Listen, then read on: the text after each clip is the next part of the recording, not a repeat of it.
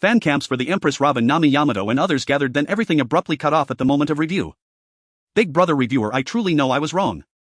I will never cross the line again, please spare me, I'm begging you. The young man pleaded pitifully, insisting it was his first time and that he had no real sense of boundaries, vowing to behave himself from now on. Please big brother, let me out of here. He cried. In a dim shadowy cave, two figures, one large and one small, were huddled closely together. The larger one was panting heavily, breath rough and uneven. At that moment the slightly smaller figure beside it, eyes closed and motionless until now, trembled faintly, then suddenly sprang up in a great leap. He swung his hand and slapped the big fellow across the face with a resounding smack, all the while shouting, I have an early morning class at 8.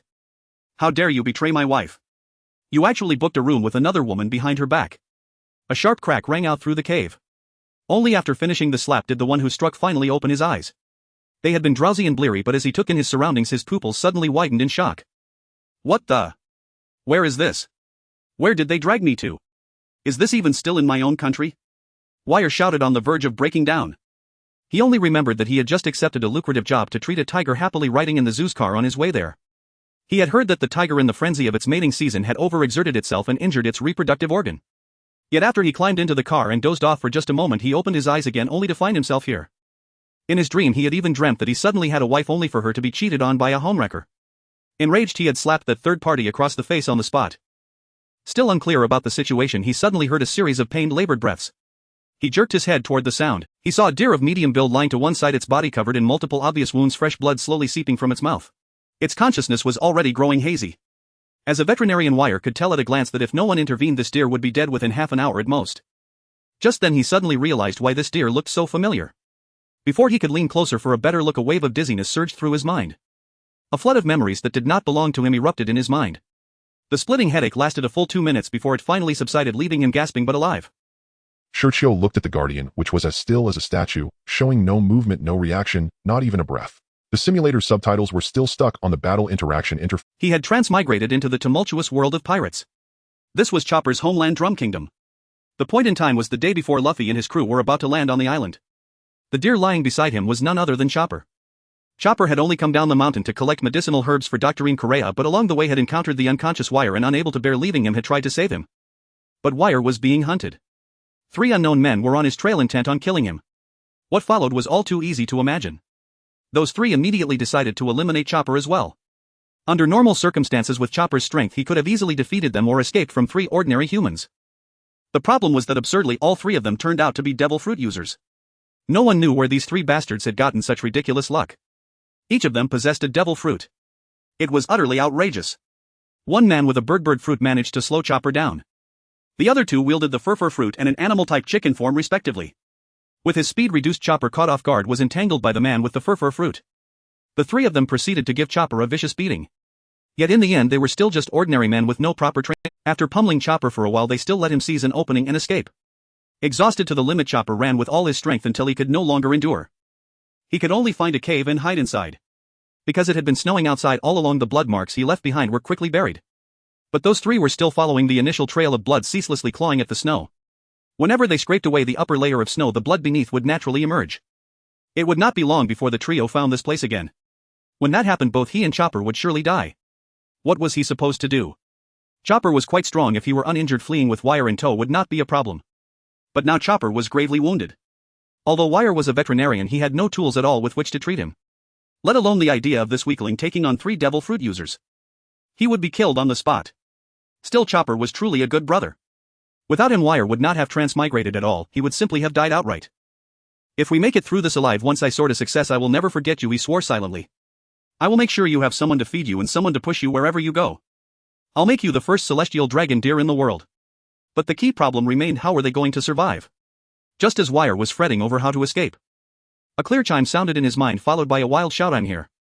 Congratulations to the host on activating the godly Dr. Save People with Severe Psychological Shadow System. Host Wire. Function: when the host causes patients to generate negative emotions such as fear, despair or terror, he will obtain negative points which can be spent in the system shop to exchange for various items. If the treatment process leaves a psychological shadow on the patient, the host can acquire one of that person's abilities, be it Haki and Devil Fruit power or physical prowess. Detected that the host's situation is just a tiny bit terrible, issuing a novice gift pack. Congratulations to the host for obtaining 1 dose of Antidote LV99. Antidote LV99 can instantly cure all food poisoning effects. Ha! That was it. In just half a minute, Wire's mood rose and plunged like a roller coaster. First S system. Is this for real? Did I imagine it? Then damn it's real. This is solid now. A godly doctor system, treating Chopper will be a piece of cake. And finally crap. That's all. Antidote. Food poisoning. Is your brain malfunctioning or is my cerebellum atrophied? Staring at the potion in his hand, Wire was completely dumbfounded. Good news, the system had arrived. Bad news, the system was useless. The name did not sound impressive, but the level was high. At a glance it was clearly no ordinary item. And yet its purpose was only to treat food poisoning. Even a medical kit would have been better. With a kit he could at least try to save Chopper, otherwise within half an hour Chopper was doomed. Instead he was given a cure for food poisoning. Who was he supposed to use this on? Chopper was obviously not suffering from food poisoning. No matter how he called to it, the system in his mind behaved like a scamming old man playing dead, utterly unresponsive. What was he going to do? Wire stared at the antidote in his hand, falling into deep thought. The three outside, however, were not about to wait for him to find a solution. They had already found the place. From the entrance, which Chopper had blocked with snow, came the sound of something loosening. Aha! Found you, didn't I? Isn't your brother Chicken impressive? Suddenly a chicken head poked out from the snow piled at the entrance, its beak almost jabbing into Wire's lips. The sudden turn of events made Wire jump up in fright. Seeing the three freakishly odd-looking men, he began to panic. All three were tall and brawny. Just looking at them left him feeling powerless. How was he supposed to fight them? Kid, you two are coming with us. Brother Chicken sneered as he strode inside, reaching first for the gravely injured Chopper. After all, Wire posed little threat. Dealing with Chopper was the key. Watching as Chopper was about to be seized and knowing he himself would not escape death, Wire looked down at the potion in his hand.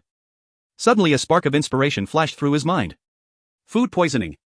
Food poisoning, strictly speaking, meant consuming something that brought about certain negative effects, right? Then was there not a possibility that devil fruit could also be considered a kind of food poisoning? After all, one ate a devil fruit and in return gained the negative effect of never being able to enter the sea. Wire's mind raced. After a moment of thought he became increasingly convinced that this idea might actually work. To hell with it, he was doomed anyway. Staring at the level 99 antidote in his hand, Wire gritted his teeth.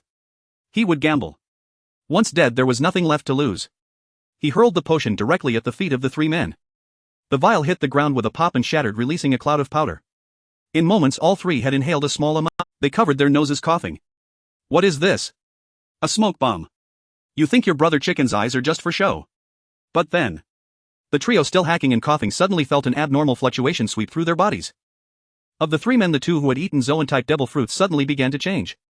Brother G's chicken beak was the first to vanish, and that fellow who had turned into some unknown bird likewise started reverting to a human form. The two of them stared at one another, terror etched across their faces. What's wrong with you? Why are you both turning back into humans?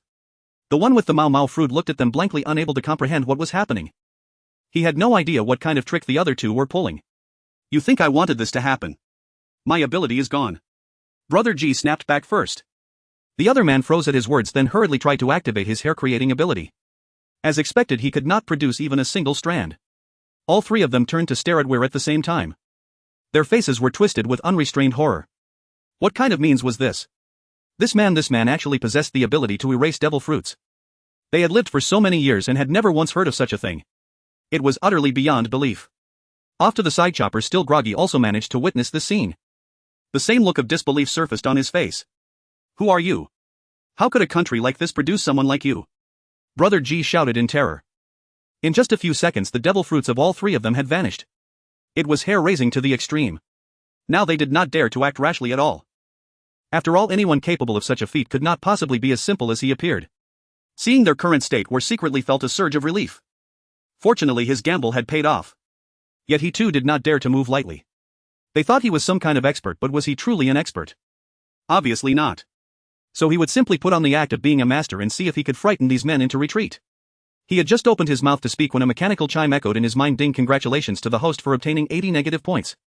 The system's voice rang out. Only then did he recall its existence. He still had the system's shop at his disposal. Now that he had some points, he only needed to stall for a bit of time and hurry to see whether there was anything that could save his life. On the surface he still stood with his hands clasped behind his back, wearing the solemn, righteous expression of a lofty figure as he looked at the three men opposite him. With people like you, the slightest wave of my hand would be enough to reduce you to ashes, he said. Behind the facade he had already opened the system shop, his mind spinning at full speed as his eyes skimmed rapidly over the dazzling array of items. He was searching for something he could use right now. At this moment he was nothing more than an ordinary person. So what if the three opposite him no longer had their fruits? They were ordinary people of the pirate world. How could one use common sense to measure them? Besides, it was 3 against 1, they could crush him with ease. His only hope lay in the system. The three men across from him shuddered when they heard his words. Reduced to ashes. Was that for real? They exchanged glances. So what do we do? Do we pull out? It's not worth throwing away our lives for a few lousy coins, the Mau fruit user muttered to Brother G. Brother G was their leader. He desperately wanted to turn and run, but if he retreated now the boss would skin him alive later. Run. Run from what? I think he's just bluffing. In my dictionary, Brother G roared, there is no such word as retreat. Hearing this, the other two could only raise a hand to their foreheads in unison. Their leader was fine in every other regard, except his mind was not quite right. For the sake of a pittance he was ready to gamble with his life. We keep observing him for now, one of them said quietly. Be ready to move at any time. At that moment were finally spotted an item in the shop that made his eyes light up: blood replenishing kidney tonifying back from the brink external trauma miracle medicine. Price 80 negative points. This was the special first-time purchase price for newcomers. The original cost was 200,000. Note the newcomer status lasted only for 3 minutes after obtaining the system. Function: it could treat most external injuries. Anyone injected with it would instantly feel clear-headed. Even someone on the brink of death would temporarily regain the ability to move. If he gave this to Chopper, dealing with the 3 ordinary men in front of him would be effortless. The medicine looked precious, but if he did not use it now he might never get it so cheaply again. The 3 opposite him already seemed on the verge of charging over and tearing him apart. He had to intimidate them once more. You dare to doubt me? Watch closely. I'll perform an act of creation from thin air for you, he proclaimed. In truth, War felt so embarrassed he could dig out a whole apartment with his toes. Yet he still spoke with full resounding confidence. His words made the 3 men opposite halt mid-step, their hesitation returning. Creation from thin air. Impossible. You haven't even eaten the devil fruit, how could you possibly create something out of nothing? Brother G said in disbelief. The other 2 shared the same skepticism. Kid, stop, Strud, one of them began, but just then a syringe suddenly appeared in Weir's hand. The abruptness of the sight made all 3 of them widen their eyes. How could this be? How could he produce such a thing out of thin air? A syringe. A syringe. Had it been an ordinary syringe they would not have been so startled. But this syringe was simply far too big. War was now shouldering a syringe taller and thicker than himself, his face a mask of utter collapse. What was this? What was this supposed to be? Why was it different from the one shown in the shop? Wasn't it just a small thing in the display? Why was there some sort of enlargement function? If it was always this huge, they could have at least written a note about it. To simply materialize it like this, was the system not out to ruin him? What kind of rotten system was this? Did it have to mess with him so badly? Luckily it had appeared out of thin air. If it had dropped from above, War was certain he would have been skewered straight through. The thing was ridiculously heavy as well. Weir's face flushed crimson as he strained to hold it up. Well. Is this impressive enough for you? He managed to say through trembling lips, each word squeezed out between clenched teeth. Though the 3 were astonished by his method, the sight of his constantly shaking hands and his flushed strained face kept their doubts alive. He just doesn't have much strength, does he? Could he be bluffing us? The other Zoan user with the bird-type fruit was beginning to suspect as well. Seeing this, War knew he could not keep up the facade for much longer.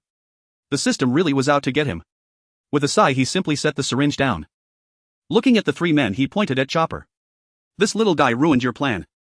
You're definitely planning to kill it, right? Now that you've lost your abilities it'll be quite a hassle to finish it off. How about I lend you a hand?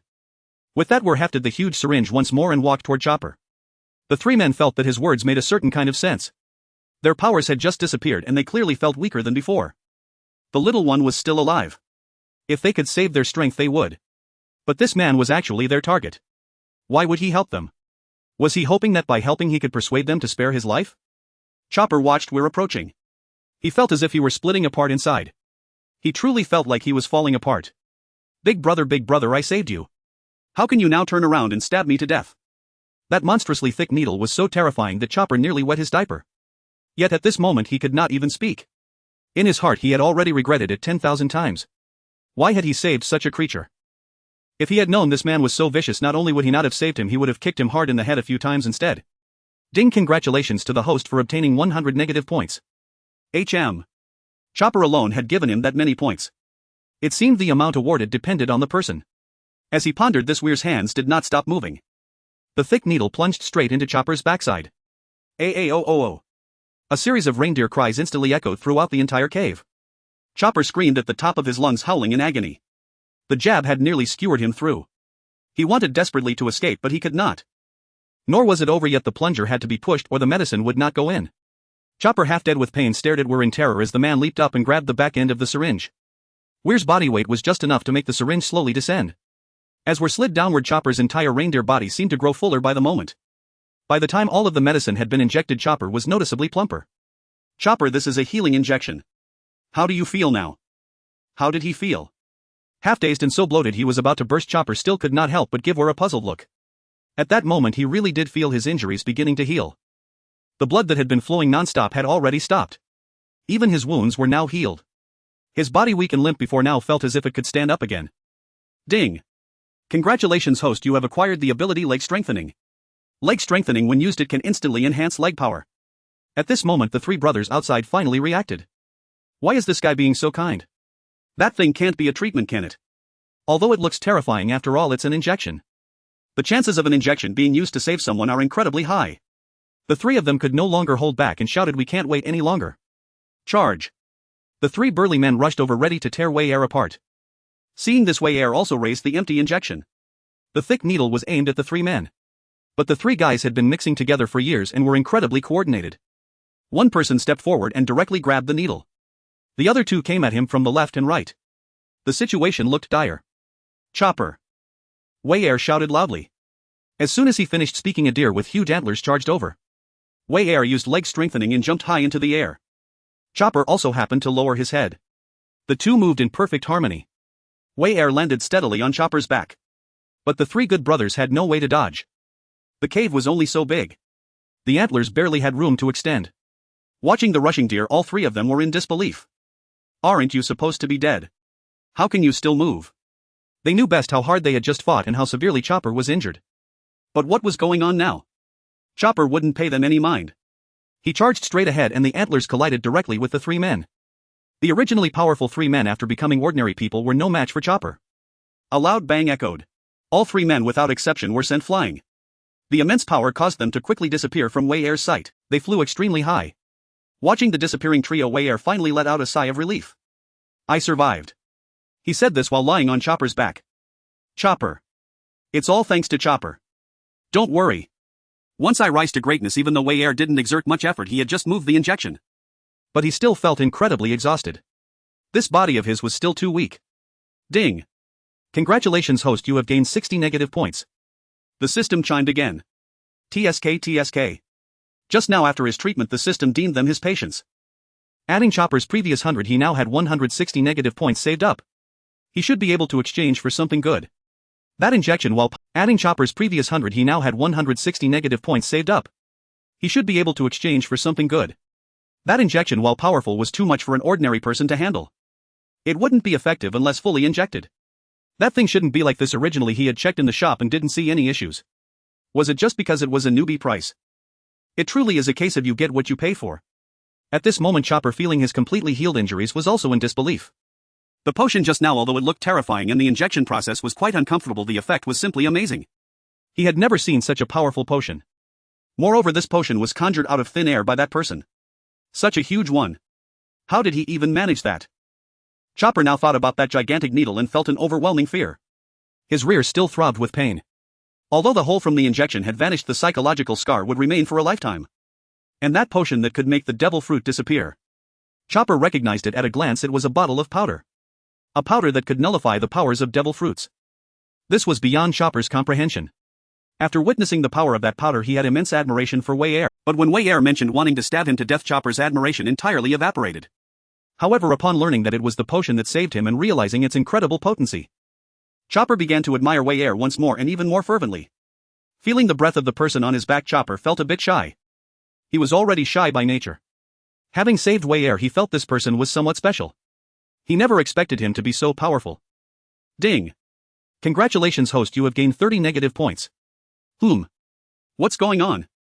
Why more? Who started feeling afraid again? Wei Air, puzzled, looked around for a moment. He confirmed that there was indeed no one around. What was going on? Could it be Chopper again? What's happening? Is fear counted too? Is it because of the needle just now? Little dear, did it hurt when I injected you? Wei Air immediately experimented. As soon as he finished speaking, Chopper's face turned gloomy again. The hole that had just closed was reopened by Wei Air. Fortunately. Ding. Congratulations host, you have gained 10 negative points. Negative points offered repeatedly for the same event by the same person will be greatly reduced. Indeed. Although fear still counted, it was decreasing. It seemed that the first wave was the most valuable. With this in mind, Whitebeard began to contemplate his future life. Are you a doctor? Chopper weakly asked at this moment. Whitebeard, who was lost in thought about his future, was taken aback by the question. Ha! A doctor. At most he could be considered a veterinarian. Calling himself a doctor seemed a bit inappropriate. But looking at Chopper's admiring gaze, he swallowed his words.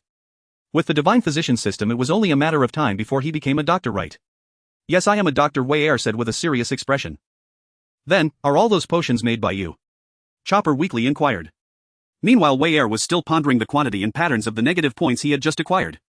This was crucial for his future development. Hearing Chopper's question, he casually replied.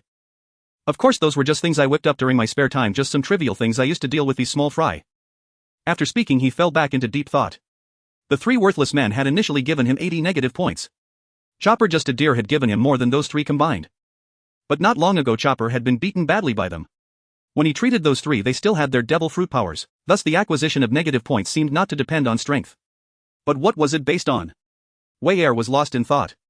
But Chopper was having a hard time swallowing this. Ha! Just whipped up. Trivial. Such a powerful potion, and it was reduced to trivial things in Whitebeard's mouth. How strong was he really? This completely shattered Chopper's perception of doctors. His little mouth opened in shock, forming an O shape. This person. He must be the strongest doctor in the world. It's impossible for anyone to be stronger than him. At this moment, Chopper's ambition, dreams, and Dr. Hiraluk's obsession began to stir within him. He wants to learn from this person. He wants to create the elixir of life. He wants to become the most outstanding doctor. He wants to be the pride of Dr. Koreha. Please take me as your disciple. I want to learn how to make potions from you. Chopper declared loudly with determination. But his sudden shout startled Whitebeard. Coming back to his senses, Whitebeard was a bit dazed. What was going on? Why did he suddenly want to be a disciple? Taking Chopper as a disciple. He couldn't make potions at all. He was about to refuse, but looking at Chopper's hopeful face, he suddenly thought of something. Suddenly thinking that the acquisition of negative points might be related to the person. He tentatively asked the system.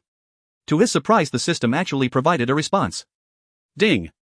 Important figures in the world of One Piece related to the destined person will obtain more negative points. The stronger the character, the more negative points will be gained.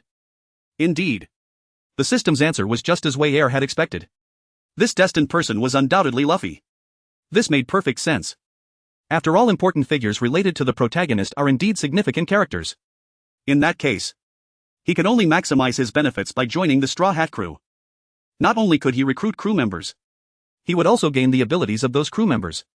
Everyone he encounters along the way would be connected to Luffy. The acquisition of negative points would certainly be much better than going solo. The system's rule directly forced him to tie himself to the Straw Hat crew. He must join the Straw Hat crew. Luffy and the others were set to go to the island tomorrow, but he didn't know where they were disembarking. Majinuo country was so vast that he truly had no idea where to start looking. But Whitebeard knew they would go to Chopper to find a doctor to treat Nami. If he just went there, wouldn't he be able to meet them? At that time he would step and directly heal Nami and then check on Luffy and Sanji as well. He remembered they were injured too. Then by taking advantage of the abilities he gained from them, he would help defeat that guy Walbo. Joining the Straw Hat crew would be a natural conclusion, right? He could even be Chopper's mentor. His future suddenly looked so bright. As long as he joins the Straw Hat crew, his speed of becoming stronger will undoubtedly soar. They are bound to get injured, right? Injuries need to be treated. One injury, one treatment. Each method of treatment will be different, instilling fear in them. Who knows, he might even manage to acquire the Nika fruit. Although he feels that the fruit is of little use. Thinking of this, taking Chopper as his disciple doesn't seem like a bad idea after all. Even if he doesn't know medicine now, he has a system. What doesn't the system have? As long as there's a negative point, it can conjure up a ship for you with just a cucumber. Mixing potions is a trivial matter. It's simply too easy. With this thought, Veer immediately agreed to Chopper's request. Alright, since you sincerely want to call me master, I shall accept you. I hope you will study hard in the future. Hearing this, Chopper was overjoyed. He beamed with joy and thanked Veer. Thank you. I am so grateful. I will definitely work hard. I won't let you down, master. By the way, my name is Chopper. Don't call me master, just call me Brother Veer. Alright. Brother Veer. Both were delighted, both were happy. Chopper was thrilled and Veer was pleased. The two of them were enjoying the moment. Chopper, brother doesn't have a place to stay yet, can I stay at your house for a night?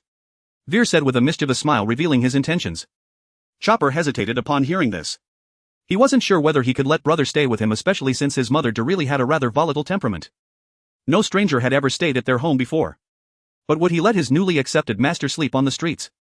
Would brother be disappointed in him? Would he kick him out? Could this be a test from brother? It's very likely. After all, there's always an observation period after taking on a disciple. Thinking of this, Chopper agreed. Of course. You'll take brother to my house right now. Good. This is my test for you. You truly are a teachable child. Veer smiled mischievously. However, Chopper, being flattered, suddenly shook him off. Once he was praised, he couldn't help but wiggle his body. Caught off guard, Veer was sent flying. I'm not that amazing, really, just average. Chopper's antics left Veer speechless. This jolt can happen anytime and anywhere. At that moment, Chopper noticed Veer sitting on the ground. Brother, why are you sitting on the ground? The ground is cold, don't catch a cold. Veer, feeling a bit of a headache, rubbed his forehead and stood up, climbing back onto Chopper's back. I'm getting old, my legs aren't as good, I fell by accident. It's fine, it's getting late, we should hurry up and set off. Veer didn't blame Chopper, just mentioned that his legs weren't well. Hearing this, Chopper silently noted it down. Brother's legs aren't good, I should let him walk less and carry him more. With this thought, Chopper began to run with all his might. Destination home. Why has Chopper been gone so long? It's dark out, he wouldn't have gotten distracted again, right? When he returns, I need to have a serious talk with him. A fashionable woman was pacing back and forth in the living room, her face filled with worry. Although she said this, she was already deeply worried in her heart. He usually comes back early, but now it's so late with no word, he must have encountered some accident. After waiting for a while, she could no longer sit still. She got up, grabbed a thick coat and prepared to go out to look for Chopper. That child of hers, so naive, could easily be led away by someone. Just as she opened the door, a deer face appeared at the entrance. One of its legs was poised as if to knock on the door. Seeing the door open, Chopper was startled. Dory, really, mother. Chopper's voice trembled, swallowing hard. After all, Dorylee's combat strength was quite formidable. Chopper was often thrown around by her with a bunch of axes. Now he was returning so late with a stranger. He didn't know what kind of conclusion he would face. It probably wouldn't be too pleasant. Where have you been? Why are you back so late? If you make me wait this late again, don't bother coming back. Dorylee's face showed anger as she scolded Chopper for being late. I went to save someone. Chopper said weakly, looking terrified. What? Who did you save? Were you injured? How many times have I told you? You absolutely cannot use medicine without my permission. Why don't you listen to me? She was angrily reprimanding Chopper's actions, but while saying this, she began to check Chopper's body to see if he was hurt. But as she looked, she suddenly stopped because she noticed a young man standing not far away. Who are you? What are you doing here so late? Dorylee looked at Veer with a wary expression, speaking in an unfriendly tone. Dorylee, he saved my life today. He is my savior. Chopper hurriedly explained upon seeing her wariness towards Veer. What? He saved you? What happened? I was injured by the bad guys chasing him. While saving him, he saved me. And can he stay at our house for one night? Chopper explained, but his words only angered Dorylee. You saved him. Why would you save him?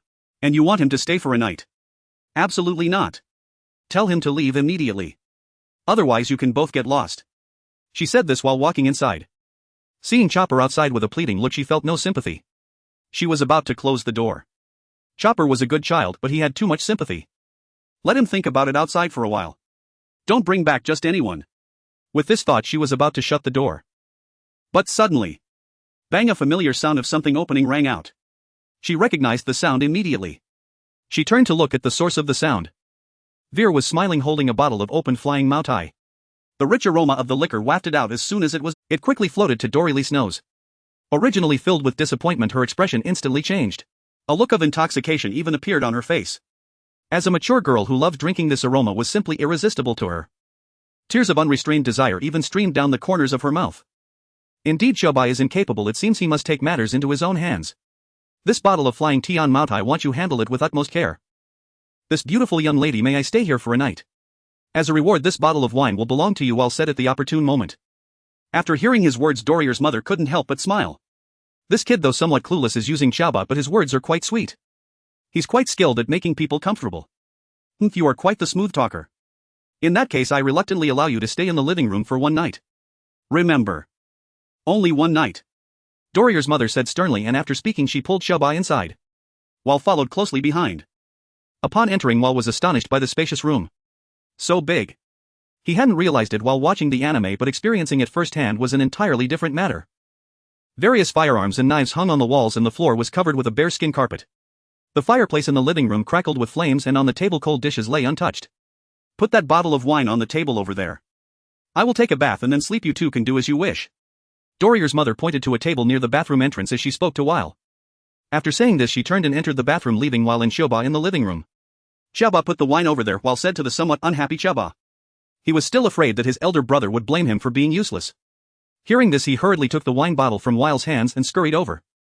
He placed it on the table and then hurriedly returned. But at that moment he no longer saw Weil's figure. Just as he was puzzled, he saw a figure sitting at the dining table devouring the food laid out before him. Xiaoba finally reacted. His elder brother had sent him away just to steal his food. How despicable. So wicked. Xiaoba dashed and leaped onto the dining table, starting to fight Weil for the food. Elder brother, you are too bad. How can you steal food meant for the deer? This is for the deer to eat. Xiaoba complained while snatching. I'm starving, who cares who eats it? As long as it goes into my belly it counts as while eating. Weil said, gobbling down, speaking unclearly. The two of them took turns eating. It was quite sweet. But Xiaoba was somewhat unable to keep up. The speed at which Weil devoured food was simply beyond what a little deer like him could imagine. Soon Weil had eaten his fill and let out a satisfied burp. In full. He patted his belly and sat down on the sofa, leaving the gloomy Xiaoba sitting alone at the table. Xiaoba, go get me a blanket. Weil commanded Xiaoba again. Already upset for not eating enough, Xiaoba turned around to face away from Weil, even more angry upon hearing his words. He looked as if he didn't want to talk to anyone. Tomorrow will teach you medicine. The sitting Xiaoba immediately sprang up with a vigorous bounce. He dashed off to find a blanket for Weil, shouting, all right. Thank you, elder brother. It's just that he didn't eat enough. Missing one meal wouldn't be the end of the world. Old man Xiao can be flexible. If I say I'll fetch it, I will fetch it. Seeing this, Weil couldn't help but chuckle. Xiaoba's demeanor was truly amusing. No wonder he can be a mascot. At this moment, Weil also began browsing the store. Tomorrow Luffy and the others would arrive and he had to find a way to treat Nami's fever. He had to save people while also dealing with psychological shadows. This was indeed a tough choice. Fever antidote, price 1,000. So expensive. Weil continued to scroll down. Fever antidote, price 20. The two names are identical, but why is there such a vast difference in price? He widened his eyes and closely examined the differences between the two. Soon he discovered the clue. The one priced at 20 seemed to be slightly larger than the one priced at 1,000. It was only a little bit larger. I wonder if Nami can finish it. Forget it, that's definitely not feasible. If it were Luffy, he would undoubtedly exchange for it without hesitation. That guy could finish anything, but for Nami, let's skip it. He continued scrolling down. Devil Fruit Replicator, price 200W. Antidote LV99, price 210W. Famous Sword Simi, price 1000W. This truly has everything. He even saw the antidote he had thrown away. The price actually reached 210W. He felt immense pain in his heart but was helpless. System. Can items be recycled? Weil wanted to hear the system say yes, but he also wanted to hear it say no. He felt extremely conflicted. No, it cannot be. Hearing this, Weil let out a huge sigh of relief. Fortunately, it cannot be recycled, otherwise he would have truly lost 210W. After searching for a long time without finding anything, Weil suddenly noticed there was a search button. He clicked in and entered the words fever. Soon a whole bunch of items appeared below, including the antidote he had just looked. In addition, there were instant recovery potion, price 80W. Cure-all antidote, price 50W. Why is everything so expensive? I just want to treat a fever. Just then, Weil's eyes lit up as a description appeared in his sight. Master of Medicine ability, price 199. Description grants the user various treatment methods for common ailments. This ability comes with a shabby medical kit. Evaluation, cost effective, worth having. Shabby medical kit can extract any desired item. Note, this item greatly increases the probability of the patient developing psychological shadows. What the heck? What did I just see? Is this normal? This is simply a divine artifact. Full of godly functions. Space medical kit. It even greatly increases the shadow probability. How amazing. I was just thinking about how to give Nami a psychological shadow, and now such a godly item has directly arrived. This is it. The description of cost-effective is not wrong at all. What Weil needed was exactly this kind of thing. Without hesitation, he immediately exchanged for it. Immediately a wealth of knowledge flooded into his mind, all about treatment methods for various ailments and potion preparation. Yes, and potion preparation. He even received potion preparation knowledge, which was simply too good. A fever. At this moment it seemed incredibly easy to him. At that moment a medical kit suddenly appeared in Weil's hands. However, the medical kit looked a bit shabby. He eagerly opened this seemingly ordinary box. He pulled out various items from it. Surgical knife, bandages, tweezers, pliers, syringes, and even a chainsaw. But these items didn't seem odd to him. How could they increase the probability of psychological shadows? while pondered in confusion. Ding, congratulations to the host for obtaining 100 points of negative value. What's going on? Which patient is trembling again? Or glanced around and indeed saw Chopper holding a blanket, his face filled with terror as he looked at the tools where it had taken out. Chopper's small face was as pale as a sheet, his pupils trembling violently, looking as if he was about to cry at any moment. What's wrong, Chopper? Give me the blanket, why the daze? Were asked, perplexed. He turned to examine the tools he had brought out. But after a careful inspection this time he found nothing wrong. Were even licked the shiny new scalpel in front of him with his mouth. He found no issues at all. But why was Chopper staring at him in horror? Ding. Congratulations, host, you have received 100 negative points. Ha! Again. Isn't Chopper a bit too easily frightened? I just licked the knife and you immediately give me 100. Can we have some respect for the value of negative points? Yet at that moment in Chopper's eyes, Weir's tools were not what Weir saw. What Chopper saw were rusty bloodstained scalpels, moldy smelly bandages, tweezers emitting black gas, a tetanus syringe, and a chainsaw with bits of flesh. In the large living room, a man sat on the sofa pulling these items out one by one. It was simply terrifying. Please make it quick when killing the deer. Don't save the deer. Let them die easily. Just as he was thinking of running to find Dr. Doralee for comfort, Weir unexpectedly took a fierce bite out of the rusty bloodstained scalpel in front of him. A bit of blood and rust stained the corner of Weir's mouth.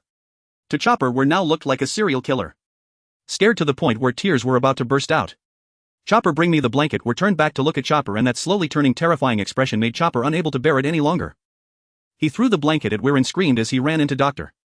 Doralee's bedroom. He stumbled along the way, performing a chaotic dance of a little deer. After finally getting inside, he slammed the door shut. Ah! Don't kill me. Don't kill me. Deer meat isn't tasty. Help! He shouted while running, almost having his soul scared away. The effect of those things was that in the eyes of others they would automatically add a layer of terrifying filter. But in Weir's eyes those things were just as they originally appeared. Oh dear. What's with Chopper always acting so alarmed? Have they never seen basic medical equipment before? Do they only use potions usually? Weir said, holding the blanket that Chopper had thrown, looking speechless. Ding, congratulations, host, you have received 50 negative points. There are still more. What the heck, what's wrong with Chopper? He's about to let me achieve freedom with negative points. What is he so afraid of? Confused, Weir put away the tools and lay on the sofa with the blanket. His recent stroll through the marketplace had given him a general idea of what was inside. There were no items that directly enhanced his strength, only some auxiliary tools. It seemed that to enhance his strength he could only take the path of saving people. If he wanted to become the strongest, he still had a long way to go. He had no grand ideals, just wished to live well and not get killed by someone. The pirate world is still quite dangerous. Only by becoming stronger can he have the confidence to survive. He might as well save up these negative points for now anyway, they couldn't be exchanged for anything related to strength. Everything was almost ready, just waiting for Luffy and the others to arrive tomorrow. With that thought, Weir slowly fell into a dream. It was already quite late. The next morning a commotion erupted from Dr. Doralee's room. The noise woke Weir up through the bedroom door. He opened his eyes, not fully awake, yawned and looked in the direction of the sound. At that moment the door over there was just opened. Accompanied by a stream of curses, something was suddenly pushed out. You're so old. You need me to accompany you to the bathroom. Are you ashamed? Hurry up and go by yourself. Don't disturb my beauty sleep. If you dirty my floor I won't let you off. Followed by a loud bang as the door slammed shut, leaving Chopper shivering alone. He was so scared that he peeked at Weir, praying that he hadn't been woken up. But as he looked, their eyes met. Good morning, Chopper, Weir said in a flat tone, yawning again. He seemed to have returned to the approachable demeanor Chopper remembered. Chopper, uncertain, kept scanning Weir, trying to confirm if he was in danger. Although Weir seemed fine now, he still didn't dare to relax. He wore a vigilant expression. Do you want me to accompany you to the bathroom? Weir spoke again. He didn't expect Chopper to be so timid that he needed company even for that. However, he didn't mind since this little guy was the main source of his negative points. He stood up and walked directly to Chopper, taking his hoof and heading to the bathroom. Did I see it wrong yesterday? Am I hallucinating? Chopper began to think uncertainly. But seeing Weir like this, he ultimately let down his guard and got along with him. I must say, you can't really guess what the little deer is thinking. At the foot of the mountain, a guy wearing a straw hat was climbing up along the cliff. He had a pretty girl with a rosy face on his back and was holding a man severely injured from an avalanche in his mouth. Weir looked at the sky, feeling it was about time that guy Luffy should be arriving soon. He just needed to wait for the rabbit to come. Chopper and the others didn't know Luffy, so he could just take over the rescue directly. He pulled Chopper over to the window, waiting for the rabbit like this. How could he do it himself? Right. Chopper, the primary quality of a doctor is to have keen eyesight. When diagnosing, you must first observe right. So now you just squat here and watch that cliff over there. Practice your eyesight well. Only when your eyesight improves can I teach you medical skills. Weir earnestly persuaded Chopper, who was listening attentively. He even took out a small notebook to record Weir's words exactly. All right. I will train hard. I won't let you down. This child can be taught. Weir patted Chopper on the shoulder, satisfied. Encouraged Chopper looked very excited, his eyes wide open. He stared unblinkingly at the vast expanse of white in front. He thought he should perform well in front of his big brother. Meanwhile, Weir was sitting comfortably with his legs crossed in front of the burning fireplace, drinking hot tea and reading the newspaper. Yes, indeed, it was all brought by Chopper. He had just eaten the sandwich Chopper made for him and it was surprisingly delicious. He even put one in his medical box, preparing to eat it later when he got hungry. His medical box could hold items without a limit on quantity. It was simply a spatial prop. A real-life storage ring. Just at that moment, Chopper, who was staring intently at the cliff, let out a shout. Oh, big brother. Something is moving over there. Weir jumped up in excitement, running quickly towards the door without hesitation. Come with me. The test subject has arrived. It's time for me to demonstrate my true medical skills. Pay close attention. I will only teach this once. Weir pushed the door open, leaving Chopper with just his back. Chopper looked at Weir's back, his eyes filled with admiration. Boss, you're so cool. Hey. I'm coming. Wait for me, boss. He jumped down from the window and hurried after him. At this moment, Luffy was already exhausted, his whole body trembling from overexertion. His hands and feet were bleeding profusely, the skin already torn. Bones were faintly visible, a rather frightening sight. To be honest, it was the first time Weir had seen Luffy's bones. He thought this thing had not grown on Luffy. Nami and Sanji were also rolling on the side. One had a high fever, the other was unconscious. Seeing the situation, Weir immediately squatted down to check Nami. His knowledge allowed him to discern at a glance that this was definitely not an ordinary fever. He flipped her eyelids, checked her pulse and examined her face. Weir roughly determined what illness she had. It was still a fever, but it was caused by a venomous insect known as the fire and eye bug. If not treated soon, the situation would worsen. The medical master's ability he exchanged for did not include a treatment method for this condition. Without hesitation, he picked up Nami and ran into the house. Meanwhile, he quickly flipped through the shop. This scene left Chopper, who was following behind, dumbfounded. Hey. Big brother, did you forget something? There's still someone over there. Chopper's gaze kept switching between Weir and the presumably unconscious Luffy. Just throw them in too, it doesn't matter. They'll wake up soon enough. Weir casually responded as he had already entered the house. Ha! Is it really that casual? Chopper was a bit confused. But he obediently dragged Luffy and Sanji in as well. At this point, Weir had already placed Nami on the sofa and covered her with his blanket.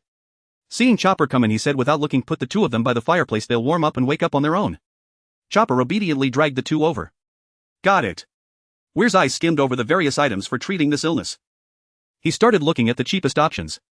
Looking at the expensive ones would be a waste of time. He only had the 250 negative points that Chopper provided yesterday, so his purchasing power was quite limited. Heat dissipation pill, price 20. Directly dismissed. This kind of thing was definitely very sinister. Nami couldn't possibly take it while she was unconscious. He needed to find something that didn't require Nami to exert effort. Time passed second by second, and soon the two also woke up, dazedly looking around. They only saw Weir standing motionless in front and Nami lying on the sofa. Although confused, Luffy did not forget the purpose for which he had come here after much effort. Hello. That's my companion, she's about to die. Do you have a doctor here? Can you treat her? Luffy said sincerely as he looked at Weir. But Weir, focused on finding a solution, did not have time to pay him any attention. Seeing this, Sanji thought that Luffy had only asked for help without mentioning a reward, which is why the person was ignoring them. He quickly added, don't worry. As long as you can save Nami, we'll pay you the consultation fee. Please let the doctor here come out quickly. Sanji had the same expression. They both valued Nami's condition immensely. They were even humbly pleading with a stranger. Weir remained unmoved at their words. Just when they thought this person was deaf, Chopper couldn't take it anymore. Shut up. My master is thinking about how to save people. He is the best doctor here. No, he is the best doctor in the world. The two did not see Chopper, but after hearing that voice, their gaze towards were changed. Could such a young man really have high medical? Sanji couldn't help but feel skeptical. But Luffy didn't care about that. Really? Thank you so much. Please, you must find a way to save Nami. She is an important companion to me. At this moment, Chopper looked furious and finally couldn't help but jump out from the sofa's armrest. He stood in front of the two. I told you my master is thinking. Can you please stop making noise? Chopper was usually shy, but now he dared to speak like this to two strangers. All of this was just because Weir was here giving him confidence. A deer. A talking reindeer. Wow. It really is a talking reindeer. What's going on here? Lying weakly on the side, Luffy widened his eyes at the talking reindeer, his mouth agape. He who was starving even shed unbidden tears. Meat. Reindeer meat. Just as he was about to take action, he saw Weir move. Weir pulled out his medical kit from beside the sofa, opened the lid and reached inside. The master has come up with a solution. Chopper exclaimed happily. Oh. Really? That's great. Nami is saved. Luffy and Sanji rejoiced. They all excitedly looked at Weir, watching his every move closely. Even Luffy temporarily abandoned the thought of biting Chopper. Nami's condition could be understood as poisoning caused by being bitten by a venomous insect leading to a fever. At this moment Weir exchanged for a magical item in the shop. Detox hammer, price 180. Function: by striking this item on the patient, it can gradually dispel the negative effects caused by poisoning. Details of the hammer image dispelling the negative effects of poisoning. Isn't this exactly the crisis Nami is facing now? This item wasn't too expensive. Generally, sinister items are often a fraction of the price of their normal counterparts. The detox hammer has been issued to the dilapidated medical kit. It can be used upon extraction. Weir no longer hesitated, immediately taking out his medical kit and reaching inside. He slowly pulled out what appeared to be a shiny hammer in his eyes. However, from the perspective of the other three, it looked like Weir had taken out a strange object with a killer's skin. The item was covered in blood and Weir held it in his hand. His hands were also stained with blood, and there were small bits of flesh and scattered hair hanging from the sharp head of the hammer. It seemed as if someone had just used this thing to smash someone's skull. The hammer head continued to drip blood. Detected a large amount of negative emotions. At this moment a system prompt popped up. This sudden voice made Weir momentarily stunned. He looked at the three people watching him. Again. Why is it that every time he takes something out from there it comes with negative emotions? But since they were not his patients, he couldn't take any negative points. By the way, are these people afraid of a hammer? He had been using a hammer to work in the fields since he was a child. Why do all the people in the pirate world act like spoiled rich kids? They are afraid of everything. At the outset, the protagonist had no choice but to explain and resort to Xiao Ba's experiment. Xiao Ba muttered in surprise, "Huh? What happened to the promised Tianlong Lu?" He intended to press on directly to treat. Although he looked down on them, Weir did not hesitate. He swung the foreign pickaxe, preparing to bring it down. Hey! Suddenly a shout rang out. Lu Fei poured every ounce of his strength into that cry, bellowing at the top of his lungs. That clear shout immediately filled the whole room. Even Weir was taken aback and halted his movement. He turned to the one who had shouted. "What are you doing? Are you trying to kill my companion? If so, then kill me first." Lu Fei, anyone who witnessed the scene, would naturally assume Weir meant to kill. After all, the sight of that pickaxe was terrifying. It plainly looked like a weapon forged to slay. Lu Fei's reaction was therefore unsurprising. Even Weir began to sense that something was amiss. He should probably explain first. Misunderstandings were only to be expected. He was holding a pickaxe after all. He had not anticipated how forceful Lu Fei's shout would be. He half suspected Lu Fei had awakened some domineering aura. "This is a treatment method, do not be afraid. I will not harm her," Weir hurried to explain. Before Lu Fei could reply, the door slammed open with a bang and a woman's voice rang out. "What nonsense is this? Utterly preposterous. What kind of treatment is this? I have lived for over 100 years and never heard of such a thing. Where did you learn it?" Duo Liar, the physician, had been roused from her nap by Lu Fei's shout, her beauty sleep interrupted. She stepped out to find Weir holding a bloodstained foreign pickaxe, insisting it was a cure. She had once thought well of Weir, but now she immediately suspected him of ill intent. She had even heard Xiao Ba call him its master. This time she resolved to expose his true face so Xiao Ba would cut ties with him. Big brother wouldn't lie, he's truly capable. Xiao Ba pleaded in his master's defense. Xiao Ba scrambled to defend Weir, but nobody paid it any heed. Weir declared, "This is my own method, capable of dispelling all poisons of the world." Duo Liar retorted, "I've seen this girl has a high fever from an insect's venom.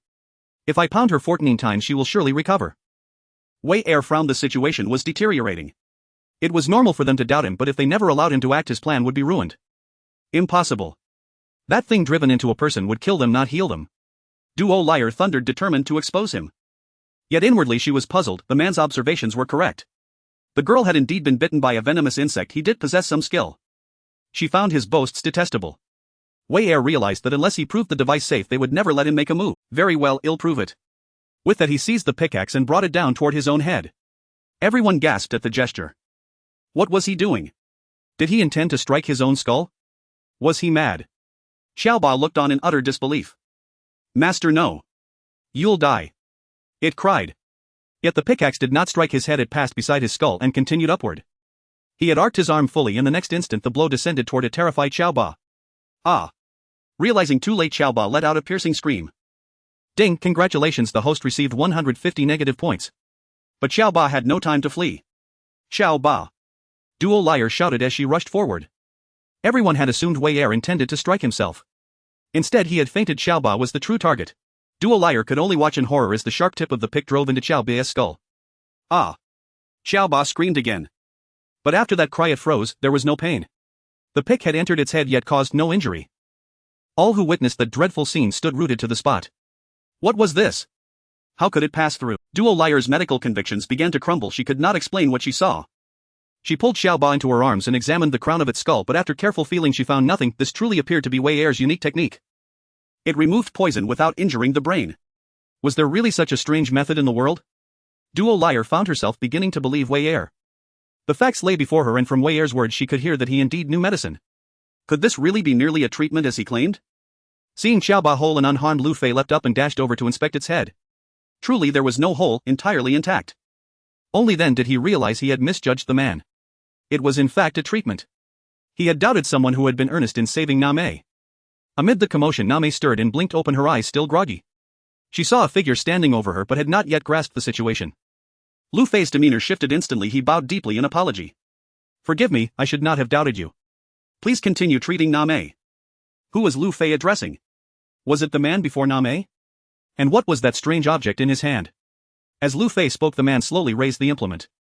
Only then did Name see what it was: a miner's foreign pickaxe. What did he intend to do? She thought in mounting alarm. Wei Er, watching Name open her eyes, made no hesitation. He drew his arm in a wide arc and brought the pick down harder than when he struck Xiaoba. He looked as if he would smash the person before him to pieces. Even Lu Fei, who had asked him to act, clenched his jaw in nervous tension. The patient Name, weak and trembling, suddenly shrieked, "What are you doing? No, don't." The pick struck her head with a heavy thud. Name stared at the pick so close she could see the faint strands of flesh on it, so near she could feel each breath. It was truly a pick at arm's length. Name panted, her eyes wild with terror. Her heart soared to 180 beats and her body shook with fear. Ding! Congratulations, the host received 400 negative points. Ding! Congratulations, the host received 350 negative points. Ding! Congratulations, the host received 250 negative points. The system's chimes had blended into a clamor in her mind. Wei Er's face lit with manic joy. This was perfect. He stared at Name with a crazed gleam. Negative points, bring them up. Without pause he raised the pick again and brought it down, swinging with even greater force. Name was too weak to move, to dodge, to flee. She could only watch the pick descend upon her body again and again. Each blow drew another terrified scream from her. Everyone's hearts tightened at the sight. Each time the system chimed anew, adding a small sweetness to Wei Er's arduous labor. How is it, Nami? Are you feeling better? Ah. 5 minutes later Luffy's voice came, but what responded to him was only Nami's terrified screams. At this moment Wall was drenched in sweat, but he had no time to wipe it away. With mechanical precision the pickaxe in his hand struck Nami repeatedly. Nami's face, flushed from fever, began to gradually return to normal. No. It cannot be said to be returning to normal. Rather, it was quickly turning pale. Her piercing screams, sharp to the ears of others, turned into notifications in Wile's ears. Ding! Congratulations, host has gained 200 negative points. Ding! Congratulations, host has gained 100 negative points. Ding! Congratulations, host has gained 20 negative points. Although they decreased rapidly, they were even gone by 20. However, Wile gained a substantial profit from it. He was quite pleased. For Nami, these 5 minutes felt like a nightmare. In front of her the swinging pickaxe kept appearing. Though her physical strength was recovering, her soul seemed to have long to. At this point she finally blacked out. While who had swung for 5 full minutes also ceased his actions. He simply sat down on the ground. Both of his arms felt incredibly sore. This truly exhausted him. An ordinary person could swing in a circle 14 times without stopping. This almost cost Wile his life. However, looking at the system notifications he felt quite satisfied. Ding! Congratulations, host has successfully treated Nami and gained the ability Wealth Management LV Max. Wealth Management. Not much use. But luckily this wave of negative points was a huge haul, definitely enough for him for a while. Nami. Nami, are you okay? Speak to me. Luffy grabbed Nami's head and with a loud bang blew air on her face 3 times. He tried to awaken the unconscious Nami this way. But this behavior left Sanji speechless. With a bang Luffy was kicked out the door. Do you want to crush Nami? When she wakes up I will definitely expose your crimes. After shouting, Sanji looked at Nami with concern. While. What happened to Nami? Why did she faint again? Sanji anxiously looked at While. They all witnessed Nami's changes. Just when they thought Nami was about to recover, she fainted again. This was truly hard for him to accept. Could it be still no good? It's all my fault. If I had taken good care of Nami and not let her get bitten, this wouldn't have happened. Sanji had already started to blame himself. While taking a breath answered his question. She just got scared, she'll be fine in a few minutes. As while spoke he breathed heavily. Upon hearing this Sanji's eyes lit up. Just fainted. That's great. Nami is safe and sound, it's truly wonderful. Doral the doctor also looked at Weil with different eyes.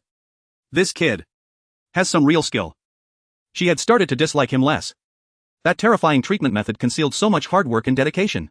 It seemed that Weil was randomly smashing and did not even look while doing so. But how could that be? All this only showed how terrifyingly skilled he was. He must have performed this treatment countless times before. He surely mastered a certain force and method to ensure that the treated person was not harmed. A diligent and hard-working doctor with extraordinary medical skills. Doral liked such doctors. Her view of Weil had changed. This guy doesn't seem bad. What she hated most were those who talked big and thought highly of their skills without any real talent. Just now Weil had hit all her sore spots.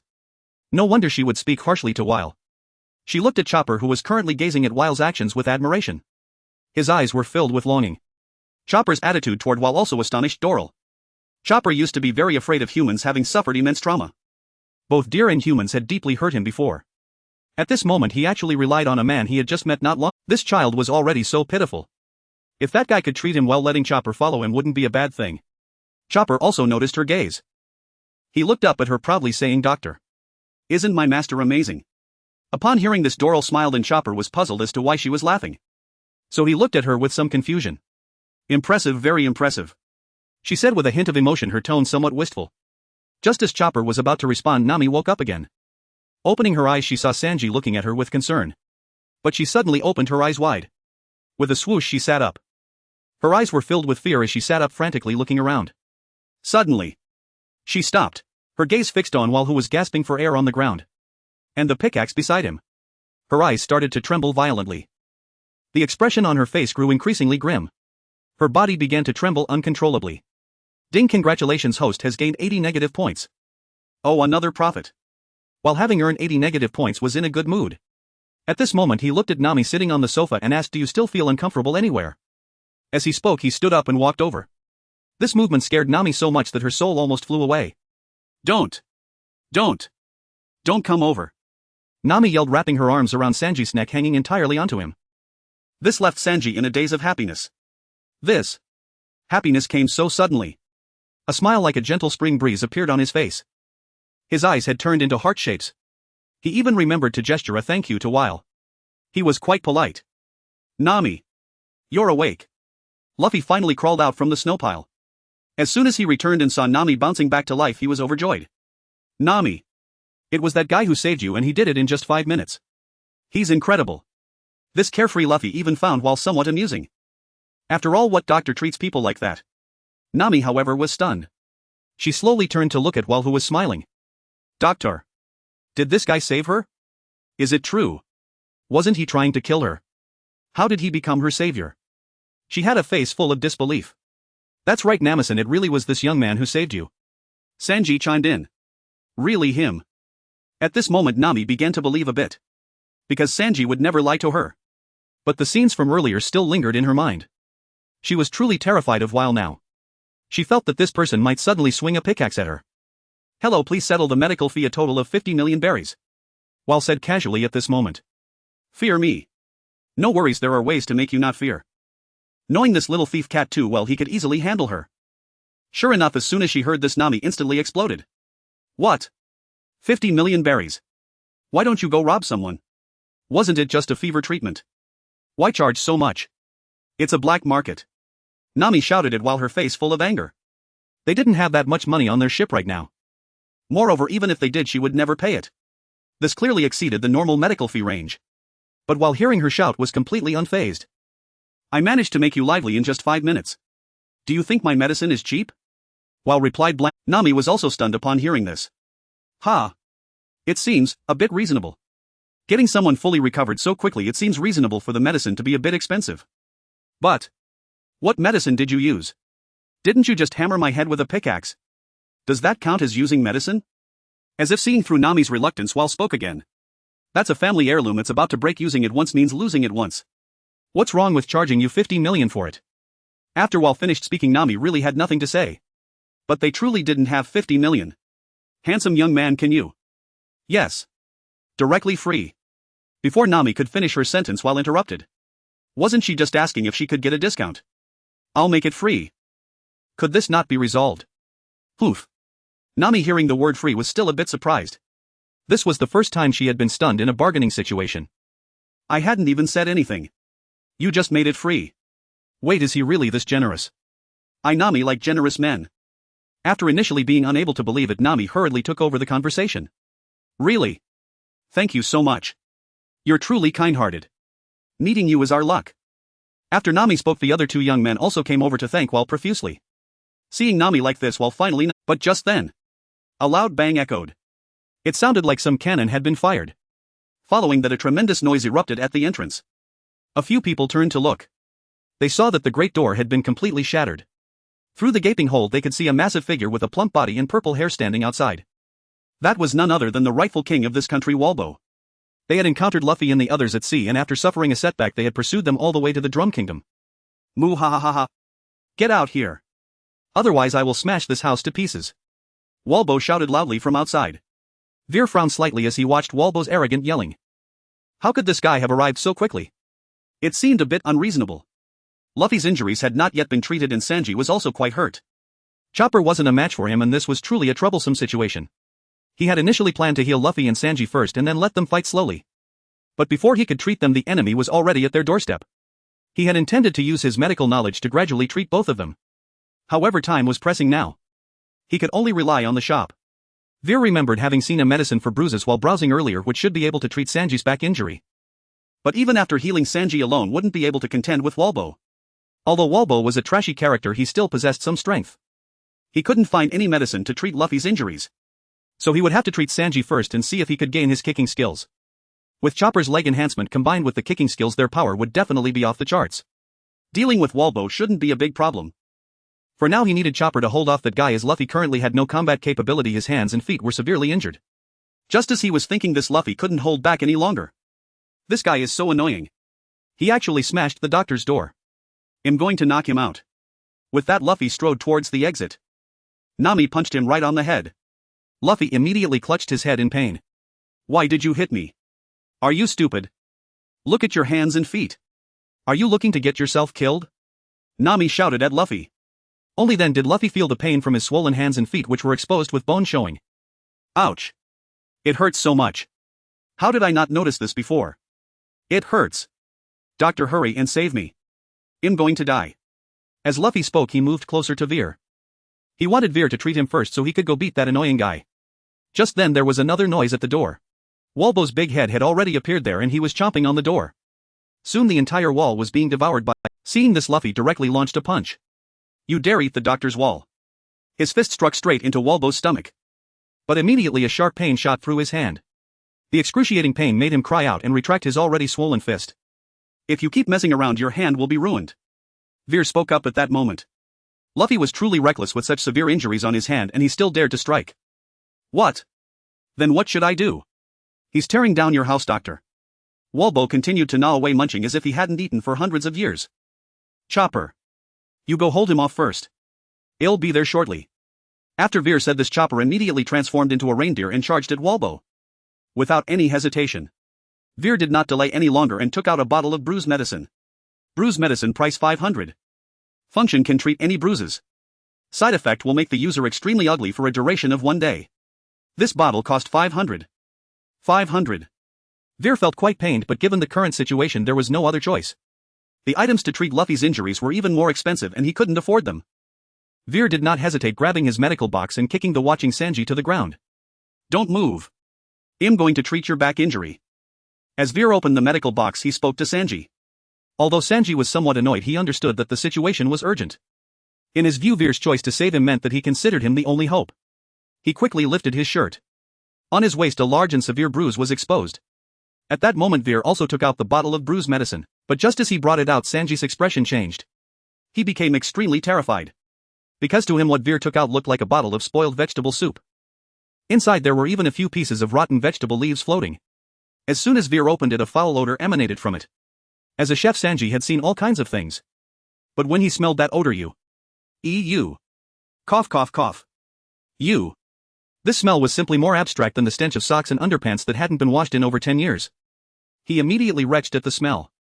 Ding! Congratulations to the host for gaining 200 negative points. What's going on? Is Sanji afraid of the medicine? Or is he afraid of the pain? Veer was somewhat puzzled. But he didn't stop. His movements. Time was pressing and Chopper was already fighting Walpo. Veer poured the entire bottle of bruise medicine down. Then he started to slowly knead Sanji's back. Ding! Congratulations to the host for gaining 500 negative points. What? Did he earn back all at once? What's going on? Veer was bewildered. Meanwhile, Sanji watched as Veer kneaded the foul liquid on his back, seeing his back covered in an unknown substance. He couldn't help but vomit. He could even feel those pieces of rotten vegetable leaves changing shape in Veer's hands. This was really making him feel nauseous. But from Veer's perspective, the bruise on Sanji's back was rapidly dissipating. At this rate, it would soon heal. However, Chopper initially managed to utilize various forms thanks to the rumble ball catching Walpo off guard. One moment he was using fur for defense, the next he was delivering powerful strikes, and then he would attack with his antlers. Although Chopper had Walpo in a dire state, he quickly figured out Chopper's tactics. After consuming a large amount of snow, Walpo fully recovered. He began to dominate Chopper in the fight. The situation immediately reversed. Boom!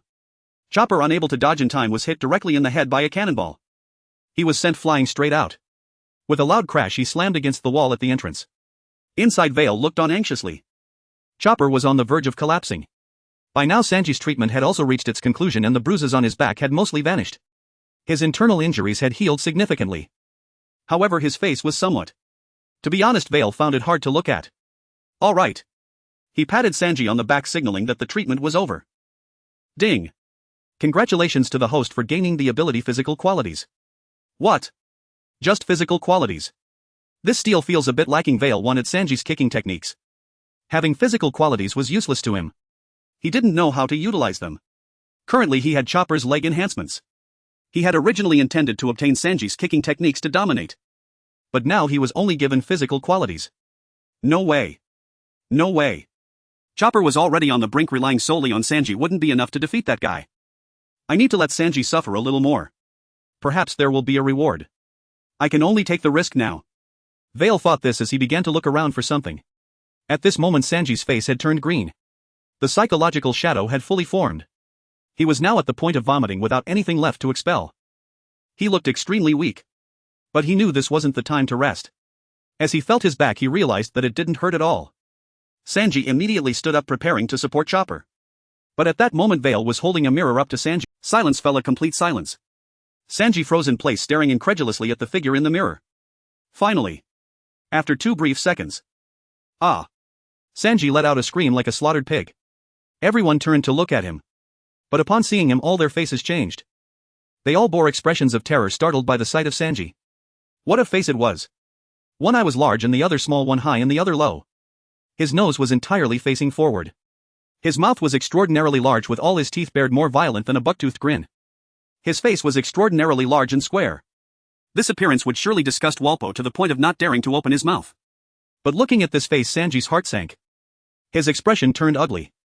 The already unattractive features combined with the dreadful expression would easily scare children to tears. At that moment, Sanji thought only about how he was finished. He would never be able to face anyone again. No beautiful girls would ever like him again. Nami's expression said it all. My career as a lecher had ended here. Just like my life, what meaning does it have to continue living? Even the meals I cooked would no longer be wanted by anyone. Seeing this face, I couldn't even eat, let alone others. Ah. I don't want to live anymore. Let me die. Sanji at this moment was like he had been struck by Perona's negative ghost, completely deflated. He knelt down, pondering the meaning of his existence. In a state of utter heartbreak. Ding! Congratulations to the host for gaining 1000 points of negative value. Ding! Congratulations to the host for obtaining culinary kicking techniques. The system's voice rang out at that moment.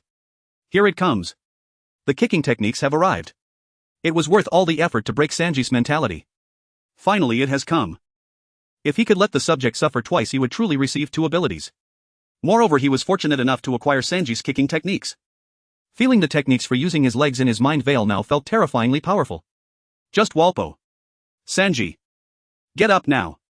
That deer is about to be killed. Luffy exclaimed anxiously, seeing Sanji lying on the ground, desperate to rush in. But he couldn't do it.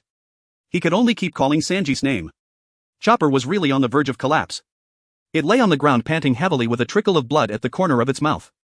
At this moment, Vale no longer hesitated. His little apprentice had endured for too long. He dashed out immediately. However, upon seeing his actions, Luffy and the others wore expressions of surprise. What is a doctor doing? Shouldn't the main goal be to wake Sanji up right now? Hey! Doctor! Where are you going? Are you going to get yourself killed? If that's the case, let me go instead. Luffy said anxiously. Nami echoed, yeah. You'd just be causing more trouble. Don't go over there. Sanji will be fine soon. Doriel the doctor also looked worried. This guy was being too reckless. Going over there now wouldn't save anyone. It would be irresponsible to his own life. Simply foolish. Although it was foolish, she still felt somewhat comforted. Vale's actions at this moment made Doriel fully approve. Treating Chopper like this proved he was a qualified good man, but Vale ignored their cries and ran towards Chopper. Because Chopper was about to be killed. Walpo was currently wielding a massive hammer made of wall bricks ready to smash Chopper. That hammer was a product of him just devouring the wall. It was easily the size of 3 cooking stoves. It was poised to smash Chopper to death. Moo ha ha ha. You monster. Die. Walpo leaped high, executing a thunderous crescent slash down towards Chopper. At this moment Chopper had reverted to its small form and could only close its eyes. It had nowhere to dodge. Master, I haven't learned anything yet. Am I really going to die? In its last moments Chopper thought it was going to end like this. But after waiting a moment it felt no pain. Confused, it slowly opened its eyes. It saw a tall figure standing in front of it. That exaggerated large hammer was being firmly held back by that figure's foot. In contrast to the large hammer, Vale's figure appeared incredibly small. Yet this tiny figure was preventing the hammer from advancing even a little. The 3 people beside him who were worried widened their eyes even further. What is going on? Nami shouted loudly. They wore expressions of disbelief. He isn't a doctor. How could he? How could he have such great strength? That hammer is so big. Even Luffy, who usually acted casually, was stunned. He had originally thought Vale was weak, but at this moment he was deeply shocked by Vale's strength. Even Doriel the doctor looked incredulous. This guy, is he really that strong? She couldn't help but think. With his hands in his pockets, only using his feet, Vale turned to Chopper behind him and said, watch closely, Chopper. A doctor who can only treat isn't really a good doctor. Some ailments can only be cured with fists and feet. After speaking, Wire turned around, directly moving Valbo's large hammer aside. Valbo also fell next to Wire due to inertia. At that moment Wire's spinning kick had already reached Valbo's face. Leg enhancement. Wire murmured. Just 1 second before kicking, it was obvious that Wire's right leg had grown significantly stronger. Valbo felt an unstoppable immense force coming. His expression turned to one of utter terror. His face became severely deformed with his mouth nearly kicked to his forehead. With a loud bang, Valbo completely disappeared from the spot. At this moment the mouths of Luffy and the others were all shaped. What's going on? What's happening? At this moment the group felt as if they were possessed, wanting to shout out what's going on. Wire, who looked unimposing and even somewhat gentle, actually kicked that guy hundreds of meters away. Luffy's jaw dropped to the ground with a thud. His eyes widened in shock. This doctor. Something feels off. Nami said, her tone trembling slightly. The momentum from that kick had directly shattered the snow around Wire. It revealed the brown ground beneath. It really does seem a bit different. Doriel the doctor also responded. At that moment Chopper behind Wire had his little eyes wide open in astonishment. He knew it. His master is the best. At this moment his admiration for Wire reached new heights. In Chopper's heart, Wire had become a towering figure.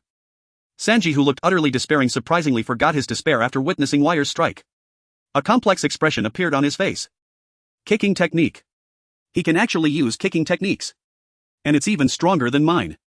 But why does his kicking technique look so similar to mine? Wire was also shocked by his own earlier move. Am I really that strong? I've only gained 3 combat abilities. Am I really this formidable? Chopper, watch closely and learn well. This is the first lesson I'm teaching you. After finishing, Wire charged towards Valbo again, leaving Chopper, who was starry-eyed with admiration, gazing at his back. My brother is too good to me. I must learn well. Valbo finally came to a stop after flying hundreds of meters away. With immense pain on his face, he hadn't recovered yet when he saw a rapidly spinning figure falling from the sky towards him. Stop. Stop right now. Valbo shouted in panic, but it was utterly useless. In the blink of an eye, the spinning Wire had already come crashing down with a powerful kick onto Valbo's head. This overwhelming impact caused Valbo to rapidly compress. He became increasingly flattened. His gaze began to fade, a few of his teeth shattered, and a large mouthful of blood surged out. Under this powerful strike, his head was deeply caved in. The whites of his eyes became increasingly visible until he completely lost consciousness. Ah! Looking at the unconscious Valbo, everyone was stunned. 2 moves. Chopper found it unbelievable. That person just now had made him feel great pain. He treated him like a mere tickle. But now with my brother 2 kicks had sent him flying away. This is too outrageous. Chopper truly realized the gap between him and his brother. Wire had now landed beside the unconscious Valbo, looking at him with a hint of disinterest. This guy couldn't withstand 2 moves. He wanted to test how strong he really was now. It seems he can only wait until next time. He looked at the unconscious Valbo and gave him a kick that sent him flying. Whoosh! Valbo traced a long arc before falling off the mountain. He disappeared from everyone's sight. Clapping his hands, Wire walked over to Chopper. This kid really is a handful. Injured again, I have to help him heal. Really? So right. Wire looked extremely happy. As a benevolent healer, saving lives is my mission. At this moment, looking at the cheerful Wire approaching him, Chopper's admiring gaze suddenly turned to one of fear. Oh no, I've been injured again. Chopper had begun to despair. He didn't know how his master would treat him this time. Although being treated was a huge bad news. But at least he could personally experience his master's techniques. That's not too bad. Chopper comforted himself in his heart. Wire walked over and directly grabbed Chopper's little antlers. He lifted him entirely. Let's go, I'll give you a good look at what's going on. Wire said cheerfully. Okay, big brother. Chopper replied, looking like he was about to cry, feeling pitiful. Back in the house, everyone looked at Wire with completely different eyes. Luffy, who had just been somewhat normal, now looked at him with a reverent expression. He found this powerful doctor wielding a pickaxe to save people extremely interesting.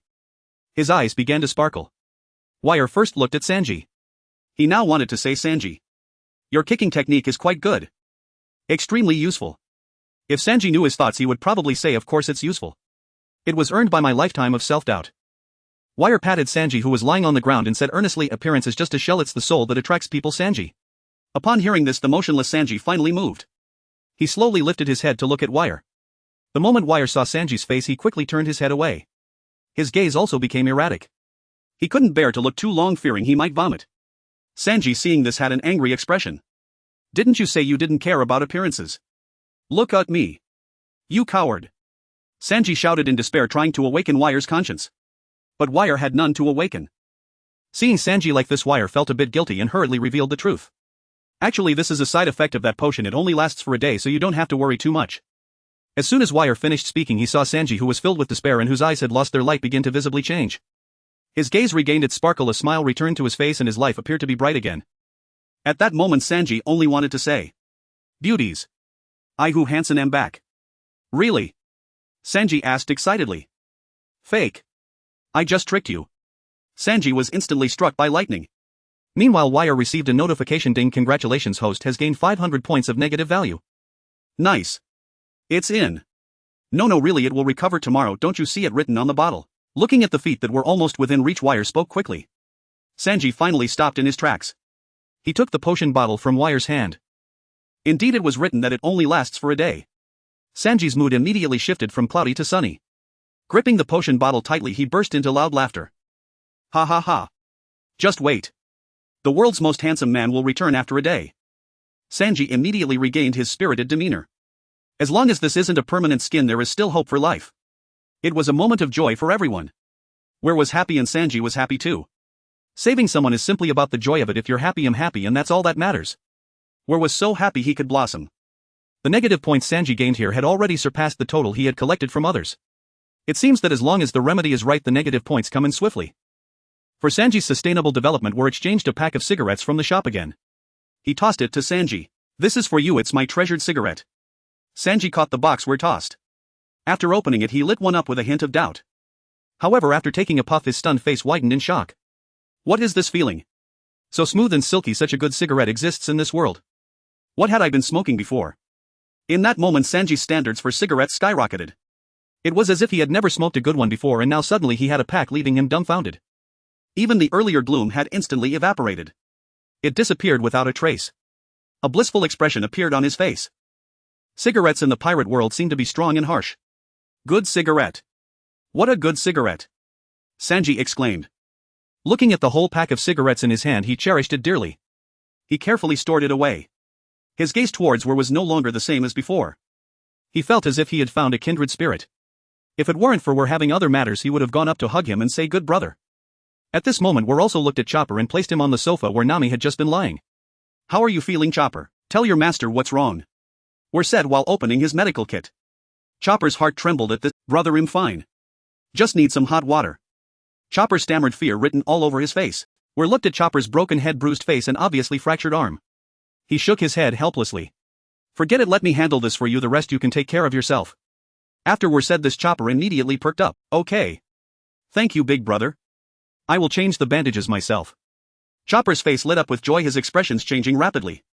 Just a simple bandage, that's easy. Awesome. I won't have to feel the power of the big brother's giant needle anymore.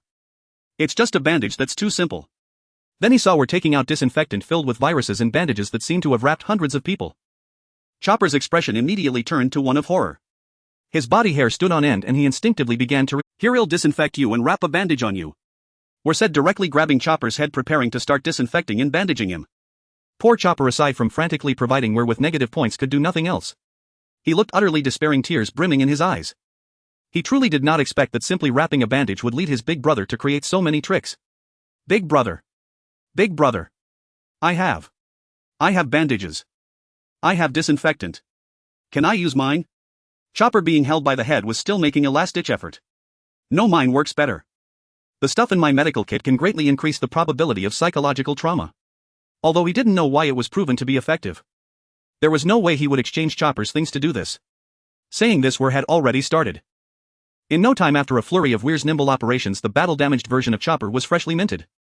The bandages on him were so worn and full of stories. It made Chopper look like a reindeer with a tail. At this moment he was quietly squatting to the side, secretly wiping away tears. Ding, congratulations to the host for gaining 200 negative points. Well, not bad. Getting 200 points for just wrapping a bandage is pretty good. Now even Doriel the healer does not stop Weir from wrapping such bandages on Chopper. This might be some advanced treatment method she has never seen before. Perhaps the worn bandages would have a better recovery effect. Weir was in a good mood as he looked at Chopper squatting in the corner looking utterly dejected. Seeing his pitiful state made Weir feel a twinge of guilt. Forget it, he's my own disciple, let's take care of his emotions. Weir directly took out a cotton candy and handed it over. Don't say your master is strict here, this is for you, eat up. Chopper, squatting in the corner drawing circles, had originally looked very sad, feeling miserable at the strange bandages on him. He really wanted to tear them off. But fearing his brother would scold him, he could only endure silently. Just then he suddenly caught a whiff of a sweet aroma. Chopper instinctively closed his eyes and began to sniff. After taking a couple of breaths, his eyes brightened. Cotton candy. It's cotton candy. Don't say your master. At that moment he heard Weir's voice again. Looking back, Weir was holding out a cotton candy.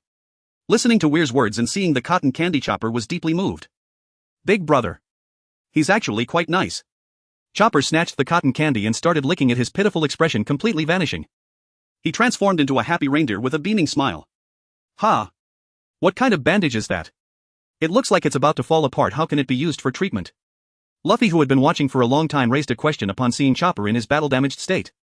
Upon hearing someone dare to question his gentle master, Chopper temporarily set aside the cotton candy and began to defend Weir. How could my master's things have any problems? I feel great right now. Chopper crossed his arms, speaking earnestly. His master had just given him a cotton candy and he would not allow himself to remain silent. However, Luffy, upon hearing this, not only did not get angry but instead looked eager. Really?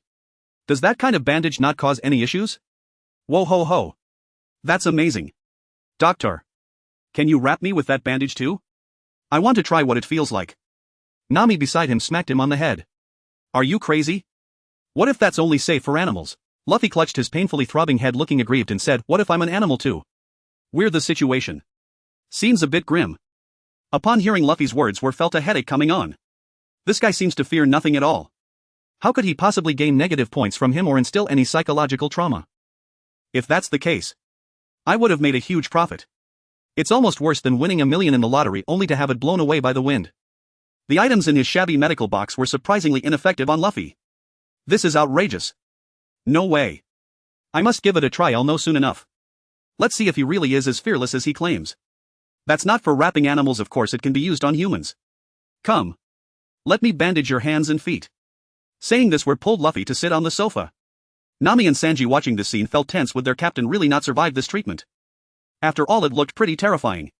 There were even small bugs wriggling in the disinfectant. Would there really be no issues? Their hearts had already jumped to their throats. But Luffy appeared completely unconcerned, even wearing a smile that seemed to find the situation amusing. Come on, hurry up, doctor. I want to be just like that reindeer. Once I go back, I'll definitely give Zoro and the others a big scare. Ha ha ha. He was clapping his hands as he spoke. Then he stretched out his hands and feet for Weir to bandage. Seeing this, we're finally confirmed that this guy was absolutely fearless. He rubbed his forehead with one hand, feeling a headache coming on. It seemed that if he wanted to conquer Luffy, he still had a long way to go. Meanwhile, his hands kept moving without pause, disinfecting each finger and toe. Even after disinfecting, there were still bugs crawling on his feet. Luffy, however, looked astonished. "Doctor, are these bugs helping to treat my wounds? This is truly amazing.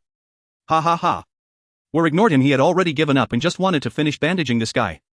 One bandage, two bandages. Soon all of Luffy's wounds were wrapped up. He really hadn't sustained much injury, it was just that he had climbed such a high mountain with two people barehanded. With his hands and feet bandaged, he could take his time to recover. This guy could do sit-ups so well, he should be fine in a few days. He was too lazy to spend negative points to get him something. All done. War said as he stood up. Luffy looked at his well-bandaged hands and feet and jumped up. His face was full of astonishment. "Hey. I'm really fine. Little dear. Look, I'm all set. Ha ha ha." Saying this, Luffy directly grabbed Chopper's hand and shook it. He looked incredibly joyful. But just then he suddenly stopped jumping. He thought of something and turned to look at War, who was tidying up his tools. Doctor. We've all been treated by you, how do we settle the medical fees?" Upon hearing this, Nami's eyes lit up. Paying for medical treatment was only natural.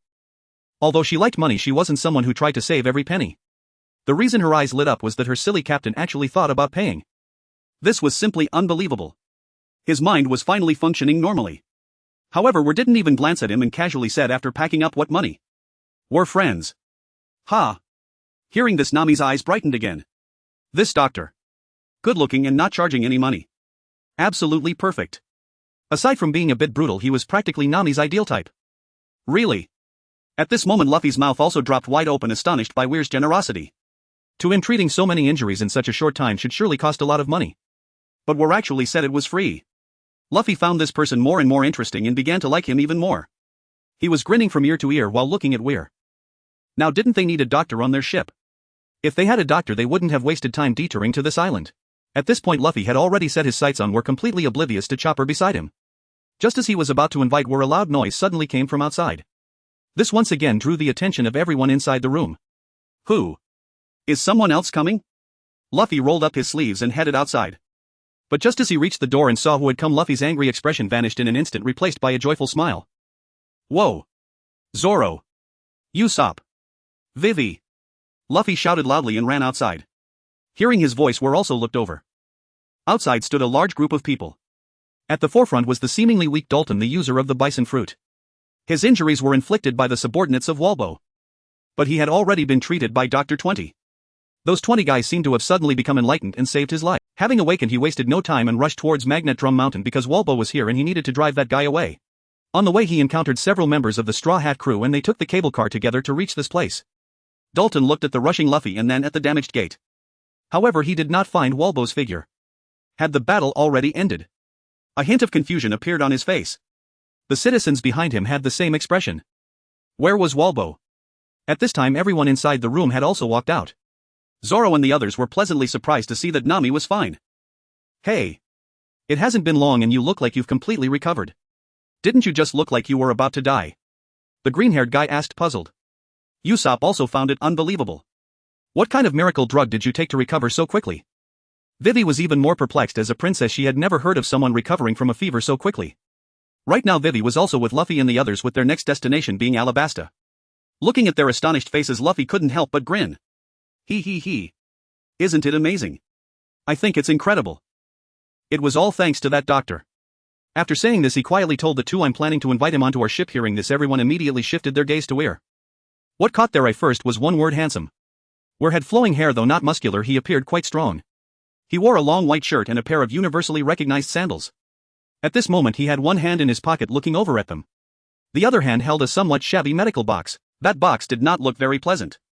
At this time, Luffy began to recount how Weir had treated Nami. The expressions on the faces of the group immediately began to change and their gazes towards Weir also shifted. This quiet and handsome guy was surprisingly brutal when saving people. Just as they were in shock, Sanji's face appeared in their line of sight. In an instant, the air seemed to quiet down. PFF, ha ha ha ha. Ha ha ha ha. Zoro couldn't hold it in any longer, erupting with a powerful laugh that was quite infectious. Sanji on the opposite side clenched his fists tighter upon hearing that laughter. Ha ha ha ha. How did that perverted chef end up like this? Ha ha ha ha, you're killing me. Zoro laughed so hard that he could hardly stand upright, his thighs slapping noisily. Hearing this, the other two finally that person was actually Sanji. They hadn't recognized him at all. Only Zoro was able to identify Sanji at a glance. Just moments ago they thought it was some ugly creature wearing the same clothes as Sanji. Green algae head. If you keep laughing at me. Sanji could no longer hold back. With a swift move he slid in front of Zoro and kicked towards his face with his right leg. Zoro would not back down, either drawing his sword and engaging in a fierce fight. He couldn't help but keep commenting on Sanji's appearance. Sanji's expression grew darker. Luffy, seeing this, wanted to stop their antics. Hey! Zoro, Sanji's face is also a side effect of the doctor's treatment. You shouldn't keep making fun of him. Upon hearing this, Zoro immediately leaped back, looking shocked at who had his hands in his pockets. Side effect. The side effects of a doctor's treatment. What kind of thing could have such severe side effects from saving someone? Zoro suddenly thought of something and his expression turned serious. Usopp's expression mirrored Zoro's, both displaying serious looks. Hey Luffy, did you just say you're planning to make him our ship's doctor? Zoro glanced at Sanji's face after speaking, a chill running down his spine. Such a doctor. Has Luffy gone mad? Yeah, he's quite interesting. You see, he treated my injuries. He bandaged them up quite well. Zoro looked at Luffy's hands and feet, which were wrapped in several layers of shared bandages. Inside those bandages something seemed to be wriggling. Zoro's eyes widened immediately. Usopp screamed and quickly distanced himself from Luffy. Hey Luffy. What's that moving thing on your hand? Luffy, however, remained calm and began to explain. Oh, this. Inside are some little bugs that can help with recovery. As he spoke, Luffy unwrapped one bandage to show them what was inside. Upon seeing it, Vivi immediately vomited, her eyes filled with terror. She retched and spilled everywhere. The other two also looked terrified, their stomachs churning as well. But fortunately they managed to hold it down. Oh no, I showed you guys, now I can't wrap it back up and I'll have to ask the doctor for help again.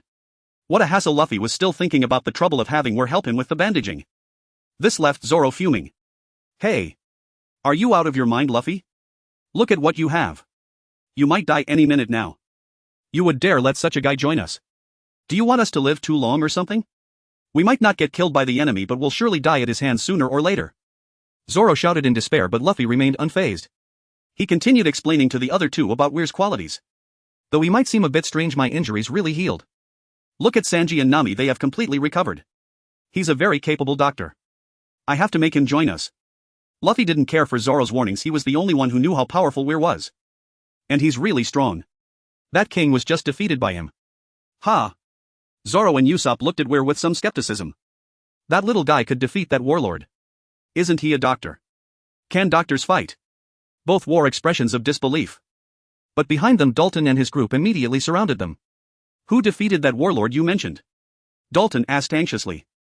Warlord was someone he definitely wanted to expel. With him here, this country would never know peace. This was also why he rushed here despite his injuries. Now hearing that someone had defeated Warlord, he was eager to find out who it was. It was the doctor. That doctor in white clothes, he just used 2 moves to knock that king unconscious. He's really amazing, ha ha ha. Upon hearing this, everyone stood there stunned. 2 moves. Someone actually defeated that warlord. And he did it in just 2 moves. How strong must that person be to achieve this? Everyone looked at Weir in unison. The young man in a white coat, the one who was deep in thought. Even Zoro found it hard to believe. That bizarre doctor turned out to be so strong. He couldn't even do that. Zoro believed he could defeat that guy, but it wouldn't be easy. But that guy, he actually crushed Warlord, that fat guy, in just 2 moves. Is that for real? Though he had some doubts, this was something Luffy said. Luffy wouldn't lie to him. That guy really did it in 2 moves. Hey Zoro, can you do something like that? Usopp asked, and Zoro didn't answer, but his tightly furrowed brows indicated that the answer was negative. Hiss, Usopp gasped. In his eyes, Zoro and Luffy were about equally strong. Since Zoro couldn't do it, Luffy surely wouldn't be able to either. If Luffy really took him onto the ship, wouldn't he become the strongest guy on board? While they were lost in their thoughts, Dalton suddenly walked over to Weir, his expression filled with excitement. Approaching closer, Weir looked puzzled at Dalton. What does this guy want? Why does he look so excited? Just as he was about to ask, suddenly this guy knelt down in front of him with a thud. This scene shocked Weir and startled everyone present. Dude just kneeling down out of nowhere. But Dr. Doriri seemed to have anticipated this moment and showed no surprise. This man always thought of this country. Now that someone had helped him solve a problem he could not resolve himself, it was not surprising for him to kneel down in gratitude. Thank you for your contributions to this country, Dalton said as he bowed deeply to Weir, his injured body still managing to express deep gratitude. Ha! Weir finally reacted, but still felt that this guy was overdoing it. After all, he only dealt with the warlord. Was it necessary to come and bow down like this? But he didn't realize just how much damage Warlord had caused to this. The crowd of citizens behind widened their eyes in disbelief. Captain Dalton, they shouted in astonishment. They also felt that this might be a bit too much. Some even wanted to step forward to pull Dalton back but were halted by a single glance from him. Dalton ignored the onlookers and looked up at Veer, then said gratefully that Varbon fellow has caused irreparable harm to this country. But as the commander of this army I was powerless. Now that you have defeated him we are eternally grateful. You are the hero of our entire nation. Dalton's heartfelt speech expressed his helplessness as a commander and his boundless gratitude towards Veer. Hearing this, Veer felt that this man before him was quite admirable. He patted Dalton on the shoulder and helped him up. Looking at the excited Dalton, Veer said it was just a casual act, no need to be so polite. Dalton thought he was unaware of the significance of his actions and was about to explain again. Veer raised his hand to interrupt him. Alright, I understand. No need to say more, that king is not dead yet. I just kicked him down the mountain, so you all should search down there. You might still find him. After saying this, Veer directly pushed Dalton towards the cable car. Dalton wanted to express his gratitude further, but Veer did not give him that chance. What were these two big men gossiping about? Just thinking about it made Veer feel uncomfortable. Dalton understood Veer's attitude and knew he didn't want to be bothered too much. Although he felt deeply grateful, he could only keep it to himself. He did not continue expressing it. Helpless Dalton waved for everyone to leave. They indeed had to find the king. If that fellow escaped, their country would never be at peace. A group of people came in a grand manner and left just as grandly. Before leaving, Dalton fixed a piercing gaze on Veer. Although he knew it was gratitude, Veer could not quite handle it. Just a moment ago this big guy knelt before him in front of so many people. It was so awkward that it nearly made him feel like he should be living in a 3-bedroom apartment. He simply could not stand such situations. It was torture. He had already decided that in the future he would let Choba handle such matters. Let Choba do the kneeling. He would just watch from the side. This kind of work was simply top-tier torture. Watching Dalton disappear from view, Veer finally let out a sigh of relief. At this moment Luffy and the others also approached. Dr. Doriel did not let everyone continue standing in the cold wind but wait for everyone to enter the house. Let's go, don't stand outside anymore. With that she was the first to walk in. The others followed closely behind. Upon entering the living room and once everyone was seated, Luffy directly got to the point and stated his thoughts without any preamble. Doctor. Would you like to join my pirate crew? We are in need of a doctor on board. Upon hearing Luffy's words, only Usopp and Zoro's expressions changed. Sanji and Nami had received Veer's benefits, so they had no objections to inviting Veer aboard even if the treatment had been quite painful. However, considering the benefits Veer had provided, the discomfort of the treatment seemed bearable. Zoro had even less to complain about. Though he had some reservations and reluctance, he would not refute the captain's words. He wouldn't oppose the captain's decision either. Only Usopp was left and he found it even harder to speak up. He could only tremble in fear, hoping that Veer would reject Luffy's rude request. Upon hearing this, Veer's lips curled up slightly, but inside he was already overjoyed. Ha ha ha. Here it comes. I told you Luffy loves inviting unusual people aboard. Wanting to join the Straw Hat crew was simply effortless. Everything was under control. Although he was ecstatic, Veer maintained a calm facade. He even appeared somewhat startled by Luffy's words. Ah. You want me to be a pirate with you? What's so great about being a pirate? Veer said with a face of reluctance. Seeing Veer like this, Luffy became anxious. It was clear he genuinely wanted Veer to join. Being a pirate is great. Pirates can go on adventures. Pirates can also eat and sleep. Yeah. Luffy racked his brain to convince Veer, but he could not think of anything appealing about being a pirate. Experiencing the thrill of a chase. Feeling the cleansing of a storm. Enjoying the surprises of encounters. At this moment Luffy seemed really unable to think of anything attractive about being a pirate. Or rather something that would attract an ordinary person. Finding a reason to recruit someone onto the ship was quite difficult. How about? Luffy said as he directly pulled out the large piece of meat he had stolen from Dr. Doriel's house from his pants. How about this meat? As long as you join our pirate crew, I will give you delicious food every day. Luffy looked pitiful. It seemed as if this piece of meat was his life. The others looked at Luffy's words with a uniform expression of disbelief. You're going to give him meat. You're going to give him delicious food every day. First take a look at that pained expression on your face. You're acting like this over a piece of stolen meat. When he gets on the ship, if you can give him a bone, he would probably kneel to you, right? Just as everyone thought Veer would refuse, Veer spoke up. Eating that large piece of meat you pulled out from your pants is a no-go for me. I'm just not interested. However, if you are just short of a ship's doctor, then joining you shouldn't be too much trouble. He did not expect Luffy to lose his cool and take out his food from his pants. That was indeed a hefty price to pay. If this dragged on, Veer was genuinely afraid Luffy would pull something else out from his pants. Or accidentally. You know. That scene would not be pretty. Now that he had agreed to join the ship, their next destination was Alabasta, which could provide him with immeasurable power. Moreover, there were many useful devil fruit abilities. If he could snag one or two, it would be an absolute bargain. His words made Zoro, who was about to stand up, sit back down. He sighed helplessly. It was clear that this was not a good person.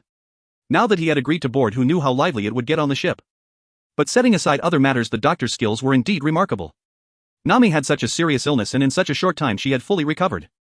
The other few also breathed a sigh of relief. Upon hearing Veer agree, Luffy immediately became ecstatic. So that means you agree. Ha ha ha. We have a ship's doctor now. We no longer have to fear getting sick or injured. Luffy clapped his hands joyfully, his face bursting with happiness. Veer. You are now the ship's doctor. We must hold a grand banquet to celebrate when we return. He. Luffy corrected himself when addressing Veer and mentioned that he would prepare a welcome ceremony for him. However, Veer did not respond to Luffy. Instead, he looked at his little apprentice. Chopper, I am preparing to go on an adventure at sea with them. Upon hearing this, Chopper's eyes immediately trembled. Tears began to well up in his eyes. Brother is leaving. Will I be abandoned again? Chopper looked utterly despondent. He felt an indescribable sensation in his heart. He just wanted to find a corner to hide and cry bitterly. Okay, safe travels, master. Although Chopper wanted to cry, he held back his tears and responded to Veer. After speaking, he took his small steps, pretending to be relaxed, and cheerfully walked towards his room. That little figure added a touch of melancholy. Where are you going?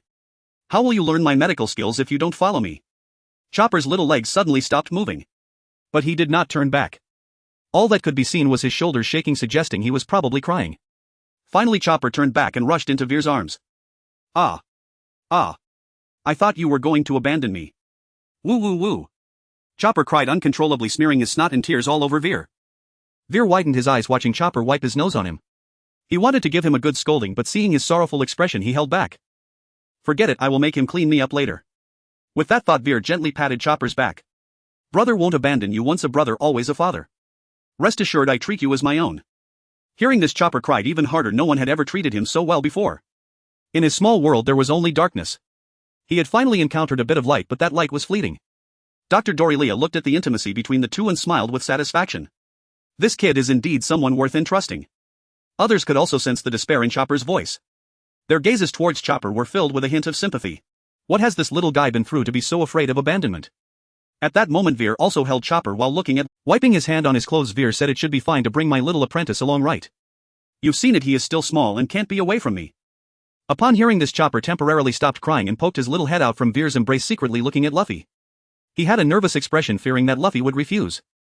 Luffy completely disagreed and even raised both hands and feet to show his approval. Of course. This talking little deer is quite interesting. We suddenly gained 2 more members on the ship. This is wonderful. Ha. Chopper finally revealed a smile. The heavy stone in his heart finally fell. He could learn medicine from his master again. But at that moment he suddenly remembered something and turned to look at Dr. Dorylia. Right, he hadn't asked Dr. Dorilia's opinion yet. If she doesn't allow him to go, it seems he can't either. His eyes were hesitant, wanting to ask but afraid of her disapproval. Seeing his expression, Dr. Dorylia surely knew what he was thinking. However, she did not say anything touching out of concern for Chopper as he imagined.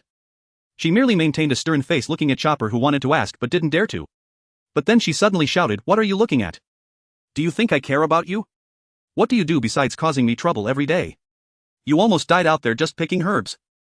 Being this stupid is one thing, but you only know how to overflow with sympathy. And you always make mistakes when I ask you to help mix potions. What are you useful for besides eating my food? Get out of here." Saying this, she stood up angrily and walked towards the inner room. This sudden change startled everyone. What happened to this doctor? Why is she suddenly so angry? Everyone exchanged glances, not knowing why Dr. Dorylia had suddenly lost her temper. Chopper had long been frightened. He stared blankly at the direction the doctor disappeared. He didn't know she had such a strong opinion of him. He realized how useless he was. Just as he was still in a daze, Dr. Dorylia came out of Chopper's room angrily carrying a bag. As soon as she came out, she began to shout at everyone, "Get out! Get out of my house! All of you out!" This scene left everyone puzzled again, but seeing her angry expression, no one dared to disobey. They all stood up looking dejected and hurriedly walked out. Dr. Dorylia was still scolding Chopper loudly, "Hurry up and leave. Take your broken bag. Don't occupy my space here. Once you leave, don't ever come back. Someone as useless as you will only cause me trouble if you come back." Saying this, she directly threw the medical box in her hand at Veer. Veer also raised the chopper he was holding to catch the medical box. But Chopper stood there dazed as the box hit him. Watching the falling box, Veer quickly reached out to catch it.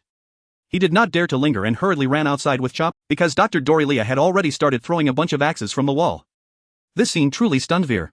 An old woman of 140 years old holding a pile of axes was throwing them at a group of 20-year-olds. Chopper. Don't just stand there. Get on the sled and slide away. If you don't leave you'll get hurt and then I will have to treat you. Veer shouted to Chopper in his arms. Chopper, who was initially sad, immediately widened his eyes after hearing Veer's latter words. He jumped down from Veer's arm. He transformed into a deer and pulled the sled not far ahead. Veer charged ahead and sat down directly. Chopper quickly caught up with Luffy and the others, bringing them all along. Watching Chopper sprinting, everyone exclaimed that they were finally safe. They had now run to the top of the cable and Chopper ran on it as if it were flat ground. But at that moment a sharp axe whistled through the air, striking the front of the sled with a bang. Veer gasped as he watched the axe brush past his ear. But Luffy found it extremely interesting. Ah ha ha ha. This old lady is so amusing. She's surprisingly strong. I almost want to invite her on the ship. Ha ha ha ha. But just as he finished speaking he was hit hard on the head by an axe. Luckily it hit from the back, leaving only a big bump on his head. Luffy cried out in pain, holding his head. At that moment faint shouts could be heard from above. One could vaguely hear her saying, "I am a beautiful girl of 139 years old. If you dare to call me an old lady again I will tear your mouth apart." Thus the party swiftly vanished into the vast falling snow. The beautiful young girl standing in the drift silently let tears slip down her cheeks. Chiaba. You should not be bound here. Head for the sea can wash away all your pain. Having spoken she turned away with a hint of sorrow and returned to the empty spacious parlor. At that moment she noticed something on the table. It was a case of Mao Tai that Wire had left behind. That brat. So you do have a shred of conscience, but why does this feel like giving away a daughter? Pausing for a moment she then said, let's go buy some provisions first. Aren't we having a feast? The ship's supplies are already running low. Shanji, usually sullen-faced, suddenly felt less troubled. He spoke up about the shortage of food aboard the ship. All right. Well, buy some on the way back. Ha ha ha. A feast. Luffy had already forgotten the earlier matter and now looked ravenous. Xiaoba heard this and immediately changed direction, running toward the food vendors. Wire sat alone at the rear, head bowed in thought. He was actually checking how many negative points remained.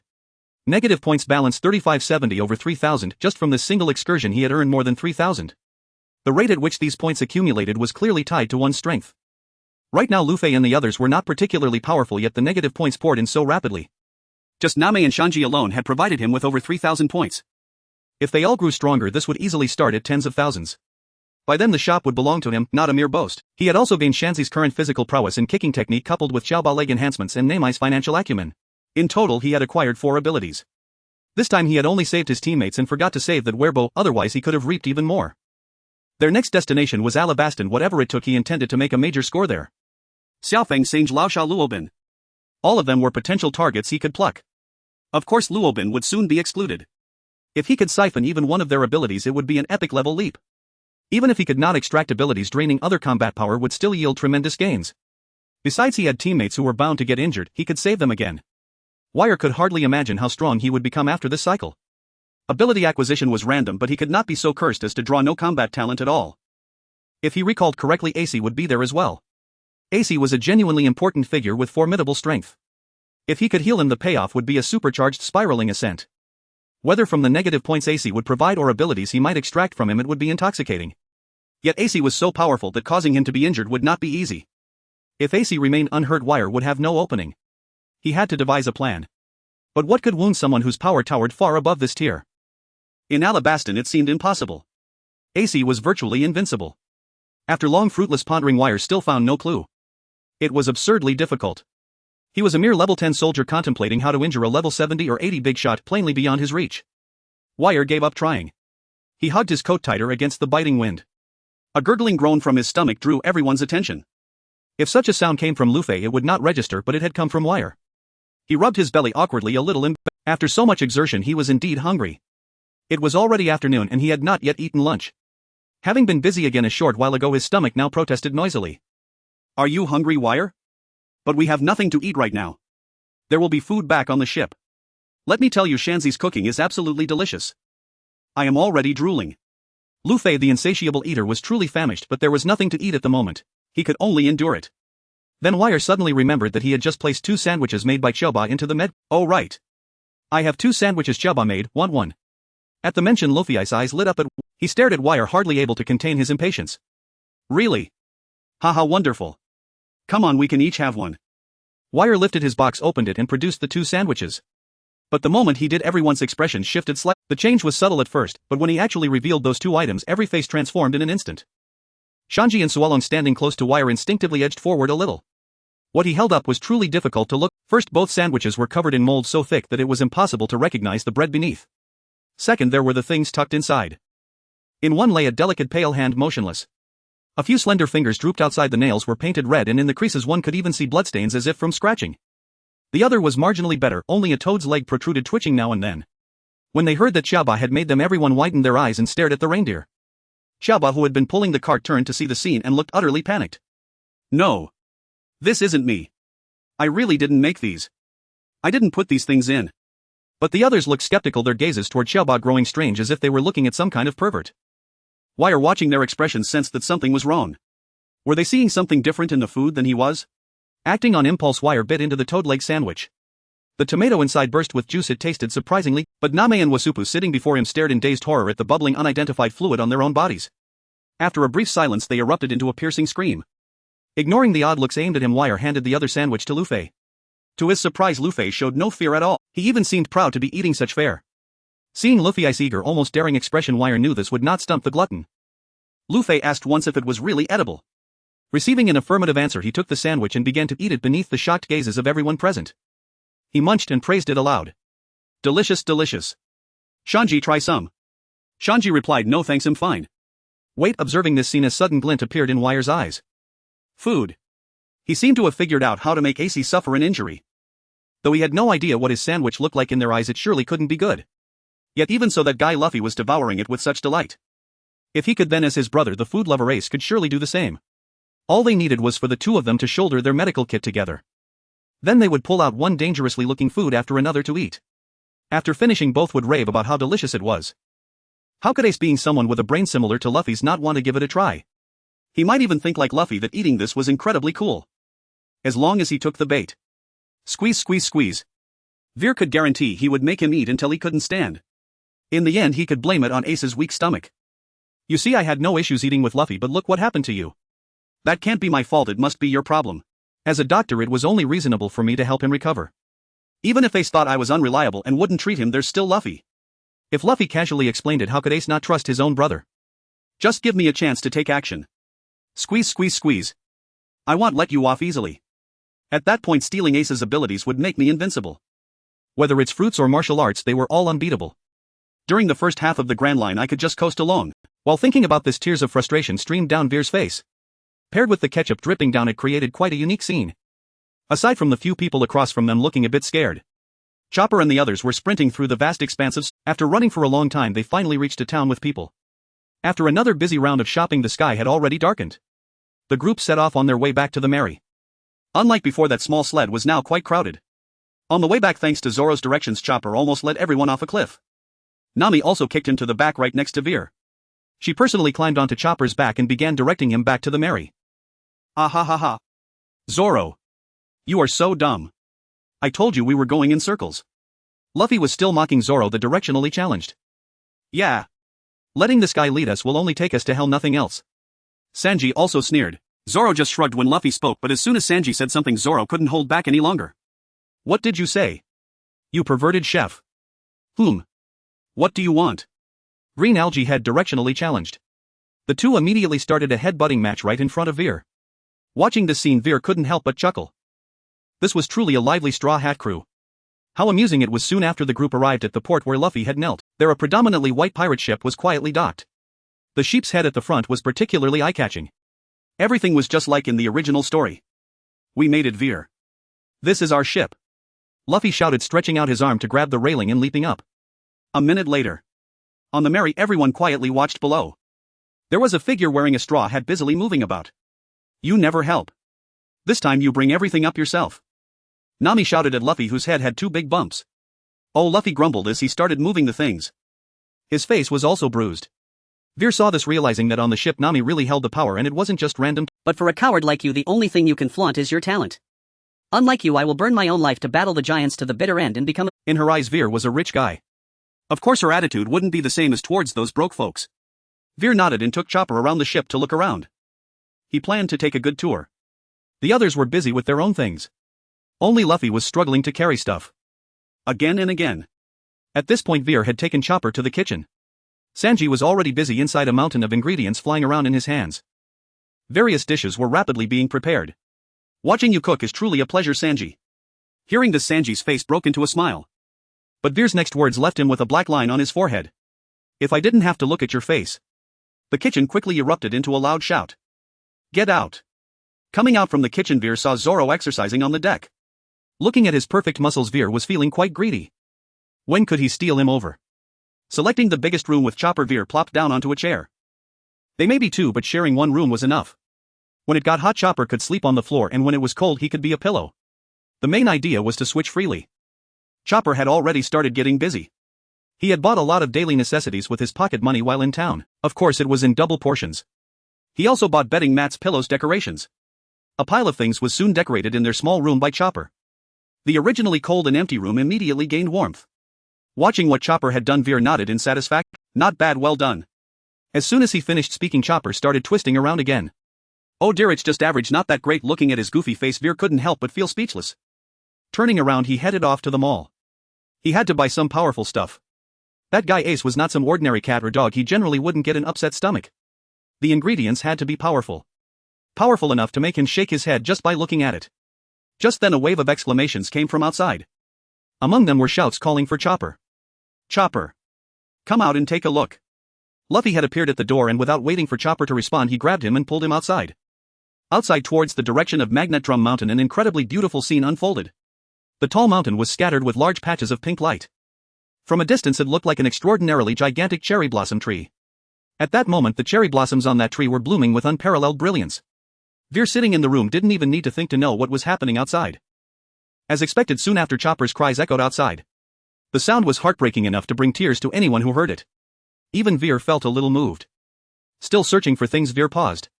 He quietly exchanged a few cotton candies from the mall and set them aside. Then he resumed searching. Soon something that caught Veer's eye appeared. Kidney treasure. Shen treasure. Price 1,000. Function: it is said to have restorative effects on Shen. Review: if a man wants to be in good Shen, he must drink Shen treasure. 1 bottle refreshes the mind, 2 bottles banish fatigue, 3 bottles grant immortality. Oh yeah. If he remembered correctly, this should be a product endorsed by Xiao Gu. As for its efficacy, he could only say it was unclear. However, with a price of 1,000 yuan and such a lengthy review, Veer felt a wave of reassurance. Yet even so, he still felt it was insufficient. He needed to add something to it to mix it up a bit. This time it must succeed without fail. After a period of noisy commotion, the outside fell momentarily silent. But soon after, a aroma wafted in. The previously quiet atmosphere was immediately shattered. The ship quickly became lively again. Before long, Chow Bei's small head appeared at the doorway. It leaned in, exposing its head. Looking a bit bashful at Veer. Perhaps feeling embarrassed because it had cried too loudly earlier. Big brother, they asked me to call you for dinner, Xiaoba said somewhat shyly. Upon hearing this, Veer stood up holding a cotton candy from the table. Let's go. After handing it to Xiaoba, he picked up the cheerful Xiaoba and walked towards the crowd. Outside, the festivities had already begun. The deck was brightly lit with a group gathered around. In the center were the dishes just prepared by Sanji. As soon as Veer and the others took their seats, Luffy announced the start of the meal. Veer was also incredibly hungry. Without hesitation, he grabbed a large piece of meat and began to eat. Compared to the others' civilized manners, Luffy's way of eating was somewhat terrifying. His rubbery mouth was so stretched that one could estimate he could fit 2 pigs in one bite. After taking a couple of hits from Nami, Luffy finally toned it down a bit. At this point, Xiaoba was already dumbfounded. It truly feared that one day, if it wasn't careful, it might end its life in its becoming Luffy's food. Thinking this, it couldn't help but inch closer to Veer. Although a banquet was underway, the ship had long set sail, slowly heading towards Alabasta. Oh. By the way, Veer, I haven't told you yet, our next stop is a place called Alabasta, which is Vivi's country. Her country is about to go to war, so we need to hurry and take her back. While enjoying his meal, Luffy surprisingly remembered to mention this to Veer. He momentarily stopped eating, looking at Veer. Upon hearing this, Vivi nervously glanced at Veer, as he was currently the strongest person on the ship. Though he had only recently joined, if he opposed it, who knows how Luffy would react. Meanwhile, Veer, who was eating meat and pouring juice for Xiaoba, swallowed his food and replied, I'm just a ship's doctor responsible for the crew's health. As for where the ship goes, shouldn't that be the captain's concern? You don't need to mention such matters to me. If anyone feels unwell, they can come to me, Veer said nonchalantly. Once he finished speaking, Vivi visibly sighed in relief. Upon hearing this, Luffy seemed to finally remember that he was the captain. with a look of sudden realization. Oh. Right. I am the captain. Nami. From now on where we go is up to me. As expected, after taking another couple of hits, Luffy also settled down once again. Ah, sorry, I was too loud. In a burst of laughter, the banquet unknowingly came to an end. It was already late at night and everyone returned to their rooms to rest. Looking at Zoro, who walked as if he hadn't drunk at all, was quite curious. This guy was surprisingly tough. He had just seen Zoro drink several bottles. That rum he could barely handle 1 or 2 cups before feeling dizzy. Xiaoba supporting the swing were headed towards their room. He had originally planned to mix some strong medicine before sleeping, but it seemed that would have to wait until tomorrow. Opening the door and reaching the bed, Xiaoba tossed War onto the bed. It itself lay down next to Weir. And soon both fell asleep. The next day, nearing noon, Weir was finally awakened by the noisy commotion outside. He rubbed his still slightly swollen head and drank a glass of water from the bedside. It must have been poured by Xiaoba. After drinking, he noticeably felt better in his head. This won't do, my alcohol tolerance is too poor. If he drank like this, wouldn't he just make them laugh to death? He needed to think of a way. While saying this, Weir got up and walked to the door. He saw Xiaoba and Luffy Usopp holding fishing rods, looking bewildered at a figure on the deck. Hey! What's going on? Did we fish up a person? It looks like they might be drowning. Should we call a doctor to save them? Where's the doctor? Luffy said, somewhat puzzled. Doctor. Doctor. Upon hearing this, Xiaoba shouted in panic. But just after shouting it, remembered that it was the doctor. Oh, I'm the doctor. After saying this, Xiaoba took out its medical kit ready to save the person. But just as it made a move, a sharp rebuke came. Don't move. Don't touch him. The doctor is here. Let the professional handle it. Weir, with a thirsty smile on his face, rushed down quickly. He immediately recognized who the drowning person was. Wearing a swan outfit, looking like a crossdresser. It was none other than Xiaofeng. He couldn't let Xiaoba take the credit. He was quite envious of the abilities Xiaofeng possessed. This was truly a pie falling from the sky. It was delivered right to his door. And it seemed like it was just simple drowning. He needed to act quickly. Before long, Weir arrived beside the others, all of whom were nervously watching. Just simple drowning. Xiaoba. Go. Bring the toilet plunger from our room. Hurry. He really needed to hurry, because if he didn't, the patient would recover on their own. Upon hearing this, Xiaoba scurried off, bringing the toilet plunger they had just used yesterday to Weir. Without hesitation, Weir pressed it against Xiaofeng's mouth. At that moment, Xiaofeng also woke up. But as soon as he opened his eyes, he saw a toilet plunger with some mysterious substance pressed against his mouth. His eyes immediately widened. He protested with sounds from his mouth. But there was no use. His body was also struggling violently. But Weir held him down firmly, his immense strength making it impossible for Xiaofeng to move. Weir's hands moved without a pause. This scene caused all the onlookers to wear expressions like those of commuters watching an elderly person on their phone. Their bodies involuntarily leaned back, frowning in disbelief. Was this really how you saved someone from drowning? Luffy and Xiaoba couldn't help but shiver. Weir still felt it was not enough. This level should not suffice for him to obtain what he desired. This mimic fruit is incredibly useful. He must obtain it. With that thought, Weir directly opened his medical box, taking the slightly soiled toilet plunger inside and rinsing it off. He then pressed it back towards Xiaofeng's mouth. Poor Feng, just catching his breath, saw the thing covered in filth coming towards him. This scene directly frightened him, causing his mouth to drop open as he shouted loudly. Just in time, he caught the plunger that Weir had handed him. The toilet plunger continued, but this time even Xiaofeng's legs began to twitch. On the ship, only the sound of Xiaofeng's head banging against the deck remained. The entire place fell into silence. Tears had unknowingly streamed down the corners of Xiaofeng's eyes. Ding! Congratulations to the host for obtaining 800 negative points. Ding! Congratulations to the host for acquiring the ability Mimicry. The system's voice finally sounded. Weir then stopped his actions. He didn't expect Xiaofeng's mental fortitude to be quite strong, enduring for so long. Moreover, the amount given was substantial. It should be due to the true nature of this object. He finally pulled out the toilet plunger and straightened his clothes. At this moment, Xiaofeng was sticking out his tongue, his head tilted to the side, his eyes dull and vacantly staring ahead, looking as if he had been thoroughly. Weir handed the plunger to Choba, looking at his patient with concern. Are you all right? You almost drowned just now. How are you feeling now? Upon hearing this, a hint of color returned to Xiaofeng's eyes. He turned to look at the demon who had just assaulted him. I'm doing quite well. Next time, just let me die. After saying this, Xiaofeng rolled his eyes and was about to faint. Weir's expression brightened at this sight. Wasn't he coming back to life again? He continued. But as soon as Xiaofeng noticed Weir's expression, he immediately jumped up. He did a few squats on the spot, followed by several push-ups, and after a few big jumps, he said with a relaxed expression, I'm fine now. Thank you, doctor. I'm really grateful to you. Thank you. His tone was filled with joy, so happy he seemed about to fly. His body, I can't take it anymore. Mind, no you must. Wire seeing this no longer paid him any mind. After all, he had already harvested the ability. Moreover, he felt there was a certain flavor in Xiaofeng's words now. After all, the toilet plunger just now was not taken from his own box. There was still some residual flavor. He took the plunger from Choba's hand and jogged to his room to experiment with his ability. Seeing him leave, Xiaofeng also breathed a sigh of relief. His defensive posture against Wire relaxed. Even the swan behind him drooped down. Hey, is your goose for real? Back in his room, Wire couldn't wait to stand in front of the mirror. He touched his face with his right hand. The handsome face in the mirror suddenly changed shape. A deer head appeared before him. Indeed. No problem. With this mimic ability, he can mimic anyone he wants. Whether for stealth or to increase psychological impact, it's extremely useful. Moreover, he no longer needed to be limited to the identity of a pirate. He could even create an alter ego, giving him two identities to operate with. At that point, if the Navy had casualties, he could transform into the face of his alter ego to handle things. As for the alter ego, he would shape it into the image of a good person, a passerby divine doctor who was extremely friendly to the Navy. This is simply a perfect plan. Now he just needed to find a face to serve as his alter ego's face. Then he could boost the Navy's favorability and take off directly. As far as he knew, there would soon be quite a few Navy personnel that he could treat. Soon there would be a smoker for him to work with, but that guy seemed to have nothing else to offer besides smoke. But having something is better than nothing. If all else fails, he could just boost his alter ego's favorability with the Navy. The downside of the mimic fruit is that only those he has touched can be mimicked, so he didn't need to rush.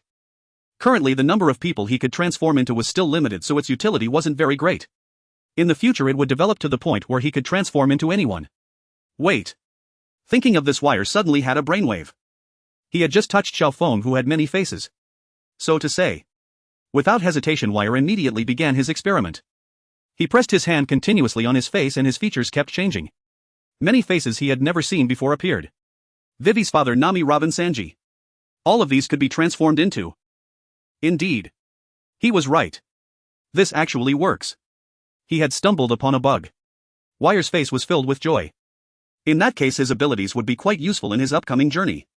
After testing his abilities, Wire returned his face to his handsome visage. Satisfied, he nodded and stood up to walk outside. Upon stepping out, he saw the four brothers over there hugging each other and jumping in sync to an unknown dance. Xiaofeng was still drooling something, and the few of them seemed completely unfazed. Just a few minutes had passed and they had developed such camaraderie. Is this their revolutionary friendship? Developing so rapidly and firmly. Although Wire found it hard to understand, he was deeply shocked. Suddenly a loud shout interrupted this cheerful atmosphere. He saw Nami at the bow of the ship shouting with a telescope, "There's a ship approaching us over there. It seems to be coming towards a swan-shaped ship." Upon hearing this, everyone immediately tensed up. Vivi ran over to take a look and recognized that it was Mr. Two's ship, and she stated it directly. She recognized the ship but not the person. Her words immediately put everyone on high alert. After all, in Little Garden they had almost been wiped out by a Mr. 3. This Mr. 2 should be even more troublesome. Prepare for battle. The restored Sanji lit a cigarette, presenting a serious posture. Wire seeing this also looked at Xiaofeng.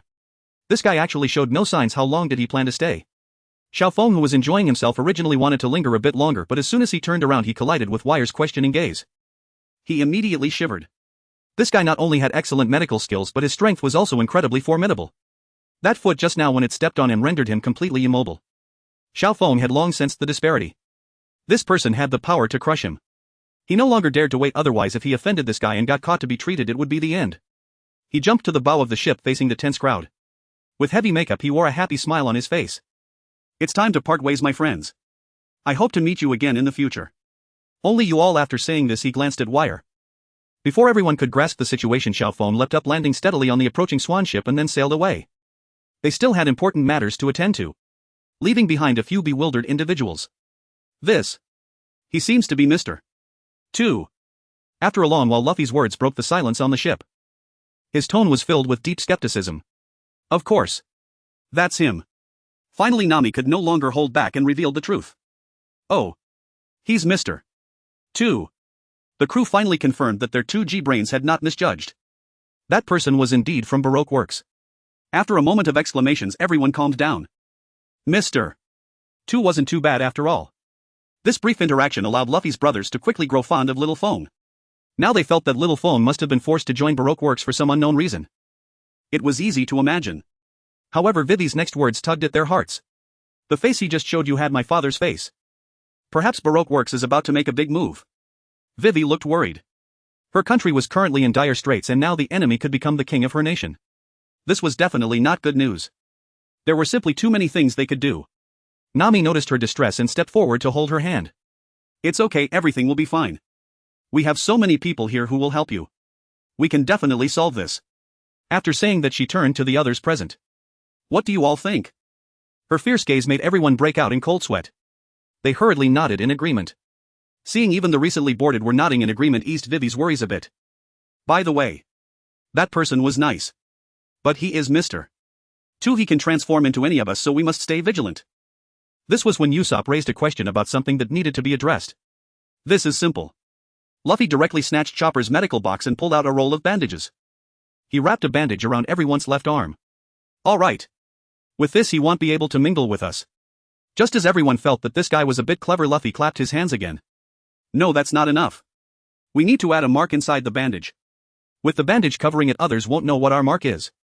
And let's just draw across. This cross will be the mark of our comrades. Saying this, Luffy had already drawn an X on his hand. He even raised his hand to show off. Everyone was left speechless. Their captain was indeed showing rare intelligence. They had nothing to say. Luffy took the pen and marked an X on each person's wrist. Weir looked at the mark Luffy personally drew for him and nodded with some satisfaction. Sometimes this guy could be quite reliable, his brain was indeed sharp. Soon the ship began to sail full speed towards Alabasta. At their current speed they should reach soon. Everyone on board resumed their respective duties. Luffy's group fished, Nami steered, Zoro trained, and Sanji cooked. Watching everyone return to their usual state, War also waved over to Chopper, who was cheerfully fishing. What's up, big bro? Chopper looked at the new design on his arm, absolutely delighted. This was the mark of comrades, he had it too. War shook his head helplessly at Chopper's expression. This silly kid could find joy in anything. Aren't we already comrades? Let's go, I'll teach you how to brew a miraculous medicine that cures all ailments.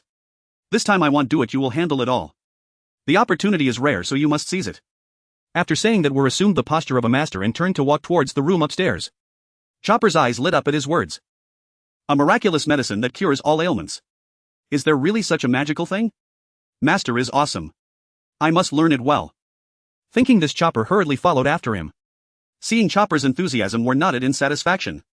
Whether it actually cured all ailments or not was uncertain, but ordinary people would simply be gone. If a person is gone, wouldn't the ailment be gone too? A miraculous medicine that cures all ailments is no mistake.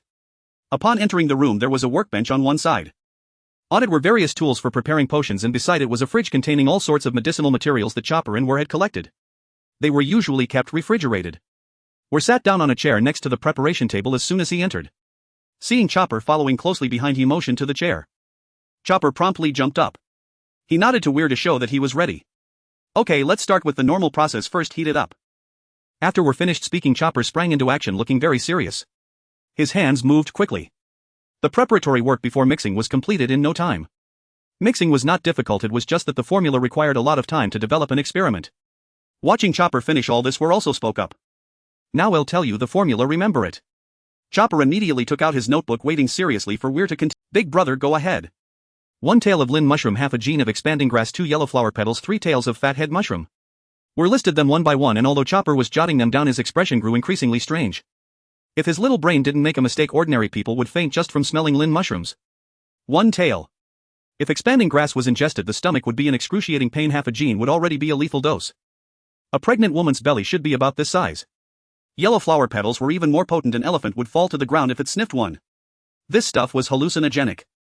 Putting 2 petals in. What exactly does the master want to do? Is this really a cure-all? Won't it really kill someone? Have you remembered it? If you have, go get it. What are you dawdling for? Weir urged Chopper, who appeared a bit dazed. Big brother. This isn't right. Chopper stammered. What's wrong with this? These are just auxiliary medicines. In a bit I'll give you the main medicine, just get these ready first, hurry up and don't waste time. Weir immediately scolded, and Chopper, frightened, quickly ran to fetch the items. How could Weir not know the function of this stuff? A potent medicine must be potent, how can it be called potent if it isn't?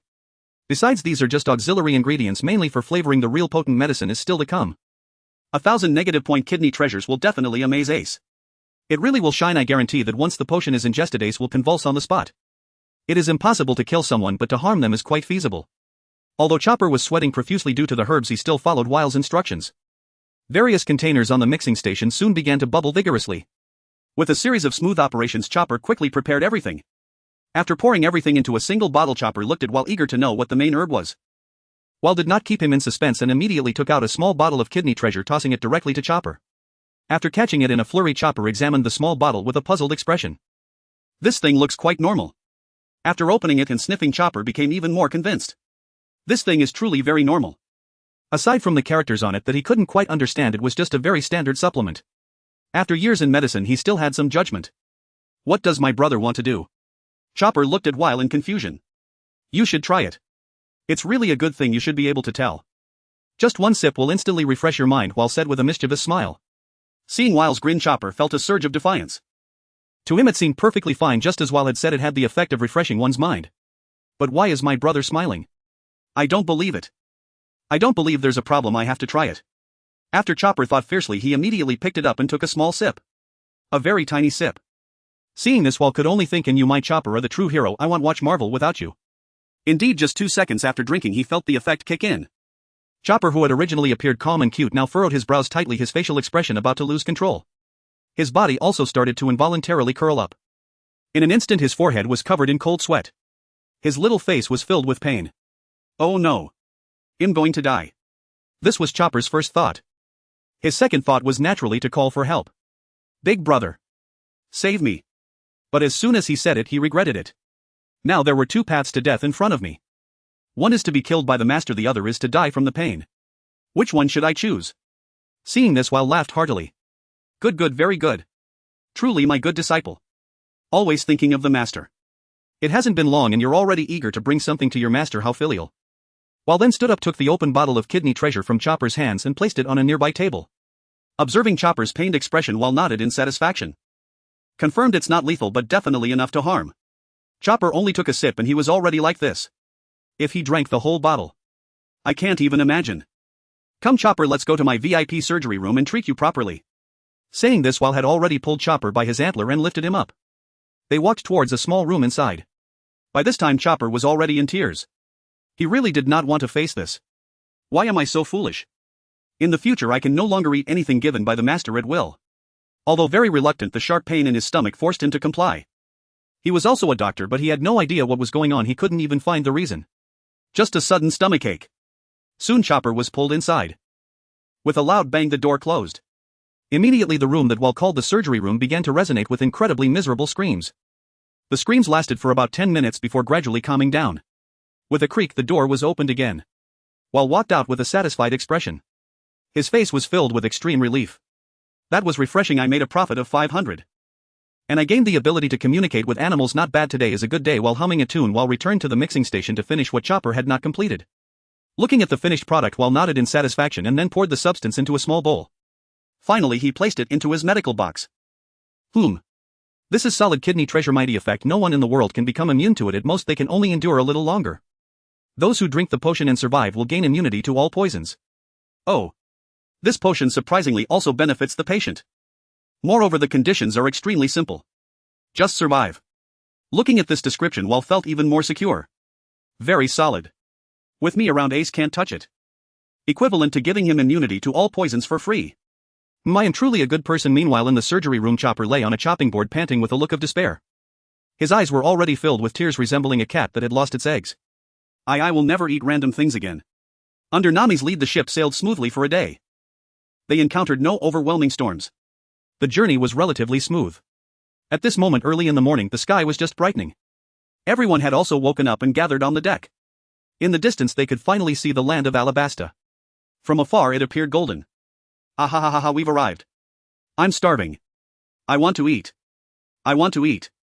Luffy, unable to contain himself, had already finished all the food on the ship. This guy had been hungry for 3 hours. His eyes were already sparkling with green light. Food. Luffy's voice suddenly cut off. With a loud bang he was kicked away. How dare you shout? There's only that little food. I've already distributed it. You actually ate it all. Sanji yelled angrily, tugging Luffy's ear and shouting at him. While lazily leaning against the railing on the second floor, sleepily watched the scene. Occasionally yawning, he looked like he hadn't rested well. What's wrong, big brother? Didn't sleep well last night. At this time Chopper, following closely, also noticed Weil's unusual state and asked. It's nothing, just that something kept kicking my legs behind me last night. I was kicked off the bed only 12 times, so I slept quite well. while cast a displeased glance at Chopper, who felt a bit awkward and scratched his head in embarrassment. To be honest, Wal thought this guy was awake last night. Those little feet kicked with great vengeance. He had even confirmed several times whether this little fellow was asleep. But the outcome was not satisfactory, it was indeed unintentional. Soon the ship docked. This was a small town called Narahara. They planned to resupply here first. Afterwards they would head to a place called Yusha, the stronghold of the rebels, where Vivi planned to persuade their leader. Coincidentally, the leader of the rebels happened to be Vivi's childhood friend. Just now on the ship, seeing Vivi looking like she wanted everyone to help her country but was too shy to speak, Nami also comforted her. Of course we will help you. Otherwise, if your country is destroyed, where will I go to ask for money? We had a deal. Hearing her words, Vivi couldn't fail to see her intentions. Movchi also thanked them softly and explained the battle plan. At this time they finally set foot on the land, and without the swaying and soft feeling of the ship, Wal felt a bit better. Although he didn't get seasick, it was still more comfortable than being on solid ground. We're going to buy supplies. After saying this, Wal rode off on Chopper. They had just discovered Mr. 3's ship at the port. Everyone planned to disguise themselves before taking action. If discovered, it might attract a pursuit. After all, Vivi is a princess, the Baroque works would not allow her to move freely. Once recognized, it would bring a lot of trouble. Wal and Chopper were not known to anyone, so there was no need for disguise. Now the task of buying clothes fell on Sanji, who had not yet met Mr. 3. The others waited in place. Alright, well, just wait for Sanji to return, Nami said with a smile, only to realize that one of their team members was already missing. The smile on her face gradually faded and her expression turned ferocious. Where did Luffy run off to? Yawn. While let out a big yawn, he was truly tired. There was nothing else to do now but to buy what they needed and wait for a chance encounter with Ace. If they couldn't stumble upon him, they would have to seek him out. Ace was an important part of the upcoming plan. His ultimate goal in coming to Alabasta was to take advantage of Crocodile. Although he would be defeated by Luffy, it did not prove that he was weak. This guy was just obsessed with some ancient weapons which caused his strength to regress somewhat. Although he had regressed quite a bit, he still had skills. In his youth he could even go head-to-head with Barrett in a Onion. At that time Barrett should have had the strength of an admiral. The abilities he could take from Crocodile were very likely top tier, better than Ace's. The current issue was that after saving Crocodile he might not be able to defeat him. Therefore Ace was a crucial piece. Without dealing with Ace first, he couldn't handle Crocodile. Dealing with Ace was quite simple. Soon Ace and his group would have to walk a considerable distance in the desert. If nothing unexpected happened, Luffy would still end up losing their luggage. Under the blazing sun and scorching heat, who wouldn't want a cold drink? Fireman was no exception. As long as he dealt with Luffy first, Ace would come along by himself. What if he gave him some potent revitalizing potion? Wouldn't he start kicking up a storm? With sleepy eyes, Wal felt overwhelmed, and as he pondered, he leaned on Chopper's back, soon falling into a deep slumber. "Wake me when we arrive," was his last sentence before sleeping. At this point Chopper was so hot-headed he was almost cooked. Even so, he had to occasionally adjust Wal's position to prevent him from falling off. Not far ahead the market could be seen. Just a bit further and they'd be there. Once they reached that place, everything would be over. Chopper, drenched in sweat, was feeling faint. As a reindeer from Winter Island, he truly couldn't handle this weather. Although the distance didn't seem far, it felt incredibly difficult to traverse. After holding on for a short while, Chopper finally couldn't take it anymore. He pushed himself to a shaded area and lay down to rest. Though he felt he might be on the verge of heatstroke, rationality told him that if he succumbed to it he would have to be repaired. He absolutely couldn't allow that. However, barely had he laid down when a voice came over. "No parking here." Chopper looked up in confusion to see a man with a few freckles smiling at him. He was somewhat baffled. Who was this person? Before he could speak, the man continued, "Ha ha ha. I'm just messing with you. Have you seen this person?" Saying this, the man pulled out a wanted poster, and the person on it was none other than Luffy. Chopper was even more confused. Why was this person looking for Luffy? And why was he talking to me? Isn't it obvious that I'm a reindeer? Why does he want to ask a reindeer for information? Why did this person seem so silly? Before Chopper could think it through, the guy began talking to himself again. "Haha, this is my younger brother. He's already got such a high bounty at a young age. His future is limitless. If things go on like this, his dream of becoming the Pirate King might really come true." The man proudly draped his arm around Chopper's neck, boasting. Hearing this, Chopper was almost certain that this guy was not an enemy. After all, he had just spoken about Luffy's dream. Perhaps he really is Luffy's brother. At the very least, he shouldn't be an enemy. Thinking this, he responded, "That's my captain." However, as soon as he finished speaking, Ace, who had been chattering non-stop, suddenly froze. He looked at Chopper in disbelief, his expression filled with terror. "What's going on? What's the situation? How did this reindeer just speak?" Under Chopper's bewildered gaze, Ace even slapped himself twice on the face to prove he wasn't dreaming. "Ha! A random reindeer found on the roadside can talk." That was already absurd enough, but even more absurd was that this reindeer just happened to be Luffy's crew member. No way. What a coincidence. You can actually talk. And you're Luffy's crew member. Chopper looked utterly speechless as if to say, you know, I shouldn't be talking right. Yes, I'm his ship's doctor's apprentice. This on my back is my master. He is the best doctor in the world, capable of making even the antidote for the devil fruit abilities. Chopper spoke of while with pride puffing out his chest as he boasted to Ace. It seemed even the discomfort caused by the heat had somewhat faded. Ace was stunned for a while before he came to terms with the fact that Chopper could talk. He then looked at While, wondering if this guy was the ship's doctor of Luffy's crew. He must be sleeping quite soundly, huh? Listening to this little reindeer, this guy's medical skills seemed quite impressive. Luffy was truly lucky to have recruited such a remarkable doctor. Ace had no doubts about Chopper's words. If this person could even develop a potion to negate devil fruit powers, then his medical skills must be extraordinary.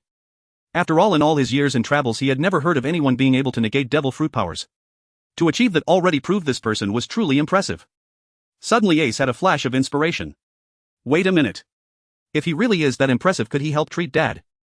Dad's health had been deteriorating day by day. If this continued, Dad definitely wouldn't last for many more years. Once he wakes up, I must ask him properly. Originally Ace had merely found it curious to see a furry reindeer appear in the desert on his way to the restaurant. He ran over to say a few words.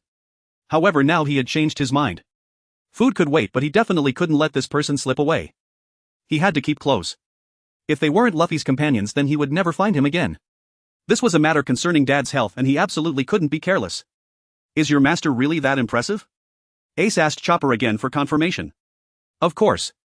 The best doctor in the world, no doubt about it. Chopper's enthusiasm in describing While was even more intense than when he praised himself lifting While up high. Well, I happen to have a family member who is seriously ill. Once he wakes up, I'll ask if he can help. Of course, no problem. But my master just fell asleep. He told me to wake him once we reach our destination. Where are you headed? Let's go together. Before long, with Ace's generous supply of ice water, Chopper was fully revived. He dashed toward the market while Ace followed at a leisurely pace. While was still sound asleep. As they got closer, 3 minutes later, they finally arrived at the market of this small town, where the flow of people was quite decent. But it didn't feel crowded. Chopper walked among the crowd without bumping into anyone. At this point, he also looked at While on his back and softly called out. Big brother. Big brother, we've arrived. After calling for a while, finally woke up. He opened his eyes groggily, looked around the surroundings, nodded in satisfaction, and patted Chopper's head. Well done. After saying this, he let out a big yawn and stretched lazily. After shaking himself a bit, he finally powered up successfully. Let's go buy some water and food over there. As While spoke, he glanced around and pointed a direction to Chopper. However, Chopper did not move. Just as While was puzzled, Chopper spoke up. Big brother, someone wants to find you to treat their family member. Ha! What? Someone's looking for me. Has my medical skill spread? Someone is specifically looking for me. Before Chopper could reply, While heard a familiar voice behind him. Are you Dr. While? I'm the one who's looking for you. Saying this, the man walked up to While and slowly took off his hat. Introducing himself to While, he said, My name is Ace. While was momentarily stunned. After a brief daze, he quickly regained his composure and gave Chopper a meaningful smile. I can hardly bear to watch this person being delivered. Wait. No way. Chopper just mentioned someone's family. Hello, I am the ship's doctor of the Straw Hat crew. Who needs treatment? And Ace's answer was exactly what he had thought. Oh, it's my dad, Whitebeard. The fact that Dad is suffering from a serious illness is not a secret. Chopper looked at Ace in disbelief. Whitebeard. The Yonko Whitebeard. The sudden slap startled Chopper. Even Ace was taken aback. Is Dad's name really that intimidating? We're finally confirmed he was awake after feeling the sting of pain on his face. This is not a dream. A big order has just landed on my lap. Whitebeard's abilities are truly something one can choose from at will. What a concept. It's directly at the level of a Yonko's deputy. Ace is not foolish. He won't simply believe in my abilities without evidence. A demonstration should be coming soon, right? And we had already considered methods for treating Whitebeard. Function upon use, medical skills reach the pinnacle, capable of curing all difficult ailments in this world. Now I have a few thousand in savings. After dealing with Ace, I might even exceed 10,000. With this, I wouldn't have to exchange for these medicines anymore. It can be said that it saves a significant amount. Or said so, it's Whitebeard, huh? His condition is indeed no simple matter. Weir's confident words brought a smile back to Ace's face. He grabbed Weir's arm and asked excitedly, really? He immediately pulled out his den mushy to call Whitebeard. But as soon as he took it out, he realized, what if this guy is lying to me? Weir suggested, you don't need to rush. You can see my skills first. I have a patient coming in short. Ace felt it made sense and agreed. Weir reassured him, if it truly works, you'll be the benefactor of the entire Whitebeard pirates. With the system in hand, no matter how difficult Whitebeard's illness is, I can handle it. Soon the three set off again to buy food and water. Ace was amazed as he watched War pack all the food and drinks into his medical box. He had seen dozens of tons of supplies being packed in. What kind of box is this? Did it eat a devil fruit? Weir's trust in War increased as he thought this guy really seems to be a master. Half an hour later the shopping finally came to an end. The three started heading back with Chopper carrying a bag of food. Chopper was adamant about not letting War put anything into the medical box. War was lost in thought. By now Luffy should be facing Smoker. As he thought this, a loud crash echoed ahead.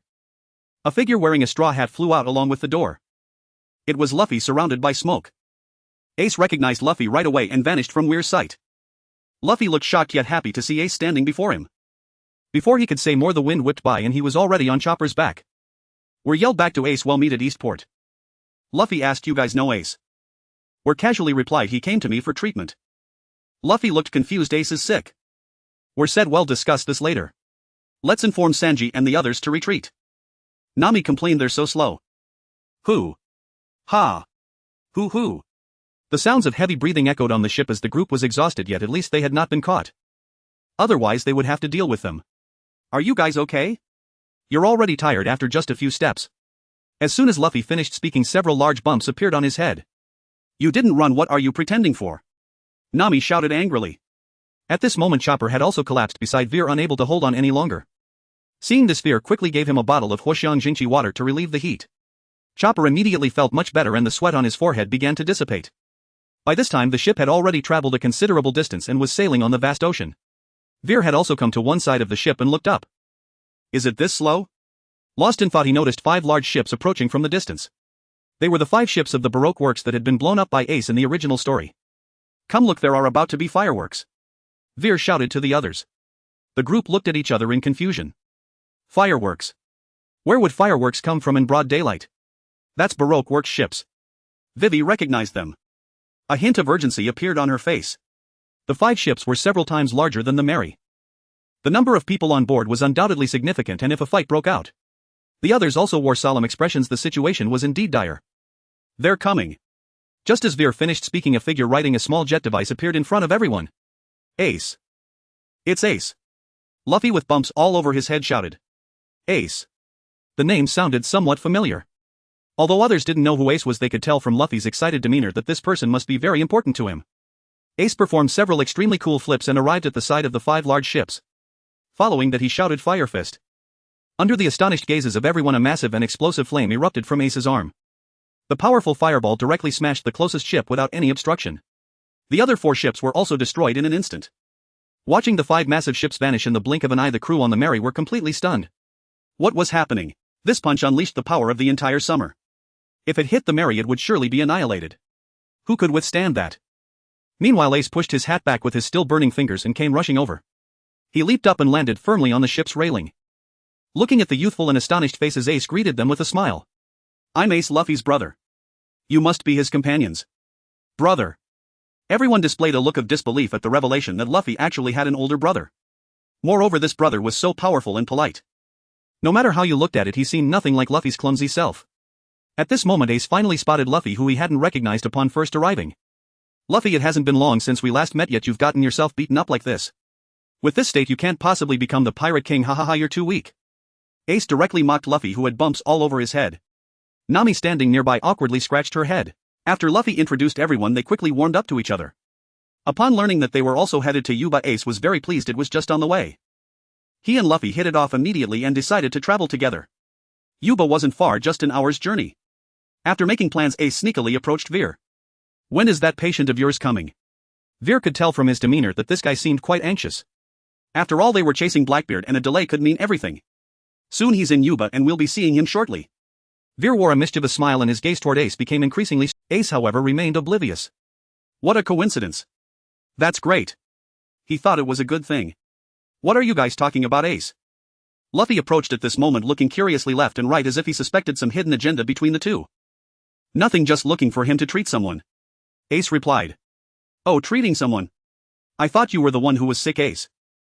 "Veer is very skilled, you're definitely looking for the right person. He can cure any illness, though his methods might be a bit unconventional, but I think it's fine." Luffy enthusiastically spoke to Ace, and upon hearing Luffy's words, Ace's eyes sparkled even more. If even Luffy thought he was capable, then he must indeed be quite skilled. As for what unconventional methods? Nonsense, they were all grown-ups. What were they afraid of with needles and medicine? Even if it were 1,000 times more violent, it wouldn't matter. When it comes to treatment, how bad could it be? Moreover, if even Luffy thought it was acceptable, then the old man definitely wouldn't mind. What great scenes had they not witnessed? Were they afraid of doctors? It wouldn't be embarrassing to admit. It's fine, treatment just requires some methods, that's normal. Ace said nonchalantly. Hearing this, everyone on the ship turned their attention to him. The look made Ace feel somewhat uncomfortable. Just as he was about to ask, he saw everyone nodding earnestly. The meaning was crystal clear. Respect to you for being a man. This left Ace somewhat baffled. What was going on? It's nothing, don't listen to their nonsense. When I treat them, I just exerted a bit more force, or there might be some side effects from the medicine. These are all quite normal. Isn't that right, Chopper? Veer comforted from the side. He even patted Chopper on the head. Chopper nodded frantically, betraying his conscience. Seeing this, Ace relaxed again. So these people were afraid of pain. Really, they startled me. I almost thought the treatment process was terrifying. Right, those are all very normal. It's fine, it's acceptable, it's acceptable. After Ace finished speaking, everyone silently gave him a thumbs up in their hearts. Awesome. Soon the ship docked. The slight cool breeze over the sea had disappeared, replaced by a wave. Though reluctant, they had to face it. The group disembarked and began walking through the desert. The supplies Chopper had been carrying were now all on Luffy's back. He had won the rock paper scissors against everyone. The winner bears the burden, as he said. After walking for half an hour, Luffy exclaimed, "Ah! It's so hot. So tired. So thirsty. So hungry. So sunburned." Luffy yelled from the back, announcing each complaint without repeating. Seeing him like this, Vivi couldn't bear it anymore and spoke up, "There's a pile of rocks ahead, let's rest there for a bit." Upon hearing this, Luffy sprang back to life. He dashed toward the rocks and disappeared into the pile with a few leaps. Watching this scene, Veer also displayed a mysterious smile. They had finally arrived. Ahead, a group of foolish birds would trick Luffy into losing all the food and water he was carrying. At that time, they would only have what was left in their medical kit. Glancing back at Ace, who was also parched, Veer nodded in satisfaction. Though he didn't know why the fire guy felt hot, it was clear that he would need food and drink. As long as he tricked Ace into drinking that bowl of soup, everything would be over. Without food or drink, one soon loses strength after walking for a while, and the blazing sun makes one feel uneasy inside. There's no need to rush, let's talk after walking for a bit. They should wait until they can no longer bear it before taking it out, surely not many can endure it. At the very least, Ace definitely won't. When the group arrived at the pile of rocks, they only saw Luffy standing there in a daze. The expression on his face seemed to The others looked at Luffy's bewildered appearance, somewhat confused, but before they could speak, a flock of large birds appeared from behind them. They were carrying large bags. However, those backpacks looked somewhat familiar at that moment. Nami's face suddenly darkened. She said slowly, "Luffy, can you explain what those bags are about?" Luffy still wore a confused expression. I don't know. Those birds seem to be carrying our luggage." "That's right." Only then did Luffy realize, and after searching around with no results, he finally confirmed that those were indeed the things he had just been carrying. Without a second thought, he dashed off. "You smelly birds. Bring back our luggage." Meanwhile, Vivi looked at Luffy running away with a face full of guilt. "It's all my fault for forgetting to tell him. Those are special birds that trick people into losing their luggage. What should we do? Without supplies, how can we cross the desert?" Seeing Vivi looking so upset, Nami quickly comforted her, saying, "It's okay. We all have some water with us. If we conserve it, we should be able to last." Sanji chimed in and Vivi felt a bit better. It's not entirely her fault, one could only say that Luffy was too foolish. Even birds could outsmart him. Ace looked helpless as well, his little brother really. After waiting for a few minutes, a panting Luffy finally returned. Looking at his empty hands, it was clear he had failed without needing to say a word. Nami wanted to scold him but held back at Vivi's urging. "Let's go. We must hurry. Time is running out, you idiot, no breaks." After shouting at Luffy, Nami pulled Vivi along and headed out. The others followed suit. Nami was right, time is life. Even a moment's delay could lead to many innocent lives being lost because of the war. Luffy, with a face full of distress, knew that he had caused everyone to suffer by losing their supplies. He didn't say anything else and simply followed behind. After walking for an hour, everyone was panting heavily. The surrounding air shimmered due to the heat. It was unbearably hot and their water was nearly gone. Luffy, who had been at the front, was now lagging behind. Each step felt like it was taking his life. Although Ace didn't seem as exaggerated, it was clear he wasn't feeling well either. Seeing the situation, War thought to himself, well, it's about time. I can take out some water to quench Luffy's thirst. Ace probably wouldn't hold out much longer either. Just as he was about to speak, Luffy couldn't hold back any longer. Luffy looked at War, who was riding on Chopper's back, and said enviously, "Why does the captain have to walk? I want to mount too. By the way, Chopper, aren't you tired?" Chopper turned his head at the question. As a winter deer, he showed no signs of heat exhaustion. A clear straw hung from the corner of his mouth with water flowing through. However, the water looked somewhat murky. No, it should be dirty. Following the straw, it was surprisingly connected to Weir's medical box. Chopper couldn't see the straw and only felt that the liquid he drank was refreshingly cool, uplifting, and slightly sweet. Believing that his master wouldn't harm him, Chopper didn't care about what he was drinking. Luffy was astonished, never expecting that Chopper would dare to drink such water. Suddenly Luffy had a flash of inspiration. That's right, Weir's box has plenty of drinks. I just saw Weir take out several bottles of chilled drinks. Though the drinks looked filthy rotten and smelly based on his previous experience with sandwiches, Luffy didn't mind at all. They only looked unappetizing. In fact, they still tasted quite good. He jumped onto Chopper's back, sitting in front of Weir, facing him. Weir, you must have plenty of drinks in your box. Give me some, I'm dying of thirst. Luffy panted, his tongue hanging out listlessly, asking Weir. It was as if he had just finished a marathon, feeling weak and powerless. Hearing this, everyone immediately turned to look at Weir's medical box. The sound of swallowing was particularly clear. It seemed this group was truly thirsty. They had long run out of water. Here in the desert, their bodies were losing moisture every moment. Water was naturally consumed quickly. Now that they were out of supplies, upon hearing Luffy's words, everyone turned their gaze towards Weir in unison. Even Ace was no exception. Ace had seen Weir buy a lot of water to put inside. Although he was physically strong and could hold on a bit longer, being this thirsty was still quite uncomfortable. Seeing everyone looking at him, Weir smiled slightly. Hey, they came to me, I don't even have to work hard. As long as Luffy exaggerated his thirst, Ace would definitely take the bait. He immediately opened his small box and took out a bowl of chilled watermelon juice. He directly handed it to Luffy. Here, chilled watermelon juice, want some? Seeing this, everyone silently shifted their gazes elsewhere. In their hearts, they comforted themselves. I can hold on, I'm not thirsty. What watermelon juice was that? The murky liquid clearly looked like the water used to wash a mop used for cleaning public toilets. They could even see a cockroach or two floating in it. A few flies were also buzzing around the bowl. You're telling me this is chilled watermelon soup? Dude, seriously, stop messing around. Have you not lived enough? Ace looked at Weir with disbelief, as if questioning whether Weir was a complete fool. He tried to discern whether this guy was drunk. But unfortunately, Weir was not. Just as he was confused, Luffy, who was sitting in front of Weir, suddenly grabbed the mysterious liquid from his hands. Then he raised the bowl and drank it all in one go. This scene came as a shock, even Ace couldn't react in time. He still held his hand up, poised to stop Luffy. His face was already one of disbelief. Inside, he was in turmoil. His little brother, has he lost his mind? Even Ace couldn't comprehend Luffy's actions. Are you really that thirsty? Can you actually drink this? If worst comes to worst, wouldn't it be better to just pee on yourself?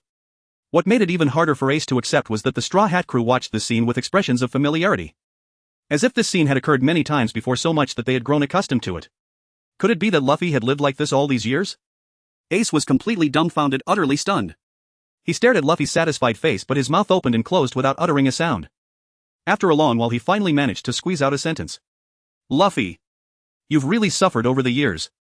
Delicious. Another bowl, please. Luffy kept drinking bowl after bowl, each one different in style. Yet without exception, they were all unappetizing.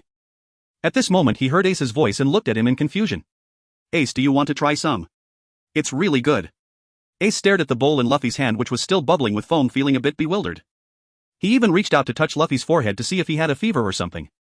Come on, Ace, you don't believe me. I'm not sick, it's really good. Just try it. What looks terrifying is actually very tasty. Luffy swatted Ace's reaching hand away, speaking with firm confidence. Saying this, he directly drank the entire bowl of lemonade. After drinking, he even licked his lips. Ah, so refreshing, sweet and sour, it's amazing, huh? But at this moment, Ace's expression was beyond description, yet easily understood. You little rascal. Trying to harm your big brother. Seeing Ace's disbelieving expression, Luffy immediately felt displeased. Big brother actually doubts me. Really? Why don't you believe me? Look. Luffy said, pulling a leftover fly from the bowl and putting it in his mouth. Yet he showed no signs of nausea, only a look of being sour. So sour. Seeing this, Ace was even more confused. What's going on? How did it become sour? Could this thing really be edible? He couldn't help but start to doubt. Meanwhile, Weir was acting like he had as much as they needed, continually handing bowls to Luffy. This really made Ace lose confidence. Could it really just look scary? Does it actually taste good? Watching Luffy gulp it down, he began to hesitate. The hunger and thirst from all over his body urged him to take a sip. Weir noticed his hesitation at this moment. This guy was already tempted. He had to push a little harder. Success was just around the corner. Thinking this, Weir directly picked up one of the bowls himself, brought it to his mouth and began to gulp it down. Soon after finishing a bowl of icy water, Weir let out a satisfied sigh. Looking at Ace, Weir kindly asked, Do you want a bowl? His face still wore an innocent smile as if he were a kidnapper enticing a child. At the same time, a bowl of unremarkable liquid was presented to Ace. However, at this moment, Chopper, who witnessed this scene, suddenly trembled all over. His eyes were filled with terror. This is the potion made together with Big Brother. The potency of this thing goes without saying. What is Big Brother trying to do? Is he trying to kill someone? That's Luffy's brother. Chopper instinctively wanted to shout to stop it, but suddenly felt a chilling aura surrounding him. He looked up and met Weir's smiling eyes. Better not say anything. The meaning in that gaze was clear. The words that were about to come out were swallowed back by Chopper. After weighing the pros and cons, Chopper ultimately bowed his head in resignation. Forget it, better his friend than him. Big Brother probably wouldn't really want to kill him, right? At worst, he would just suffer a bit.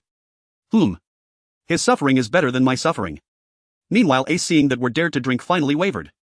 Luffy drank so much and is fine, I'm much stronger than him, so it can't possibly harm me. Plus, if we're drank it himself, it must be okay. With this thought, Ace took the soup from Weir's hands. Seeing this, Weir kept his expression neutral, but inside he was already bursting with joy. Preparing to clean up, it was almost time for him to take the stage. Ace did not disappoint his expectations, first taking a small sip. A slight cold liquid slid down his throat, accompanied by a faint floral fragrance. This made Ace's eyes light up. He was now convinced. These two guys weren't lying to me.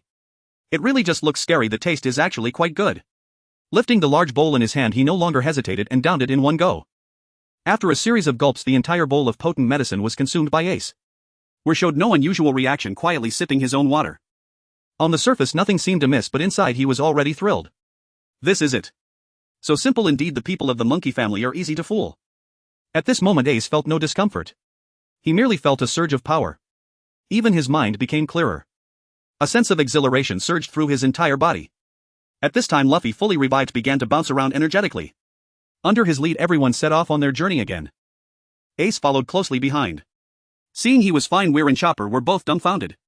The two stared at each other in disbelief, then glanced at Ace. What's going on? How come this guy is completely fine? Is the potent medicine not potent enough? Or did I grab the wrong medicine? Weir confirmed repeatedly and was very certain he hadn't made a mistake. What Ace just drank was indeed the potent medicine mixed by Chopper, enhanced with a kidney tonic. But what's up with Ace? His physical condition is so abnormal. No problem, even if he is physically strong, it can only last a little longer. Just wait, this guy will be in trouble soon. However, half an hour passed and Ace still showed no signs of discomfort. This made Weir start to doubt. Could it really be ineffective against him? But it was too late to think about it now. He could only continue to observe. Another half hour later, the group arrived at a cluster of rocks. The large shady area made everyone decide to take a break. They had been walking for an hour and were too tired. Ace and Luffy sat together happily chatting, showing no signs of abnormality. Weir and Chopper sat across from them, staring intently at Ace. It had already been an hour. What on earth was wrong with this guy?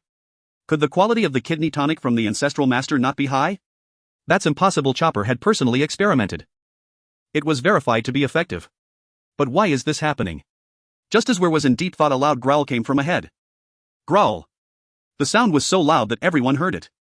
They all turned to look at the source of the sound. Seeing everyone looking at him, Ace's face turned slightly red. This is so embarrassing. What's with my stomach suddenly growling so loudly? Ace, are you hungry? Why does your stomach sound like cannon fire? You scared me.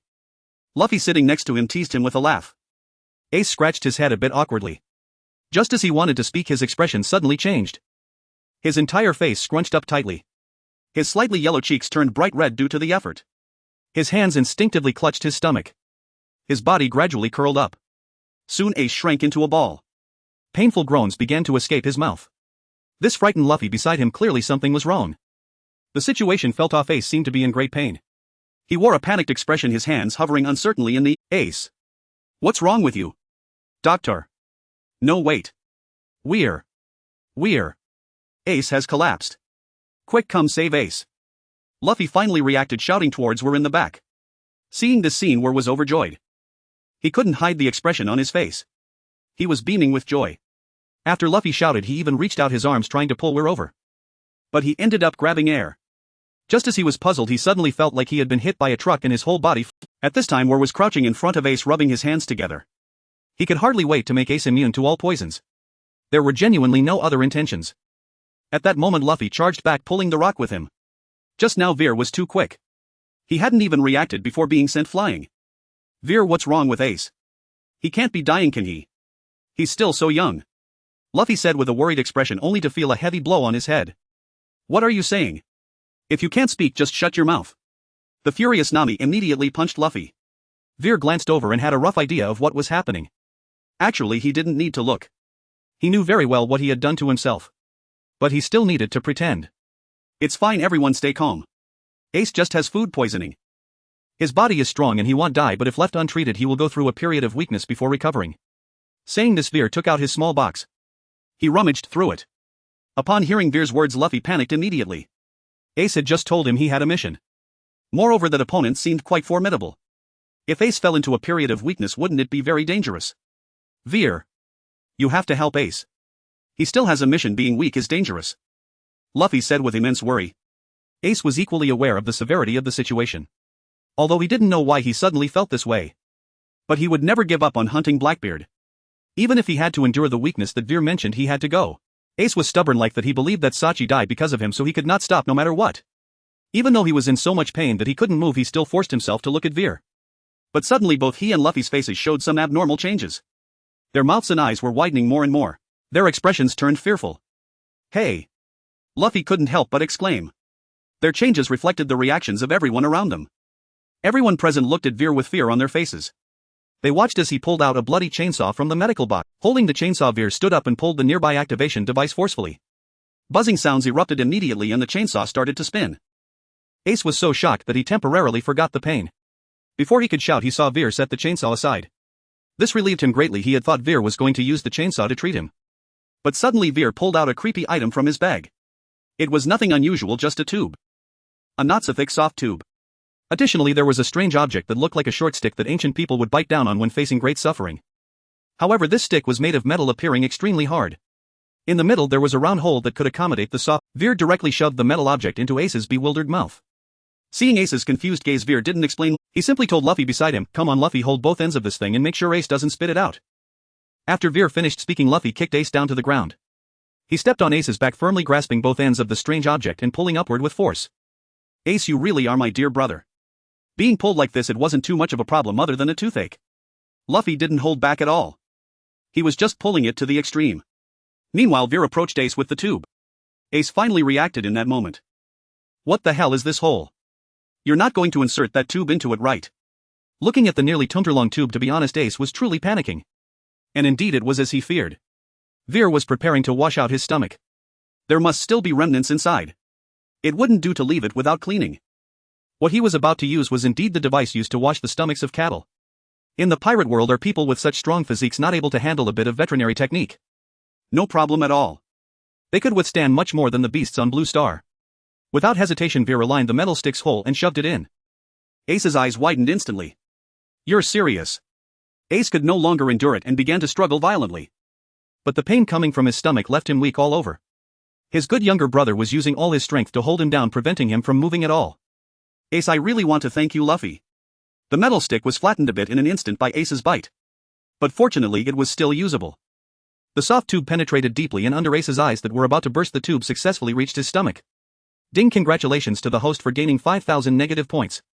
Ding! Congratulations to the host for gaining 2,000 negative points. Before this even started, he had already accumulated 7,000. This was simply a tremendous piece of good news. As long as there were no accidents, this would definitely result in a huge explosion of negative points. But just as he thought this, the system's voice chimed again. Ding! Congratulations to the host for reaching a savings of 10,000, unlocking a new ability, Unwasted Rescue. Unwasted Rescue, the victim will gain varying degrees of strength enhancement while being harmed. Ah. What? This is an incredibly powerful ability given for free. Wow. The system is truly a good system. It even thinks of providing benefits for the victims. Impressive, truly impressive. Ace, with a doctor as good as me, you should just enjoy it. Thinking this, Veer took out a funnel and attached it to the end of the tube. "Chopper, come add water." Upon hearing this, Chopper immediately grew larger and ran over, taking the filthy water that Veer handed him and poured it in. Seeing this, Ace became even more distraught. His stomach hurt, and it was most likely because of the thing he just drank. Although he didn't know why they could drink it and he couldn't, it was clear he could no longer drink it. What was this guy planning to do now? Bad. This is bad. Something is going to go wrong. But Luffy was still pressing down on him, making it impossible for him to move. "Ace, it's okay, close your eyes, just endure it and it will pass." At that moment, Luffy actually spoke to Ace like an older. Ace could no longer hold it in. He secretly vowed that once he recovered he would definitely give this guy a good beating. A serious beating. He had to let him know what it meant to endure until it passed. Soon the first basin of water entered his stomach. That strange feeling immediately provided Ace with 2,500 negative points. Once it happened there were several more to come. Soon several buckets of water filled Ace's stomach, which noticeably swelled. Then Veer held the tube with one hand and began to pull it vigorously. Soon a large amount of unknown liquid and a large number of negative points poured out. Ace was stunned. This was how you washed the stomach. It was truly his first time seeing this.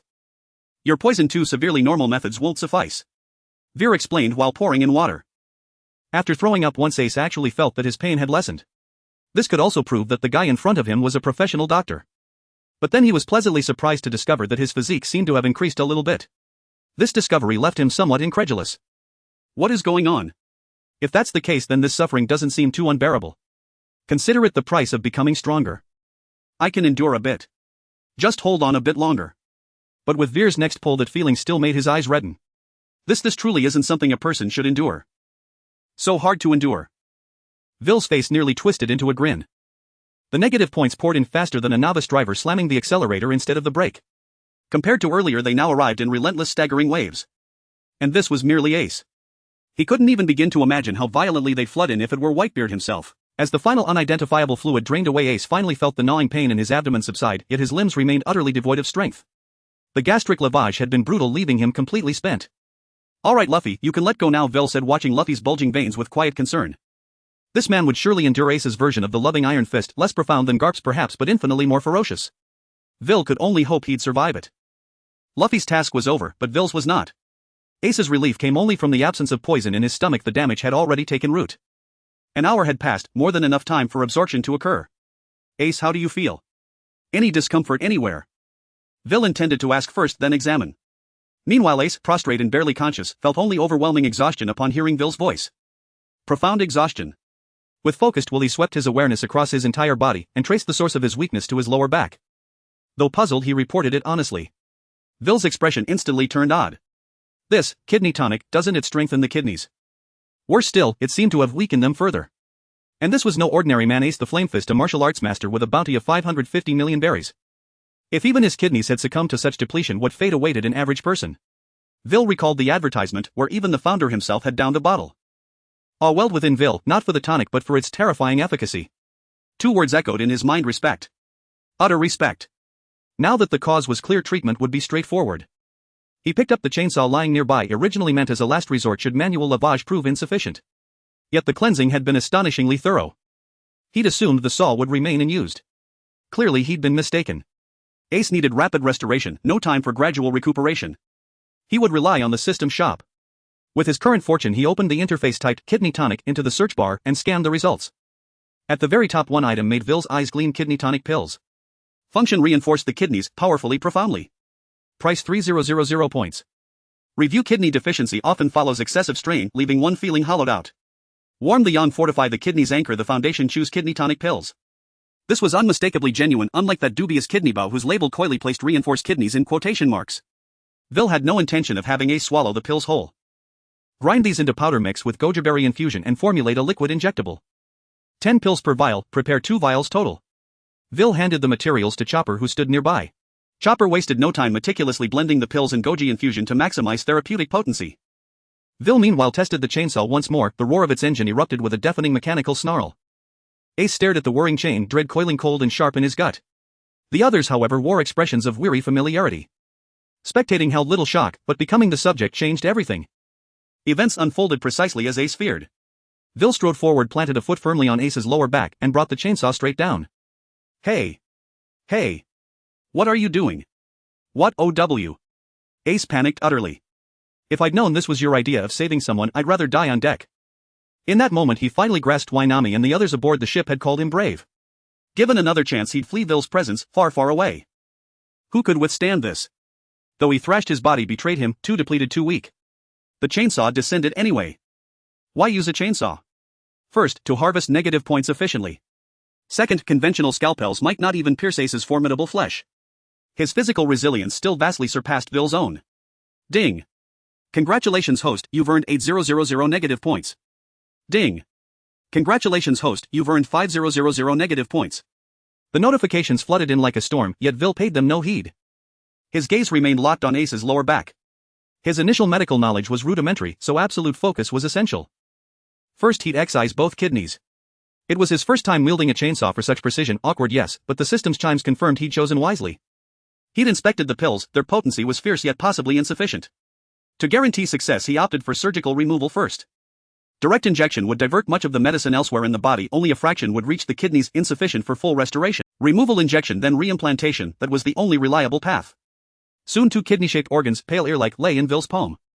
Ace gaped, dumbfounded. He used a chainsaw to cut out my kidneys.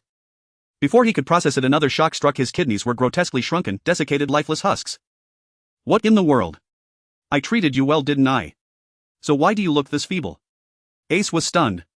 I'm still a virgin, how did my kidneys end up like this? Ace, you really must take better care of yourself.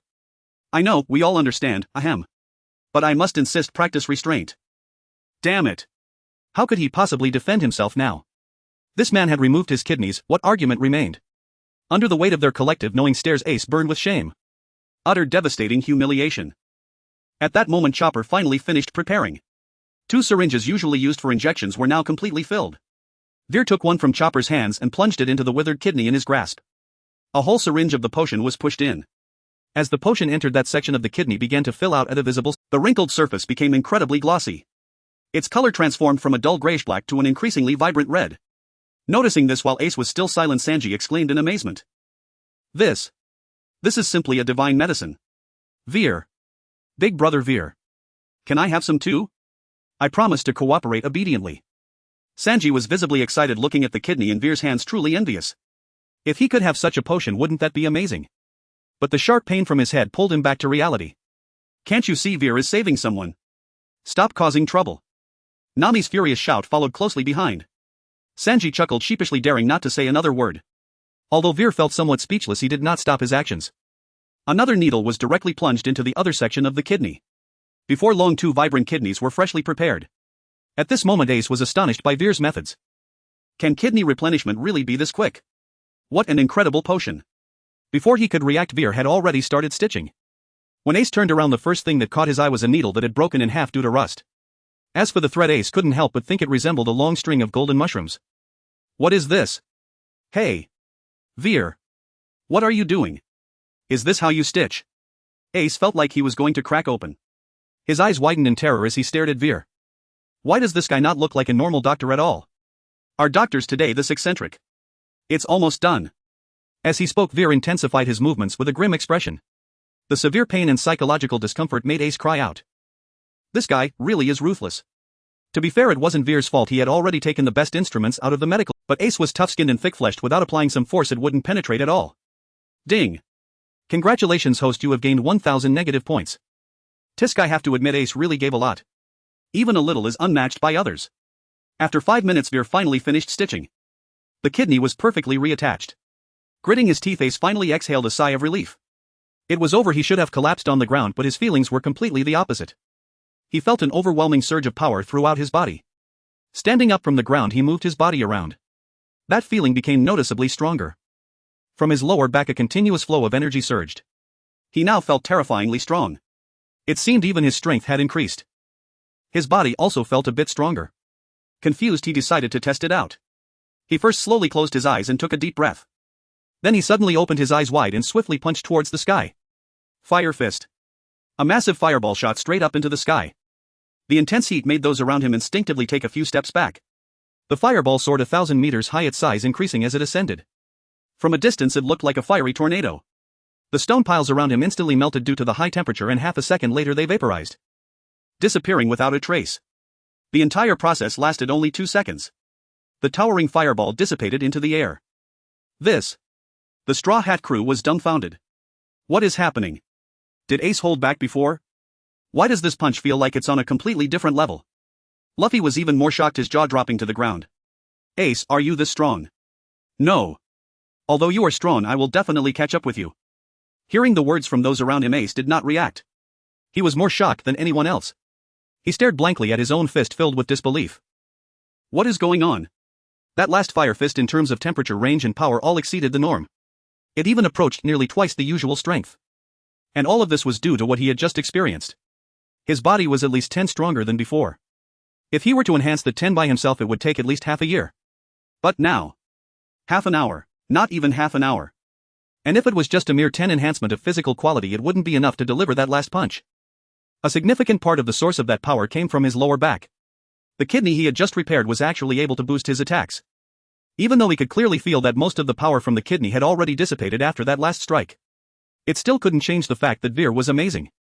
At this moment, Ace finally looked at Veer. He no longer had any doubts about the medical skills of the person before him. This was a divine doctor. After this series of actions, not only had he restored himself to his original state, but he had even become stronger. What else could be called a divine doctor? He would call to notify his father soon, urging him to send someone to bring Veer over. Such matters were certainly best handled quickly. If not for his current task, he would have tied up Veer and taken him away.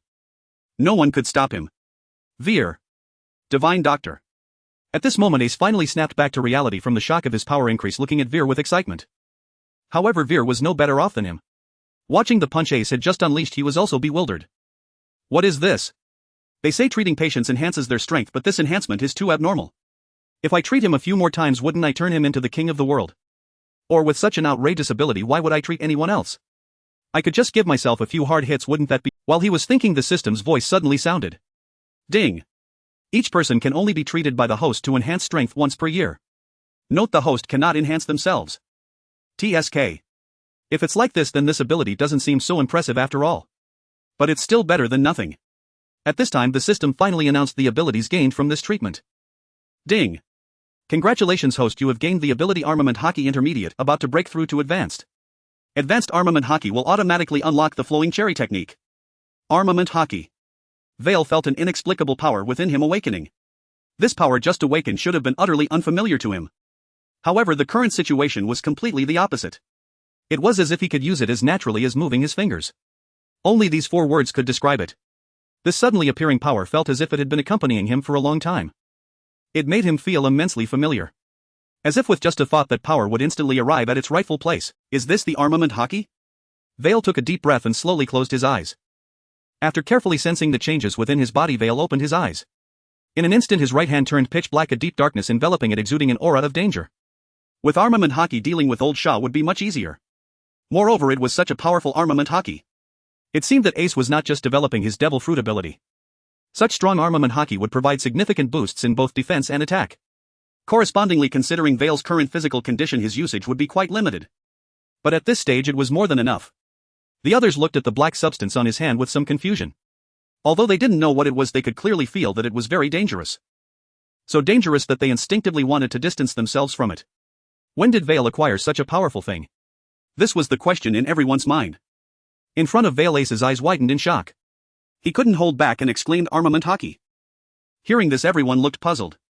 Armament Haki. They had never heard of such a thing and naturally did not understand what Ace was talking about. Ace was once again shocked by Vale. He stared blankly at Vale, who was examining his right hand. At the beginning of the Grand Line, he actually saw a pirate rookie mastering Armament Haki. This was not impossible. What surprised him was the strength of this Armament Haki.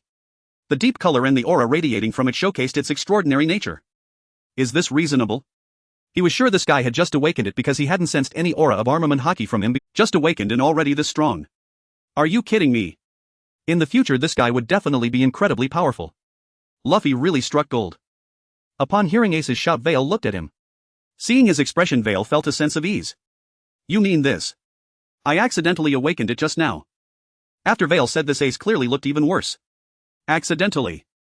Alright, you little brat. You can talk. Ace noticed everyone's confused expressions and guessed that they didn't know what Armament Haki was. He had been like this when he first set sail. After explaining it to everyone, the way they looked at Vale changed. According to Ace, the practicality of this thing was simply outrageous. Those powerful individuals were all possessors of Armament Haki. Moreover, they all had considerable mastery over it. Those who specialized in Armament Haki could dominate the world with just that. The importance of this thing was self-evident. Ace said it was awakened through personal training. When one's strength reaches a certain level and with the right training, it awakens naturally. But the strength is not so easily enhanced. They currently showed no signs of awakening. In Ace's words, your bodies are too weak, that's why you can't awaken it. But what about Vale? Not only did he awaken it casually, but he also started with a very high intensity. The gap in this regard was already significant. Actually, it's not that difficult. Everyone will learn it sooner or later. Vale comforted them and everyone knew that this thing couldn't be forced. Their bodies were still too weak. Even Luffy didn't pester Ace to teach him. How do you feel? My patient. Vale turned to Ace again at this moment. Upon hearing this, Ace realized he had just been astonished by Vale's armament. I feel very clear. I've become much stronger. How did you do it, Vale? This is simply unbelievable. Ace had been wandering for so long, yet he had never seen such a method of enhancing strength. So quick, so easy. Wait, let's not say easy. It was indeed quick. Hearing this, everyone turned to look at Vale. All of them looked shocked. What? Their strength improved after he saved them. Is this for real? At that moment, Sanji and Nami, who had been treated by Vale, were quite skeptical. But judging from the punch Ace threw earlier, it did indeed show a significant improvement. Then why didn't we improve? Could it be that we are too weak? Luffy and Zoro, however, behaved unusually. Their eyes were shining with excitement. Can you enhance strength? At this moment, Zoro found that Vale was no longer as frightening. He even seemed a bit cute. For this swordsman who was keen on enhancing his strength, enduring some torment during the treatment was completely acceptable. Luffy thought to himself, seeing how Ace had widened the gap from him due to Vale's treatment. In his view, Ace was cheating. Then he also wanted to cheat once to make it fair. Hey. This is the most basic thing. How could I let you suffer in vain? If you're fine, let's hurry and set off. By the way, your stomach really can't handle it. You can't even eat clean and hygienic food. TSK. Vale scanned Ace from top to bottom and finally shook his head. Ace was even more speechless. Basic operation. If this was basic operation, then it was ridiculous. Vale's medical skills were simply unfathomable. As for his stomach, he couldn't understand why he, who was clearly much stronger than the two of them, ended up with a bad stomach. I'm fine now, feeling great. Let's hurry on our way. Ace, not wanting to discuss this topic any further, quickly spoke up. With his words, everyone quickly set off. After all, it was because of him that they had delayed quite a bit of time here. Now that he was fine, they could move forward. Luffy, having drunk enough water, was bouncing around at the front. His lively appearance made one feel exhausted just watching. This guy was truly full of energy. Big brother, can the deer learn armament haki? At this moment, Chopper under Vale looked up with a bewildered expression. His tone carried a hint of worry. Vale noticed his concern, patted his pink hat and smiled, saying, of course the deer can learn. Then he leaned down and whispered, with my personal guidance you will definitely be the second to awaken it. Upon hearing Vale's words, Chopper was momentarily stunned, even halting his steps. Just now wasn't he saying that teaching this was useless? Why is Big Brother saying he wants to teach me? Before he could ask, Vale continued, in that blue wave pill of yours, it's too trashy, it even has side effects. Once we return to the ship, it'll help you improve it. Chopper was once again taken aback, looking back at Vale in a daze. His eyes were filled with gratitude. Master. Not only is he going to open back doors for me, but he also wants to help me improve the blue wave pill. How can he be so good to me? Chopper's mouth pouted downwards and his eyes began to tremble. This was the third human who truly treated him well, although he already knew. Vale smiled faintly. Just kidding. Teaching them armament haki is tiring, it's better to let them explore on their own. But disciples are different. Disciples should still be spoiled. If I became your master, how could I not open a few back doors for you? As for the blue wave pill, I plan to help Chopper improve it after exchanging for the healing art. I saw him use it once at his house. I've wanted to improve it since then. After all, the side effects are quite significant. But I was frustrated by my lack of ability. Don't be dazed. You've fallen behind. Vale slapped Chopper's antlers, causing him to instinctively tilt his head. Chopper, lost in thought, immediately snapped back to reality. Seeing that he was indeed lagging behind the group, he hurriedly replied and ran forward. Thank you, Master. Running, Chopper murmured quietly, almost inaudibly. But Vale, sitting on his back, couldn't help but smile. New world. On board the Moby Dick. Hey, what's wrong, Ace? Have you encountered any trouble? Marco asked with some anxiety while looking at the phone bug reflecting Ace's face. Not long ago, the red-haired man had just visited and warned that Ace's current venture might be dangerous. Receiving Ace's call now made Marco worry about what danger he might have encountered. Hey. Marco, what kind of tone is that? Do you think I'm that weak? That Teach guy only runs fast. As long as I catch up, I will definitely take him down. Ace said fiercely, completely disregarding Blackbeard. Forget about him. Marco, I have good news to tell you. About Dad. Hearing Ace say that, even Marco became worried. This guy is too overconfident, I need to have a serious talk with him. At this moment, hearing Ace mention good news about Dad piqued Marco's interest. What news? Ace cleared his throat and slowly said, I found a doctor who can treat Dad's hidden injuries. What? As soon as Ace finished speaking, a scream erupted. Even a composed person like Marco was rarely this flustered. His rough voice nearly echoed throughout the entire Moby Dick. Everyone rushed over when Marco called out like that. It usually meant something significant had happened. Joseph's broad figure was the first to arrive beside Marco. Just as he was about to ask, Marco urgently shouted into the connected phone bug, "You can't be joking, Ace. You should know Dad's condition, it's not something just anyone can heal." The crowd gathered quickly understood why Marco was so flustered. Ace found a doctor who can treat Dad's injuries. He can't be fooled, can he? That was the first reaction of everyone present. Even Marco thought the same. No one knows Dad's body better than him. But what Ace said next shook them. His treatment can enhance one's strength. Ace said little, but those few words made everyone's eyes widen in disbelief. Enhancing strength through treatment. What does that mean? Those words seem understandable on their own, but when put together they become somewhat incomprehensible. Such a thing was unheard of, and they were even more convinced that Ace was deceived. Ace wouldn't believe such nonsense, would he? But before they could ask, Ace spoke again. "The one who is enhanced is me. And I've at least improved by 1/10. What? This was a big deal, and everyone gasped in astonishment. The sound was so loud that even Whitebeard, who was dozing nearby, turned his gaze. What are my foolish sons up to now? Whitebeard shook his head helplessly. Meanwhile, the crowd found themselves at a loss for words to question. After all, the one whose strength was enhanced was Ace himself. How could he possibly be speaking nonsense? Wait, how much did he just say? 1/10. Hiss, the crowd couldn't help but take a sharp breath. That was not a small number. 1/10. Even Ace could be enhanced by 1/10, which meant the doctor's power was beyond doubt. This was simply incredible. There actually exists such an extraordinarily powerful doctor in the world. They were learning for the first time that medical skills could also be used to enhance strength. Previously they had been ignorant. How could they dare to question such a formidable doctor? If that's the case, the Dr. Ace mentioned really could heal Dad. Thinking of this, everyone's expressions began to change. From initial disbelief to ecstatic joy once they processed the information. After all, this concerned their dad, who had endured so much pain and suffering over the years. Ace. You little brat. Your luck is truly amazing. If Dad really gets healed, you will definitely be the hero. Ha ha ha. Marco shouted excitedly into the phone bug. On the other end, Ace also showed a proud expression. It's a piece of cake. Ha ha ha. By the way, hurry up and send someone to pick him up, I can't leave here. Although Ace was joyfully casual, he did not forget the purpose of his call. Okay. Don't worry. This job will definitely have a lot of people vying for it. After Marco finished speaking, Ace detailed the situation regarding Veer. They could directly look for the Straw Hat Pirates when the time comes. After giving his instructions, he hung up the phone. Just as the call ended, the crowd on the Moby Dick rushed excitedly towards Whitebeard. This scene left Whitebeard somewhat bewildered. Jozu was the first to rush over, practically face-to-face with Whitebeard. If Marco hadn't pulled him back, he would have certainly collided directly. Dad. Dad. There's good news. Dad, Ace found a miracle doctor. The whole group shouted excitedly. They all wore happy smiles. In the end, Marco was the one to explain. Dad, Ace met a doctor with exceptional medical skills, one who can even heal your hidden injuries. We are preparing to send a captain to pick him up. Get him here as fast as possible. After Marco finished, Whitebeard simply shook his head helplessly. He looked somewhat pained, resting his hand on his forehead. No one can cure his illness. He knows his body better than anyone. He had little time left. He wanted to tell them not to waste their efforts, but looking at the hopeful eyes around him and the expressions waiting for his praise, the words that almost came to his lips could not be spoken. These children of his have truly grown up. Since they want to go through this, let them have their fun. Being a killjoy was not something he should do. Go la la la. Hurry back, I might not have many days left. Whitebeard laughed heartily, his laughter extremely boisterous, giving off a carefree feeling. As soon as Whitebeard finished, the ship erupted with cheers. It wasn't because they were happy Dad had few days left. They could tell that Dad was joking. They were initially worried that Dad would refuse, which was quite possible given his temperament. But now they had received his permission.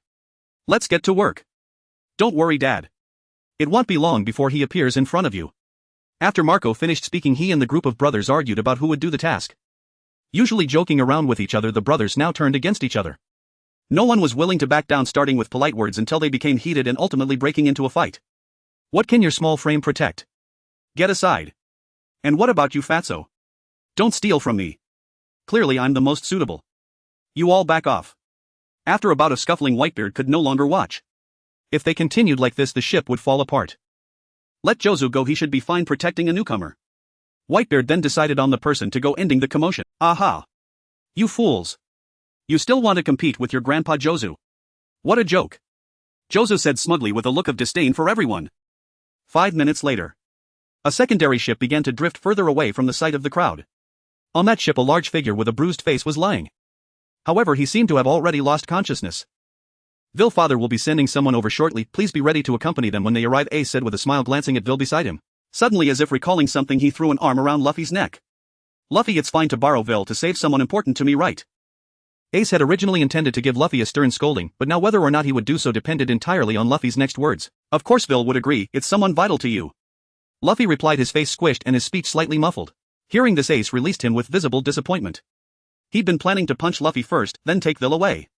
That plan, however, was now off the table. If Vil refused, Ace would have compelled his consent, no question. Now Ace turned once more to Vil. I have no objections whatsoever, saving lives is a physician's sacred duty. Vil spoke with solemn sincerity, and Chopper's eyes sparkled with starry awe. Truly, Master is the greatest doctor in the— Ace pushed up the brim of his hat, flashing a radiant smile. Thanks, really, Vil. Vil waved casually. We're brothers, just brothers. You're far too formal. It's only natural, I'll always help free of charge. Upon hearing these words, Ace felt a genuine swell of gratitude. This man, though rough-hewn in method, was undeniably a true comrade. Ace nodded firmly, his gaze warm. In that moment Vil struck him as truly admirable. At the very least he inspired ease and trust. Blur blur blur blur. Just then Ace's den mushy chimed again. Click. Hello? Ace walked while speaking into the shell. Meanwhile Vil contemplated their next move, now armed with armament, Haki already nearing its advanced stage. Defeating Crocodile would be effortless. His power had clearly plummeted, shattered by psychological collapse. Ace wouldn't linger much longer. Once he departed, only Vil and the others would continue toward Aliabarna to seek the rebels. Yet the rebels had long since left. Their journey there would be futile, a mere waste of time. Perhaps 2 or 3 hours, but across this vast unforgiving desert time squandered is time irrevocably lost. Reaching their destination swiftly remained the optimal path. He'd need to consider how best to broach this with the crew.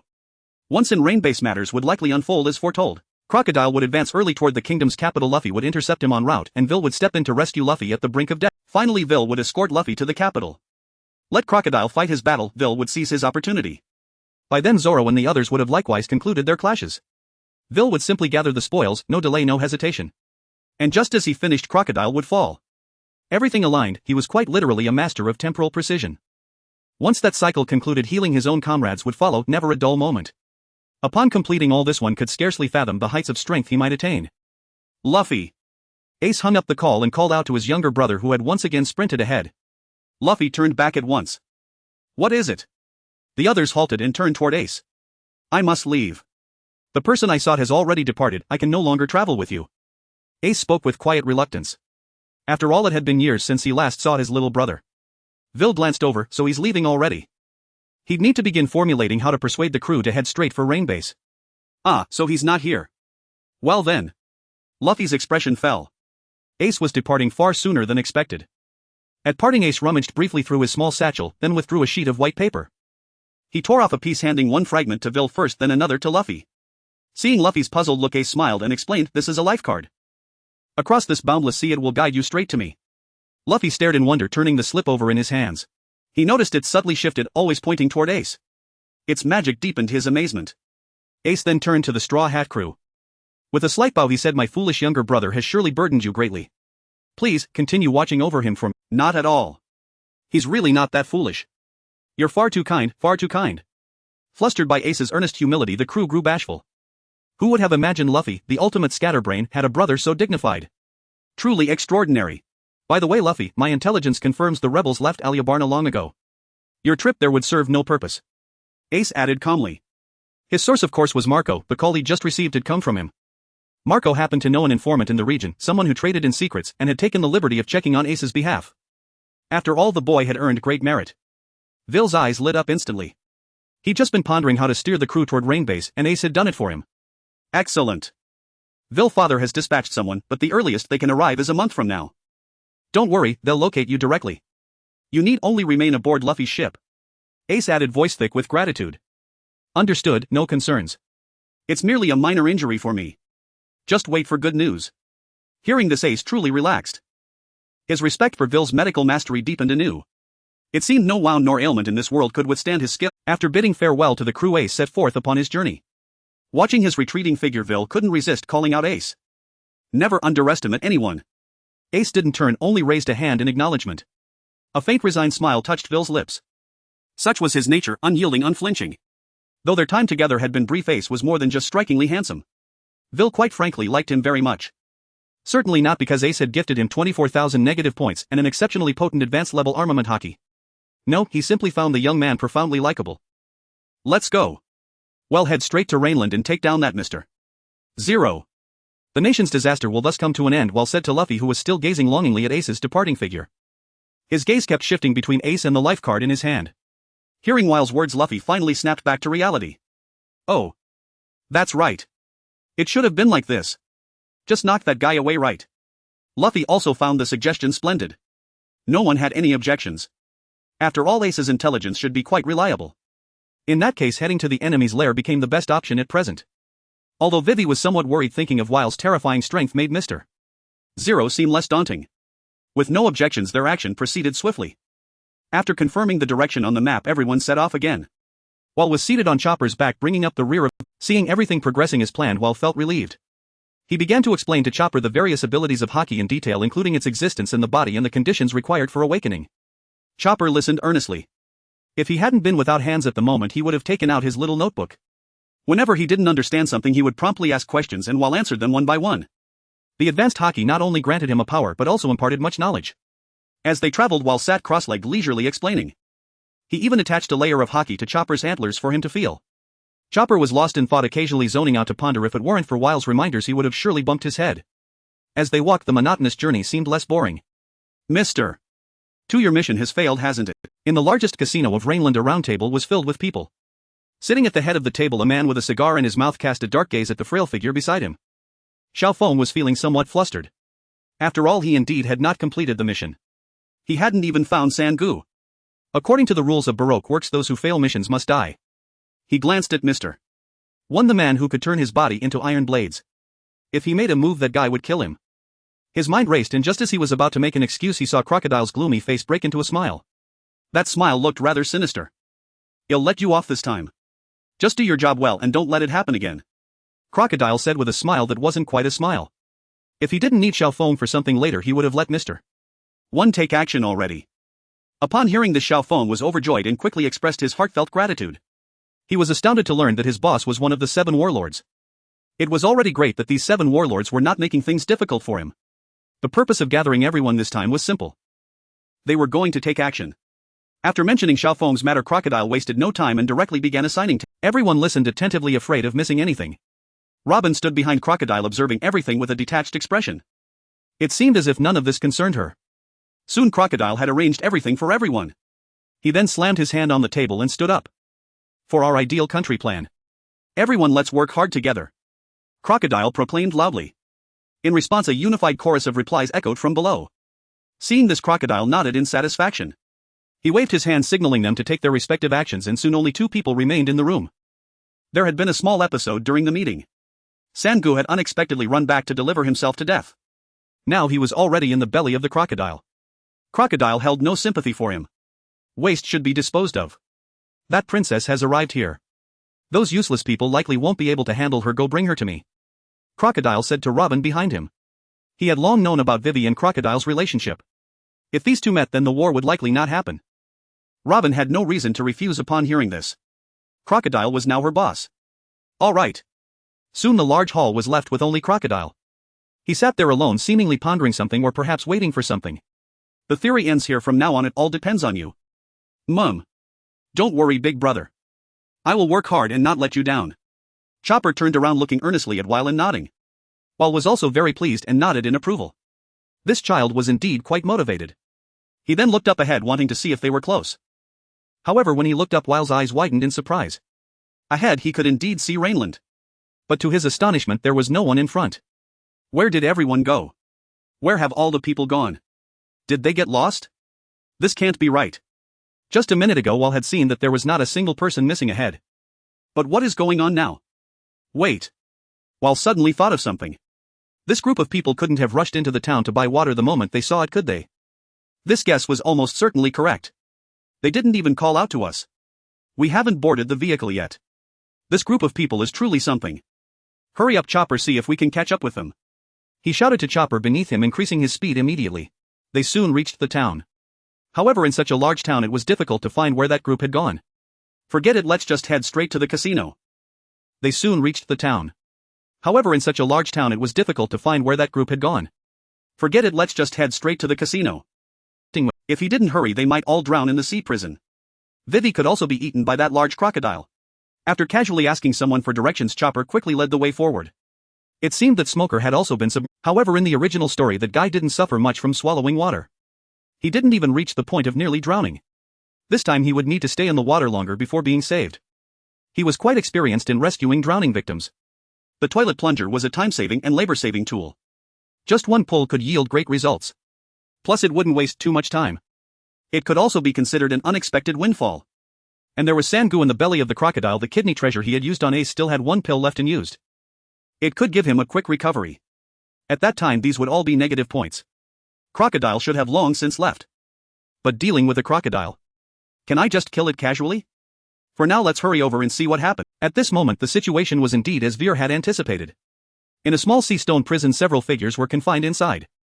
Sanji and Smoker were among them. Vivi was tied to a chair in front of a man who was exhaling smoke. Old Shah was smiling broadly. With this his plan would face no obstacles. This place will soon be flooded with lake water. Do you wish to save them? With a playful smile on his face Old Shah looked at Vivi as he spoke. After finishing a metal key appeared in his hand. Its meaning was clear. However, he could not possibly hand it to Vivi. He directly tossed the key into the crocodile pit where ferocious crocodiles that preyed on sea kings lurked. The key was swallowed by the crocodile the moment it hit the water. Ha ha ha. Next you can have fun with these little fish. After saying that, Old Shah left with Robin, leaving Vivi tightly bound to the chair. Meanwhile Luffy was using all his strength to try to squeeze through the gaps of the iron cage. But as soon as he touched the sea stone he collapsed powerless. Seeing this, Vivi knew she could no longer sit idly by. If this continued everyone would die here. She began to twist her body, trying to use the sharp boomerang hanging at her waist to cut the ropes. However, just as she made a few movements the crocodile jumped out of the huge water pool and rushed directly toward Vivi. With its massive body each step it took echoed with thundering sounds. Vivi! The prison erupted with cries of alarm. Just as the giant was about to swallow Vivi in one bite the ropes finally snapped. Vivi leaped up, dodging the attack. A confident smile lit up her face and the weapon in her hand spun rapidly like a top, emanating an extraordinary aura. Poof! Stinky crocodile! Surrender now! This scene dazzled everyone watching. There was hope. A minute later. Ah! Stop chasing me! Why doesn't it respond to my attacks? Vivi was frantically fleeing, filled with terror. The giant crocodile was relentless in its pursuit. This is bad. Vivi's attacks are completely ineffective. She's no match for that crocodile. Nami looked on with concern, knowing that Vivi could meet a terrible fate at any moment. If only we had called Veer to join us. He would definitely have a solution. Usopp lamented. Just moments ago, upon seeing the town, they had rushed over like Sanji seeing a beautiful woman, completely forgetting about Veer, who was trailing behind. Veer will come to rescue us, Luffy declared with certainty. How would he know we're here? In such a short time, can he really make it?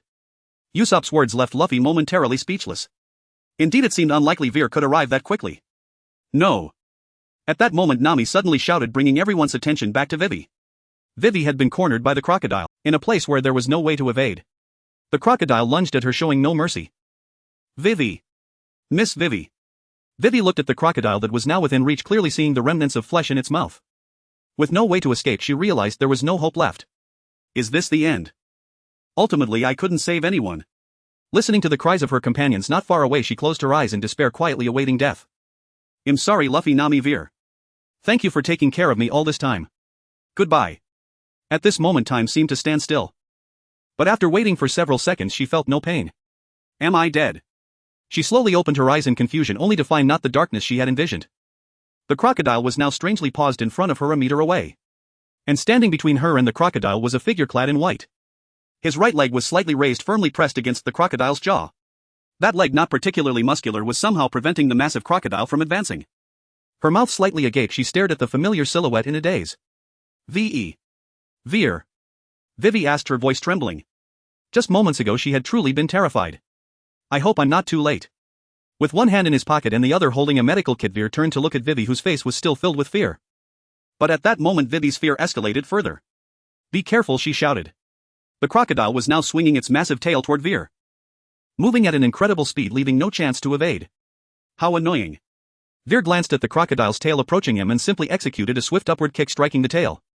Then, under the astonished gazes of everyone, the crocodile, weighing several thousand pounds, was unexpectedly sent flying by this powerful kick. What kind of strength is this? A gasp of shock echoed. At that moment a figure abruptly appeared in front of the suspended crocodile. Without any fancy moves a simple kick was delivered. However, there was now a faint black substance on that foot. Leg enhancement. With a loud bang, the several thousand-pound crocodile instantly vanished from everyone's sight. Veer, who had landed steadily beside Vivi, took out an umbrella from his medical kit and opened it. Following that, a rain of blood began to fall. The ground was instantly stained red, with only the area sheltered by the umbrella escaping the disaster. Everyone, including Smoker, stood frozen in place. Just now, if they weren't mistaken, Veer had kicked that crocodile away. Hiss. Another wave of gasps erupted. Veer's strength was gradually surpassing their imagination. Although this crocodile was not particularly strong, its massive body was actually eradicated by Veer's sheer power. What kind of strength does it take to achieve that? Veer was indeed a bit too strong. Vivi was left utterly stunned. She had just personally experienced that guy's strength. Her attacks couldn't even breach his defenses. But now, Veer had sent that guy flying with just one kick. The gap between them had grown immeasurably. Vivi stared blankly at Veer standing beside her, her lips trembling. "Are you all right?" Veer spoke gently. Wei Wei finally came to her senses and hurriedly thanked Wire. "It's okay, I'm fine. Thank you so much, I almost got eaten." Wei Wei, looking as if she had survived a disaster, patted her chest in relief.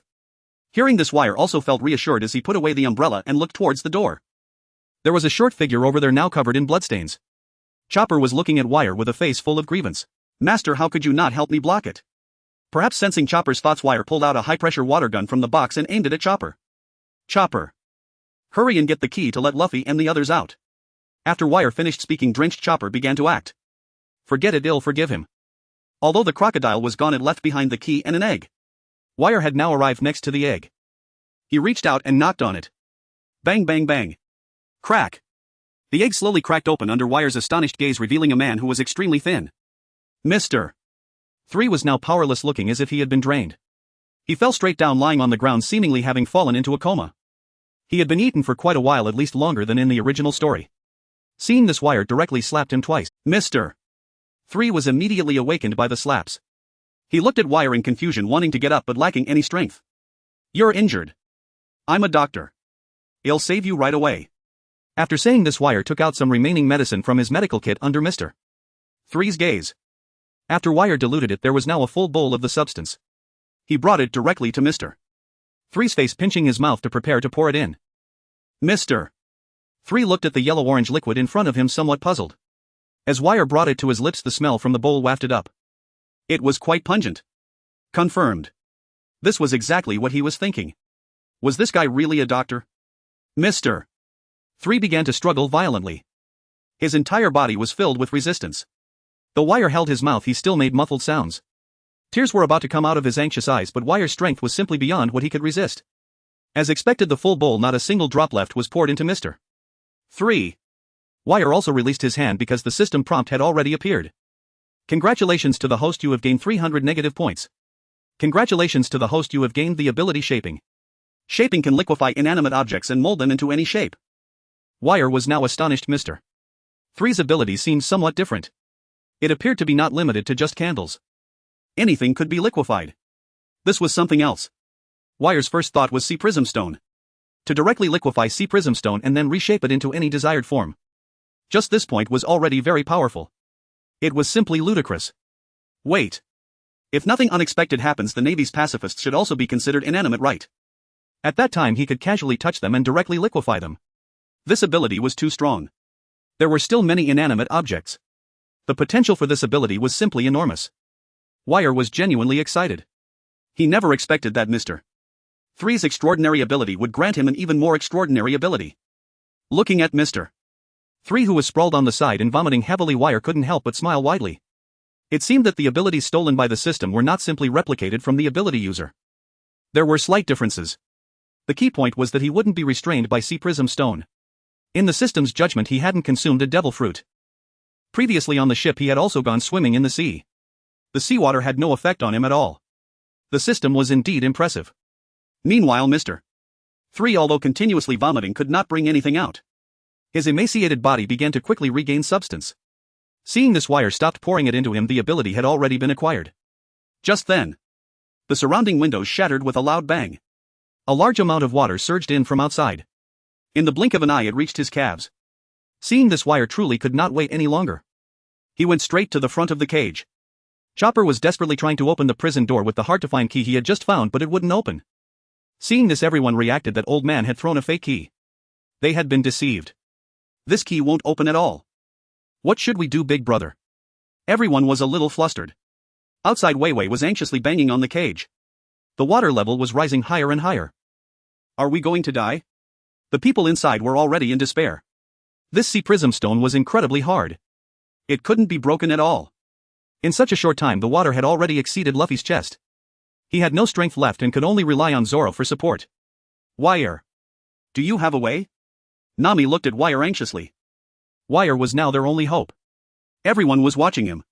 But thinking of the hardness of the sea prism stone, they felt a little disheartened. Can anyone really break this thing? Even Wire probably can't. Wire, please save them. They will drown in there. Weiwei looked at him with a pleading expression, almost crying. She kept shaking Wire's arm.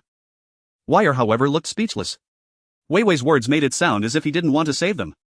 He first grabbed the already weakening Chopper. He tossed him onto his head. Chopper quickly hugged Wire's head. Then Wire grabbed the hard sea prism stone. As he activated his ability, the area he held began to slowly soften. Everyone's gaze started to change, because the part that Wire was holding actually began to melt. The melting area was rapidly spreading outwards. In the astonished eyes of everyone, in just 5 seconds, the stone said to be the hardest completely disappeared.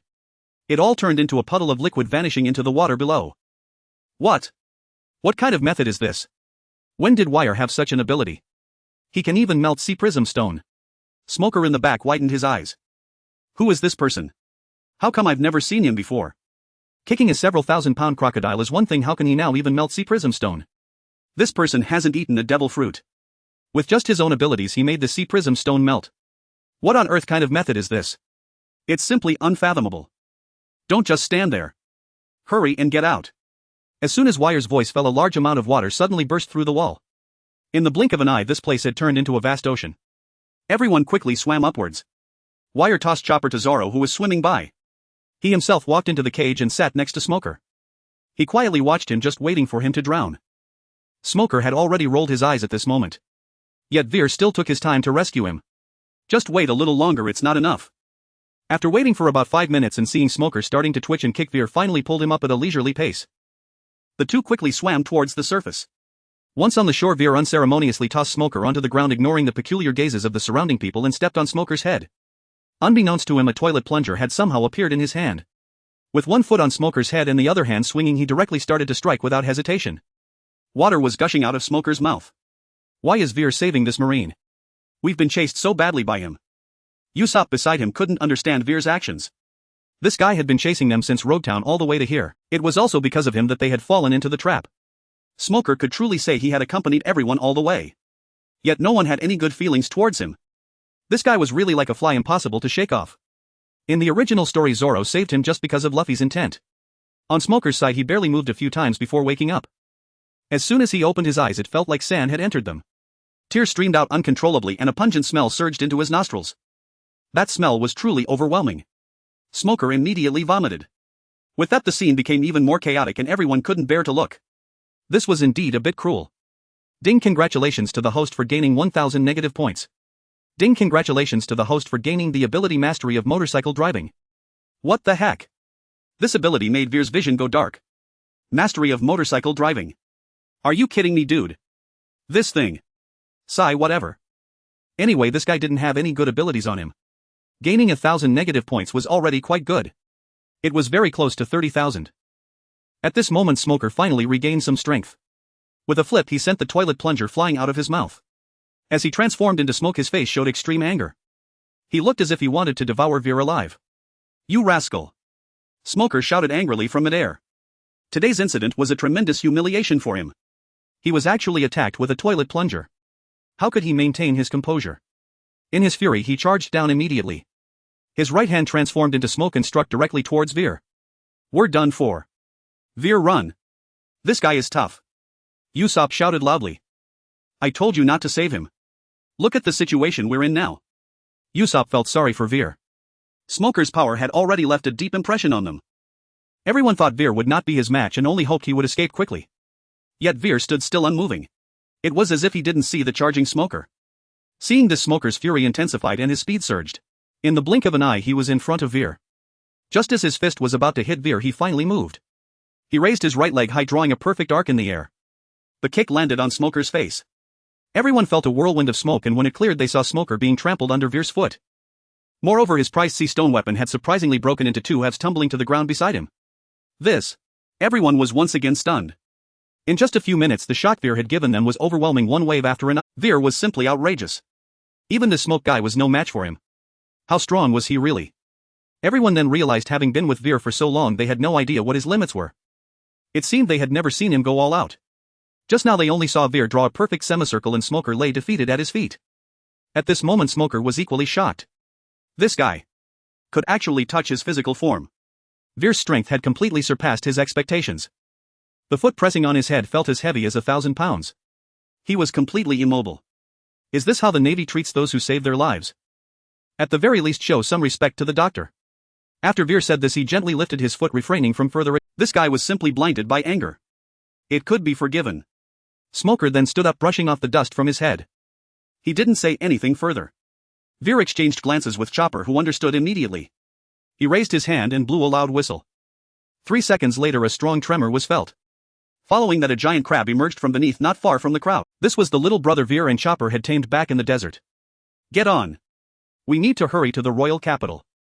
The war might have already started by now. You all get on Chopper and I will follow shortly. After Veer finished speaking, everyone looked at him with admiration. This giant crab. It was really huge.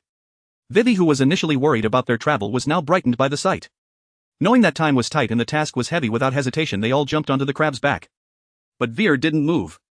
Big brother, aren't we getting on? Chopper asked, a bit confused. Right, I'll take you for a thrilling ride soon. After Veer spoke, he waved at the giant crab. It understood, responded with a got it, and directly made off. We're heading out first. Veer, you hurry too. Luffy's distant shout could still be heard. Watching them leave, Chopper asked, what thrilling thing are you talking about? Veer said nothing but directed his gaze towards Smoker. Or rather the motorcycle behind him, not far away. 5 minutes later. Oh yeah. How thrilling is this? Ha ha ha. On a speeding motorcycle, a man and a deer sat one behind the other. Veer and Chopper both wore helmets. Chopper's was a specially made small pink helmet with 2 holes. He looked like a mascot crouched in front. Watching the scenery rush by, feeling the hot wind hitting his face, Chopper was too scared to open his eyes. Slow down. Slow down. In the desert, Veer was already at full speed, occasionally swerving to deftly avoid various animals and obstacles. The sudden turns nearly scared Chopper to death because it almost got thrown off. This motorcycle in the pirate world was indeed incredibly fast. Veer the street racer was truly enjoying this. Just twisting the throttle sent him racing at 300 miles per hour. He should be able to meet Luffy up ahead. Veer the street racer was truly enjoying this. Just twisting the throttle sent him racing at 300 miles per hour. He should be able to meet Luffy up ahead. Chopper didn't take a seat. He was still struggling against Crocodile. He couldn't even beat Luffy, he would definitely find it easier to fight him. The reason he wanted Luffy to join was that Veer knew that this battle against Crocodile would significantly benefit Luffy's growth. He wouldn't lose anything by having Luffy fight. On the other hand, every time Luffy lost, he could gain an ability from him. Veer was still relatively weak. First of all, his physical qualities were average. Moreover, he had only learned Sanji's kicking techniques and Chopper's leg enhancements. His only strong point was that mid-tier armed color. This way Luffy could have his own experiences and he could also gain Luffy's abilities. It could be considered a win-win situation. He now knew how to cast a shadow over Luffy. It was very simple, he just needed to imitate the person he feared the most. For example, Nami. Later on he could also transform into Garp. All of these could perfectly achieve his goals. At that moment, while suddenly began to decelerate sharply. For not far ahead there was a huge sand pit. Or rather a quicksand pit. This motorcycle did not disappoint, it came to a complete stop right at the edge of the quicksand. I had been thinking too seriously just now. I almost plunged straight down. Chopper had already lost his voice along the way, only able to make ah sounds. While looked up and in the quicksand pit there was indeed a figure. As while focused his gaze, pale arms began to emerge from the quicksand pit. They pulled the sinking Luffy up step by step. The situation was quite clear. The first battle had come to an end. With Luffy being pierced by Old Sand's hook as the conclusion. Old Sand had tossed him into the quicksand, but he didn't expect Robin would rescue him. While glanced around and found no one. It seemed they had already left. At this moment Luffy was also pushed up by those arms. While hurriedly parked the vehicle aside and ran over. Chopper followed closely behind. Luffy now had a large hole in his chest. It was pierced by Old Sand. His body also looked a bit shriveled. There were no other injuries. Upon seeing Luffy like this, Chopper had already silently shed tears. But he did not speak. He knew his brother would soon rescue Luffy. While on the other hand was deep in thought. The situation indeed unfolded as expected. Luffy was still tormented by old sand. While had already had ideas about rescuing him. In fact, this guy Luffy could bounce back to life just by giving him some water even if he were left alone for now. But ultimately this could easily leave health issues behind. At this stage, wanting to quickly heal such injuries, there was only one method. That is. System. Activate. Healing flying knife function. The person struck by the flying knife will slightly recover from injuries, but the struck individual will feel intense pain. Note if the strength exceeds a certain level, this object will lose its effect. Price 50. This is the item. Paired with some necessary tools. Guaranteed to make Luffy's shadow fully expand. While first took a dragon fruit from his medical kit. After opening it, he smeared it all over the unconscious Luffy's mouth. Then he used glue to stick the remaining dragon fruit onto Luffy's hand. Looking at Luffy with red juice all over his mouth while nodded in satisfaction. While then touched his own face, and in the blink of an eye he transformed into Nami's appearance. He then handed Chopper a mirror to help Luffy look good. Only then did Wall step forward and slap Luffy's face twice. Luffy's face began to swell visibly. He opened his eyes groggily. Weak, he looked around in confusion. But before he could react, a furious voice rang out. This was also why Lin Yuan had not chosen to enlist. The frontal battlefield was fraught with danger, not to mention He suddenly had a bad premonition. Slowly turning his head toward the source of the voice, there stood Nami glaring at him with What? What happened to me? Was that just a dream? How could Nami be here? But seeing the partner's mark on Nami's hand, Luffy had no doubts about her identity. Before he could ponder further, Nami approached him. Repeating, "Did you eat my dragon fruit?" Seeing this, Luffy immediately became scared. Nami's demeanor seemed a bit dangerous. "Two didn't. I didn't eat any dragon fruit." Luffy hurriedly defended himself. "How dare you talk nonsense?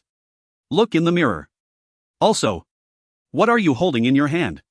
Luffy quickly looked where Nami pointed, and there was indeed a mirror. Seeing the red juice on his mouth, Luffy started to panic. He also noticed the dragon fruit stuck to his hand that he couldn't shake off, and he was genuinely scared. "Nami. It wasn't me. I didn't. Please let me explain." Luffy looked at Nami, whose face was as dark as a pot bottom, and he began to struggle backward, trying to distance himself from her. But his injuries made it hard for him to do so. "Nami. Please calm down." But Nami paid no attention to him at all. She stood about 5 meters away from Luffy, silently pulling out a flying knife. Then under Luffy's horrified gaze, Nami threw one towards him. The first throw seemed to lack aim, only landing beside Luffy's. Luffy looked at the chilling flying knife in front of him, his face turned pale with fear. As Nami raised her hand again, Luffy was truly terrified. "What are you doing, Nami? I won't eat it next time. It's just one dragon fruit. I can compensate you. Stop." Ding! Congratulations to the host for obtaining 1,500 negative points. Whoosh. The flying knife ignored Luffy and lunged straight at him. With a thud, Luffy froze. He stared blankly at the flying knife embedded in his chest, feeling the real pain. The only thought in his mind was him done for. Sure enough, countless flying knives were shot at him from behind. In just 10 seconds, Luffy was directly pierced all over like a hedgehog. Ding. Congratulations to the host for obtaining 2,000 negative points. Ding. Congratulations to the host for obtaining the ability physical quality. As soon as the system's voice finished, Wall felt his body gradually becoming stronger. Moreover, the increase was quite substantial. This state lasted only for a short while. After closing his eyes and sensing it, Wall also understood the acquisition pattern of physical quality. It seemed that it wasn't additive. If he acquired someone else's physical quality, it would cover the previous one. For example, right now his physical quality was equivalent to Luffy's, not Sanji's plus Luffy's. There was no need to worry about a negative enhancement. Because he couldn't gain physical quality abilities from someone weaker than himself. This point was still quite humane. Looking at the fainted Luffy, Wall also released Nami's transformation. He hurried forward and pulled out all the flying knives embedded in Luffy's body. He tossed them into his medical kit. Chopper, though surprised, no longer had any doubts about Wild's actions. Big brother is always right. At this moment, all of Luffy's injuries had disappeared without a trace. Those flying knives left no marks. The treatment was complete and the effect was quite good. The ability gained this time was also very practical. He actually obtained Luffy's physical quality. This was precisely what he lacked at this stage. After feeling it a bit, Wall sensed that his strength had also significantly increased. By throwing a few punches in the air, Wall had a rough understanding of his strength. He should now be able to reach around 2,800 in Dao power. Rob Lucci from Eni's lobby was at 4,000. His strength was indeed increasing rapidly. He was almost catching up to Rob Lucci effortlessly. Thinking of this, Wall gave Luffy 2 more hard slaps on the face. Soon Luffy woke up again. As soon as he opened his eyes, he struggled violently. His face showed an expression of terror. It wasn't until he saw Wile's face that he suddenly stopped. "Where's Nami?" After Luffy asked, he looked around but saw no sign of Nami. He was even more confused. "Did you have a nightmare? Where did Nami come from? You just fainted and I just rescued you. How do you feel now?" Wile hurriedly asked. "Feel? Was it really a dream just now? Forget it. Who cares? I still need to defeat that sand monster." Feeling his condition, Luffy was surprised to find that he had already fully healed. Not a single injury remained. "I'm fine. While your medical skills are truly amazing. You healed me so quickly." Luffy looked very happy. Wile also blinked somewhat awkwardly. He hurriedly got up and brought his little motorcycle over. First he pulled Chopper up. "Get in. It'll take you to catch up with them soon." Luffy looked at the flashy motorcycle feeling extremely envious. But he really couldn't ride, he was a pure road hazard. He could only take a handsome photo before getting on. After taking a lap he could be sent to the junkyard along with the bike. Wile flipped onto the bike. Soon only a cloud of dust was left at the scene. At a speed of 400 yards, Wile drove with a face full of speechlessness. This was because Luffy had already climbed onto his head, having the time of his life. This guy was now sitting on Wile's neck, continuously shouting woohoo. Ah ha ha ha. Yippee. Oh yeah. Yahoo. Throughout this journey Veer has been quite a nuisance. At times I truly wished to knock him unconscious and drag him behind the vehicle. While driving, Veer started analyzing the situation. Now the previously weak physical condition has been significantly improved. I genuinely feel confident that I can defeat Old Shaw. Perhaps it will even be a crushing victory. After all, this enhancement is quite substantial. Next I will floor the accelerator, aiming for the royal capital. This scorching journey is finally coming to an end. First I need to find Zoro. Once we get closer I'll drop Luffy off. Time is of the essence and I shouldn't strike against my own too soon. First and foremost I must protect my life. We can gather later for treatment. The primary target is the enemy. If we don't deal with them now we could all end up imprisoned. If that happens I won't have a chance. So I must save the enemies first. They must be carefully selected, not everyone is qualified to warrant my intervention. Zoro's opponent, Mr. 1, is someone Veer values. He can transform his body into steel, making him a formidable adversary that will significantly enhance Zoro's strength. Moreover, he is the only minor character that Veer feels the need to treat. At this high speed of 400 yards the shadow of a large city quickly came into view. Veer began to gradually decelerate.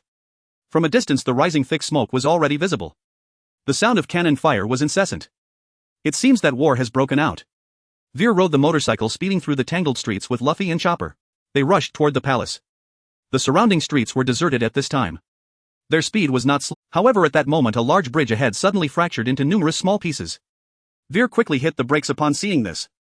They looked ahead. There stood a muscular bald man. In front of him among the pile of rubble a hint of green could be vaguely discerned. Zoro. It's Zoro. Just as Luffy finished speaking Zoro struggled to rise from the pile of rubble. However, his condition caused Luffy's eyes to widen in shock.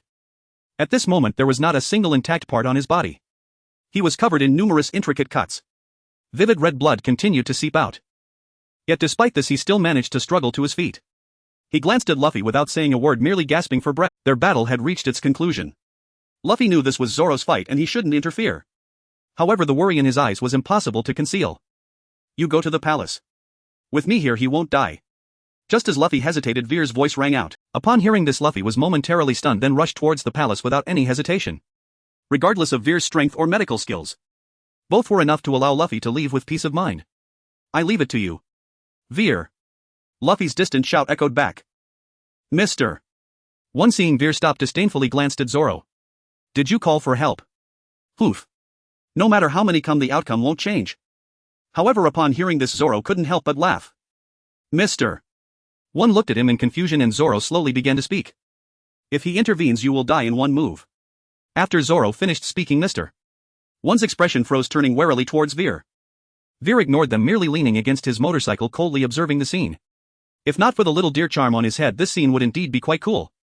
Don't worry, he won't intervene. One of me is enough to deal with you. Zoro spoke again, dispelling Mr. 1's concerns, then took a deep breath. He paused from gasping for breath and slowly closed his eyes. What a boastful claim. Seeing that Zoro, who had been toyed with the entire time, dared to speak so arrogantly, Mr. 1 charged forward. Realizing Zoro's momentum, Veer understood that the battle was about to conclude. Just as Mr. 1's steel arm was about to chop off Zoro's head, Zoro finally opened his eyes. In his gaze there was a glimmer of enlightenment. His long sword seemed to carry an indescribable aura. He then lunged forward, suddenly passing by Mr. 1. A flash of blade light passed by and both remained motionless. Notably, this time their clash did not produce the sound of metal striking metal. Put. Blood erupted from Mr. 1's chest. His steel body had finally been cut. Blood sprayed high and Mr. 1 fell to the ground. Zoro could no longer support himself and collapsed onto the ground. It's time to get to work. Veer said this and approached Zoro with Chopper. He dropped Chopper down and pointed at Zoro, saying, "You help him with emergency treatment. As long as he doesn't die, I'll take a closer look later." After arranging this, Veer walked towards Mr. 1. "Where are you going, big brother?" Chopper asked in confusion. "To save someone. In my eyes there are only patients, not enemies." Watching Veer's determined back, Chopper was momentarily stunned. Is this the realm of a master? Indeed, I am still far too lacking. Even Zoro began to look at Veer with admiration. Such a doctor is truly rare in this world. Veer slowly approached Mr. 1 and turned him over.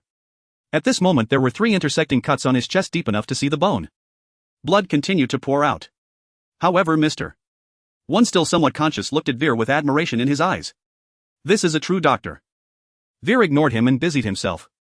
He first took out a brick. Just as Mr. 1 looked on in confusion, Veer swung his arm and struck his head. Mr. 1's eyes widened and a look of sheer terror crossed his face. After a loud bang, Mr. 1 felt a sharp pain. Yet strangely, there was no injury on his head. Anesthetic brick function, a powerful strike that renders an unresisting person unconscious. Anesthetic state, conscious mind, paralyzed body. Price 2,000. Veer definitely invested heavily in this. Fortunately, it can be reused repeatedly, so it isn't too painful to lose. Now this guy can't resist anymore. I just need to stop the bleeding, stitch and bandage him up. I'll start stitching right away. These creatures don't care about hygiene. After all, this is a pirate world. Veer took out his rusty needle and gold thread mushroom line. Under Mr. 1's wide-eyed gaze, he reached towards his chest. Ding! Congratulations to the host for obtaining 200 negative points. That's quite little. This guy is strong but not a significant figure among pirates, so the payout is meager. Just as I placed my hand on his chest, I sensed something was off. It seems a rib has been dislocated. Although it hasn't been broken, it was knocked out of place. Tisk, this is really troublesome, Veer remarked as he donned his germ-ridden sterile gloves. I directly inserted my hand into Mr. 1's chest through the wound.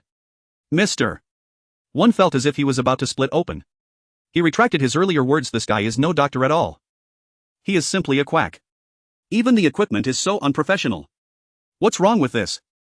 At this moment, Veer had already grasped his displaced rib. Dude. What are you going to do? Mr. 1's gaze was filled with extreme urgency. But then with a crisp crack it sounded. It didn't break, the technique was just right, perfectly repositioning it. Mr. 1's expression became extremely complicated. He could do nothing but feel everything as one hand adjusted his rib. This feeling. The next steps were much simpler. Apply medicine, stitch and bandage. A full service was quickly completed for him. However, the tools were somewhat rusty, potentially leading to tetanus.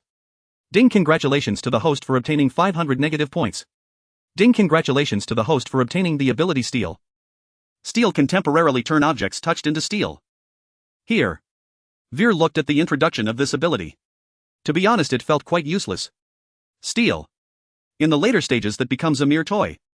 It's something that shatters at the slightest touch. What's worse is the word brief. No one knows how brief it is. I suppose I'll find an opportunity to test it. But the upper limit of this ability is indeed limited. It can only be used at the current stage. On the other side, Chopper had nearly finished bandaging Zoro. Big brother. All done. Looking at the serious Chopper, Veer nodded in satisfaction. How about it, Zoro? Can you still move? Veer then extended his hand toward Zoro, smiling as he asked. Zoro did not answer, he merely smiled faintly and placed his hand on Veer's. On top of the palace wall, a battle was also underway. Luffy was gasping heavily, his face smeared with blood. On the other side, Crocodile was in even worse shape. That exquisite slicked-back hairstyle was now a disheveled mess. The cigar in his mouth had also vanished. His magnificent coat was similarly stained with numerous marks. His face was filled with immense anger. The opponent in front of him was like a monkey, making it difficult to land hits. This only fueled Crocodile's rage even more. He even entertained the thought of devouring Luffy alive. Just then a motorcycle slowly came to a stop below the palace wall. Veer looked up at the towering wall, feeling somewhat helpless. He couldn't use moonwalk and couldn't get up. He had just met Nami and the others on the way. They were planning to find the large bomb Crocodile had prepared. Fortunately, Veer let Chopper and Zoro go with them. Before they left, Veer told Chopper to keep an eye on the clock tower, after saying that he came over here by himself. Just when he felt helpless, a creature that resembled an ostrich appeared before him. Above, Luffy and Crocodile had started fighting again. It was evident that Crocodile was truly angry. He no longer had the intention of playing with Luffy. His attacks were extremely vicious, each aimed at taking Luffy's life. Earth crack open. Crocodile suddenly slammed his hand against the ground. What was once a lush palace was instantly enveloped by a wave of destructive energy. Plants withered and the earth cracked. The ground beneath Luffy's feet suddenly opened up a massive chasm. If he hadn't been able to stretch freely, he would have surely fallen. Seeing this, Crocodile exerted more power. Everything around began to turn to sand. The earth, the buildings, the statues, all transformed into yellow sand. Moreover, the momentum surged rapidly towards Luffy. Luffy rolled several times. Although he evaded the attack, he found himself dangling at the edge of the wall. Just when he was about to climb up, a hand suddenly appeared. It gripped Luffy's neck. "You annoying fly, you're so bothersome. Die." Saying this, Crocodile swung his hooked hand straight at Luffy's head. Unlike in the original, he chose not to drain Luffy but aimed to kill him outright. This was also because Luffy had been fully revived by Veer, which left Crocodile in a rather difficult position. The heavy golden hook had already begun to descend. Luffy was still struggling violently. But that hand seemed to possess an irresistible force. He could not break free at all. At this critical moment, a pitch-black stone flew over. It struck just before the hook could pierce Luffy's head. With a crisp sound, Crocodile's hand involuntarily deviated. It slashed right across Luffy's right arm. A flash of cold light flickered. In an instant, a complete arm flew away. At the same time, a large foot covered in armament Haki appeared before Crocodile. Caught off guard, he was promptly kicked in the face and flew away, disappearing from Veer's sight in an instant. The impact from their collision even caused large cracks to appear on the wall beneath Crocodile's feet. His hand, which was gripping Luffy, also involuntarily loosened. Luffy was now staring blankly at his shoulder, which was missing something. He fell straight down towards the wall below. Veer used the reaction force from that kick to first catch Luffy's flying right arm. Then he kicked hard against the wall and immediately chased after the falling Luffy. Seeing his blank expression, Veer, who originally intended to use him as a meat cushion, couldn't bring himself to do it. With a loud bang, dust instantly rose below the wall. A massive pit appeared there. Veer looked at Luffy, who was in a daze, in his arms, and first gave him 2 hard punches to wake him up. Only then did Luffy slowly turn his head towards Veer. His eyes began to redden. With one of his fists as his only means of attack, losing one truly dealt a huge blow to him. "Veer, my hand," Luffy said with a hint of a sob. "Don't cry. It can be healed. It can be reattached." Veer replied somewhat impatiently, and then he directly pulled out a life repair device from his medical kit. It was also box-shaped, and the effect was that whatever was placed inside would retain its original form. It was similar to the principle of a refrigerator. Upon hearing his words, Luffy's sad expression instantly froze. After coming to his senses, he embraced Veer's neck with his remaining arm. "Really, Veer? That's amazing. Woo-woo. I thought I would only have one hand from now on. You're incredible, Veer. Even with a severed hand, you can reattach it. You're simply the best doctor in the world." Feeling the grip around his neck that could choke 2 elephants, Veer turned and punched Luffy on the head. "Are you trying to choke me?" Only then did Luffy reluctantly retract his arm, but as soon as he did, Veer pressed him down onto the ground. Luffy was forced to sit down. "Don't move. Let me bandage the wound first. The situation is urgent. I will reattach it to you later. Just leave it to me. You take care of Crocodile." Veer spoke calmly. Yet beneath that calmness it seemed to hide other emotions. He wanted Luffy to have some experience. But at this moment, that sand crocodile had caused Luffy such severe injuries. If he had arrived just a moment later, Luffy could have died. All right. Veer then directly took out the hemostatic powder he had developed and poured it on Luffy's bleeding severed. The bleeding soon stopped, and after wrapping Luffy's arm with a bandage, Veer put away the tools. Luffy remained silent throughout the process, knowing that with one arm severed he could not possibly be Crocodile's opponent. Veer intervening was the best outcome possible. "I'm counting on you, Veer. You mustn't let Vivi's country perish," Luffy said earnestly. Veer, however, did not respond. He simply stood up silently. He threw the life repair device into Luffy's arms and turned to head toward the secret room where the historical text was stored. Luffy was now blankly hugging his arm. Veer's recent demeanor made Luffy feel quite unfamiliar. Veer, who was always eager to save others, had shown that kind of expression for the first time. That kind of dark expression. That 100-meter-high city wall, wire could not scale it now. The strange bird that had fallen from above had been knocked unconscious by the drop. Wire was certain that Keluoketer had been badly hurt. His kick had landed squarely on the man's face. Keluoketer must have felt threatened by him. So that fellow would not pursue them. Finding the Ming Wang was Keluoketer's immediate priority. Since they could not climb the wall, the only way to find him was to wait inside the secret chamber. Not far from the palace, Luobin was hurrying toward the secret chamber with the king. They had set off just before Wire had. They had not walked far. Luobin frowned as she looked at the line of marines ahead. The young female marine before them was terribly arrogant and unaware of the danger. Luobin stopped in front of Dasky without wasting words. She activated the power of the Hua fruit. In an instant, slim extra arms sprouted on the bodies of several marines in front of her. A series of cracking sounds followed. All the marines Dasky included instantly lost their combat effectiveness. Luobin merely cast a cold glance at Dasky lying on the ground. She stepped over her and continued onward. The king a short distance behind let out a helpless sigh and followed at a measured. No one noticed that in a dim alley nearby there now lay an inexplicably unconscious figure. Under the king's lead the two soon arrived above the secret chamber. Pushing aside the statue before them revealed a hidden passage. The two walked in one after the other. After traversing a long corridor they emerged into a chamber heavy with the scent of years. Antiques were arranged about the room, but the most arresting object was a huge stone slab in the center. The moment Luobin saw it, a ripple passed over the calm pool of her eyes. She hurried forward and reached out to touch the ancient stone. "This is the historical record you have been seeking." The king at her side wore a grim expression as he spoke. Luobin needed no prompting, she could see at a glance that this was exactly what she had been searching for. As she prepared to read it more closely, a hoarse voice drifted from behind. "Finally found. Ha ha, next let us see who can stop me." Luobin's face darkened at the sound. "Translate what is written there at once. Tell me where the Ming Wang is." Lasha barked behind Luobin with a crazed look. He was utterly disheveled and bore a deep shoe print on his face. He looked utterly miserable. Luobin raised her eyes to the historical text.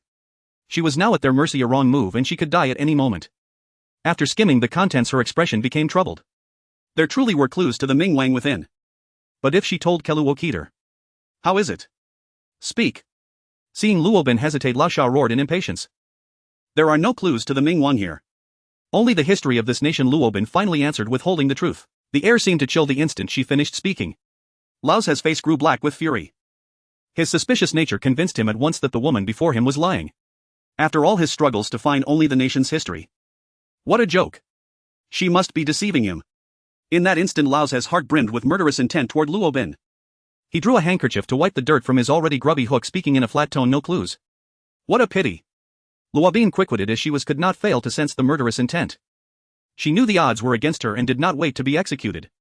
From her pocket she threw a prepared bottle of water at Lasha with lightning speed.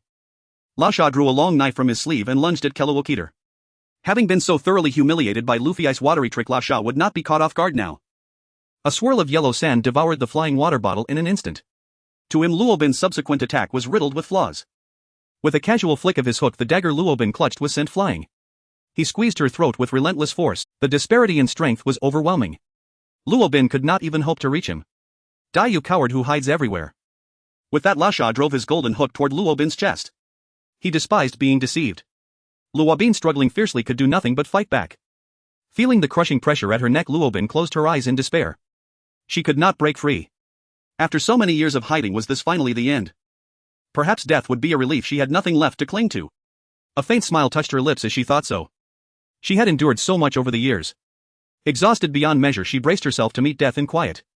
Yet the pain she expected never came. Puzzled, she opened her eyes to see a hand gripping the golden hook that had been aimed at her. The hand was coated in a dark substance that radiated menace.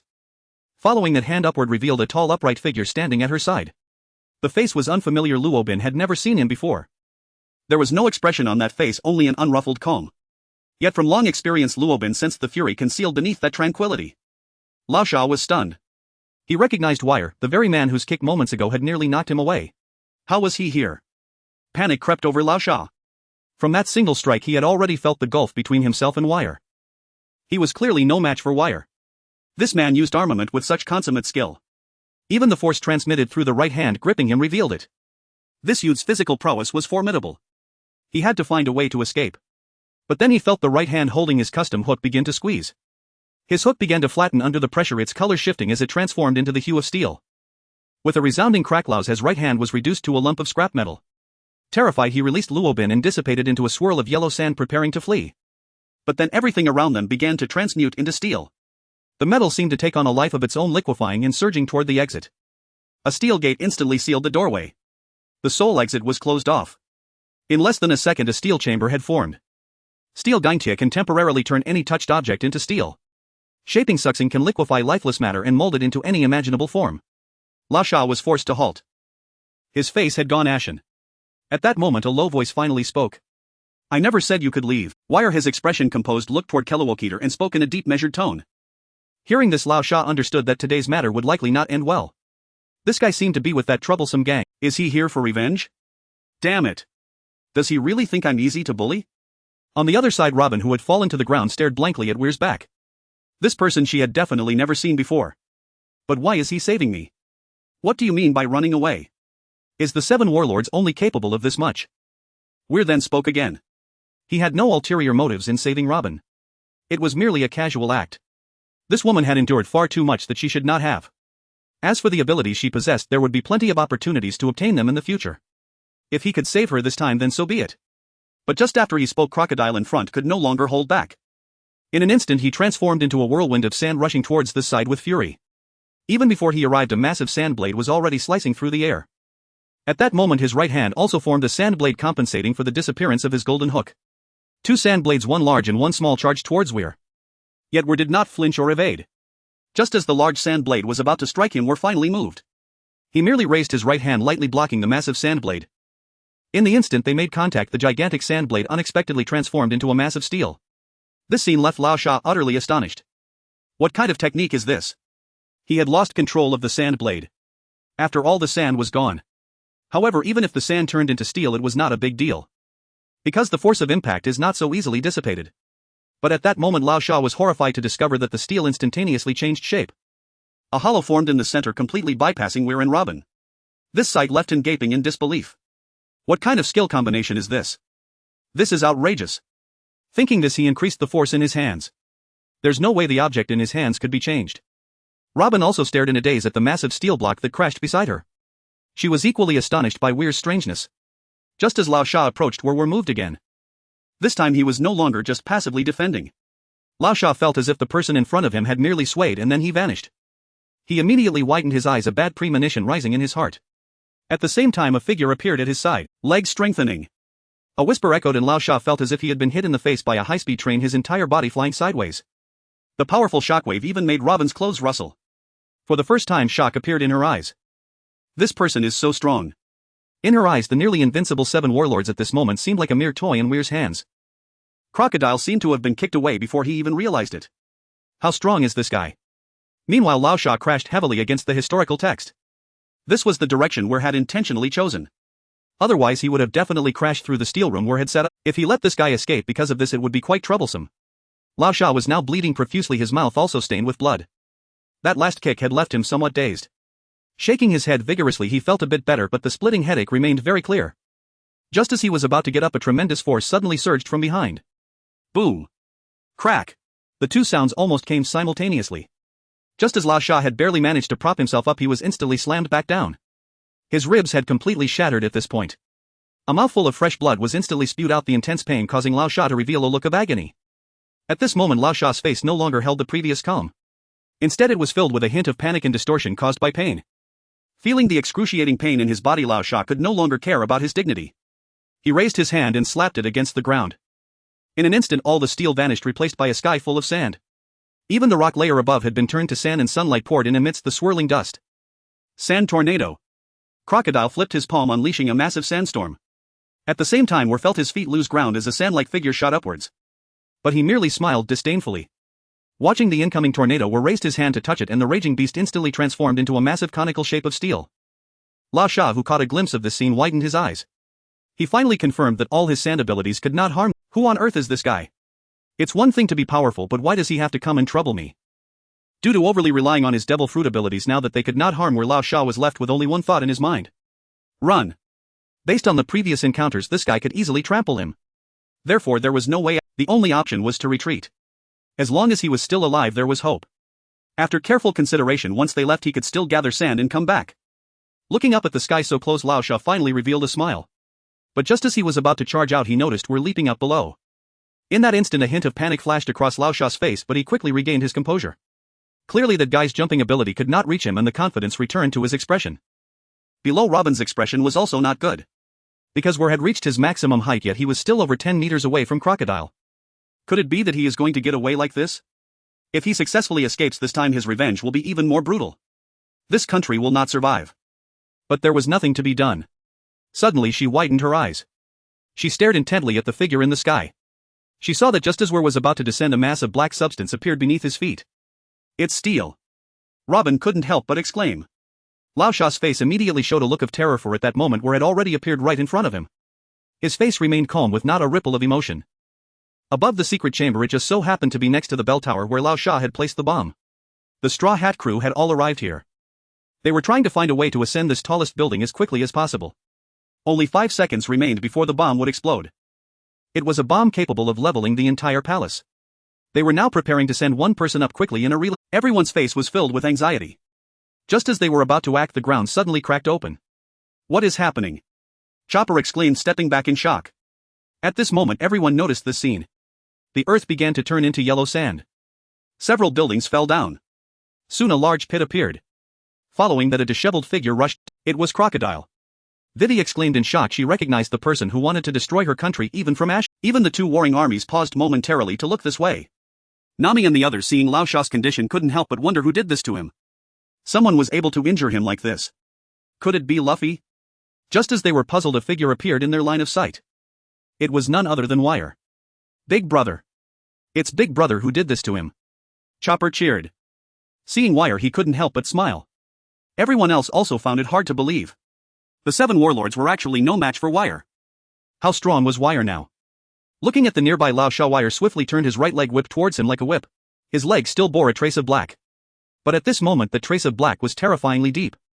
The dangerous aura emanating from it made Lao Sha's face reveal extreme terror. He wanted to dodge, to defend.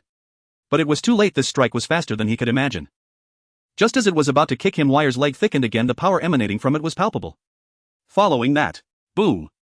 The enormous sound reverberated throughout the palace.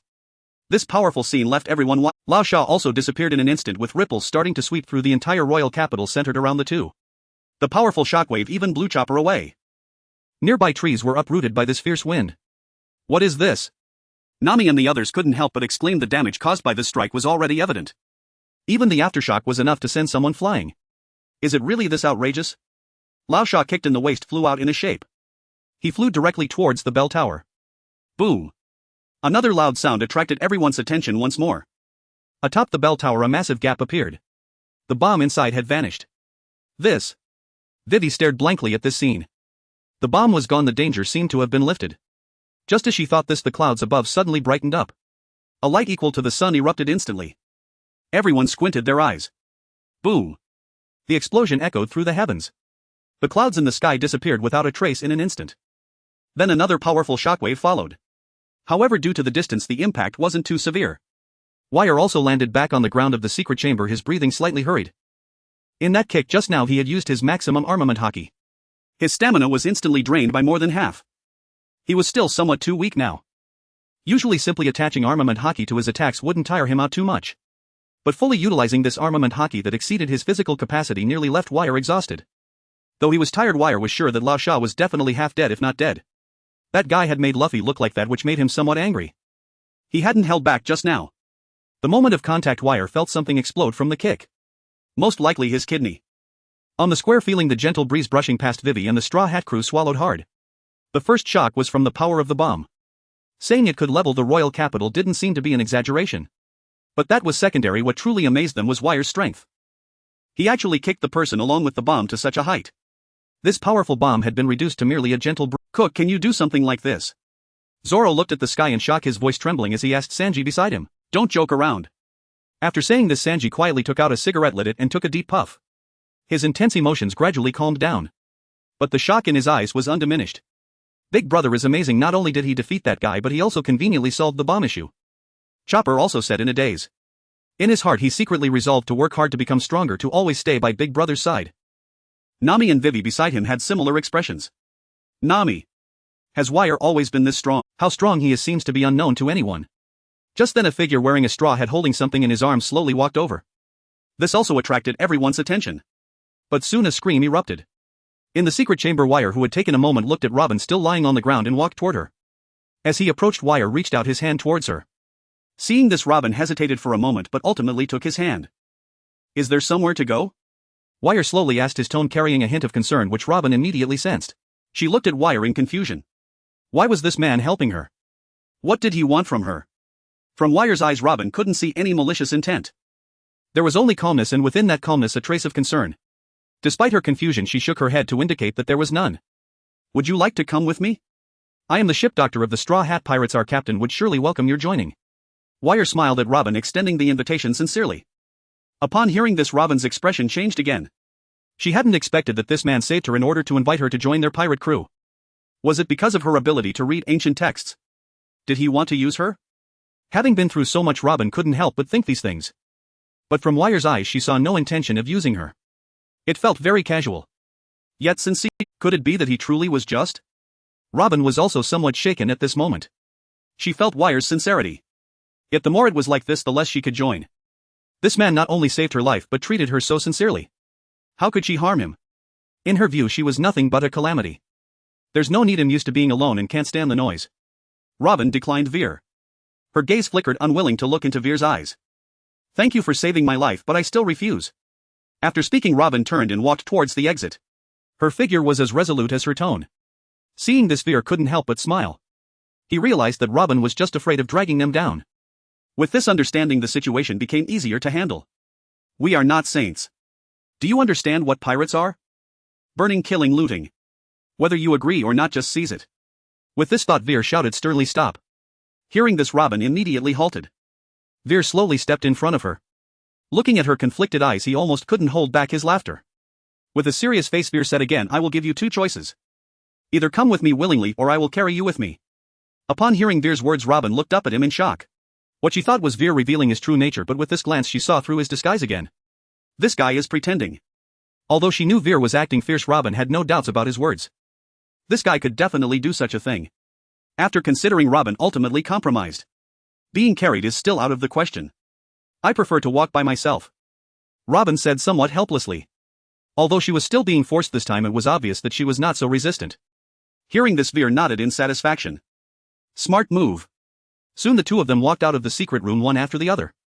Robin closely followed Veer, afraid he might misunderstand her intention to escape. Veer led her in the opposite direction of Luffy and the others. As Robin watched them distance themselves from Luffy, a hint of confusion crossed her face. But she didn't ask anything, just quietly followed. After walking for about 10 minutes, Veer finally stopped. It should be nearby. Veer murmured. He glanced around, his gaze fixed on a corner not far away. There a person was lying. Found it! Veer exclaimed with joy as he hurried over. Upon getting closer, he saw the half-dead old Shah lying there. The large cloak he wore had perished in the recent explosion. His body was in ruins with not a single part intact. The most disturbing was his waist, where Veer had kicked him. A large chunk had already vanished there.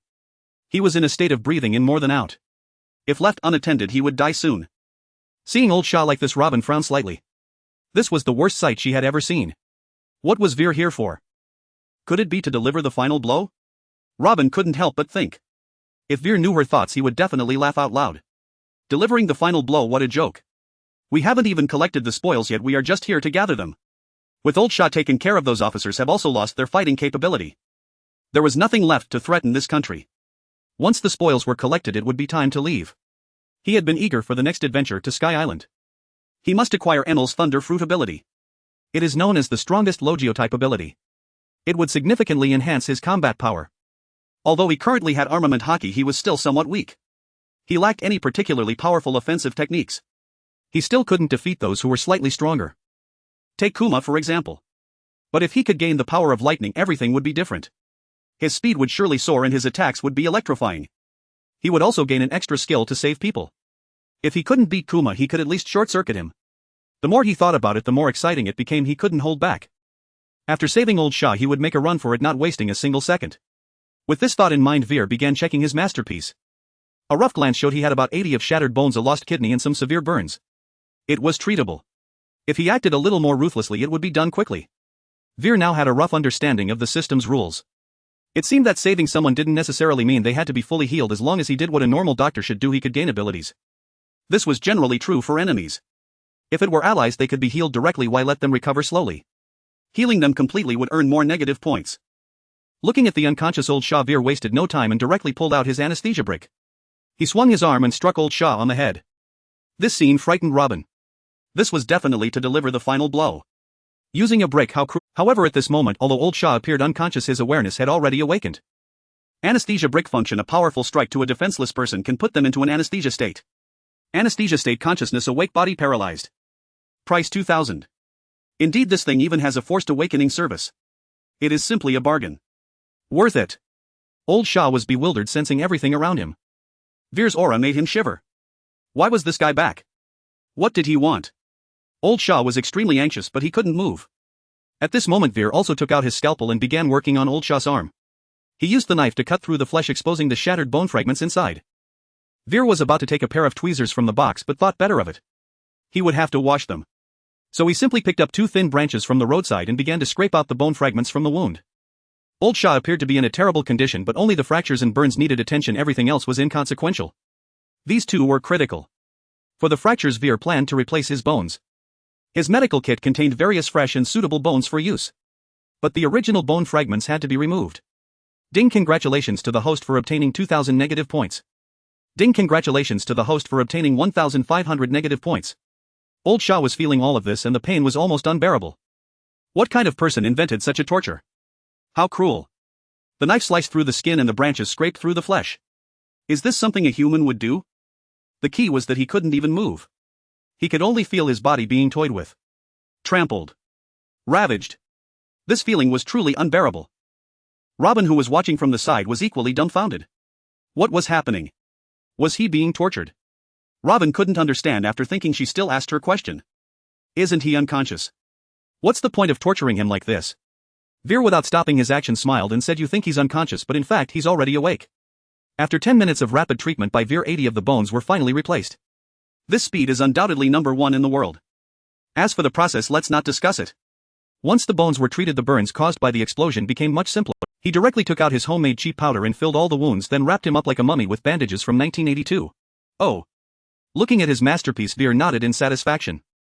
Ding, congratulations to the host for obtaining 2,500 negative points.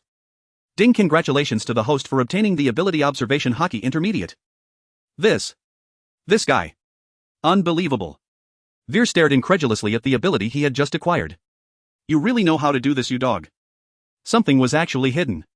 To be honest, Veer was completely bewildered right now. Is this the power of plot armor? During the battle just now, Veer hadn't noticed that this guy could use Observation Haki. And it's at the intermediate level. That's already quite high. But this guy acted as if he didn't know how to use it at all. I don't know if it's because he hasn't used it for too long and forgot how or what. In any case, he just didn't use it. And now he let me draw it. This is simply exhilarating. The Sky Island is filled with nothing but heart networks. Almost everyone has a bit of Observation Haki. Now that I have intermediate level Observation Haki, isn't it just easy to defeat them? This truly is like being given a pillow when one is sleepy. At the beginning of the Grand Line, I already have dual Haki in hand. Veer was in high spirits at this moment.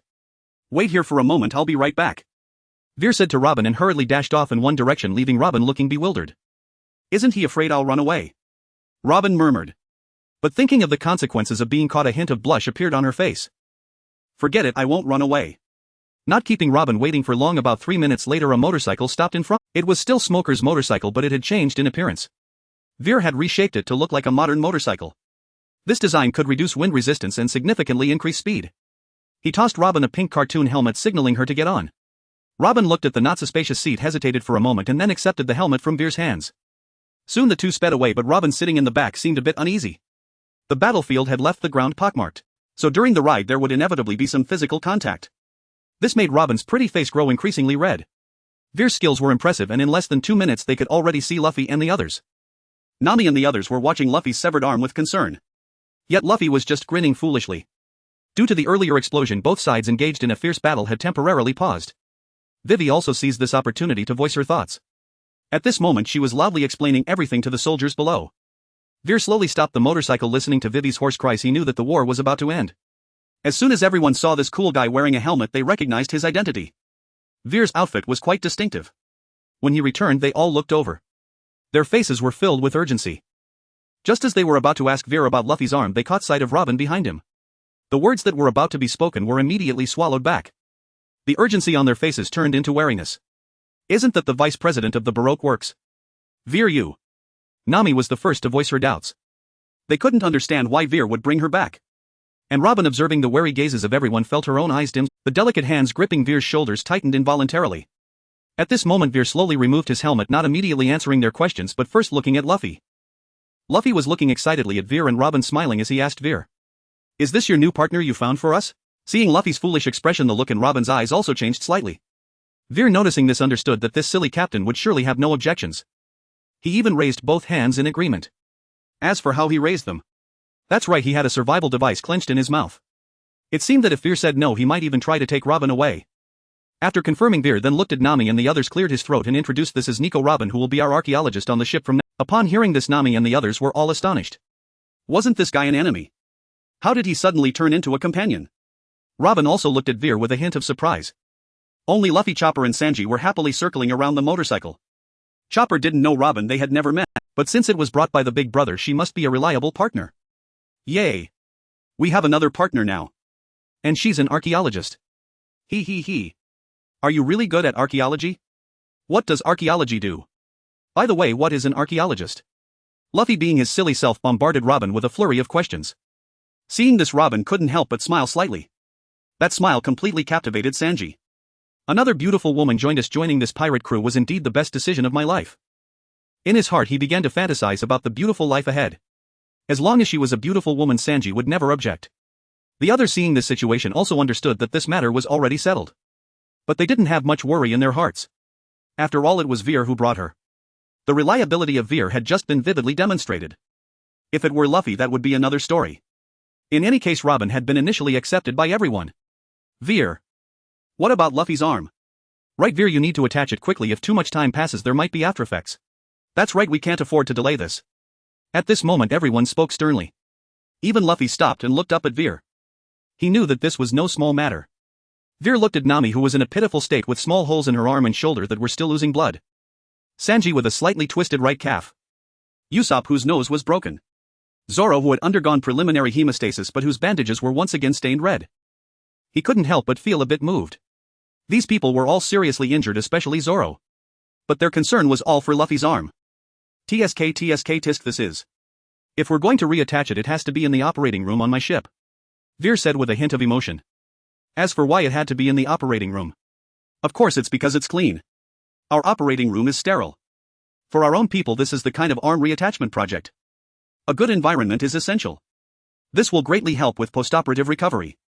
Upon hearing his words, everyone was stunned and joy appeared on their faces. If Veer says he can treat it, then there's definitely no problem. The urgent task now is to hurry back to the ship. Then let's set off quickly. Everyone said in unison. After saying that, several people hoisted Luffy, preparing to carry him back directly. Veer certainly had no objections to everyone wanting to hurry back. He was more than eager for everyone to set off quickly. But looking at their battered appearances, if they walked, they might just wear themselves out. What are you doing? Are you planning to carry him back? His arm is broken, not his leg. Let me give you a ride back. Veer said, somewhat speechless, with one hand on his forehead helplessly. Hearing this, everyone looked at the small motorcycle beneath him. Just this. Who do you plan to carry? How could it possibly carry everyone? Just as they were puzzled, they saw the motorcycle under Veer starting to change.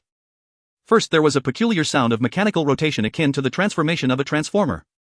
Shortly after, the figures of Weir and Robin began to rise. At this moment, Robin was also astonished by the spectacle. 10 seconds later, a magnificent and imposing object appeared before everyone. It was a brand new tractor, but a mechanical version.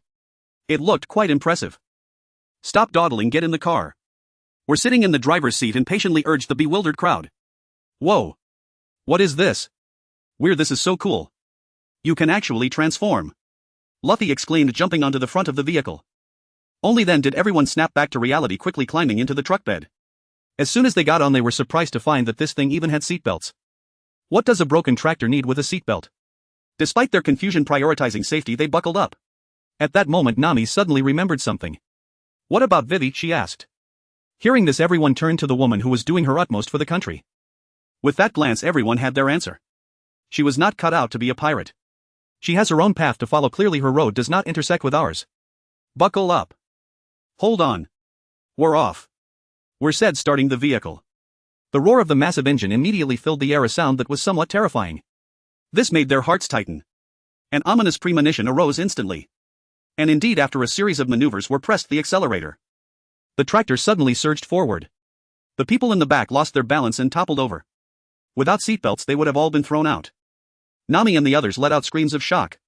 Luffy in front clung tightly to the front of the vehicle with his remaining hand. Only his face showed excitement, his howls echoing across the desert. But the others did not share his enthusiasm. This speed is a bit too fast, isn't it? Is this still a tractor? It should be called a flying tractor. Is it really necessary to be this terrifying? You want to take off, huh? We're murmured 0 to 100 in 0. 3 seconds, not bad. The tractor with an average speed of 450 quickly brought everyone to their destination. Ignoring the others were first moved Luffy to his room. Looking at Luffy, who had thrown up all over the place, were felt somewhat speed. The others were no different, all feeling queasy. Weir's driving skills were decent, but at this speed even good skills were useless. They all managed to reach the door of Weir's room. But just as they arrived at the entrance, an incredibly piercing scream came from. The scream made everyone's heart skip a beat. Even Luffy couldn't hold on. Oh no, we're all going to die. Meanwhile, the news of Crocodile's defeat and his actions quickly reached the world government. Saint Satan slowly set down the microphone, ending the call. What a hassle, now we have to find someone to take his place, Saint Satan said with some exasperation. Poof. Useless, can't even defeat a rookie pirate, what a disgrace. Now we have to find someone else. An old man with a bald head said with some irritation. Since things have come to this, there's no point in complaining anymore. That rookie does have some strength, he awakened the armament Haki at such a young age. Saint Satan was somewhat open-minded, just finding more interesting. It's just so armament Haki is quite common.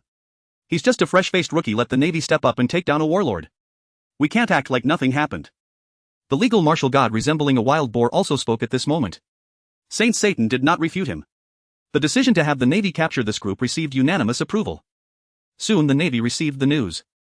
Upon learning that Sand Crocodile had been defeated by a rookie pirate, the Navy headquarters meeting room fell into a brief silence. After hearing that this incident was caused by his grandson's pirate crew, Carp's old face nearly split from grinning. He stuffed senbei into his mouth. Looking at the senbei, he felt it tasted even better. The government says we need to send people to deal with them quickly, Sengoku finally spoke with a serious expression. Upon hearing this, everyone below exchanged glances, their faces showing surprise. A pirate crew with a bounty of only 30 million could actually make it to their highest meeting. Their pirate crew should feel honored, right? Wow, is this how scary the newcomers are now? Even the warlords are no match for them. The quirky yellow ape said while trimming his nails. Defeating Crocodile on their first appearance, what a terrifying little guy. Kuzan, appearing lazy, was also somewhat surprised. He had seen that Crocodile before and he was somewhat strong. Just a rookie. Truly frightening. Do we need to discuss this here? Just find a lieutenant at random, if not a major will do.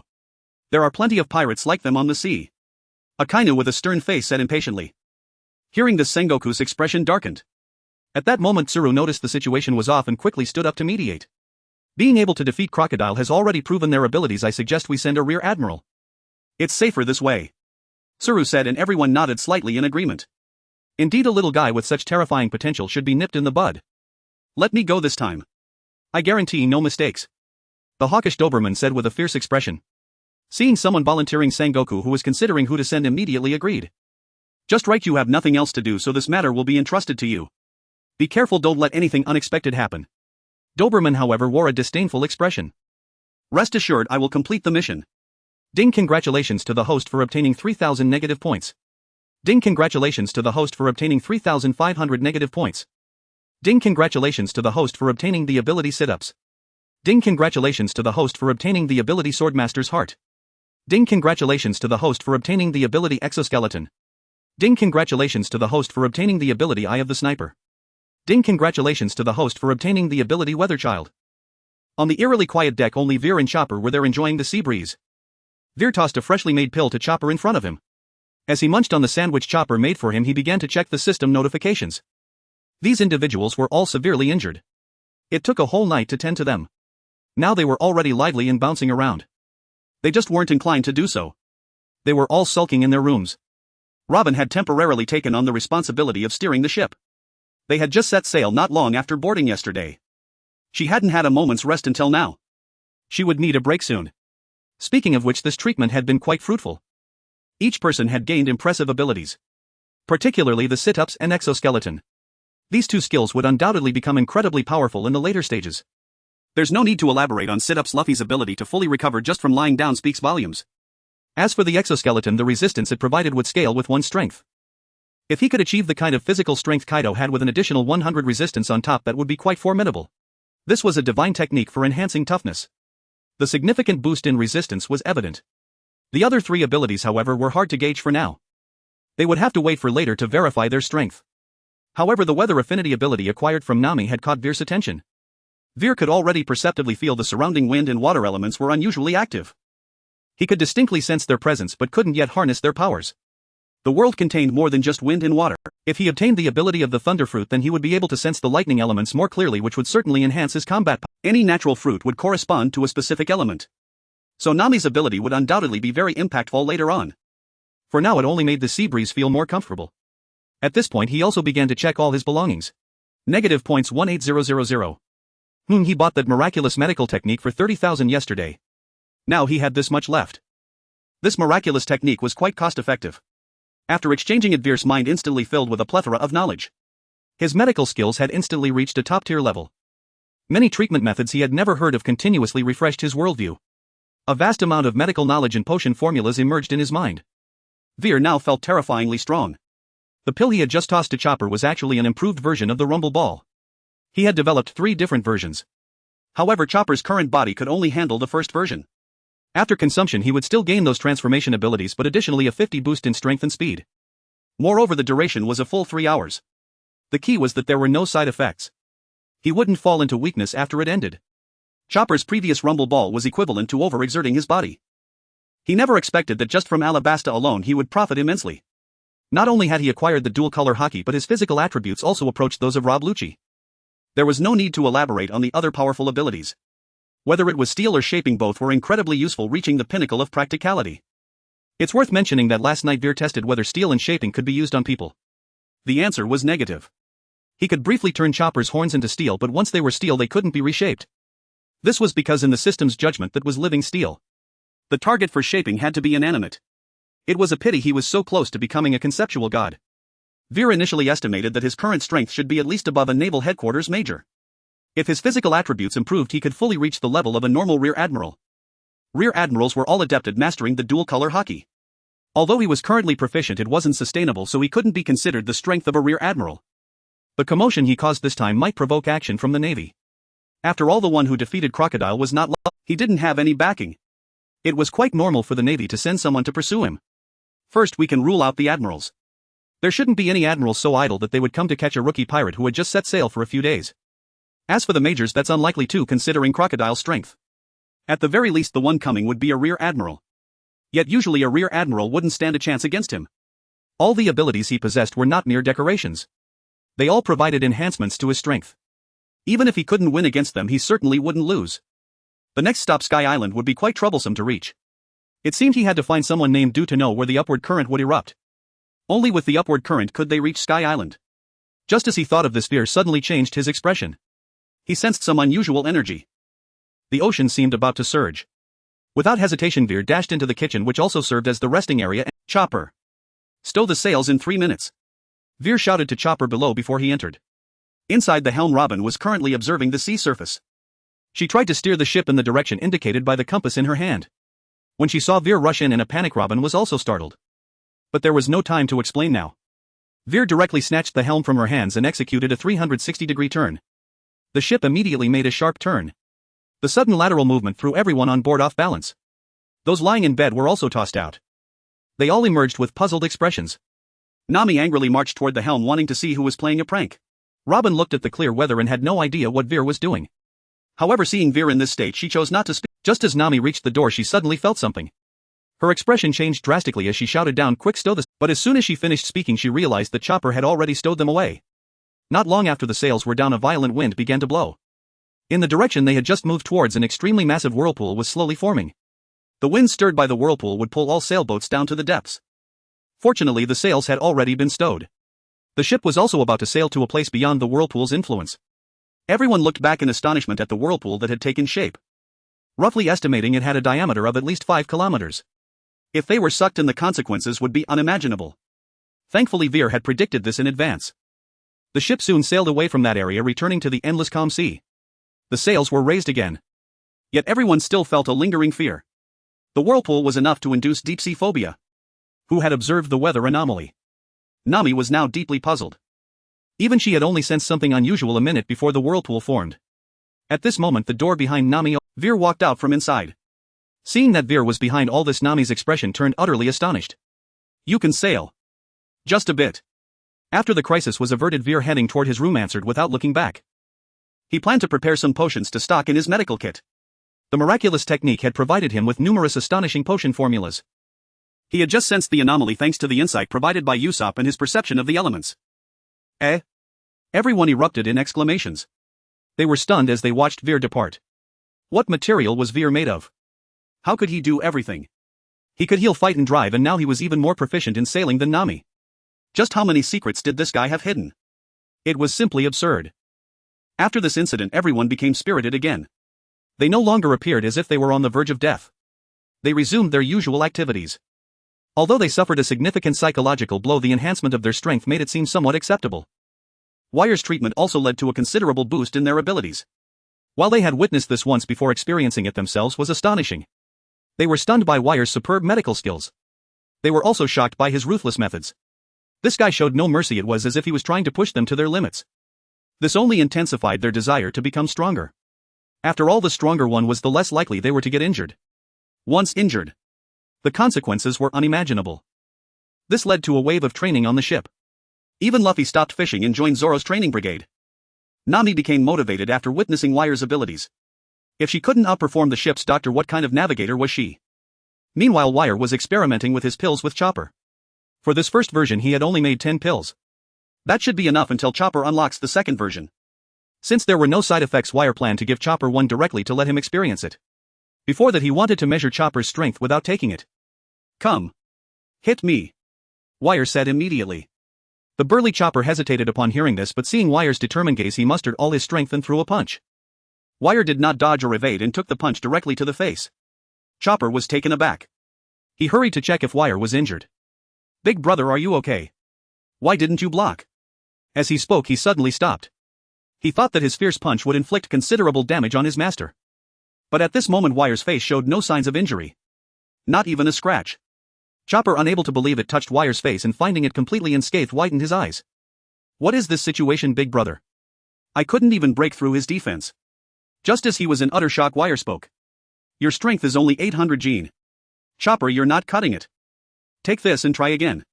After finishing his sentence, Wire tossed a blue pill to Chopper. Hearing that he was lacking, Chopper felt a bit eager to show off. Holding the pill Wire threw, he directly placed it in his mouth. He closed his eyes to feel the changes in his body. Soon Chopper's aura transformed. Even his body felt more robust. Arm strength enhancement. At that moment, Chopper suddenly opened his eyes and after a loud shout threw another punch at Wire. This time his right arm was noticeably thicker and he felt an overwhelming surge of power. Even his speed had increased. It was so fast that Wire was somewhat surprised. This time Wire chose not to take it on the chin. He slowly raised his hand and effortlessly blocked Chopper's heavy strike. A muffled thud echoed. Chopper's eyes widened again. His punch definitely had a force of at least 5,000 gene. But how powerful is Master? It was simply unbelievable. Not bad, it reached 6,000 gene. The potency of the medicine actually achieved 130 effectiveness. Wire added. Chopper's strength had increased by at least 700. Normally it could only add up to 500, but it seemed Chopper was a perfect match for this item. This thing can only be consumed by animals. Otherwise Wire himself would want to eat it. This has no side effects, he'll give you a few more later. Familiarize yourself with it over the next few days and come to me when you run out. After Wire spoke, Chopper was left stunned. From the sounds of it, it seemed like this item was as common as cabbage. Can I eat it freely? By the way, if you eat 3 at once you can transform into a monster form. The monster form won't lose rationality, but it doesn't last long and there will still be a period of weakness afterwards. Try not to use it all at once. This is just the first version, the effect is somewhat lacking considering you are too weak right now. Once you get a bit stronger I will give you a version with better effects. After saying this, Wire patted the bewildered Chopper's shoulder and said earnestly, practice well, don't hesitate to use it. I have plenty for you. After giving Chopper an encouraging glance, Wire turned and returned to his room. He still had to focus on potion preparation. There were plenty of tasks awaiting him. Meanwhile, Chopper was completely dumbfounded. He could maintain rationality after transforming into a monster. The things he had studied for a long time but couldn't break through were casually resolved by Wire. What about this first version? The effects are somewhat lacking, that's normal. Is this really lacking? Chopper now felt he was terrifyingly strong. As long as he got used to his drastically boosted attributes and the enhanced transformation, he felt he could at least hold his own against Sanji and Zoro. Is this still lacking? How powerful must the other versions be? The key point is that Big Brother seems to be providing an unlimited supply. This alone was already explosive. If he wanted, he could maintain this state for a lifetime. Strengthening the blue pill could be consumed like candy. No way. Big Brother treats me so well. I absolutely cannot let him down. I must train hard, I want to be the first deer to awaken Haki. Soon the ranks of the diligent army would add yet another member. 3 days later. Under Nami's leadership, who was motivated and hardworking, they truly did not encounter any dangers along the way. During this time Wire sensed something, but before he could speak he noticed that Nami had already reacted. Whenever this happened Nami would ask, "How is it?" "Still okay." Like a little girl seeking praise, she wanted Wire's affirmation. Each time Wire would compliment her a bit. However, Wire also marveled at Nami's talent. When she took things seriously, she was indeed not something he, a half-baked navigator, could compare to. During this time Nami also encountered a situation where the compass pointed upwards. Not understanding what it meant, she was somewhat confused. She could only run to ask Wire and Robin. Robin had recently been in Wire's room helping him with some tasks. In her spare time she would sit in Wire's room reading, but it wasn't just reading. Upon hearing Nami's words, Wire understood that they were approaching the Sky Island. He first explained the Sky Island to Nami. Then he told her they had to go to a place called Jaya Island first. There someone knew how to reach Sky Island. Moreover, on Jaya Island there was a Bellamy. His abilities were quite decent. If he were to come forward, it would indeed be necessary to take advantage of it. And if nothing went wrong, he would definitely come forward. Overall, they wouldn't spend too much time here. At most a day they would set out for Sky Island again. Jaya Island. But we don't have a compass. How do we go without knowing the direction? The only compass pointed to the sky and Nami didn't know what to do. No compass. Then they would have to rely on a physical compass. The position where the compass pointed to the sky was very close to Jaya Island. Determining a direction. Simple. Wire directly took Nami to the bow of the ship. He pushed his senses to the limit. Feeling the elements from all directions, Wire closed his eyes and concentrated for a dozen seconds before determining a direction. In that direction a few scattered earth elements floated towards him. As Nami watched Wire's demeanor, her face suddenly filled with astonishment. This is he sensing something. Just like the things she sometimes did. But she only ever vaguely sensed. Could it be that Wire is sensing those things? Nami. Head that way. Wire then opened his eyes and pointed out a direction. Seeing this, Nami was even more convinced. Because in that direction she also felt a different aura. Although it was extremely vague, she didn't even know what it was. But after witnessing Wire's sensing process, she vaguely guessed something. It should be the elements. But then she thought of something. She couldn't even sense it. Why could Wire? Could this be his terrifying talent? Nami looked at Wire with completely different eyes. This guy is simply inhuman. Not only is he skilled in medicine, but his sailing talent is also astonishing. How are we supposed to compete with that? Following Wire's indicated direction, they soon saw Jaya Island. This also convinced Nami that the unfamiliar aura she sensed earlier must have been the aura of Earth. Wire's abnormality was simply off the charts. Nami secretly made up her mind to catch up with this abnormality named Wire. She must also reach a level where she could clearly sense the elements. As for why Veer could accomplish this, it was naturally due to the synergistic effect of his two abilities, Usopp's extraordinary perceptiveness, which enabled him to sense these elements with remarkable ease. This was no innate talent, mind you, do not mistake it as such. Under Veer's guidance they circumnavigated the island directly to its secluded rear side. There they found Kurik, the diver who had plunged into these waters for over a decade. Yet he lay unconscious on the ground. Beside him stood two fully clothed gorillas, their faces etched with anxious concern. Spotting the merry-go approaching, the ape brothers instantly tensed with wariness. Luffy, upon laying eyes on the two anthropomorphic apes, lit up with unmistakable excitement. Before the ship had even come to a full stop, he leapt overboard and sprinted toward them, so swiftly that Zoro couldn't possibly restrain him. Seeing this, Zoro had no choice but to secure the vessel first, then dash after him. The rest of the crew soon disembarked. Nami had just briefed them on the situation. They now urgently needed this man's assistance. No sooner had Veer alighted from the ship, cradling Chopper in his arms, than Luffy's voice boomed across the shore. "Oi! Veer! This big guy's passed out. Hurry and save him." Luffy's distinctive thunderous cry immediately drew Veer's attention. Passed out. He must be having another episode. The man suffered from a diving-related illness, a consequence of years of relentless submersion. The affliction primarily compromised his lungs. If left untreated, the episodes would grow increasingly frequent, eventually escalating to life-threatening severity. Without delay, Veer set Chopper down on the ground. In an instant his mount materialized and bolted forward at breakneck. "Don't worry, our ship's doctor is the finest in the world. He'll surely save this man." Luffy reassured the two apes, still beaming with confidence. The ape brothers, sensing no hostility from Luffy, exhaled in profound relief. Until now they'd been paralyzed by helplessness, but now genuine aid had arrived. Veer knelt beside Kurik without hesitation and began his examination. As anticipated, it was indeed the diving sickness. First, carry him into the inner chamber. He directed the brothers firmly. Having just witnessed Veer's swift clinical precision, they now held firm conviction this man was unquestionably a physician. Without hesitation they carried Kurik into the nearby cottage. Veer meanwhile had already formulated his plan. He would replace the man's lungs entirely. It was the perfect opportunity to test the artificial organ he had crafted earlier. Entering the cottage, Veer wasted no time. Drawing forth a brick, he struck Kirik squarely on the head. The brothers recoiled in horror. This man is no healer, he's a villain. Was everything before merely an act? He deceived our trust. We even thought his medical skill was exceptional. What a treacherous scoundrel. He's here to assassinate our elder brother. What are you doing? Hey, stop right there. Their cries erupted simultaneously as they lunged forward, desperate to halt Veer's actions. At that moment, Luffy stepped between them, halting their charge not with words but with limbs. He swiftly bound both apes' hands and feet entwined. Now, don't panic, gorillas. Our ship's doctor treats patients this way, and his skills are truly extraordinary. Luffy still earnestly sought to restore their faith in Veer. But seeing this spectacle, they scoffed inwardly. I trust you about as far as I can throw you. Clearly this was no healer, this was an assassin. They writhed fiercely, yet Luffy's grip remained unbreakable. With a muffled thud, Kirik regained consciousness, only to find someone stripping away his garments. Then a pair of large hands pressed firmly against his chest. They roamed erratically across his torso. What? This sudden bewildering turn left him utterly stunned. What in the world was happening? Why couldn't he move? Who was this person? Was he about to lose his virtue? Just then, a shrill grating whine of a chainsaw pierced his thoughts, sending a jolt through his spine. What on earth was going on? Veer, gripping the very same chainsaw he'd once used on Ace, brought it down, blades biting deep into Kirik's chest. The brothers' eyes bulged wide with terror. He's wielding a chainsaw, yet you still claim he's not an assassin. Surely you won't argue this is part of treatment. Who saves lives with a chainsaw? You wretched fiend. Under their horrified, unblinking gaze, Kirik's diseased lungs were swiftly excised. His lungs bore numerous white nodules. Once those lesions spread across the entire organ, death would follow inexorably. The brothers gasped in shock. Why do elder brother's lungs look like this? Clearly something is gravely wrong. Could he truly be a healer? How else could he have pinpointed the exact source of the ailment? Then Veer reached into his medical case and withdrew a pitch-black, perfectly formed artificial lung, poised to implant it within Kirik. The brothers froze, then slumped in stunned silence. Brother, we misjudged you terribly. We genuinely believed you were a legitimate physician. Truly, you surpass all expectation. A lung forged like a black orb. You must have gone to extraordinary lengths to procure it. Thank you for exerting such effort to kill him.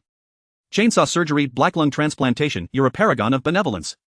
How desperately we wish to end you. Patience almost done. Just wait a little longer. Luffy continued his placating assurances, though they rang hollow. Almost done. Done for whom? Yama, the king of hell. Ding. Congratulations, host, you've earned 500 negative points. Ding. Host has unlocked the ability diving mastery.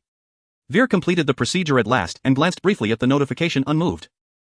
After all, they were seeking his aid. Earning negative points was already a fortunate outcome. Alright, Luffy, release them. At Veer's word, Luffy let go. The brothers surged forward instantly, determined to tear Veer limb from limb. He murdered our elder brother. Even if we perish, we'll strip him bare. They closed in from either side until a voice cut sharply through the air. You two, cease this nonsense. I'm perfectly fine. Their movements locked mid-stride. Whirling around, they stared wide-eyed at the figure seated upright on the bed. Yes, there was no mistaking it, elder brother lived. Elder brother. Abandoning Veer entirely, they rushed to embrace Kirik. Around them the Straw Hat crew watched, utterly unfazed, as though such scenes occurred daily. Only Robin reacted differently, her lips parted slightly, her expression one of pure astonishment as she gazed incredulous at Veer seated calmly nearby. That just now. Chainsaw therapy. Had it truly revived a man? She'd even suspected Veer was a deranged eccentric and resolved to keep her distance henceforth. Yet now it was clear this was simply his singular unconventional methodology. But upon reconsideration, if he were to get injured in the future, wouldn't that mean? At this thought, Robin's expression immediately changed, as if he had recalled something unpleasant. On the other side, the three individuals, after a bout of sobbing, finally fell silent. From Kulik's speechless gaze it was evident that he was quite at a loss. The three turned their gazes towards Veer. The two brothers spoke first. Thank you, divine doctor, for saving our elder brother's life. Bang bang. The two were straightforward, delivering two firm blows. This left Veer and Kulik with expressions that were quite the same. No need to say more, these two were truly sincere. What they thought was even simpler. The divine doctor had just saved their elder brother, yet they still doubted him. It was simply inexcusable. They were hardly human. At this moment their gazes towards Veer were filled with gratitude and admiration. After all, it was their first time witnessing someone being saved with a chainsaw. Alright, it's a minor matter, get up quickly. Veer was somewhat overwhelmed and hurriedly urged them to rise. Seeing Kulik awake, Luffy then spoke out their purpose. Uncle, we want to go to Sky Island. Do you know how to get there? Kulik was momentarily taken aback upon hearing this. He then sighed heavily. If it were anyone else asking him, he would have laughed loudly at them and told them that Sky Island did not exist. But these people had just saved his life. At that moment Kulik saw the fervent gaze in Luffy's eyes. To be honest, he saw the shadow of a dream within them. He silently sighed. Ah, forget it. With that thought, he shared all the information he knew with the group. Where did not stay to live, after all he already knew. After greeting everyone, he returned to the ship to continue with his unfinished potion project that was meant for Whitebeard. The process was rather complex and it wasn't ready yet. He had been focused on this for the past few days and it was now at the final stage. Considering he might be busy later, he needed to hurry. Soon Weir immersed himself in the work. Time flew and 2 full hours passed. Weir looked at the bottle in his hand and nodded in satisfaction. During the mixing process he heard the sound of cracking from the ship, but he paid it no mind. As he opened the door, he found that the night had already enveloped the outside. It was eerily quiet. There wasn't a soul in sight. Weir was not surprised. They must have gone to catch some south bird. After all, without a compass one could not determine direction at sea. Therefore catching that bird was indeed necessary. Now they just had to wait for their return. At this moment Weir also noticed significant changes to the Mary. Many areas showed signs of reinforcement. On both sides 2 wing-like structures had been added. They were likely the work of the Monkey brothers. Usopp couldn't do such detailed work. Hey divine doctor. Are you hungry?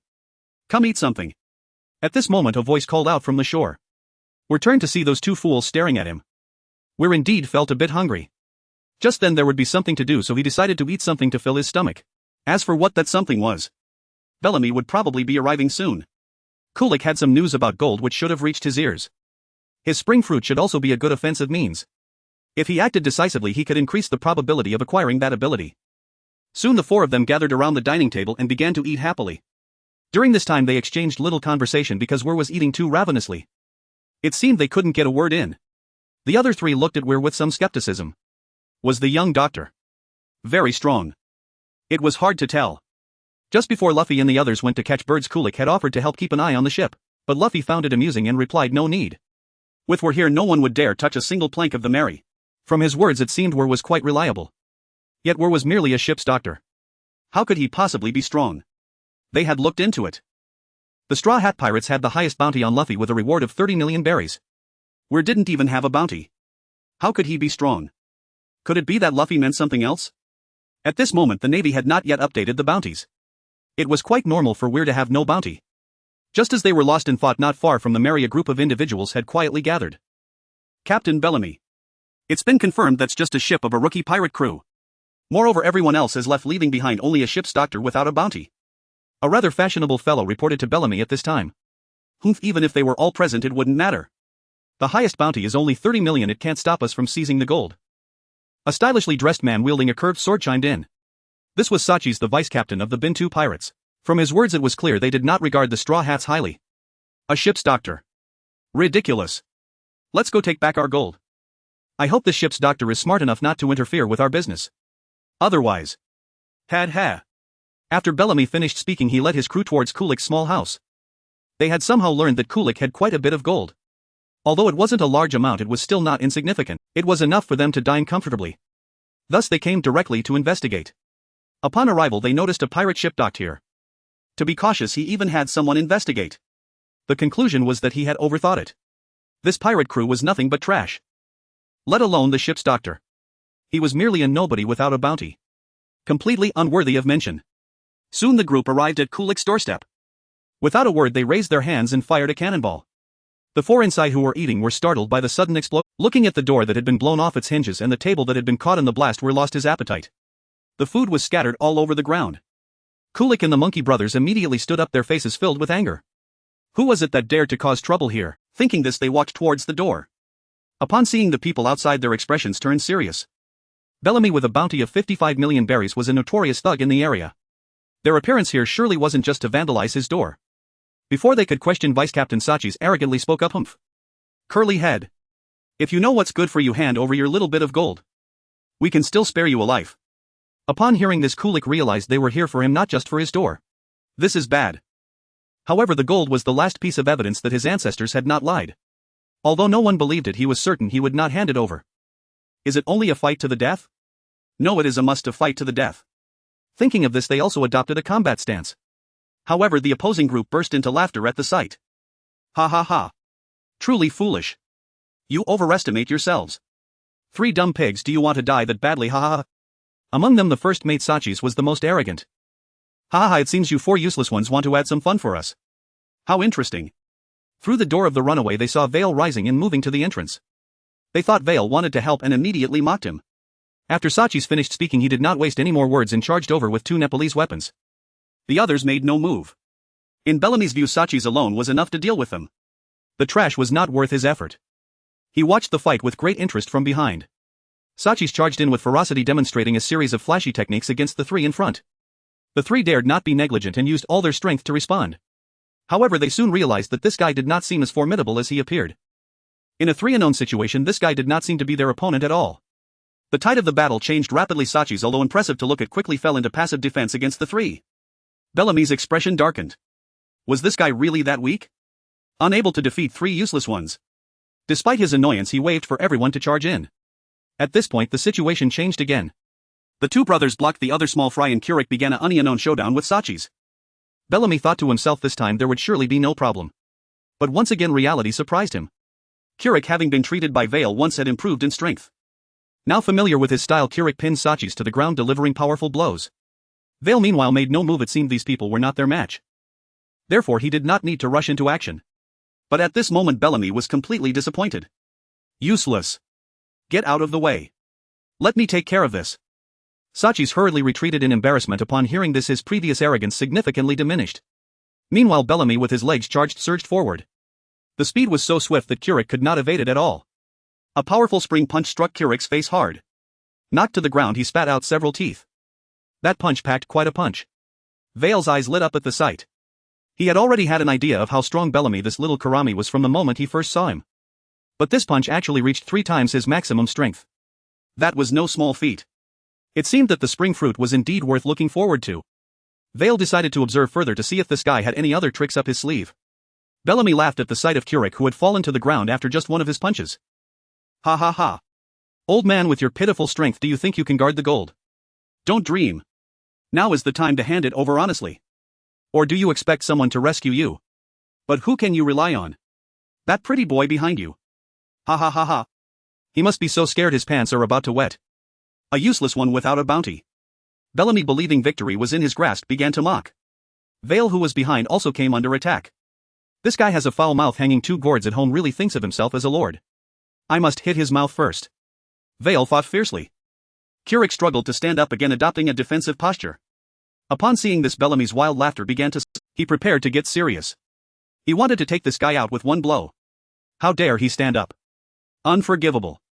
With this thought the spring marks appeared again on his legs. And began to compress continuously. But this time he did not charge directly at Keurig. Instead he bounced around like a rubber ball. The speed of the bouncing grew faster and faster. So fast that it left after images. Everything he bounced off, whether it was houses or trees, was shattered and broken without exception. Keurig's face was grave and his body was tense to the extreme. He knew that a slight misstep could spell doom for him. Vale continued to watch calmly. This bouncing thing could actually increase speed, pretty impressive. But suddenly his expression changed. Because this guy was actually bouncing towards the Mary. The surrounding things had already been nearly destroyed by him. It seemed he intended to kick the Mary one last time before launching an attack. In that case he could no longer just stand by and watch. Bellamy indeed thought the same. He had already prepared to punch that old man into pieces. His face bore a mad expression at this moment. Keurig, upon seeing this, thought it was bad. Judging from the previous guy's destructive power, this strike would definitely create a huge gap in the Mary. He instinctively looked towards Vale, wanting to see what he would do. But at this moment there was already no one behind him. Bang! Bellamy pushed hard off the ground. Prepared to charge forward. But the explosive situation he imagined did not occur. He actually halted in midair. It was as if he was glued to the ship. Meanwhile the Mary, which should have been severely damaged, was completely unscathed. On the deck of the ship stood a figure. His right hand was precisely blocking in front of Bellamy's foot. The reason he stopped was that the person had grasped his ankle. Kid, if I let you kick it to pieces in front of me, I'd be humiliated. It is also our partner. Hearing this voice everyone was taken aback. Wasn't that the voice of that useless ship doctor? They all looked at the person in shock.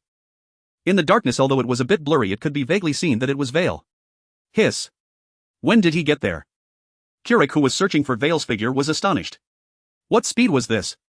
Just a moment ago Vale was still standing at the doorway. In such a short time was his speed even faster than Bellamy, who had been charging for so long. What surprised him even more was that Vale actually stopped the rapidly moving Bellamy with a single hand. Although this seemed simple, it was actually very complicated. That powerful kinetic energy disappeared in an instant. How much strength was required to achieve that? How could this be possible? Didn't he have no bounty at all?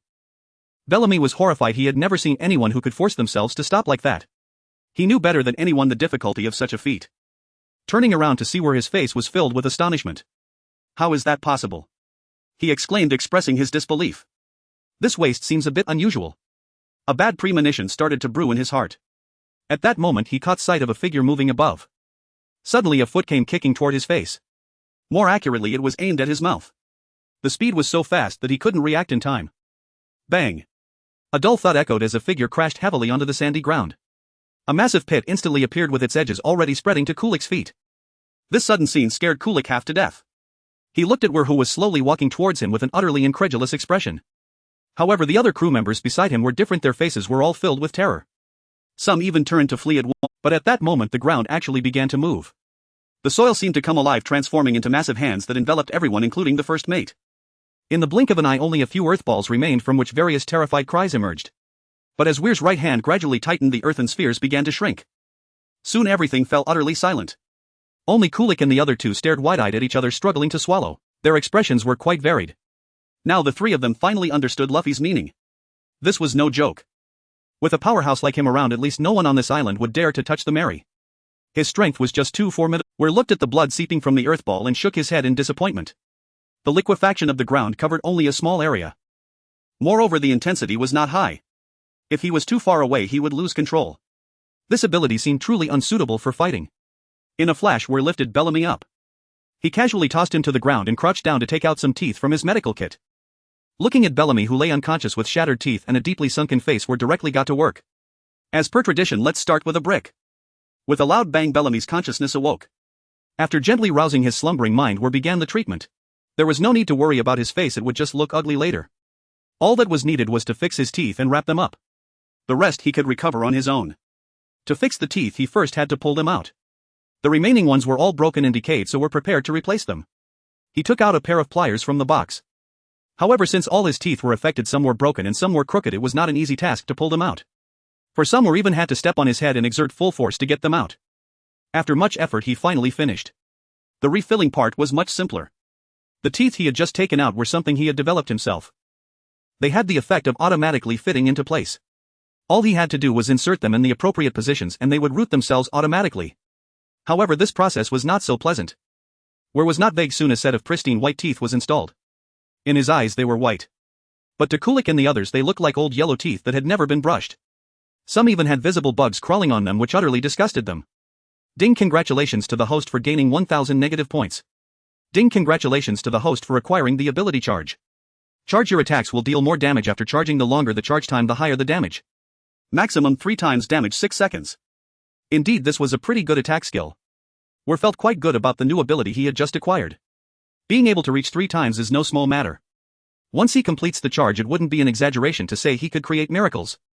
This was truly a bountiful harvest. Weir. Brother Weir, do you really have no bounty? Is the Navy stupid? Why haven't they put a bounty on you? The two monkey brothers asked Weir with some stuttering. In their eyes, Weir's strength was at least in the 100 million range. But such a pirate had no bounty. Has the Navy fallen asleep? Bellamy, who is lying down, is surely cursing the Navy the most right now. He hated the Navy more than ever. How can they be so unprofessional? A guy like this has a 0 bounty. Aren't you asking for trouble? If you don't want to work, just get lost. Navy bounty? I wouldn't know about that. That thing is of no use, it just scares people. Weir said nonchalantly. But this left the three of them dumbfounded. Scare people?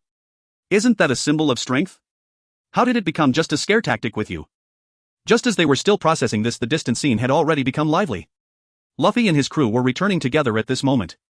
Zoro was holding a strangely shaped bird in his hand. Its head pointed backward towards the south. Soon they approached only to see the massive pit. They also realized something. Someone must have come to cause trouble. Wow.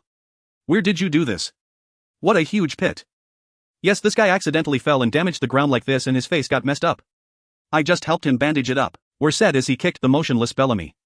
Kulik and the others twitched their mouths at the words. Did your guy fall and get hurt like this? That explanation would be quite explosive even in the explosive world. Oh, he really was careless. Bang. Are you stupid? Nami's fist landed hard on Luffy's head.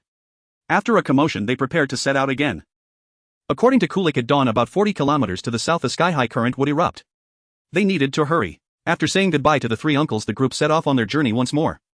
All the way Luffy was excitedly talking nonsense. We're going to the sky soon. That's great. Let's all go to the sky. Bang. Shut up, you idiot. After a night of sailing, they finally reached their destination just as dawn broke. But it looked calm here and it didn't seem like anything was about to happen. Only we're new. The big event was about to arrive. The sky-high current was about to erupt and the surrounding water elements were exceptionally restless. As long as they could ride this current, they would be able to soar to the sky island. Suddenly they felt something strange about the ship. It began to tilt sideways. Upon closer inspection, it was a huge whirlpool. An extremely gigantic whirlpool had quietly formed. They began to drift towards the seabed with the waves. All faces were filled with terror. Each small face turned pale. But suddenly everything seemed to disappear. The sea surface returned to its former tranquility. Just when everyone thought it was all over, Wire grabbed onto a small antler of Chopper nearby. Then, a colossal wave surged skyward. The Mary also suddenly stood upright. This sudden movement almost threw Luffy off. Fortunately, he stretched out his arm and grabbed the mast. The others also hurriedly found something to secure themselves. Chopper, swaying in the wind, looked terrified. It was about to faint from fear after riding a motorcycle. Fortunately, Wire held onto its antlers tightly, so there was no worry of drifting away. Everything around them rapidly receded. Their altitude also skyrocketed. 1,000 meters, 3,000 meters, 8,000 meters. With the current's pull, their ascent speed felt like riding a rock. Just moments ago, a bird even crashed into Luffy's head and exploded. The speed was nothing short of astonishing. After several minutes of rapid ascent, the violently shaking ship finally stabilized. The people on the ship slowly opened their eyes. What greeted them was an endless sea of clouds. Their ship was at that moment sailing upon a river of clouds. The cloud river meandered unpredictably, leading who knows where. Everyone looked as if they had never seen such a scene before, gazing at the beautiful clouds in awe. Wire, looking at the spirited Chopper, curiously asked, "Hey Chopper, you aren't fainted from fear?" "Hey. I'm fine. I'm perfectly okay.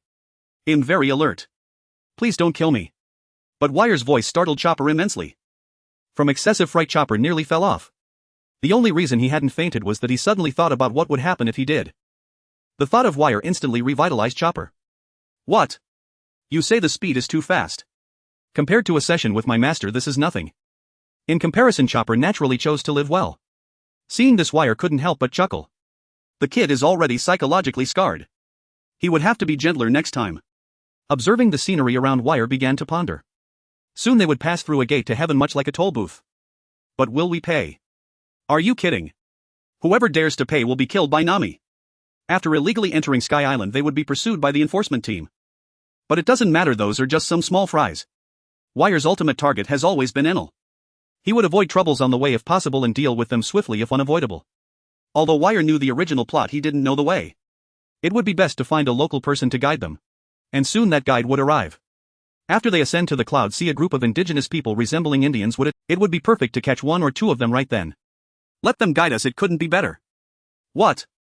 You say they might not be willing? No problem, isn't there bound to be some injuries in a fight? A little treatment and they'll be willing. The ship soon reached the entrance of the gate to heaven. The grand and magnificent gate made one feel lost in thought. Anyone unaware would think they had truly arrived in paradise. Their ship was still drifting forward on the Cloud River but stopped as they approached the gate. It seemed that the Cloud River no longer flowed here. Just as everyone was puzzled, a short old lady stepped out from beneath the gate. Her face was lined with wrinkles. After glancing at the crowd, she expressionlessly said, "If you want to enter, you must pay 10 billion IKAs per person." Hearing this, everyone was stunned. 10 billion. Although they didn't know what an IKAs was, the figure of 10 billion was still terrifying. "Can we not pay?" Nami cautiously asked, not holding much hope. But the old woman's response surprised everyone. "Of course you can." Upon hearing this, everyone was again astonished. They could really skip paying. Though they were filled with doubts, they didn't ask further. Since they could avoid payment, that was excellent news. After speaking, the old woman slowly opened the grand gate. A crab appeared beneath the ship, clamping onto it. It carried them forward at high speed. After another long journey, they finally reached the White Sea. Here there was an endless sea of clouds. Below them were flowing clouds. Is this place an ocean? A sea made of clouds? Usopp, eager to swim, contemplated jumping down. After all, everyone was visiting such a place for the first time. They wanted to experience many things. But when Usopp took off his shirt and stood on the railing, he suddenly seemed to recall something bad. His body, poised to leap high, abruptly stopped. He turned back to glance at Wire. If he fell and drowned, wouldn't that be the end? Forget it, he thought. Better not gamble with his life. Usopp quietly climbed back down. But once he was down he felt utterly drained. He fell straight to the side gasping for breath, appearing utterly exhausted. This stunned everyone. How could he be so tired just from climbing a railing and then coming down? When did Usopp become so frail? Just as they were puzzled, a few strange figures suddenly surged across the sea. They wore odd masks and their shoes continuously emitted gas. Their target seemed to be the Mary. Seeing this, Wire's eyes lit up. Here they come.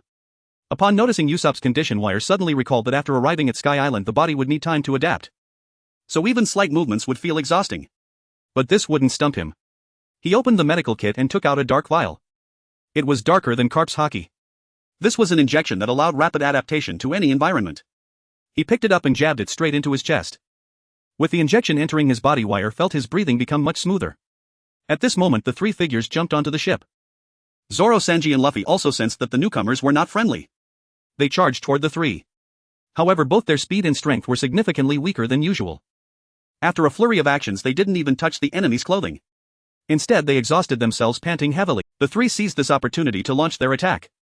Luffy and his crew were utterly unable to defend themselves, overwhelmed by the onslaught. Soon the three were taken down. Nami and the others looked on in shock as Luffy was taken down so easily. How had their strength diminished so much? They had barely exchanged a few blows before being defeated. Were these people really that powerful? Just as they were worried, they suddenly noticed these individuals charging towards Weir. Seeing this, they heaved a sigh of relief. They were going to find Weir. That means it's fine, you all keep it up. However, it seemed that the leader had realized Weir was not to be trifled with. He pulled out the cannon strapped to his back and fired a shot at Weir.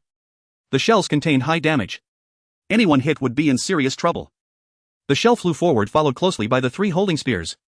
Watching the shell approach, Weir kicked it away. The three behind him were overjoyed at the sight.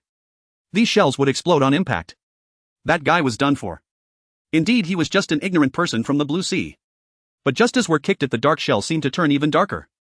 The scene they imagined with Weir being blown away did not occur. Did that shell actually get kicked away by Weir? Though the three were baffled. Nonetheless, they launched their attack. The three thrust their spears at Weir without hesitation. Just then Weir, who was standing in front of them, suddenly vanished. Before they could figure out what had happened, one of them received a kick to the stomach. One of the others, caught by Weir around the neck, was not sent flying. The other two were not so fortunate. One was sent flying hundreds of meters away, landing directly in the White Sea below. The other, with notably large pectorals, crashed against the railing. As for why the railing didn't break, it was because it transformed into steel at the moment of impact. At this moment the guy being choked by Weir still tried to resist. But then Weir slammed him down onto the steel deck. In an instant that guy became obedient. He spat out a mouthful of old blood, and the injury was just enough to keep him from getting up for a short period. Seeing this, the woman visibly grew anxious. It seemed they had kicked a steel plate this time. This guy was not someone they could contend with. They had to think of a way to retreat quickly. Yet she didn't abandon her teammates and charged straight at Weir again. Weir attempted to bind her with the boards of the Mary, but the result was unsatisfactory. She swiftly appeared in front of Weir. Her fair right hand lifted slightly. In her palm was a strange shell. Then she shouted impact. The powerful shell unleashed tremendous damage, striking directly at Weir's face. Even Usopp and Nami, who were standing behind Weir, were sent flying. They collided violently with the wooden board behind. The strength of this strike was astonishing. Everyone looked at Weir with concern. After delivering this blow, the woman immediately grabbed her motionless companion and prepared to retreat. But just as she was about to leave, a foot suddenly appeared at her chest. Then boom! A massive force erupted from her chest. She crashed hard against the same steel railing as before. But this time the steel was unable to withstand it, bending significantly. Spitting out a large mouthful of blood, she could no longer stand. Kneeling on one knee, she looked up at Weir in shock. Weir, who had taken her shell strike directly, had no visible wounds on his face. How could this be possible? In just 2 short minutes, one was missing and 2 were seriously injured and captured. Lucky struggled to accept this reality. How could someone from the Blue Sea be so powerful? She and Komachi were among the strongest in their tribe. The only one stronger than them was Weber. Yet how could they both not even last 2 exchanges against this man? What was going on with him? Weir walked towards her. Upon getting closer, he first grabbed the twisted railing and it quickly returned to its original. Next, Weir lifted the mask of the person in front of him. Beneath it was indeed a woman's face with long hair cascading down. This guy seemed to be called Lucky. At this moment she was glaring fiercely at Weir, displaying a look of defiance. This amused Weir. You came looking for trouble, yet after losing you still wear that expression. This is too childish. And to think you call yourselves bandits. What a disgrace to bandits. Lucky, however, was resolute in ignoring Weir, turning her face away. But Weir paid her no mind. Weir approached the man named Komachi, took out his medical kit. 1 minute later the screams began. 10 minutes later the scream stopped. Ding, congratulations to the host for gaining 200 negative points. Ding, congratulations to the host for acquiring the ability proficiency in shell usage. After completing all this, War calmly put away his tools. But Lackey's gaze towards War had changed. This guy seemed like a devil. At this moment she suddenly recalled the injury on her chest. She was instantly shocked. Her face visibly turned pale as paper. Fear filled her eyes. She looked at Komachi, who seemed lifeless, and her expression of terror deepened. At this moment War, having tidied up his things, walked towards her. Lucky immediately tensed up. She watched as the expressionless War approached her, a slight smirk on his lips. She panicked. Don't come any closer. What do you want? I'm not sick. I don't need treatment. Stay away from me. I'm not injured. I'm very healthy. She retreated while shouting loudly. But behind her was already the railing. Where else could she retreat? As War walked, the smile on his face grew more pronounced. But to Lucky it was pure terror. Finally she could no longer endure it. Just tell me what conditions you want. I'll agree to anything. Please, can you stop? War looked at her state, somewhat puzzled. Is she really that scared? All I did was swap that guy's chicken neck. Well, it wasn't even a chicken neck, just something that looked a bit like it. How did it scare her this much? This is too timid, right? Not to mention her, even the veterans on the ship who were used to Weir's outrageous actions wore faces of disbelief. That guy just got his head separated. Weir is becoming more and more perverse. Robin's face turned pale. This ship's doctor seems even scarier than she had imagined. Weir shook his head helplessly upon seeing this. The process of treating patients turned out to be more effective than even the most severe torture. Truly, it was beyond comprehension. Looking at the fearful eyes of Lucky ahead, Weir decided not to press her further. It would be bad if the child got too scared. There's nothing else, we just arrived here and are unfamiliar with the place, we only want you to be our guide. Weir said amiably at that moment. Upon hearing this, Lucky paused, her expression difficult to describe. A guide? Just to find us as a guide? Not a buddy. I was ready to sell my ancestors down the river and you tell me it's just to find us as a guide. Is that appropriate? To find a guide, do we really need to undergo such torture? My head was nearly taken off. Reattached and then taken off again. Are you kidding? Although her head felt like it was about to explode, she still agreed readily to take on the role of a guide during their time on this empty island. She tried to convey her willingness through her tone and expression. There was absolutely no coercion. She was quite happy. Although she didn't understand, the conditions were indeed not too difficult. Seeing this, Weir nodded in satisfaction. In any case, the objective was achieved. With a guide, things would be much more comfortable. Now he looked at Lucky with much more favor. However, at this moment Lucky suddenly coughed. Weir, who had just turned his head, immediately whipped around, fixating on her like a shark sensing blood. This was serious, she was badly hurt. Must be treated. But upon seeing Weir's terrifying gaze, Lucky's face turned pale in an instant.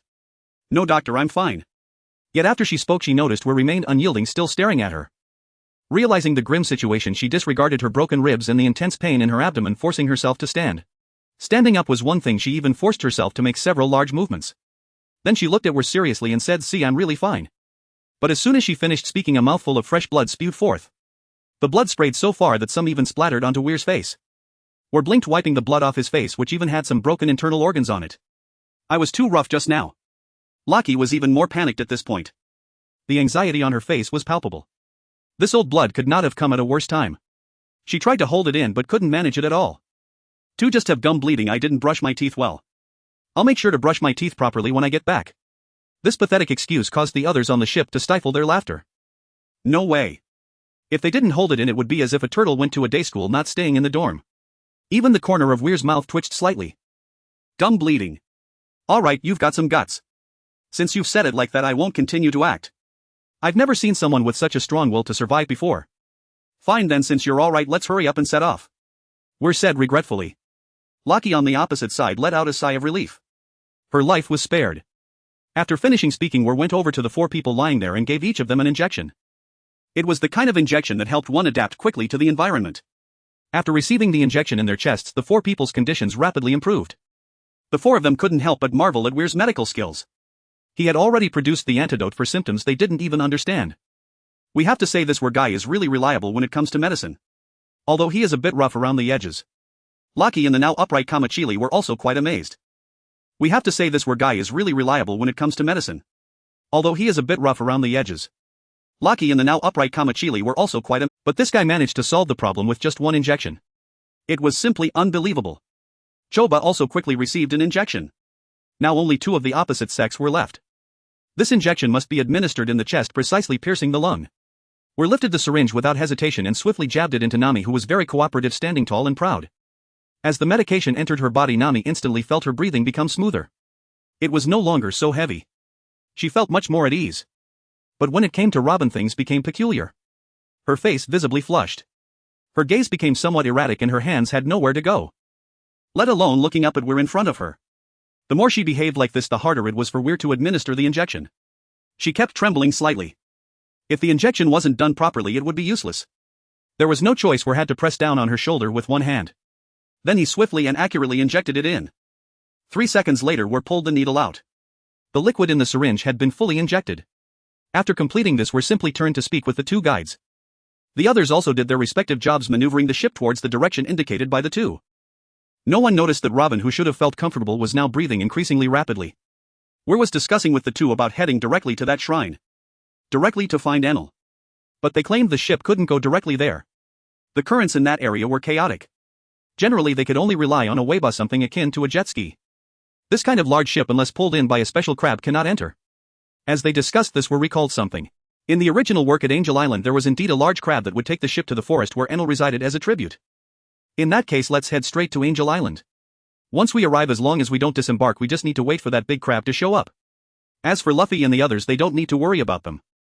Fewer people make it easier to move. Once inside the forest, we'll just let these 2 take us to the shrine. As long as we find Enel, squeeze, I guarantee he won't know where north is after a set of combos. Just now Weir discovered that he could actually charge up fully before the battle. This means he could start by delivering a powerful kick with armed haki attached, enhancing his legs and dealing triple damage. I wonder if he can withstand it. Suddenly a figure sprang out from the White Sea not far away. He wore a strange mask on his face. It was one of the members of the trio from just now. He glanced back at the distant Mary, his expression anxious as he dashed in the opposite direction. He needed to return to report this news. Haki and Kamachili had been captured. And they were suspected of being tortured.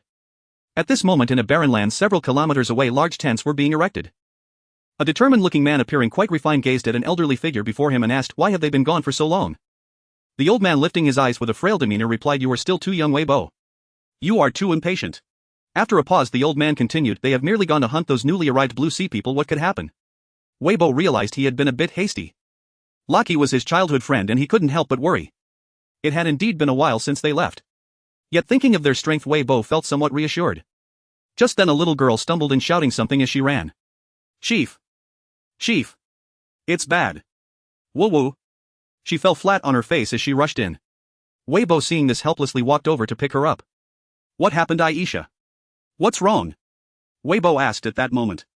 "Haki and the others, they..." Aisha gasped for breath, speaking in fragments. Upon hearing Haki's name, Weibo immediately grew anxious. "What happened to Haki? Aisha, what did you see?" This little girl possessed a similar ability to that of Inila's heart network. However, it was rather crude. She could only sense some general notions. "Haki. Sister Haki and brother Kamachili have been captured." At this point, Aisha finally uttered a complete sentence. But those words left Weibo in shock. "What?" Just after he shouted, another person rushed in, stumbling. "Weibo. Weibo, it's bad. Haki and Kamachili have been captured by a group of Blue Sea people. They are heading to Angel Island." The newcomer quickly reported what had happened and Weibo recognized him immediately. He was one of those who went with Haki and the others. "What? Coolly. What happened to Haki?" Seeing him return alone, echoing Aisha's words, Weibo was certain this was true. At this moment he was eager to rush out to save them, but calmed himself to let Cooley finish speaking. Haki and the others seemed to be suffering. As Cooley's words fell, a gust of wind swept by and Weibo's figure had already vanished. Along with him disappeared his equipment. In the depths of the great forest, a massive vine supported a structure resembling a grand building. Inside, in a room akin to a living room, Inalu lay lazily on a sofa munching on an apple. Everything that had transpired at the edge of the White Sea had not escaped his notice. He casually tossed the half-eaten apple onto the nearby carpet. A priest nearby hurriedly picked it up, swiftly cleaning the stain from the floor. A faint smile graced Inila's lips as the most powerful priest Omu inquired. "Did someone formidable arrive?" With a gentle smile, Inalu murmured, "Formidable. Indeed, quite formidable. However, no matter how formidable, they are merely human. The greatness of the gods is beyond their imagination. They are merely suitable to be sacrifices." "Oh!" Luffy shouted as he jumped off the ship. At that moment, Vale and the others had arrived at the coastline of Angel Island. Along the way, Luffy had several times wanted to jump into the White Sea to see if he would drown. However, the image of Vale fiercely using a toilet plunger on Xiaofeng and Smoker leaving their faces swollen kept flashing in his mind. After a fierce internal struggle he gave up on the idea of going into the sea. After holding back his excitement on the ship for a while he finally saw clouds he could step on and jumped down without hesitation. Once they stabilized the ship the others followed suit. Nami and the others only intended to remain there until the compass gained enough magnetic force. As long as the compass pointed to the next island they would leave as quickly as possible trying to avoid trouble. The coastline here looked no different from the blue seas. The necessary plants were present, the only difference was that the sand had been replaced by clouds. Seeing Luffy step down without any issue they all jumped down. Having come to such a magical place they wanted to enjoy it well. Soon only 5 panting individuals were left on. 2 guides, a deer and Robin who was lost in thought as she gazed into the distance. Chopper perched on Vala's head wanted to join Luffy and the others in playing. However, since Vale didn't go he also refrained. Vale noticed his eager thoughts and patted his little head. If you want to play just go play. After Vale said this Chopper shook his head like a rattledrum. I won't. Chopper said this but his face still displayed a longing expression. Vale shook his head helplessly. If it weren't for the big crab coming soon he would have taken the little one down to play in the clouds by now. At this moment Laki, who was squatting beside Kamachili, was also wrapped in bandages. Just moments ago she had been coughing up blood and her complexion was growing paler. Yet she was unwilling to let Vale come close even a little. If this continued it wouldn't be long before her injuries worsened and led to her death. Chopper, unable to bear it, took a look at her. After confirming the severity of her wounds he quickly helped Laki stabilize her condition. His movements were swift and decisive without any hesitation. Identifying the problem he promptly resolved it. Laki was astonished. This little deer was actually a doctor. It was truly incredible. The key was that his technique was so gentle even when administering an injection he softly reminded her that it might hurt a bit and advised her to endure it. If it were that guy wouldn't he just turn her into ashes? Upon hearing that Chopper was Vala's disciple her expression became even more interesting. Wait, are you 2 masters and disciples a contrast? How can the gap be so wide? The key is that the medicine this little deer used was all quite impressive. For example, that injection once administered caused the broken rib inside to actually reconnect on its own. The intense pain also vanished. To her this was simply unbelievable. How could there be such miraculous things in the blue sea? Looking at the docile Chopper she couldn't help but ask her question. Did you make this medicine? However, Chopper's response left her speechless. Oh, you mean this? It's something my master casually concocted. He said this stuff only works on some useless people, slightly stronger individuals won't be affected by it. His naive tone however conveyed the most hurtful words. Laki felt truly upset for quite a while. We looked at Robin, who was lost in thought beside him, and felt no surprise. Robin liked peace and quiet, so it was no problem for him to stay on the ship. This process would probably take 2 or 3 days. During this time they could enjoy themselves on the island. With Robin included, that made 5 people for the offering. He could already faintly sense something strange approaching below the surface of the sea not far away. It was moving at an incredible speed. Its size was considerable as the waves caused by its movement were quite large. It's here. There's no mistake. As soon as we thought of this he felt the ship shake violently as if something underwater was about to emerge. On the shore Luffy and the others also sensed the anomaly and all turned to look this way. At that moment an extremely large crab suddenly appeared from below the water. Its massive claws tightly gripped both sides of the Mary. Just like that the Mary was lifted up. It looked like a toy in its hands. The sheer size of the creature made onlookers uneasy. Luffy and the others were also stunned by this sight. Nami, who was closest, was even startled by the crab's appearance. What? What is that?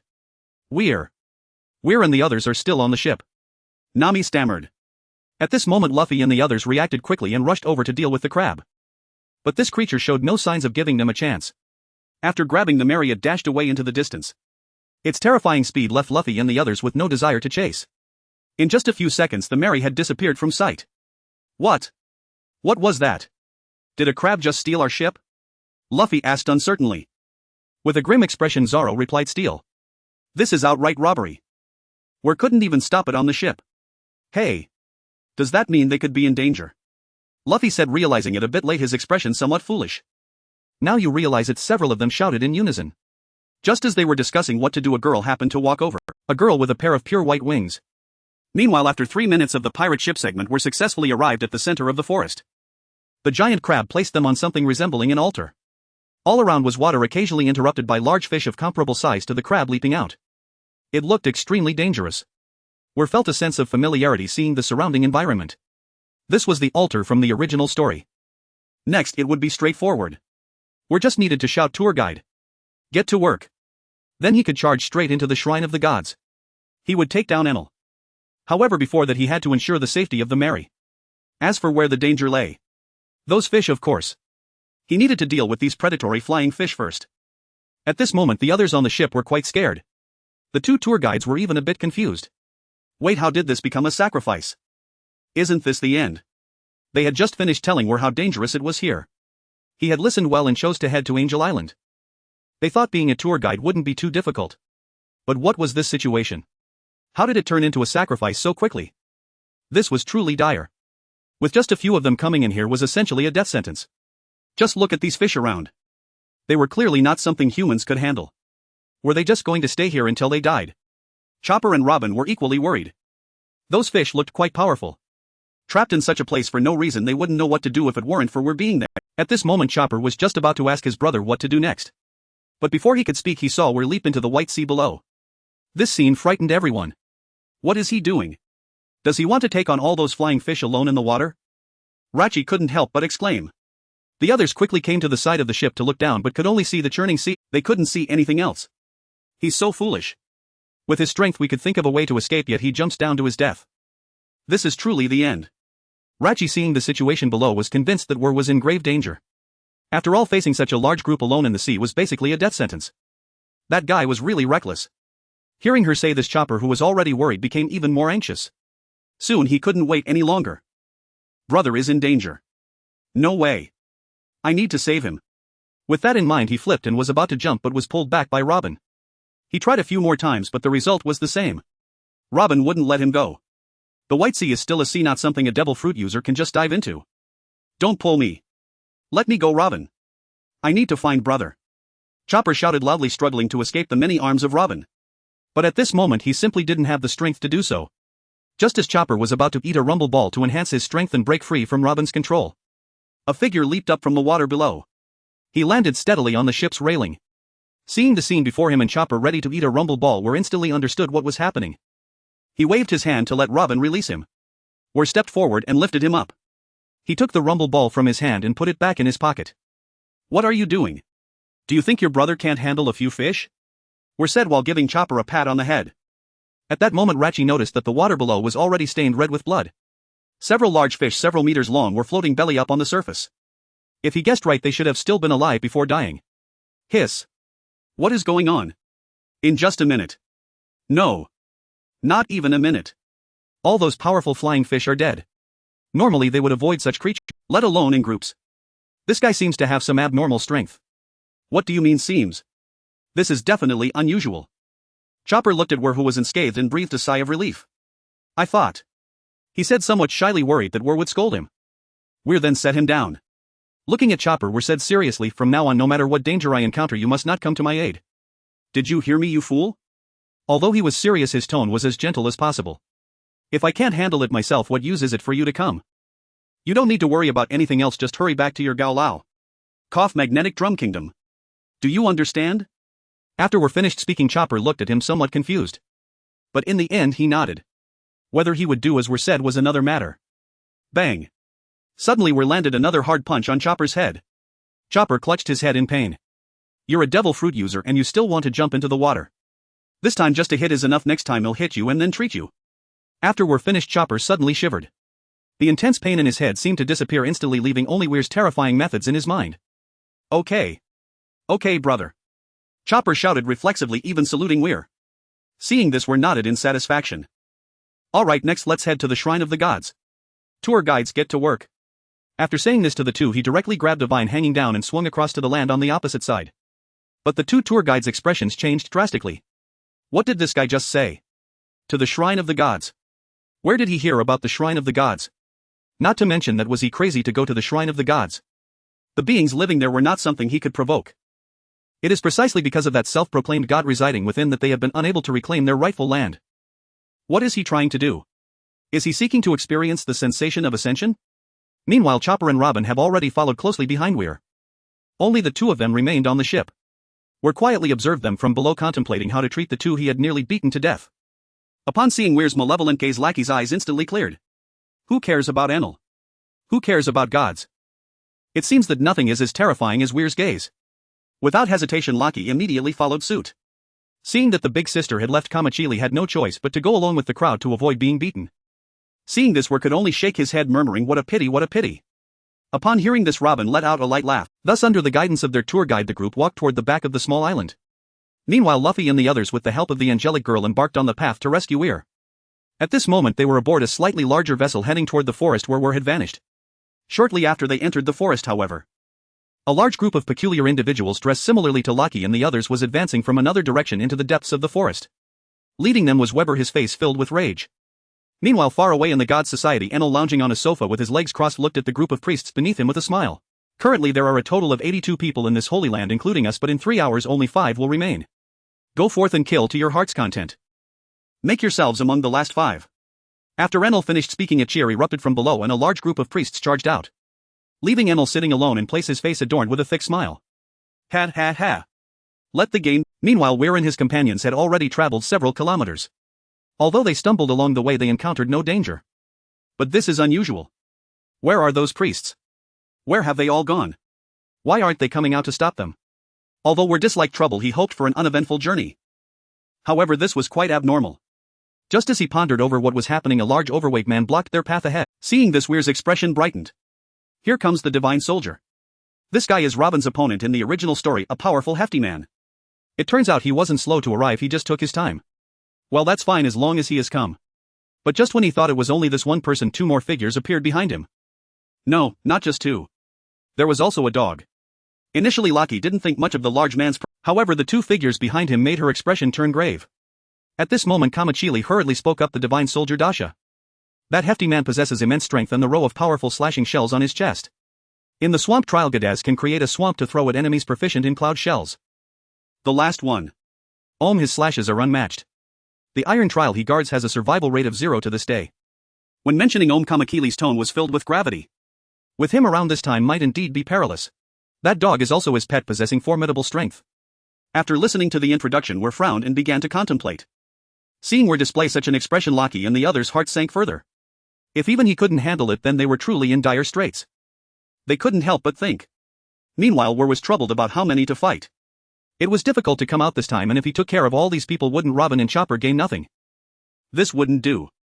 Although time was tight, it wasn't too late. He would deal with the strongest and leave the rest to them. With this in mind, Weir spoke up, "We'll take the strongest one. Robin, you handle that hefty man.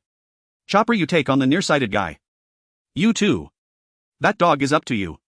After speaking, Weir muttered softly, "I guess I can only handle a dog," but this time Lucky and the others heard him. Though quite angry, the 2 did not speak out. After all, taking on a dog was still quite simple for them. If they contradicted this guy, he might just assign to them.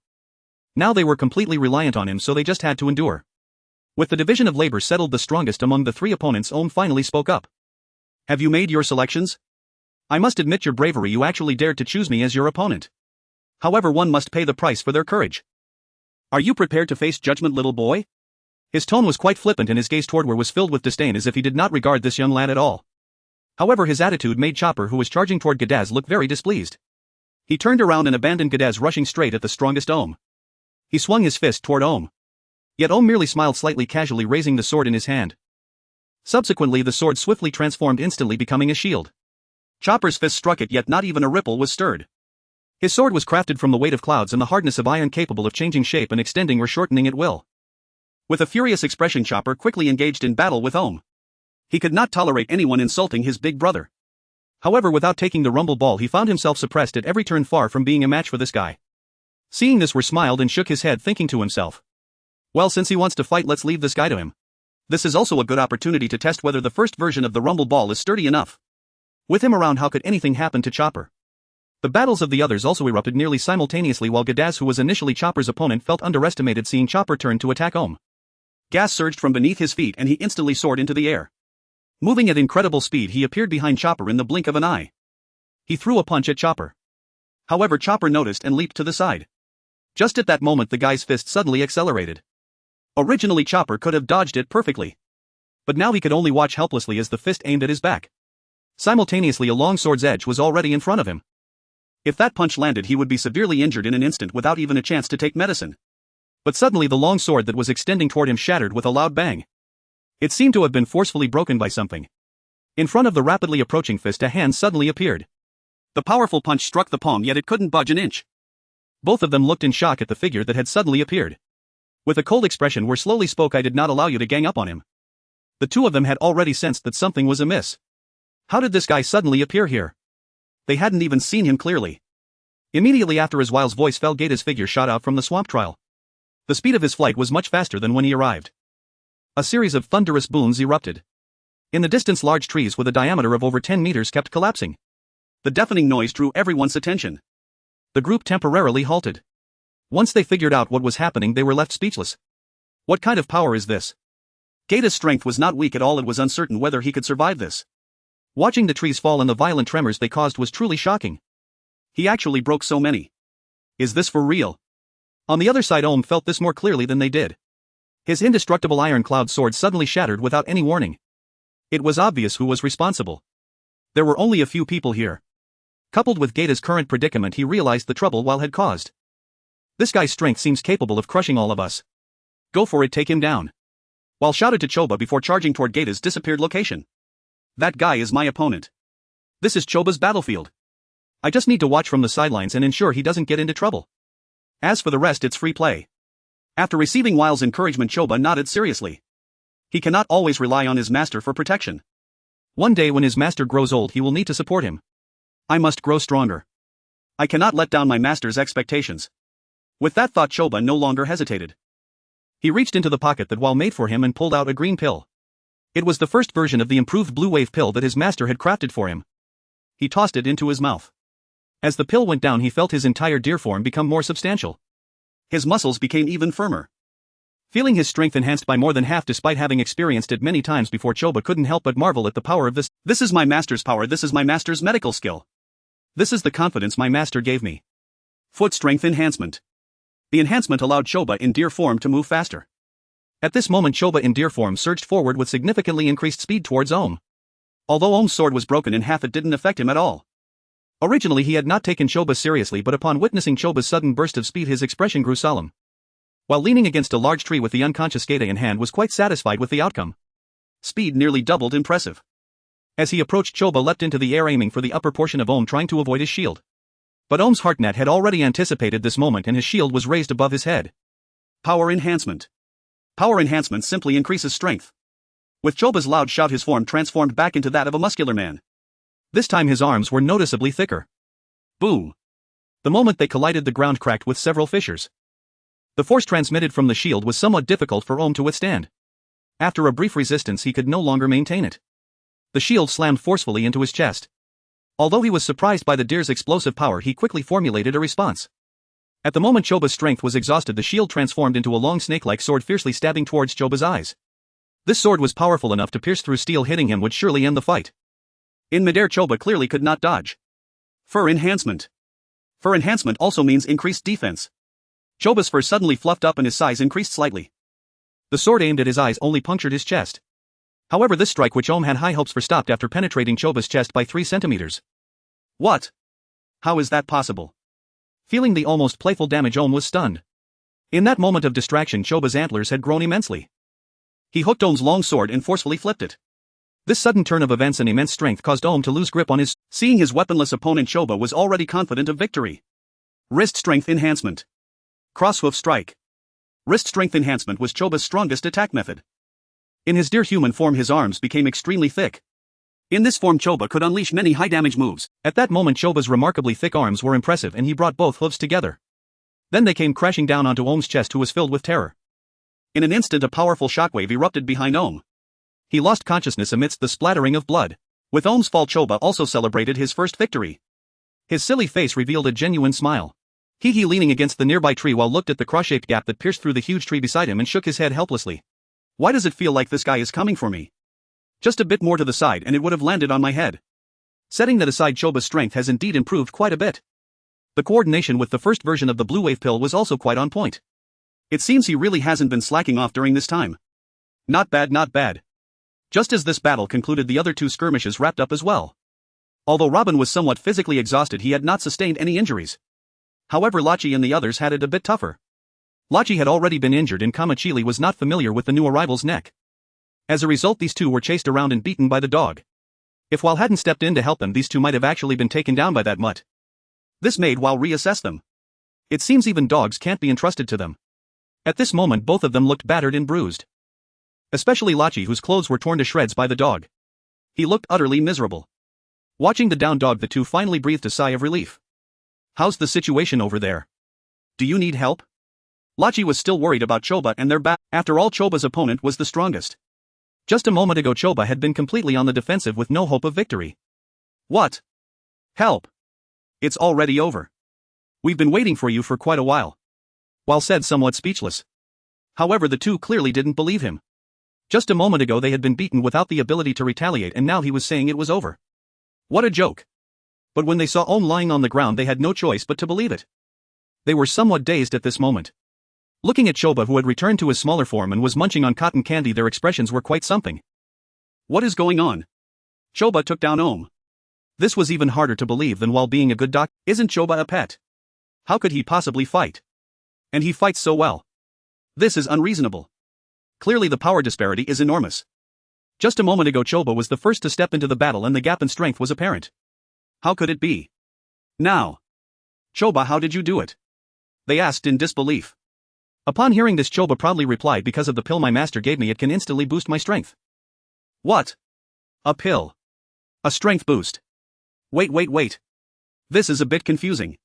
Does such a thing exist in this world? Is it even man-made? Are you kidding me? They looked at Weil in shock. In just a few short hours today their worldviews had already been shaken several times. This guy Weil is a bit too extraordinary. Even Robin was a bit surprised. After all, she had been paying attention to the situation over at Chopper's side. She hadn't expected that the pill that greatly boosted Chopper's strength was made by Weir. Weir seems to know quite a lot. Robin's gaze towards Weir shifted once again. So it turns out he relies on pills, ha. Raki awkwardly chuckled. It seems we are the weakest. How uncomfortable. Right, he only relies on pills. Kamakili quickly steadied his Dao heart. But this remark made Weir somewhat displeased. What does that mean? Looking down on our Chopper. It's one thing for the Navy to look down on us, but you dare to look down on him. Who do you think you're looking down on? Weir immediately exclaimed. This wasn't enough, he needed to teach him a lesson so that the kid would remember. Chopper has someone backing him. He swung his hand towards Kamakili. He didn't use much force, just wanted to teach a lesson. But because he didn't use force, this kid surprisingly managed to react and dodge. As he dodged, Raki, who was standing next to him, got hit. Weir didn't have time to retract his hand. Not only that, due to the angle, this slap actually struck Raki from behind. Smack! The crisp sound seemed to echo throughout the entire forest. In an instant Raki's face turned flushed. Both Chopper and Robin widened their eyes in shock. Stop. Damn it. What did you do to Raki? At that moment an incredibly furious shout rang out. Weber, who looked about to explode, appeared not far away.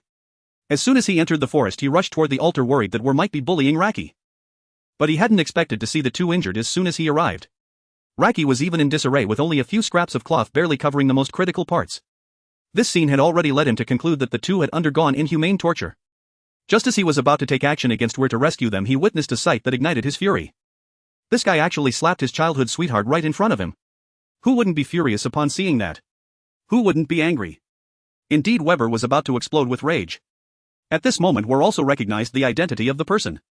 How did this guy find his way here? Suddenly Weir thought of something. His complexion brightened. This guy seems to have Hylustone. Perfect, he could ask him for some, otherwise when it came time to treat Enelu that kid might use electric shock therapy on himself. He might not be able to shock others, but he could definitely shock himself. After all, a tranquilizer brick would wake him up. As long as his consciousness remained he could give himself an electric shock. If he managed to shock himself back to health, where would he go to claim his reward? At this point Weir also noticed the anger on Weber's face. Just as he was puzzled he suddenly remembered that he had just slapped his wife on the backside. Bad. This is a huge problem. I seem to be unable to clear my name. But I didn't. It was just an accident. Weir raised his hand, shaking it innocently. He gestured that he truly didn't mean it. However, this scene appeared quite different in Weber's eyes. Good heavens, this scoundrel slapped my woman's backside. And then he raised that hand to flaunt it. As if to say, your is really nice. Good.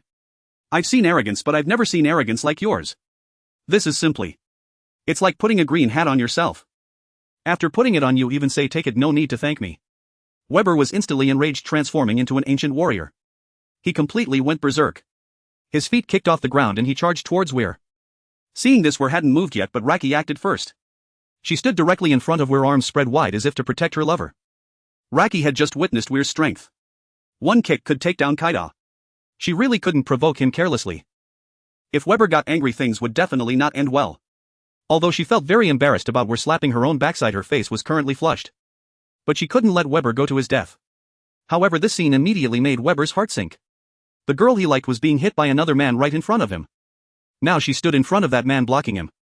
The implication was already clear. Where was he lacking compared to Weir? Could it be just because he was taller? Older than him? He was just bigger. Even the completely enraged Weber felt as if he had been doused with a bucket of cold water, extinguishing his fury. His face turned extremely ugly. But after calming down, this guy was even angrier. It turned out that anger and calmness had nothing to do with each other. Just as Raki was about to explain, Weber made a sudden drift circling around her. His fist shot straight towards Weir. Seeing she couldn't stop Weber, Raki could only hope Weir would take it easy on him. Take it easy on him, he didn't mean it.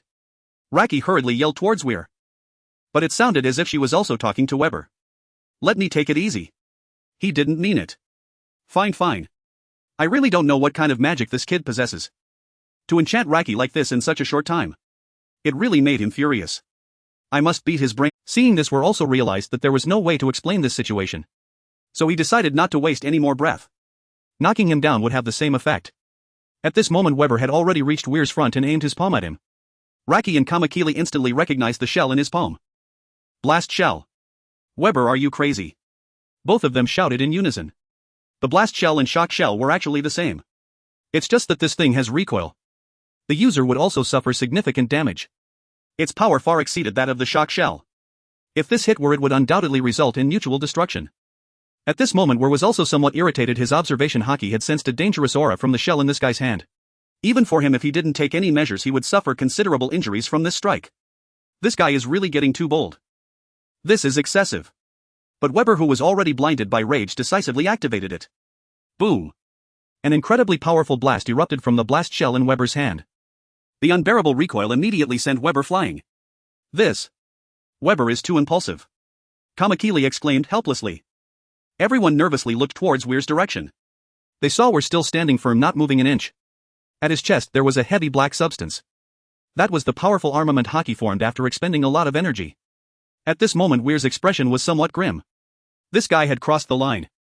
Suddenly, Weil's figure disappeared from the spot. When he reappeared, he was already before Weber. Since you refuse to reason, I will no longer reason with you. Weber, injured by the repulsive impact, looked at the figure that suddenly appeared in front of him, his eyes filled with astonishment. Such speed. So fast. At this moment, Weil did not hesitate, lifting his foot to deliver a heavy blow with triple damage straight down onto Weber. The target was precisely his not so bright head. Weber attempted to dodge. But there was simply no way for him to evade. This guy's speed was too fast. Weil did not suffer from the cramping issues that Huang Erjo had. This kick did not pause for a moment, directly landing on Weber's head. The immense force caused Weber's eyes to widen in shock. He realized the danger. But it was already too late. A tremendous impact instantly spread across the ground, creating a massive pit. Weber immediately lost consciousness. His iron head was not enough to withstand Weil's strike.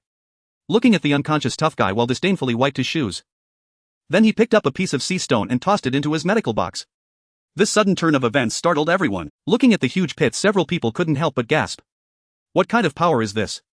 This strike was clearly much stronger than the one he had just delivered to Gades. Was that not his limit just now? Raki was genuinely shocked by Weil's continuously revealed strength. Was this guy really just a small pirate from the Blue Sea? He looked nothing like one.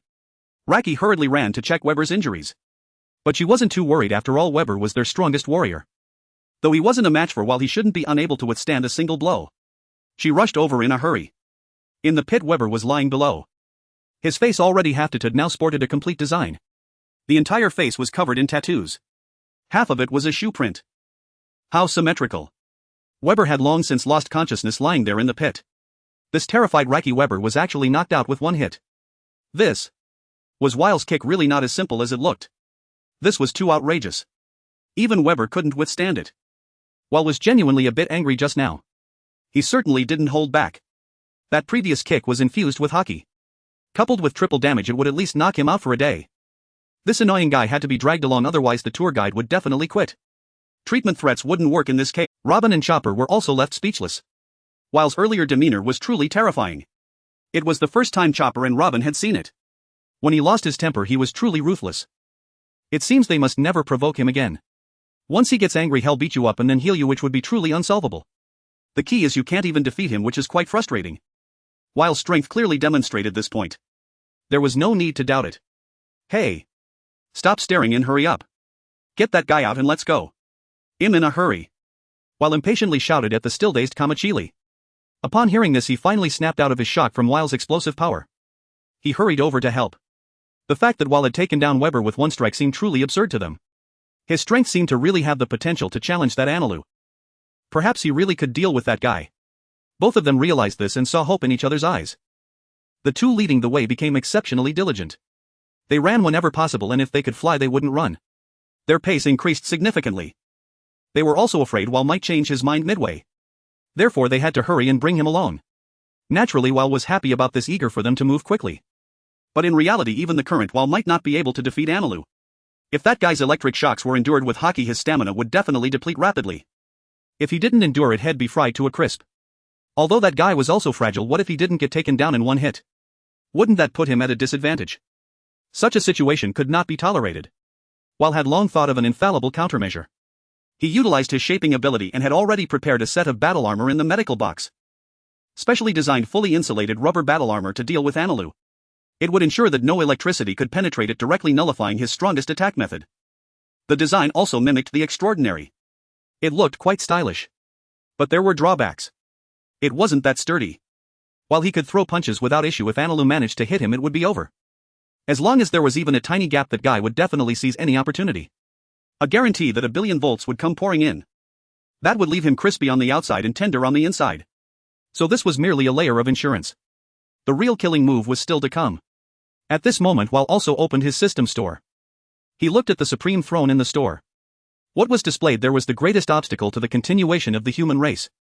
It was said to be the strongest killing machine, capable of killing trillions every year. Goodness gracious. Price 12800. Function absolutely indestructible. Note: please select the size carefully when ordering. We have all sizes available. Review unbreakable. That's right. It's it. Our good friend Yuntao. Although his name is Goodness, his functions are anything but good. As the saying goes, products from the system are guaranteed to be top-notch. This item certainly wouldn't disappoint Wile. And correspondingly, it wouldn't come cheap. What Wile valued was, of course, the rubber material. The rubber material, combined with its indestructible properties plus the ability to choose the size. As soon as Wile saw this item, a perfect plan formed in his mind. Hopefully Anilu would be able to withstand it next. He definitely wanted to wrap him completely. Directly tailored for Anilu, giving him a set. Squeeze, squeeze, squeeze. He wouldn't be able to move at all. As long as he could secure the opening and prevent him from getting out, victory would be his. This arduous battle was swiftly concluded. With the electric shocks ineffective and unable to break through, what else could he do besides being thoroughly beaten by Wile? Obtained skill Wrath of the Thunder Dragon. Obtained item Mechanical Golem. Ding. Congratulations to the host on 50 successful backdated check-ins. Exclusive to the Giant Clan. Wile couldn't even imagine what Anilu would feel like at that time. After redeeming it, he hurriedly placed it into his medical box. He didn't dare to look at it any longer. With this finishing move, even AI Nilu, no matter how fierce, would have to kneel. Wire was thinking of AI Nilu, and AI Nilu in turn was watching Wire. Or perhaps he had been watching Wire all along. He had an inkling that this fellow was not simple. After observing him for a while, he had begun to see the truth. This man indeed possessed some strength, but only to a degree. To truly measure up against him, he was still far behind. He might rely on raw power, but in speed and skill he was completely inferior. Moreover, he himself had an invincible body immune to physical attacks. No matter how strong this fellow was before a god, he would still be forced to kneel. However, if he wished to become a servant of the gods, he would be entirely qualified. He hoped the man would be sensible. Becoming a divine servant was his only way out. He chuckled to himself. At the thought, AI Nilu could not help but smile, as if everything lay within his grasp. This was the confidence granted by the strongest nature-type devil fruit. He believed himself invincible, yet in an instant his smile vanished. In its place came an expression of utter disbelief. The vermin have actually come all the way here, he sneered. Very well, then let us have a little fun. They should count themselves fortunate to be slain by a god. With that, AI Nilu became a streak of lightning and vanished from where he stood. Beneath, the Shinji Shiname and the others had by now arrived. The vermin AI Nilu mocked were naturally them.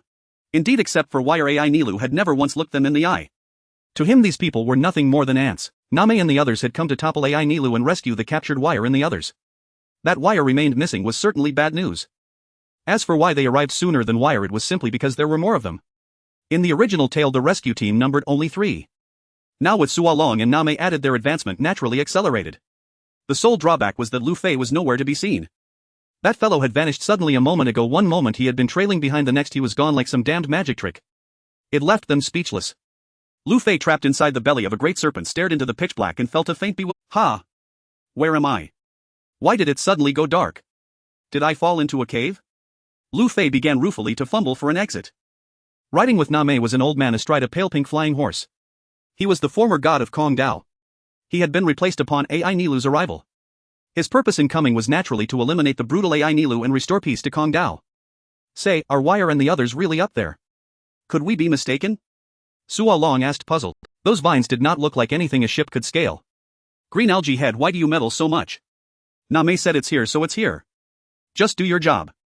When Shanji finished speaking, Suo Long bristled with anger as the two prepared to fight. A figure suddenly materialized not far ahead. The way he appeared made everyone jump. What speed? They hadn't even seen how he had arrived. Ai Nilu. Gonfuer said in a low voice, naming the man before them. At that, everyone was. That fellow was the god. Things were looking grim. From that single move it was clear he was very at the very least his speed was extraordinary. It seemed troublesome. Suo Long and Shanji both tensed, ready for whatever would follow. At that moment the dead-eyed Ai Nilu seated on a floating sphere finally spoke. You rotten fish and shrimps, will you come together or one by one? He looked upon them with utter disdain, speaking without even lifting an eyelid. He regarded them not at all. Then Gonfuer struck first. He leapt forward with blistering speed and thrust his knightly spear with all his might. Ai Nilu showed no intention of dodging, he even yawned. Suo Long and the others felt certain victory. They had seen this old man's power before. He was indeed strong. He did not dodge. That blow would surely cripple him. And at that instant the long spear pierced Ai Nilu's chest. Several faces brightened in delight, but Gonfuer, the one who had struck, went pale. He scrambled to pull back. Just as the spear was about to be withdrawn, an anomaly occurred. A brutal burst of lightning erupted, running along the spear and into his body. A tremendous current washed over him without respite. The intense tingling numbness left him nearly powerless to resist. Gonfuer became a blazing sphere of light. The glare was almost blinding. After a full 5 seconds the lightning finally died away and Gonfuer collapsed heavily to the ground. He looked singed through and through. Wisps of white smoke rose continuously and faint arcs of electricity still flickered across his body. This sudden scene left Na Mei and the others stunned. What was happening? Why was he suddenly smoking? This man seemed unusually dangerous. This was truly a predicament. Hey! Is there any chance Wire is racing this way? Suo Long offered the thought in a hurried voice. Because this fellow was clearly the nature type Ace spoke of. None of them could wield Haki, they were no match. And the only one who could Wire was not here. Unless Wire arrived, this man seemed genuinely invincible. Assume he is on his way, buy as much time as you can. We must not let Na Mei be harmed. Shanji declared, lighting a cigarette. Suo Long likewise tied his headband. Wire. That strange fellow. Ha ha ha. Even if he comes, what of it? I am a god. Can he slay a god? Ai Nilu mocked, then vanished. He would not wait for their attack. He intended to punish the vermin who dared belittle him. Before Suo Long and the others could react, Ai Nilu had already appeared before them, pointing both hands at Suo Long and Shanji. 80 million volts. Thunder strike. In an instant a current surged through the two, turning them into dazzling beacons. The gap in strength was simply overwhelming. Even they together could only be felled in a single instant. Thud thud, the two sounds of bodies hitting the ground echoed, making Na Mei and Wu Suo Pu's hearts lurch. Ai Nilu curled his lip in contempt, glanced at the three lying on the ground and no longer paid them any mind. He turned his attention to the pair clinging to each other, Na Mei and Wu Suo Pu. They were already petrified with fear. Shanji and Suo Long had collapsed in an instant. How could they fight? Weren't they done for? Was Wire truly on his way? That question was critical. You two, how would you like to fall? I think headfirst suits you well. Want to try? Ai Nilu said, and the two shuddered at the words. It was over. It felt like certain death. Would they be electrocuted to death? Just as the two teetered on the brink of despair, suddenly a voice came from behind them. I think it necessary that you demonstrate first. The voice, along with the words, made Enel furrow his brows. The arrogance embedded in the words was unmistakably clear. Similarly, the voice seemed to possess some sort of magic. Nami and Usopp felt an inexplicable sense of reassurance the moment they heard it. The despair on their faces instantly vanished, replaced by the joy of having survived a disaster. They both excitedly turned to look behind them. However, what met their eyes was not the familiar figure of Veer, but a strange silhouette dressed in a black suit. This left the two of them utterly bewildered. Who are you? Nami and Usopp exclaimed in shock.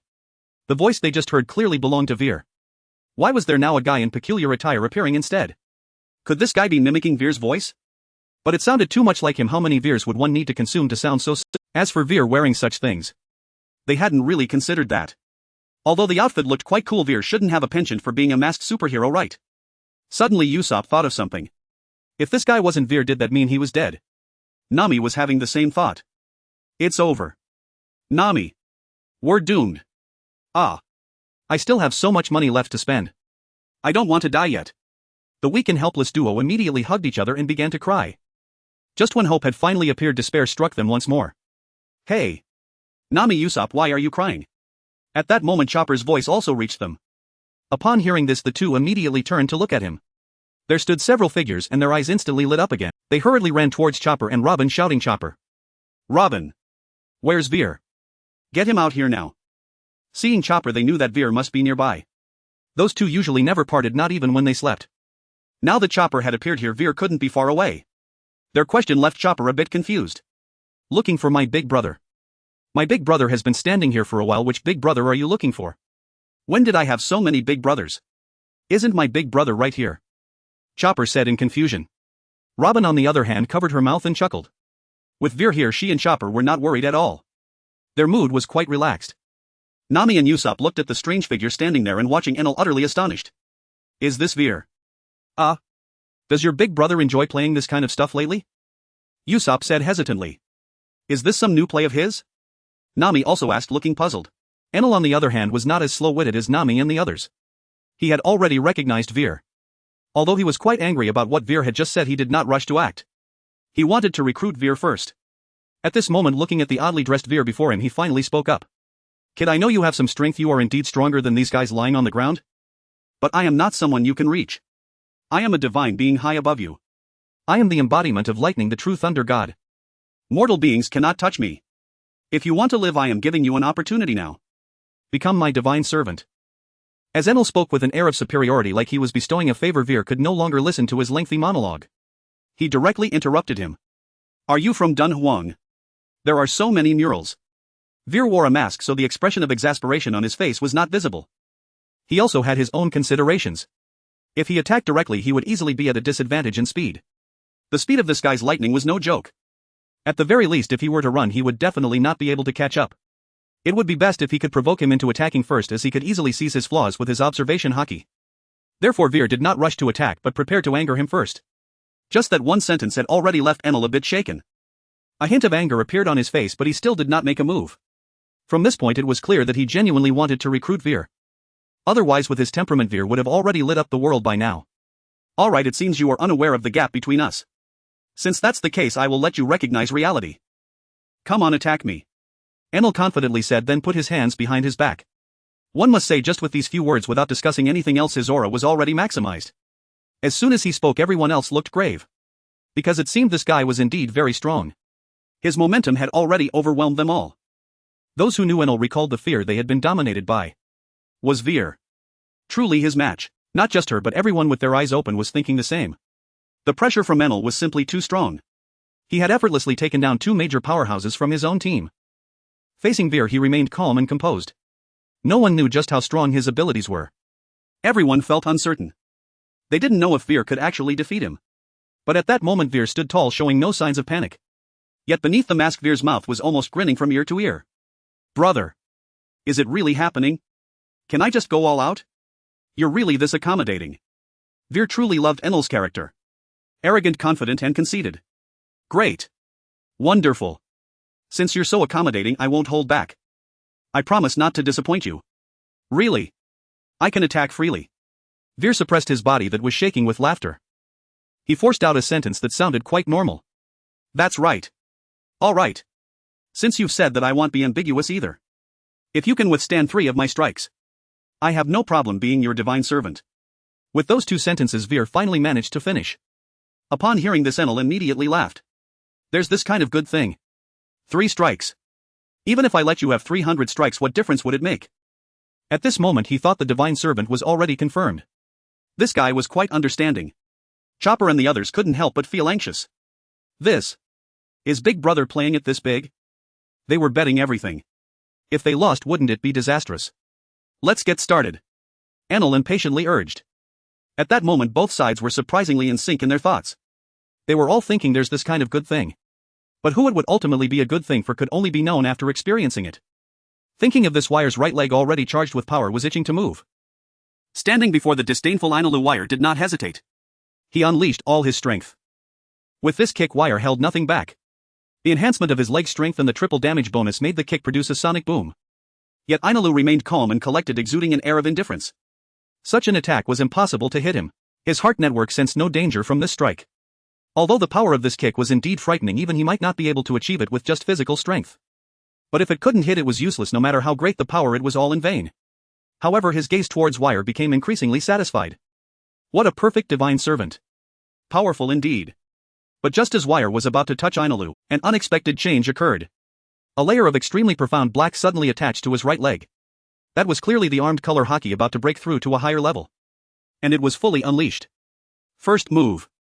Ainila's expression changed drastically. His heart network was in a frenzy of alerts. He finally sensed an extremely dangerous aura from Wire's attack. Wait.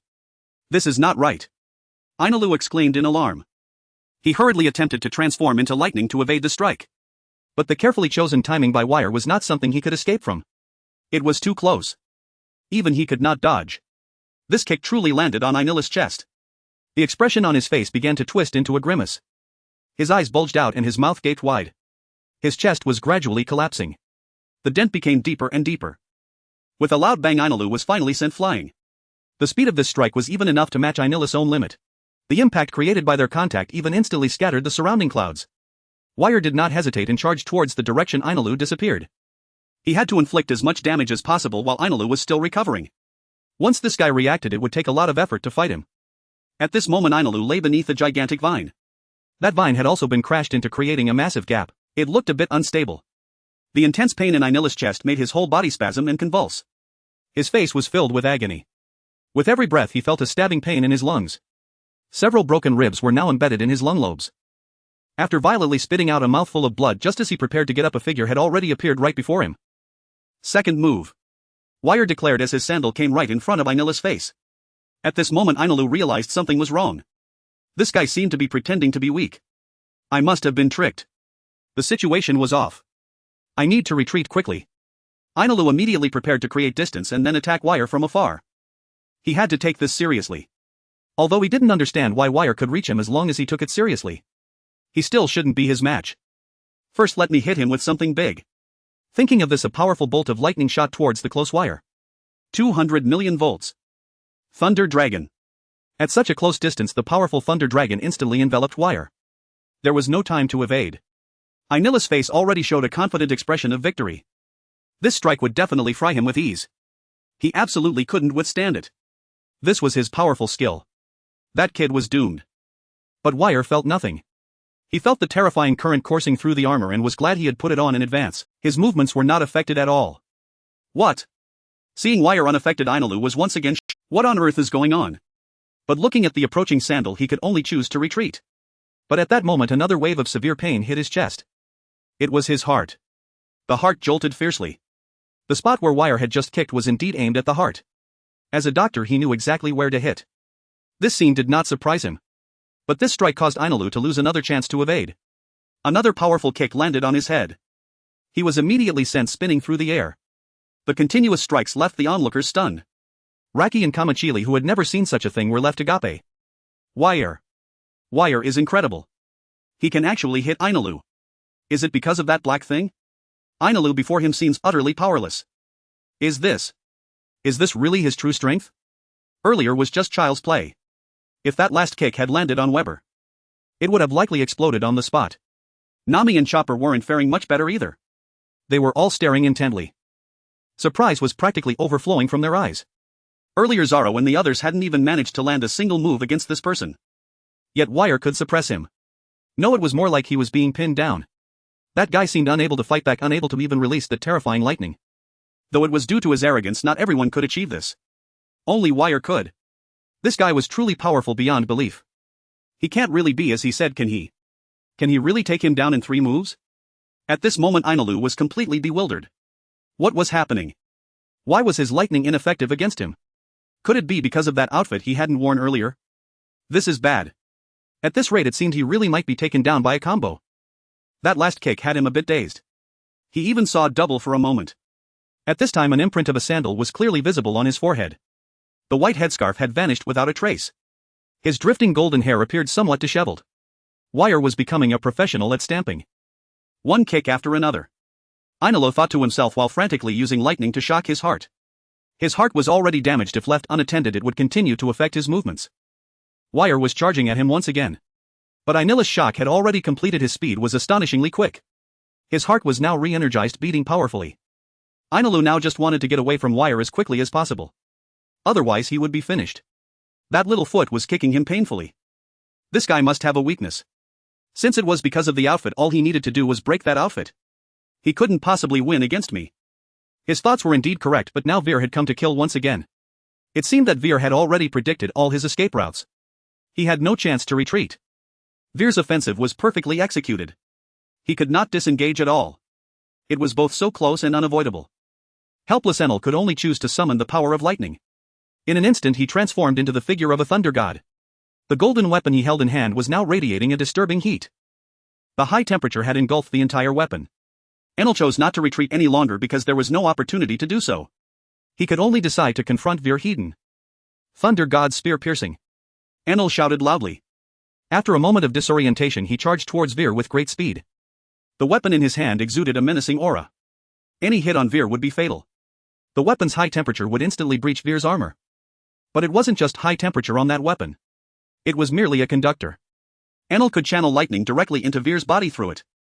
As long as Vir's armor was damaged, Enel would unleash the lightning without holding back. At that moment, even if Vir was strong, he would not be able to withstand it. He did not possess the ability to be immune to lightning like Luffy. But would Vir be hit? Of course not. Everything was within his expectations. At this moment Enel attacked. Vir showed no hesitation and immediately withdrew his previous attack. He swiftly opened the medical kit strapped to his waist. He took out something that looked very strange to Enel. Vir held that object in front of his chest. It seemed as if he intended to use this thing to block Enel's attack. What Vir had pulled out was a circular object. What does this guy want to do? Enel couldn't help but ponder. What did he mean? Was he attempting to use this item to block my assault? What a joke. It looked so thin. Could he really block my ultra-high temperature explosive spear? Truly foolish. Ignorant mortal. With this in mind he stabbed forward even more fiercely, increasing his speed. He aimed to pierce through this object along with Vir. Enel, weapon in hand, arrived in an instant. He thrust powerfully just above it. However, upon contact he surprisingly could not pierce it. Instead, the tremendous force caused the membrane behind it to bulge violently. Even so, this thing was still intact. This scene left Enel stunned. What was happening? What was this object? It could actually withstand his piercing damage. Just as Enel was astonished, Vir moved again. At this moment Enel was still in a forward charge posture. His body continued to thrust forward. The ultra-thin strength was constantly being tested. In this situation he could not retreat. What Vir wanted was precisely this state. This state of charging forward, unable to retreat. Grasping onto both sides, Vir had already predicted the landing point of this thrust with his observation haki. Here it comes.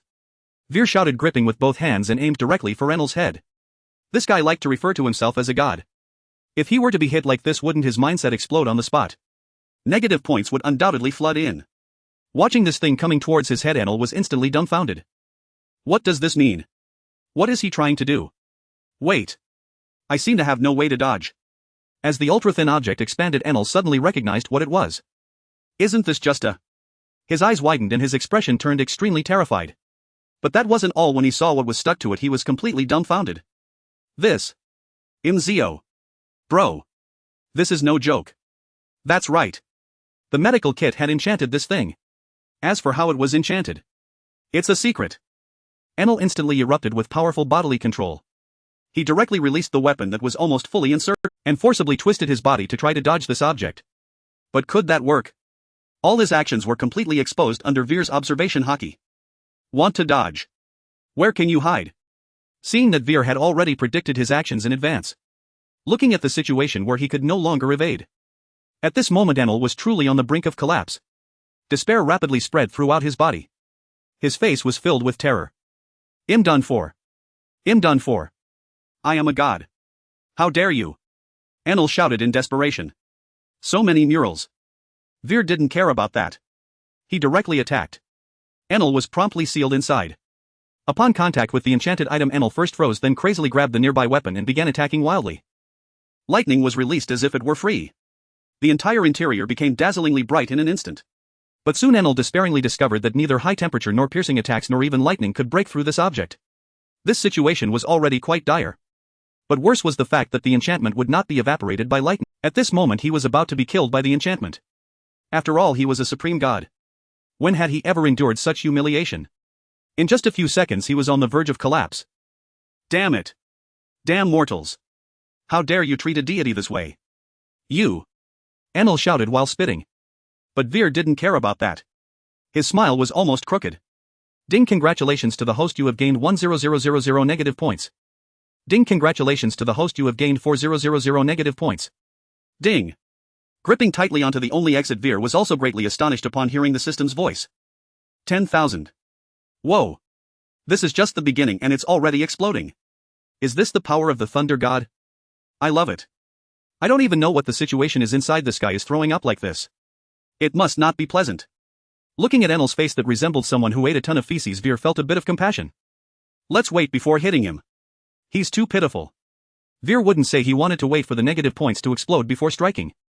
Vil waited a long while before the system's alerts finally subsided. He had intended to launch an attack against Enel, yet upon turning his head he found the man already lying motionless. He appeared unconscious, deeply serenely so. Vil surmised this was likely the body's protective mechanism active. If left unchecked, Enel might truly succumb, not to injury but to sheer revulsion. To preserve life, the body had simply forced a complete shutdown, like yanking the plug. This worked in Vil's favor. No further action was needed before treatment could begin. Excellent. Still he did not rush, he first raised a brick. A preemptive strike, to sedate him and keep him still. Priority lay with the two comrades nearby paralyzed by electric shock. As for Enel's treatment method, Vil planned an immediate thoracotomy with his newly acquired electric saw. Time to test its performance. Terror function triggers profound visceral fear within the patient. Price 11000. Review wherever it sounds dread follows. Nearby, the others, sensing calm had returned, hurried over to assess the situation. But halfway there they froze, watching Vil raise the brick and bring it down hard upon Enel's unconscious head. A sharp resonant crack shook the air.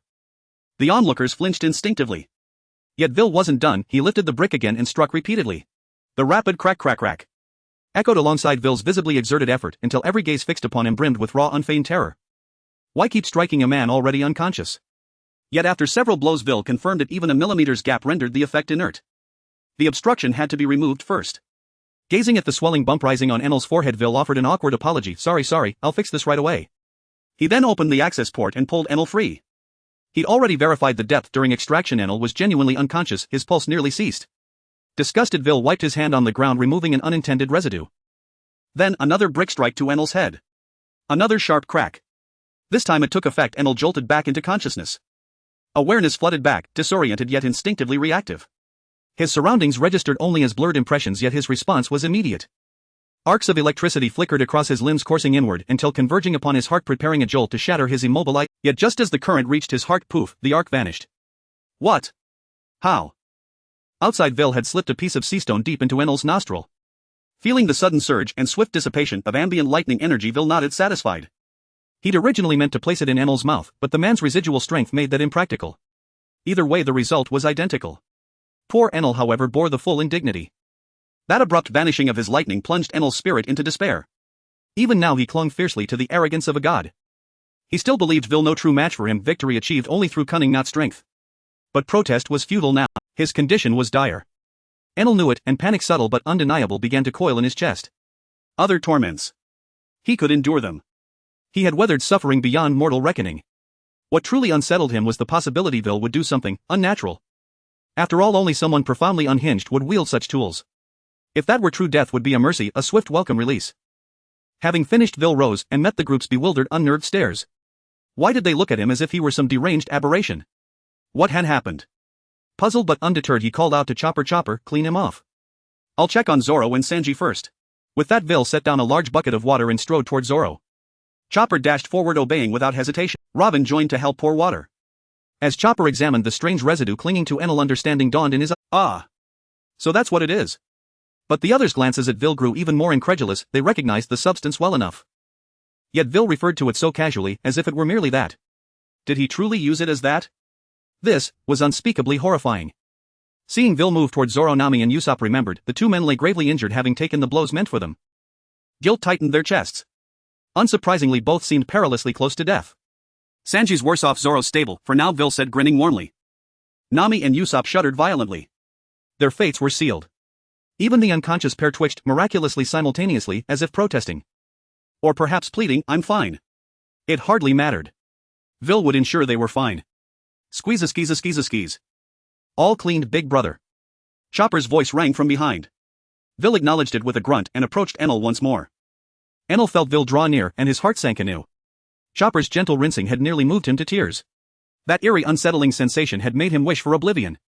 He'd even begun to admire the gentle dear boy. Then Vil reappeared. His nerves flared. What had this man done to him, and what precisely did he intend next? Until that question was answered, Enel's dread remained suspended razor-sharp. Only Chopper knew Vil's intent. His master had always taught to me there are only patients, never enemies. Big brother, are you going to treat him? His injuries are severe. Chopper asked, though he suspected the answer, he sought confirmation regardless. To Enel those words sounded impossible. Treat me. Preposterous. Do you think I don't know how badly he's hurt? Step aside, I'm beginning treatment. What? He truly intends to save me. Enel was genuinely baffled. Beat me half dead, then heal me. What possible motive could drive such contradiction? He didn't understand it, but a quiet reluctant hope stirred nonetheless. Every inch of his body screamed in pain. Especially his lungs, each breath was a jagged blade testing his resolve. Perhaps Vil sought atonement for offending the god of thunder. Oof. Given such sincerity. Brrrzzzzzzzzz. The deafening whine of the electric saw shattered Enel's train of thought. No one noticed, yet the cold sweat now glistening on Enel's brow and spine even in unconsciousness. Enel stared at Veer, who held a chainsaw, his mind utterly shattered. What on earth did this man intend to do? That chainsaw looked older than Enel himself. Surely, he just wants to cut down some trees. Even if not for timber, surely he isn't performing surgery. No, it's fine. He said he'd treat me. So that chainsaw has nothing to do with me. Veer, chainsaw in hand, scanned Enel's body for the optimal incision point. The injuries were entirely internal, hardly a scratch on the surface. Enel knew his own wounds all too well. For internal trauma, Veer harbored a bold, unprecedented idea, one so novel it had never been attempted before. He would implement it on the young man without delay. Let's test its efficacy. Diapai electric welder, function electric welding. Price 20000. Review: a welder capable of operating under any condition. Its operational temperature would soar to unbearable heights, so intense that no human could endure it. Why specify human? First, Veer marked Enel's torso with a marker tracing the precise path for the incision. That act alone made Enel's heart skip half a beat. Only when Veer raised the chainsaw and drove it fiercely into the designated spot did Enel finally awaken to the horrifying truth. It was aimed straight at him. An excruciating wave of agony instantly flooded Enel's entire body, while terror enveloped him in an instant. But why such terror? Who could possibly remain calm while watching their own chest torn open by a roaring chainsaw, flesh and blood flying in all directions? Even Guan Yu would kneel in awe. The scene bore an uncanny resemblance to felling a tree. Only instead of wood chips spiraling from the spinning chain, crimson droplets now sprayed violently across the air, the spectacle instantly turning savage. Who wouldn't be stunned speechless by such a sight? Lachi, already standing far away, was still drenched in splattered blood. Witnessing this horror, she, mere observer though she was, nearly wet herself, far more terrified than Enel himself. You're certain this is treatment? You must be the surgeon from Saw. Performing thoracotomy with a chainsaw, this goes far beyond reasonable bounds. Lachi fled instinctively from Veer's direct line of sight, then turned toward the others nearby, searching their faces for reassurance. Yet among the entire crowd, excluding only Lachi and Kamarichui, everyone else remained remarkably composed. Chopper's expression was perfectly placid. After all, he had been Veer's first companion. Back then, when a needle over 1 or 2 meters in diameter pierced his rump, Chopper's psychological fortitude had already been forged to extraordinary resilience. Of course, that resilience applied strictly to observing such procedures. Nami, Usopp and Robin merely furrowed their brows, no stronger reaction than that. Nami and Usopp could perhaps be understood, but Robin too showed no visible disturbance. She had never witnessed such a spectacle before. Such formidable mental fortitude, truly exceptional. Her adaptability was astonishing. Lachi stood dumbfounded. Are all of you this strong? Does even this grotesque scene fail to unsettle you? Could it be they regularly undergo such, or rather, treatments? HSS. It is highly plausible. I'd nearly forgotten, he is their ship's doctor. To entrust your health to him, good heavens. What divine metal composes your captain's skull? Is his mind truly unimpaired? At that moment, Lachi felt profound respect for the Straw Hat Crew's captain. All she could think was brave. Ding. Congratulations, host, you've earned 12000 negative points. Ding. Congratulations host, you've earned 8000 negative points. Ding. In the brief time it took to perform the thoracotomy, over 20,000 points poured in. Veer's face gleamed with a radiant smile, accentuated by specks of blood dotting his cheeks, causing everyone present to unconsciously step back once more. Enel, that most generous benefactor, had already supplied Veer with 40,000 negative points, a record high unmatched in Veer's experience with any single individual. It seemed clear to maximize negative point acquisition one must target the psychological breaking point.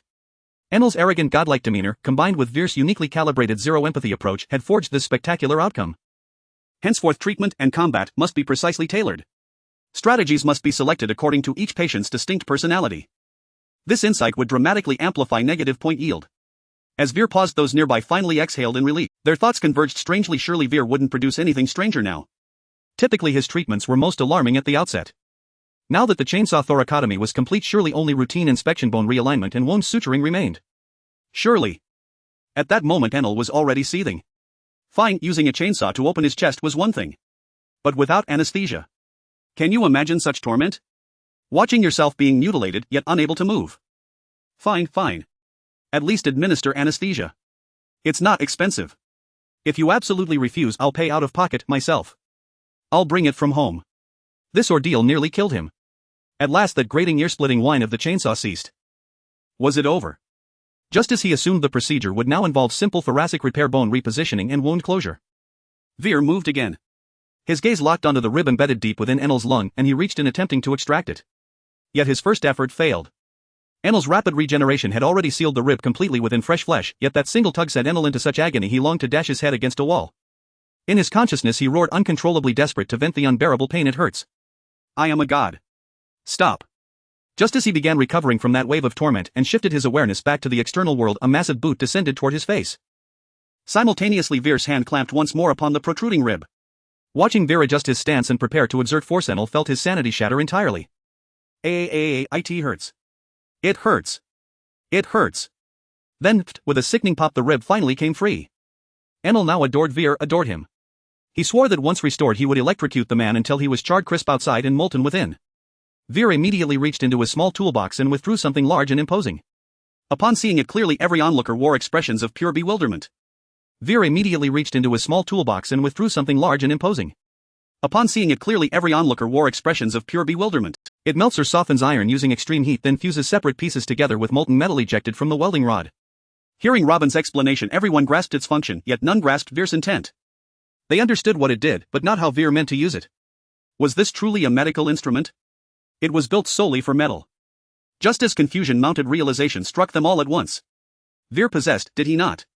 A unique ability, the power to transmute anything into steel. He had already demonstrated it aboard ship, reinforcing the Mary with steel. And steel could be melted and fused by this very device. Ah. Surely not. Such a mind-shattering procedure, could Veer actually be planning this? And if so, what would the victim feel? In that instant dread seized them all, because if this succeeded they too would become primary victims. All they could do was shut their eyes tight and pray fervently. Praying desperately that Veer's audacious plan would fail. Enel was also a bit perplexed. What does this guy intend to do with that thing? I can't tell, he's a welder. But there's no iron here for him to weld. What does he want to do? Just as Enel was filled with doubt, the rib in Veer's hand suddenly turned iron-colored. It was as if it had been transformed into steel. Oh no. Enel instantly realized. This guy seems to be a devil fruit user. He can turn whatever he touches into iron. I can't believe this. Is there anyone to save me? I really want to die right now. But with his body paralyzed from the blow of the brick, he could only twitch his fingers a couple of times. Even if he resisted, it was futile.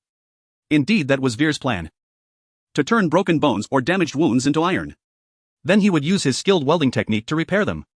He had done welding before becoming a veterinarian in his past life. His technical skills were completely up to par. To be honest, he felt that his ability to turn things into iron had its limitations. Turning inanimate objects was rather simple. But if the target is a person, it doesn't matter if they're weaker. However, as long as they can use armament Haki, this ability will not take effect. Armament Haki can completely resist this ability. And even if a weaker person is turned into steel, it would only make them stronger. This ability is only somewhat useful against those with monstrous physical defenses. Is your body harder than diamond? Let me turn you into steel. But skilled fighters all use armament Haki. So Veer never thought of using this ability in battle. However, if used for healing combined with welding skills, the effect would surely be remarkable. Someone who has been knocked out by his brick can't possibly use armament Haki again, right? Isn't this just perfect? From now on he won't need to do needlework anymore. Everything can be welded. With that thought, Veer no longer hesitated. He pressed his hand against the broken rib of Enel. In the expectant gazes of everyone, that broken bone truly transformed into steel. Ah. It's over. We're doomed, Nami. We're going to die. Usopp exclaimed on the spot, his tone filled with terror. Calm down. But at this moment Nami shouted loudly, interrupting Usopp's subsequent incantation. This thing might not hurt at all, let's wait and see. Nami herself was not very convinced by her own words. Upon hearing this, the others once again turned their gazes to the center of the scene. Not hurt. Veer scoffed. What a joke, it won't hurt. The item evaluation clearly stated that no one could withstand its high temperature. If you get welded by this, just rejoice secretly. At that moment Veer held the welder and found the starting point of the black wire. There were 3 wires quietly waiting to be connected. Not bad. 3 boxes of electricity. Although this thing can be used in any environment except without power. If he needs electricity, isn't there a thunder god here? Veer wrapped the 3 copper wires around Enel's arm. Once secured, Veer moved to the welder and turned on the switch. Bzzz, the welder started buzzing. Good, there's power, it works. Chopper. After the power came on, Veer also called Chopper over. He handed him the ground wire. Keep an eye on this, where it turns to iron you press this end down, otherwise it won't ignite, got it? MMHM. Chopper nodded earnestly. After that, Veer took the welding torch and pulled a rod from the package sent by the system. He also pulled out a pair of sunglasses from the box. He put them on himself, then took out a smaller pair to help Chopper. He didn't need to cover his face since he was still wearing a hood. Chopper had thick fur too. Otherwise, if exposed to that intense light, his face would peel. Veer did all of this very skillfully, like an old welder who had worked on construction sites for years. This left Nami and the others astonished. This guy Veer can really weld. His level of proficiency is already on par with those professional welders. Great. Now Veer appears to them as an asset. With one more skill added. At this rate. Sooner or later. This guy alone could become a pirate crew. Isn't this making it hard for others to survive? Even Robin looked at Veer with some surprise. Welding is a niche skill in the pirate world. It can be considered a vocational skill. After all, the pirate ships here are mostly wooden. A good pirate ship is simply one with better craftsmanship and wood. At this moment Veer seemed to gain a hint of mystery in her eyes, making her curious about how many more abilities this person had yet to reveal. After completing all the preparations, Veer finally made his move. He acted swiftly, accurately, and with determination. The welding rod was directly pressed against the fracture point of the rib. A dazzling bright light instantly flashed. The light caused the few who were staring at the sight to squint their eyes. But only Robin chose to look away. Moreover, she didn't remind the others. The bright light continued to shine and Enel's wound began to soften, then melt, followed by self-adhering together. The area being repaired was also emitting thick smoke. The smoke was so dense that Chopper couldn't help but cough. From a distance it looked as if they were having a barbecue. Before long that broken rib was reconnected. Veer also took off his glasses and looked at the joint. After inspecting it, he nodded in satisfaction. The joint was smooth and even. If one didn't look closely, they wouldn't notice any signs of welding. Having not done this for a long time, Veer didn't expect his foundational skills to be so solid. He managed to weld it so well. Just then the duration of the iron transformation ended. The rib slowly returned to its original pure white appearance. Chopper stared wide-eyed at the scene before him. Big brother. It's real. It really connected. And you can't see any problems. As he spoke, Chopper gave it another pound. Hey. And it's very sturdy. Just like it was never broken. Incredible. Enel exclaimed arigato. Just now Enel provided Veer with thousands of negative points again. The sensation from the welding was truly painful to the bone. It really penetrated. He felt like he was being burned alive. Almost scorched to death. He truly did not expect that getting burned could be so painful.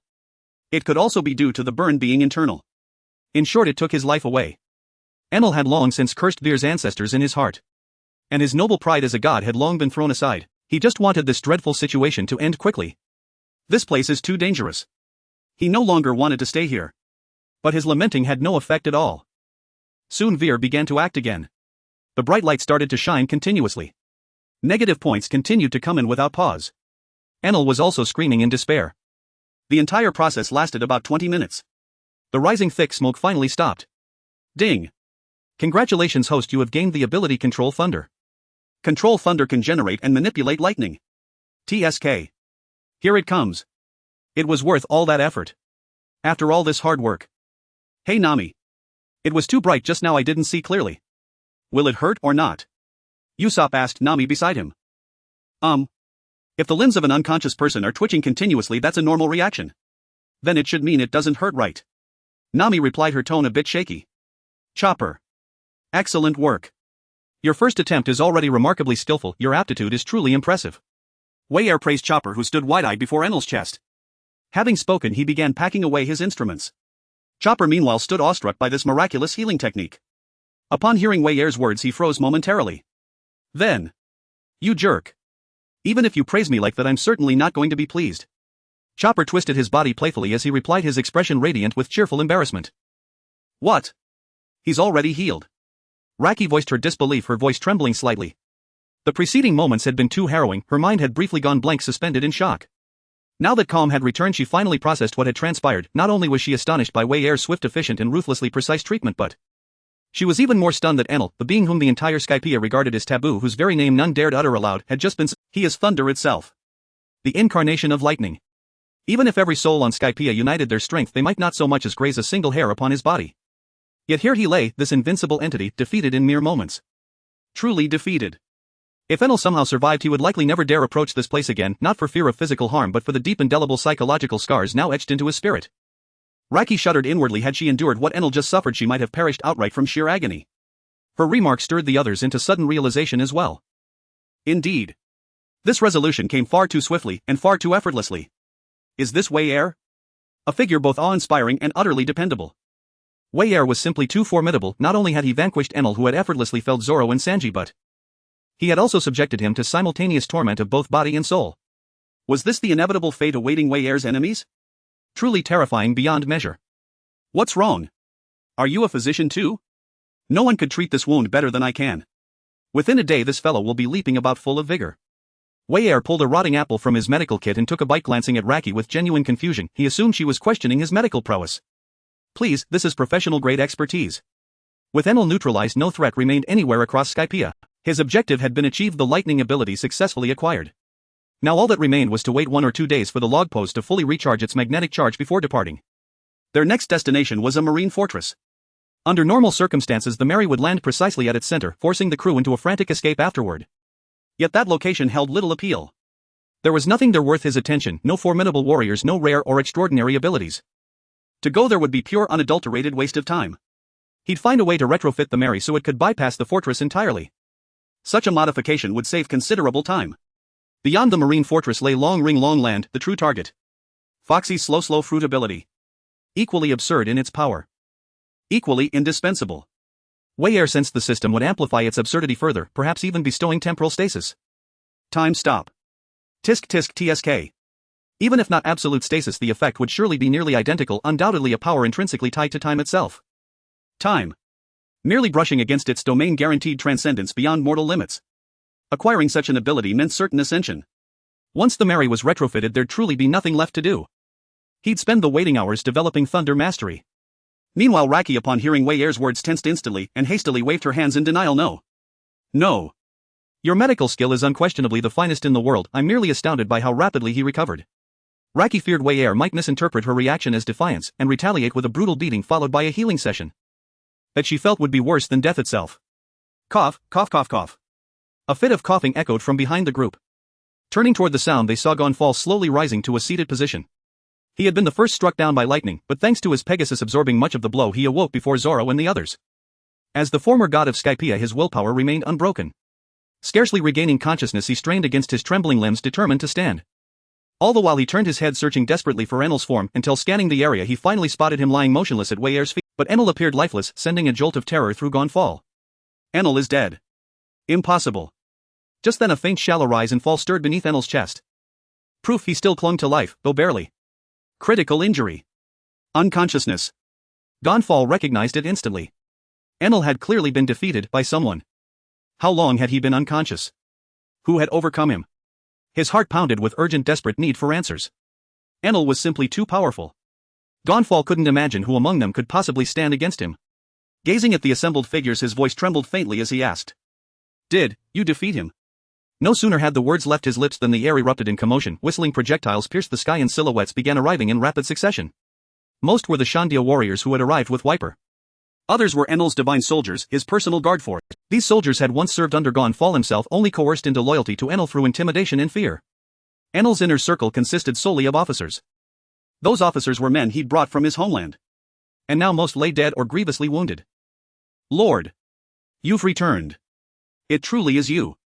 Have you come to reclaim the divine throne? At the sight of Gonfall, the soldiers surged forward, faces alight with overwhelming emotion, as if beholding a long-lost father. Meanwhile, the Shandia warriors rushed forward anxiously upon seeing Wiper slumped unconscious over Komachi's shoulders. What happened? What's wrong with Wiper? He's severely injured. Who did this? Who else? It's Enel, of course. Where is he? Let's finish him together. Daring to strike Wiper down like this, we must avenge him. The Shandia's fury burned fiercely. But Raki and Komachi nearly collapsed in terror. Guys, please. This isn't vengeance, it's collective suicide. If you rush him, not even 3 seconds will pass before not a single one of you draws breath. No. No. It wasn't an attack, he simply tripped and fell. Exactly. I witnessed it myself, he slipped and tumbled. They exchanged quick synchronized glances, desperate to defuse these walking time bombs before they detonated. Otherwise the explosion would consume them all. A cluster of Shandia warriors stared silently at Wiper, eyes rolled back, a deep shoeprint starkly imprinted across his face. He fell. Where exactly does one trip to land like this? His skull looks fractured. This was no ordinary tumble, this was catastrophic. Moreover, Enel has been defeated. Rakip declared once more. Upon hearing this, the group finally noticed Enel lying motionless on the ground. Gazing upon his unconscious form, their faces lit up with exhilaration. This man had been the greatest obstacle to reclaiming their homeland. At last he had fallen. Who did it? Was it you too? You defeated Enel. Incredible. We never imagined you'd been hiding such overwhelming strength. Indeed. The position of elder seems destined for you both. Praises and exclamations erupted instantly, every voice brimming with awe at their formidable power. This left the two utterly flustered. Us. Defeated Enel. Though reluctant to admit it, they couldn't even subdue a stray dog. Defeat Enel. Meanwhile, the divine warriors noticed the fallen thunder god sprawled nearby and turned toward Gonfall with identical shock. My lord. Did you vanquish this fiend? Indeed. Your strength has ascended once again. Truly magnificent, my lord. Now you may lead us anew. Exactly. What glorious news. This torrent of praise left Gonfall momentarily embarrassed. He himself remained unaware of who had done it. The moment Enel unleashed his lightning, Gonfall collapsed, utterly oblivious to what had transpired. It wasn't me. I am no match for him. Gonfall spoke warily. The gulf between their powers was simply too vast, he hadn't even landed a single blow upon that man. What? Not you. Then who could it possibly be? Who else possesses such might? Precisely. Among us all, surely you are the strongest. If not you, then who? Gonfall longed just as desperately to know the answer. Might I humbly inquire, sirs and madams, who was the one responsible for this deed? Gonfall asked Nami and her companions with quiet composure and a subtle undertone of entreaty. At once every gaze converged upon them. The weight of those stares made the group visibly uneasy, yet someone stepped forward without hesitation. It's him. Usopp leapt high and lunged behind Veer, then shoved him forward with theatrical force. He defeated Enel using only 3 moves. Incredible, isn't it? He's our ship's physician. Usopp beamed with pride as though he himself had struck the final blow. Yet the others stood frozen in disbelief. They stared at Veer, so young, dressed with unassuming simplicity, wearing nothing but colossal sandals, and astonishment rippled across their faces. This youth appeared utterly unremarkable, at least at first glance. If anything, he looked strikingly handsome. By now Veer had already retracted his battle armor. He'd resumed his usual attire. Him. Defeated Enel. Could it truly be so? So young, and in just 3 moves. This wasn't mere victory, it was utter annihilation. Was his power truly so overwhelming? Stunned silence fell over the crowd. Their expressions were a vivid tapestry of awe. None doubted the truth, Rakip himself had confirmed it. Annihilation. The word echoed relentlessly within his mind. Veer's staggering strength gradually revealed itself, and no further words. Annihilation. The word echoed relentlessly within his mind. Veer's staggering strength gradually revealed itself, and no further words were needed. In short, this young man had rendered him an immense service and delivered salvation to all the people of Skypiea. Without delay, Gonfall rose and laboriously approached Veer.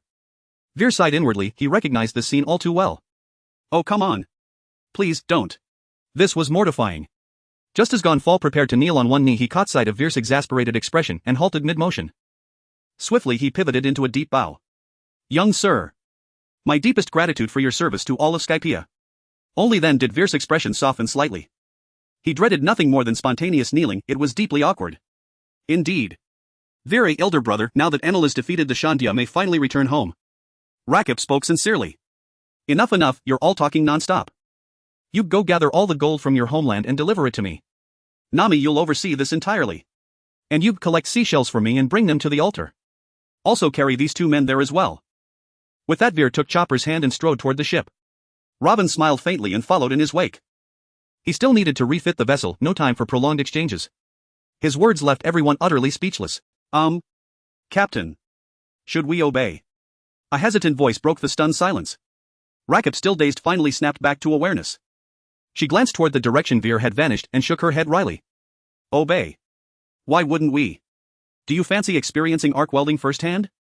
Everyone, march out. Search for the gold. With a fierce glare at the speaker, Rakip swept her arm forward and the entire group surged into action. Nami was already radiating pure avarice, clinging tightly to the group's rear, her mind consumed by a single luminous thought. Gold. Gold. Gold. Fearing she might trip and tumble, Usopp hurried after her. My lord. What of us?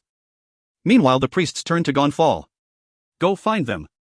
Deliver these two to our benefactor, and spread the news across Skypiea. Its people need no longer live in fear. Yes, sir. In moments, the crowd dispersed like startled birds, leaving only the heartbroken, prostrate Enel behind. Wait, let me rise. Just wait. I must run. Veer and his companions walked through the forest for a long while before finally reaching the Going Merry. They'd forgotten to ask Gonfall for a guide. Yet barely arriving, a voice rang out, Yo-ho. Veer, where've you been? Why so late? Nightfall's near. Following the sound, they saw a straw hat figure seated atop the ship's prow watching them. Huh? How did he get here? Soon after, Zoro and Sanji were brought back by Gonfall's men. Nami and Usopp returned shortly thereafter. Rakip had escorted them home. Now Nami clutched a bulging sack of unknown contents, and her appearance had undergone a dramatic transformation. Every inch of her was adorned with golden ornaments, necklaces, bracelets, diadems, so lavishly bedecked that at a glance one might mistake her for a wandering Buddha. The radiant gold shimmered like sacred iconography. Ha ha ha. Veer, we're rich beyond dreams.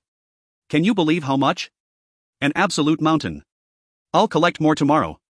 Nami laughed uncontrollably. Veer, can you cook? I'm starving. Luffy cared not for treasure, he only knew it was mealtime. Hearing him say so, Veer realized he too was ravenous. Actually, I can't cook. Luffy's face crumpled in utter despair. But Veer added calmly, however, I can make someone who can cook stand up immediately. Luffy watched Veer's retreating back and the groggy, half-dragged figures of Zoro and Sanji as relief flooded his features. Thank goodness I'm unharmed. Since it was already late yesterday, the news only spread the next morning. The entire Angel Island had learned of the message. At first they appeared fearful when they saw the divine soldier approaching, as Enel typically did not command them to do good deeds. They were initially prepared to kneel in reverence, but the divine soldier loudly announced the news of Enel's defeat. Enel is no more. His strong voice quickly resonated in everyone's ears. At first people thought they were imagining things, but upon seeing the divine soldier's excited demeanor and the lingering divine punishment, they realized the truth. Enel, that evil deity, was truly a thing of the past. The crowd fell silent for several minutes and then a cheer erupted, instantly breaking the atmosphere. We are free. This loud shout brought everyone's thoughts back to reality, followed by cheers and cries of excitement that echoed through the heavens. Free. We are free. No one will watch over us anymore. Truly. We won't have to worry about sudden divine punishments descending. Ha ha ha. Ho hoo hoo. Almost everyone was overwhelmed with joy, cheering and rejoicing as if they had been reborn. But at that moment the angel girl who had helped Luffy seemed to recall something. She looked at the equally excited divine soldier and urgently asked who defeated him. Was it the pirate crew that came before? Was it their captain? Is it their captain? At that moment her mind was filled with Luffy and what he had said when they parted. We will rescue Veer. If anyone tries to stop us, I will definitely knock them away. Luffy's smiling face constantly surfaced in her mind. Upon hearing her question, the crowd fell silent again. Indeed, Enel was so powerful, who could have accomplished this? Are there such strong individuals in the Sky Island? No, it wasn't him. The divine soldier's words made Elise hesitate slightly. Not Luffy. Then who? It was the ship's doctor, a young man named Veer. Upon hearing this, the crowd's first reaction was to express their gratitude. A large group surrounded the divine soldier. They wanted to know where Veer was. The divine soldier naturally informed them one by one. But he also mentioned that Veer did not like to be disturbed. Hearing this, the crowd finally relented. However, their gratitude towards Veer did not diminish in the slightest. Enel had done far too many evil deeds to them. Speaking disrespectfully of the divine would result in immediate execution. Now that he had been defeated by this young brother named Veer, everyone was naturally immensely grateful. Only Elise, who stood dazed in place, bore an expression of disbelief. Luffy and the others were going to rescue Veer. But it seemed that Veer didn't even need rescuing. Even Enel, the strongest on Sky Island, was no match for him. How could a ship's doctor be so powerful? At that moment the image of a doctor underwent a dramatic transformation in Elise's mind.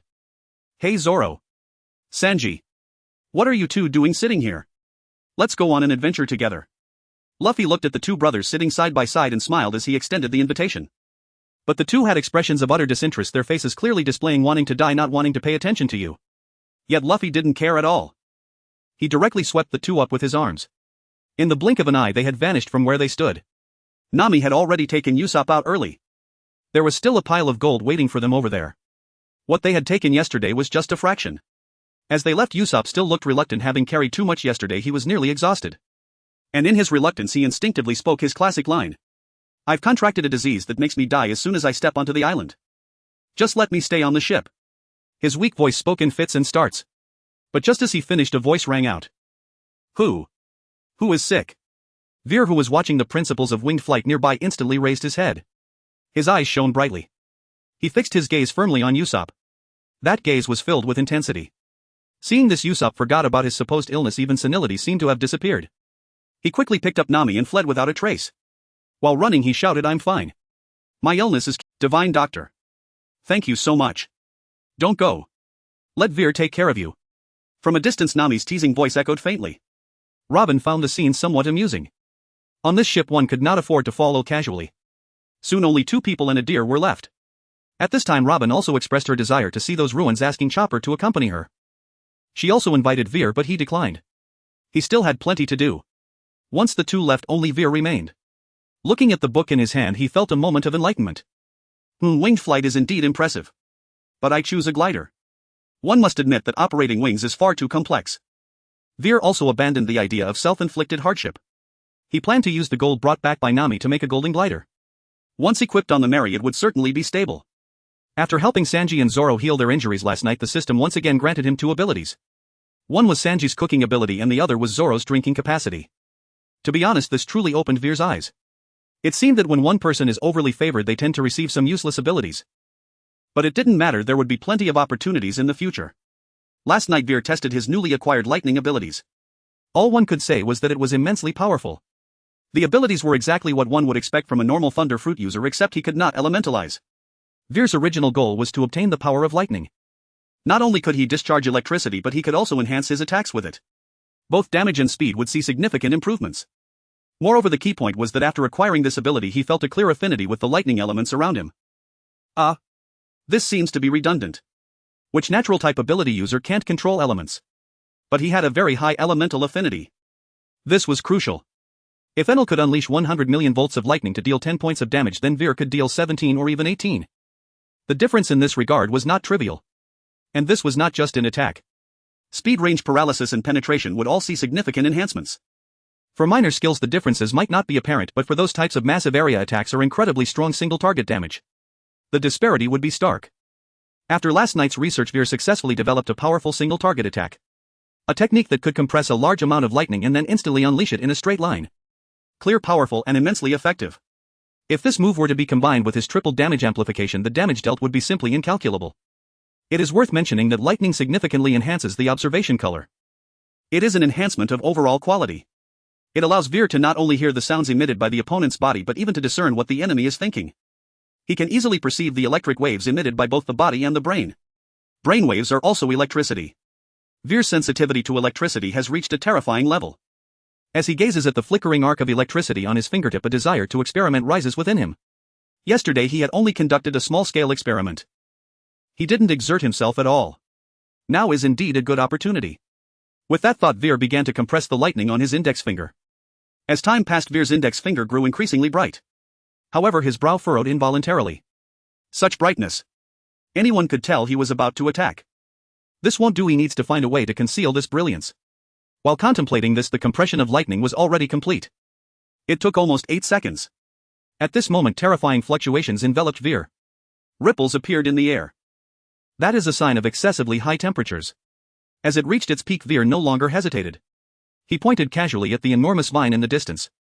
After a brief silence, a powerful bolt of lightning erupted. Its power was immensely strong, yet its range was no wider than his fingertip.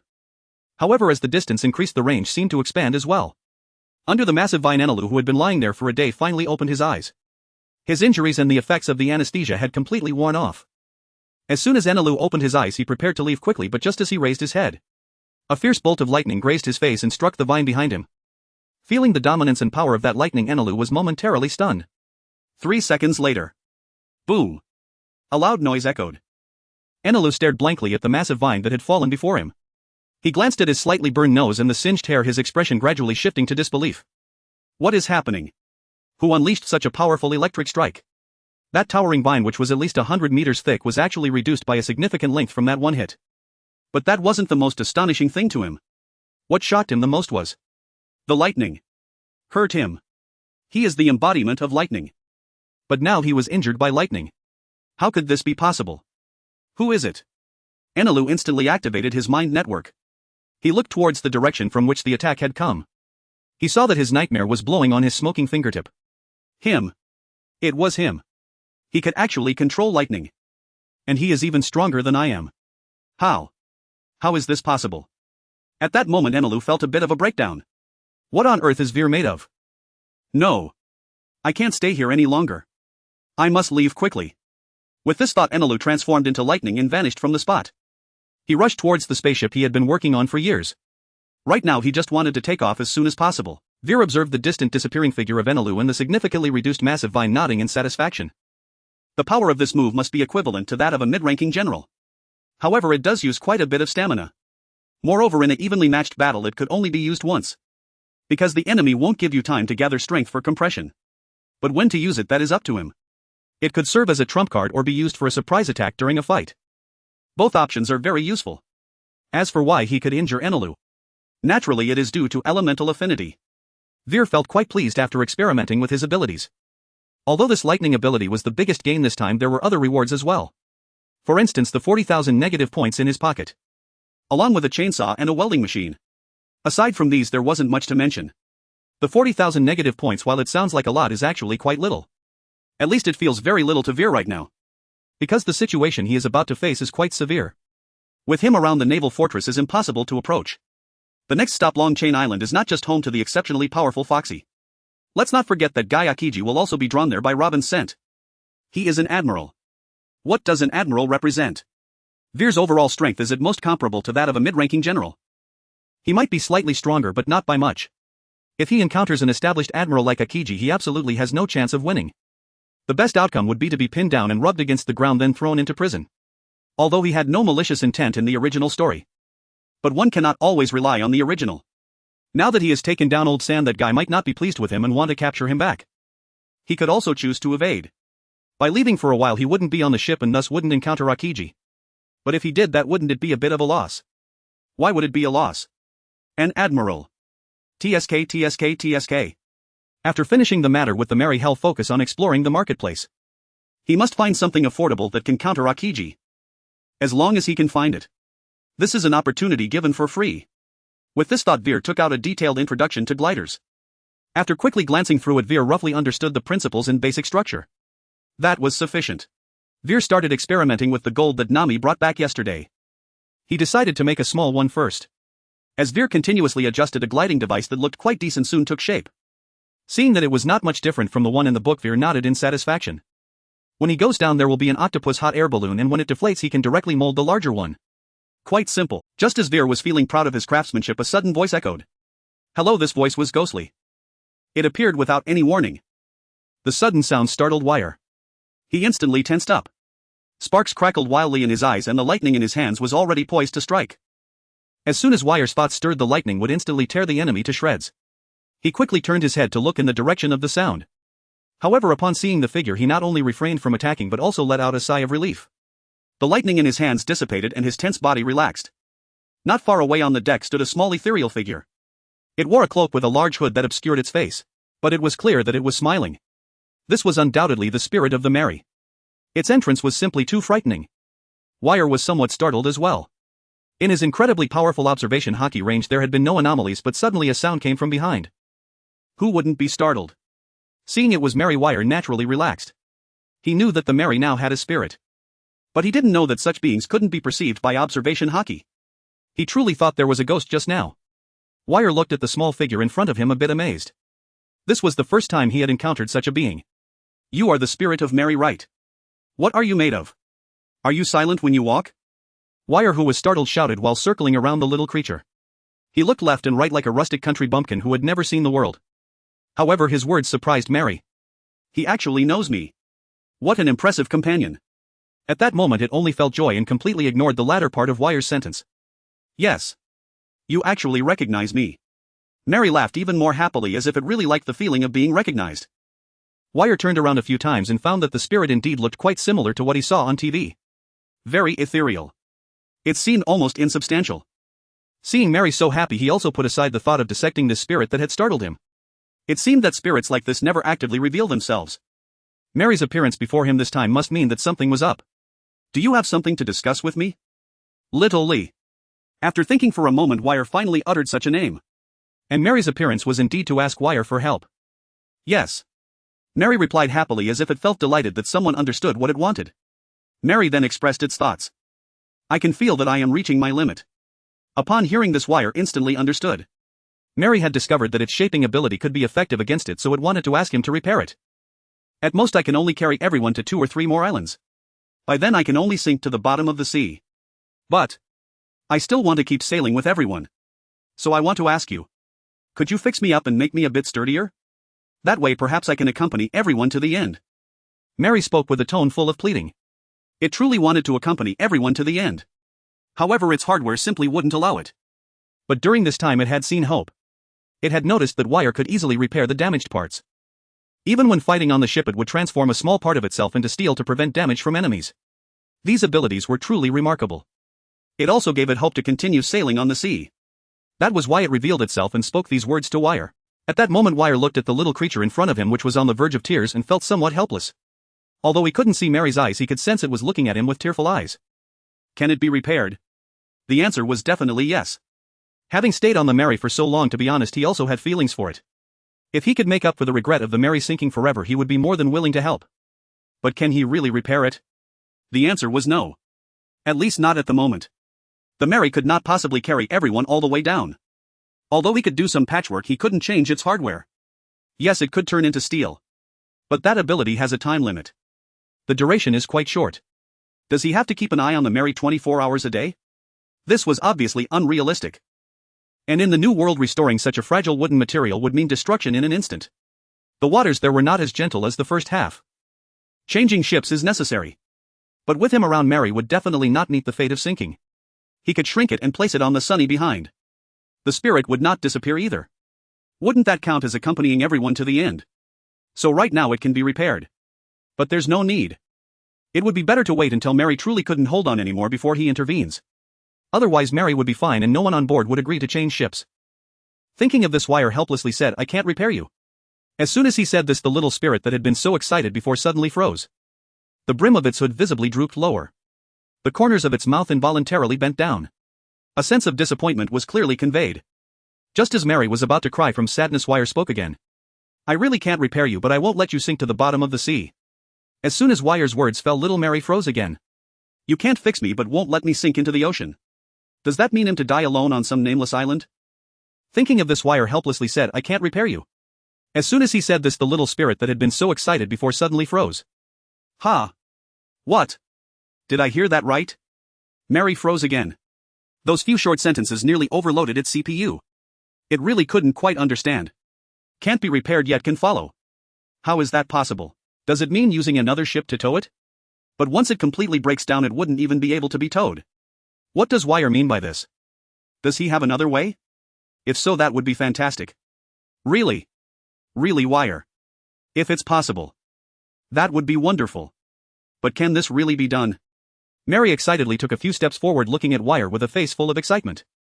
Its little hands were so agitated that it didn't know what to do. It wanted to hug Wire's leg but felt it was inappropriate, so it kept lifting and lowering its hands in the air. Seeing its demeanor, Wire couldn't help but laugh and cry. The spirit's thoughts seemed to be just like a child. He squatted down and looked at the spirit that was only as tall as his calves, seriously saying, really? I swear on Chopper's lifelong singlehood to you. Time flies and 2 days pass in the blink of an eye. On this day, the hands of the watch on Nami's wrist finally pointed in a different direction. Everyone gathered on the ship. Everyone knew it was time to set sail. In just 2 days Nami had almost collected all the remaining gold here. Robin and Chopper had reviewed the historical texts here. Meanwhile Luffy led Zoro and Sanji to find that massive golden bell. It was on the giant vine that Weil had interrupted. Luffy exerted great effort to set the golden bell upright. After ensuring that Zoro and Sanji were steady, he forcefully rang the enormous golden bell. The sound of the bell echoed through the heavens, heard by everyone including Kurok, who was standing on the shore of the blue sea. Looking up at the sky, it seemed calm and serene, yet he was already in tears. My ancestors were not liars. Thank you all. Luffy. Weil. Yo-ho. Let's set off. With Luffy's command, the ship sailed through a massive arch. And the cloud stream came to an end. The ship was about to begin its free fall. Ah. Are we really going to fall like this? We will die. Luffy. Did you think about how to land? At this point the ship was filled with screams. Only Luffy and Weil remained calm, greeting the few people following them. Next time we will come back. Everyone must wait for us. Luffy shouted happily. But the expressions of Rachi and others changed dramatically. Come back. They exclaimed in unison, looking at Weil, who was calm. Please don't come back, brother. Thank you. If we are brothers, don't come back. Just be brothers in heart. Meeting often would be boring. They quickly disappeared from Luffy's sight. Luffy, slightly puzzled, said, Why do they look unhappy? Do they not want us to leave? Next time we shall return to Sky Island, Weil. It's simply amazing. Hearing this, Weil could only admire Luffy's thought process. They were practically begging him not to come back, and he couldn't even. As the ship descended just before breaking through the cloud layer, a gigantic octopus wrapped around the Mary. Its massive head resembled a hot air balloon. The descent speed clearly slowed. Phew, I didn't expect there to be a descent device on Sky Island. That's so scary. Nami, relieved, watched the Mary slowly descend. 5 minutes later. Did you notice that this octopus has shrunk? Usopp looked uncertainly at the enormous octopus above. No way. It must be your imagination. Nami replied with a hint of tears. 15 minutes later. Help! This octopus just disappeared. It leaked way too fast. Amidst the screams, Weil walked towards the warehouse. He raised his hand and touched the large chunk of gold that Nami had brought back. In just a few seconds the Mary's descent finally came to a halt. At this moment a massive gliding device was positioned above the Mary, replacing the giant octopus spot. The Mary began to glide steadily forward. We are saved. The weak duo embraced, once again letting out a sigh of relief. Wow. It's all thanks to you, Weil. Wings made of gold. So cool. Luffy excitedly looked at the gliding device above, giving Weil a thumbs up. Weil looked at the ship, now back on track, nodding in satisfaction. Not bad, very useful. At this rate it was impossible to fall into any naval stronghold. He adjusted the direction slightly, guiding the Mary to fly towards the pointer. After completing all this, Weil returned to his room in a daze. He was still browsing the mall. Indeed, he had been browsing for 2 days and still hadn't finished. This mall was truly enormous, containing a plethora of outrageous items. He was almost done browsing the items that could incapacitate a person. Page 999 had now reached page 953. But there was nothing suitable ahead. Either the effects were too poor to defeat an admiral, or the prices exceeded his savings, leaving him powerless. If he finished these last few pages and still found nothing, he would have to hide. Pages 954, 955, 956. As time passed, Weil successfully reached the last page. 999. Whether he would succeed depended on this page. As he flipped through, Weil's brow furrowed tighter. No, still nothing. It can't really be empty. What kind of broken system is this? Garbage. Complaint. But suddenly, Weil was stunned. The anger on his face began to shift. In just a second it transformed into a look of wild joy. He found it. The last item on the last page. But just then a loud bang echoed, followed by a violent tremor. Caught off guard, Weil was knocked to the ground. What's happening? Weil hurriedly ran outside. On the deck, Luffy and the others were knocked around badly. Seeing Weil come out, Chopper, holding his sore backside, shouted, Big brother. Your wings won't slow down, will they? Weil immediately realized. He had forgotten about this. With such a crash the Mary wouldn't fall apart, would it? Don't just stand there. Quickly check if the Mary is alright. With his words everyone became worried. Yes. With such a heavy fall the Mary wouldn't be damaged, right? Usopp, feeling anxious, was the first to rush into the cabin. Luffy and the others began observing their surroundings. Soon Usopp returned. The worry on his face cleared away. It's fine. There's no leak in the bottom of the ship. There are no obvious scars on the hull.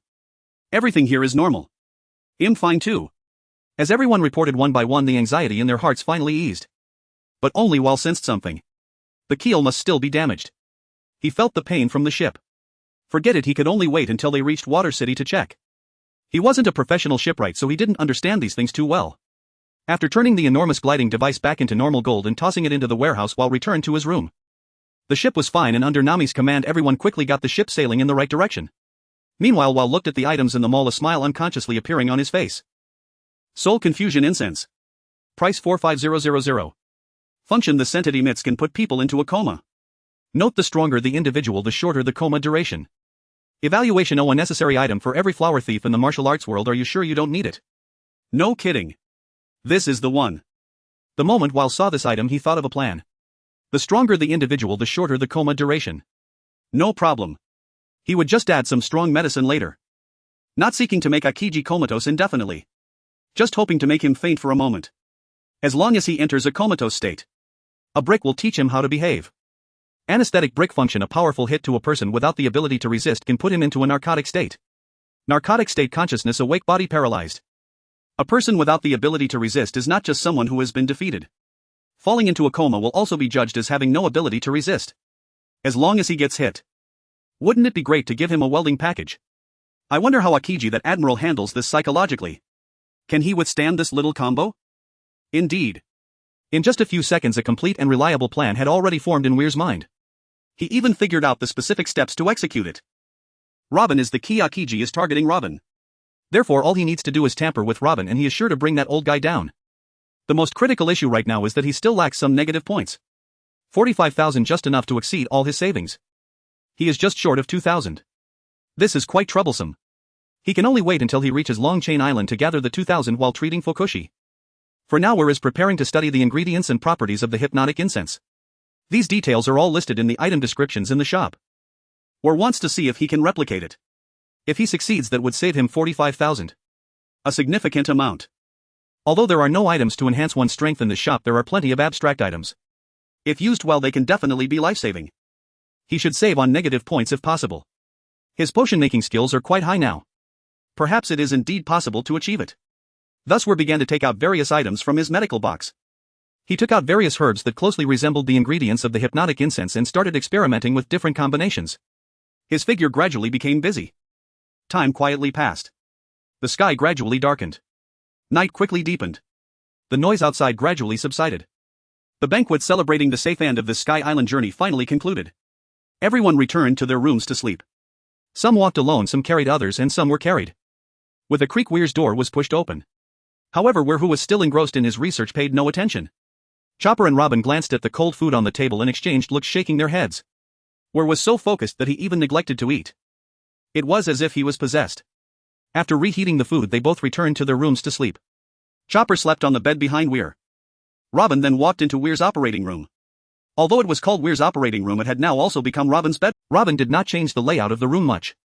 She only placed a small bed in the corner. The first thing she did after boarding the ship was to choose her room. After some consideration, she still chose Weir's operating room. On one hand, it was close to Weir, allowing her to assist him from time to time. On the other hand, it was because this was the quietest place on the entire ship. Although Luffy and the others were rowdy, no one would come near here. Thus this place naturally became the quietest position. Initially, Weir really couldn't understand it. His operating room was filled with things like bloody electric drills, woodworking saws, and hooks used for hanging pigs. Yet Robin seemed to mind none of it. She even had a remarkably good quality of sleep. Weir was utterly astonished by this. Robin also made some modifications to Weir's and Chopper's rooms. She added some facilities and a bookshelf, effectively turning their room into her own living room. She would often sit there reading. While Weir was mixing experimental potions, she would sit beside him. Whenever Weir needed help, she would summon a hand to assist. She had already replaced Chopper's position. Fortunately, Chopper had been working hard to improve his abilities lately. Otherwise, he wouldn't want to give up the chance to learn from Weir. Thus time quietly slipped away once more. In the blink of an eye, another day had passed. After sitting in place for 2 days without getting up, aside from drinking a couple of sips of water and going to the bathroom, Weir finally stood up. With a creak, the door to the operating room opened. Robin walked out with a smile, looking at the standing Weir, and cheerfully said, "Don't forget our agreement, ship doctor." Weir could only nod helplessly at her words. Seeing this, Robin happily left. At this moment, a new item that Weir had painstakingly developed lay on the table. However, he did not appear very pleased, as it did not meet his psychological expectations. It really doesn't work, but it was to be expected. After all, this is crossing worlds. Indeed, the drug that were made following the hypnotic incense could not achieve the true effect of the hypnotic incense.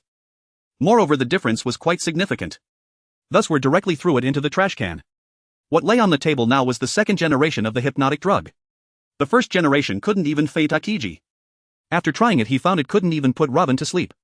Last night he secretly tested the drug he made at Robin's door. After waiting for the entire incense to burn out, he pushed the door open and walked in. Looking at Robin lying on the bed completely motionless, Were approached the bed and softly called out to her twice. Robin did not respond. Were thought he had succeeded. Just as he was about to take action. Cough cough. Just as he wanted to check the effect of the drug by giving her a gentle pat. Robin, with her eyes closed, suddenly opened them wide, gazing playfully at Were, who had both hands outstretched. An awkward atmosphere instantly filled the air. I'm here. You want to touch me? Robin stated bluntly without any sugarcoating. Seeing Weir's panicked expression, her lips were barely able to suppress a smile. I didn't. I was just testing the potion. While Weir waved his hands in explanation, he truly hadn't expected the drug's effect to be this poor. What potion? Robin asked immediately. But this question left Weir at a loss for words. How could he say it?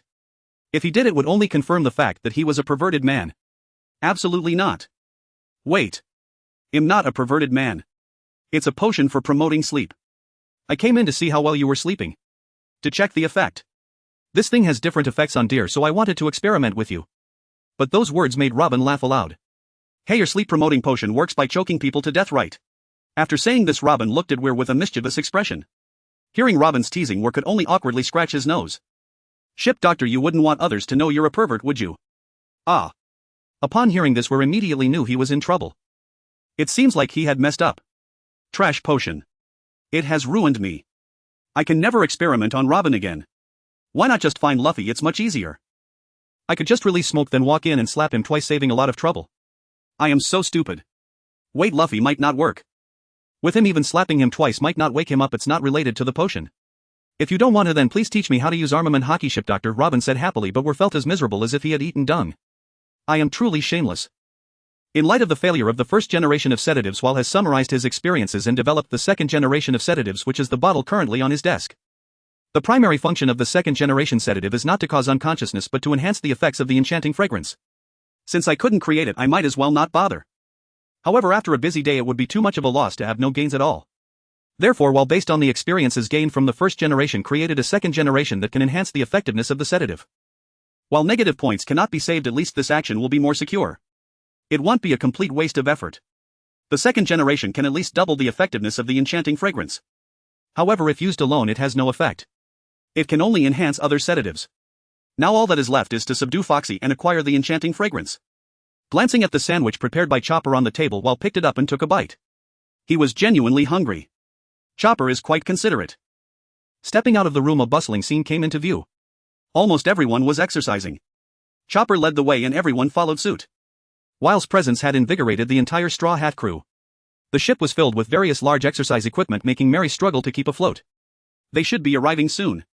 Wild thought to himself. When they reach Long Chain Island, he absolutely must not let that guy Luffy agree to any competitions.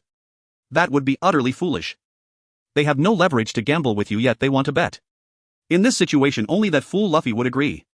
There is no need for such a competition. It would simply be a waste of time. When Wall watched that segment, his high blood pressure nearly caused his head to burst. Therefore, this time he must not let him accept. All he needed was to beat that group of foolish dogs thoroughly and then leave after treatment. Wall truly did not want to see them again. Ahead of the Marian Island finally began to emerge. I see the island ahead. Zoro, who was observing from the lookout tower, shouted down. Soon the ship docked amidst the excited cheers of everyone. They had been stuck on the ship for the past 2 days, which had really frustrated Luffy and the others. Every day was either training or more training. Not training was not an option. If you get injured, others won't. The psychological gap would be significant. Just like Zoro and Sanji this time. They were also training the hardest, really pushing themselves. From time to time they would spar with each other, striking hard. Now that they finally saw the island, everyone was visibly As soon as the ship came to a halt, these guys rushed forward like chickens seeing a basketball flying towards the shore. Even Chopper was no exception. Her expression was identical to that of last night. Wall felt a bit overwhelmed by her gaze. He hopped off the ship. The lush green grass and pleasant temperature felt welcoming. Her expression was identical to that of last night. Wall felt a bit overwhelmed by her gaze. He hopped off the ship.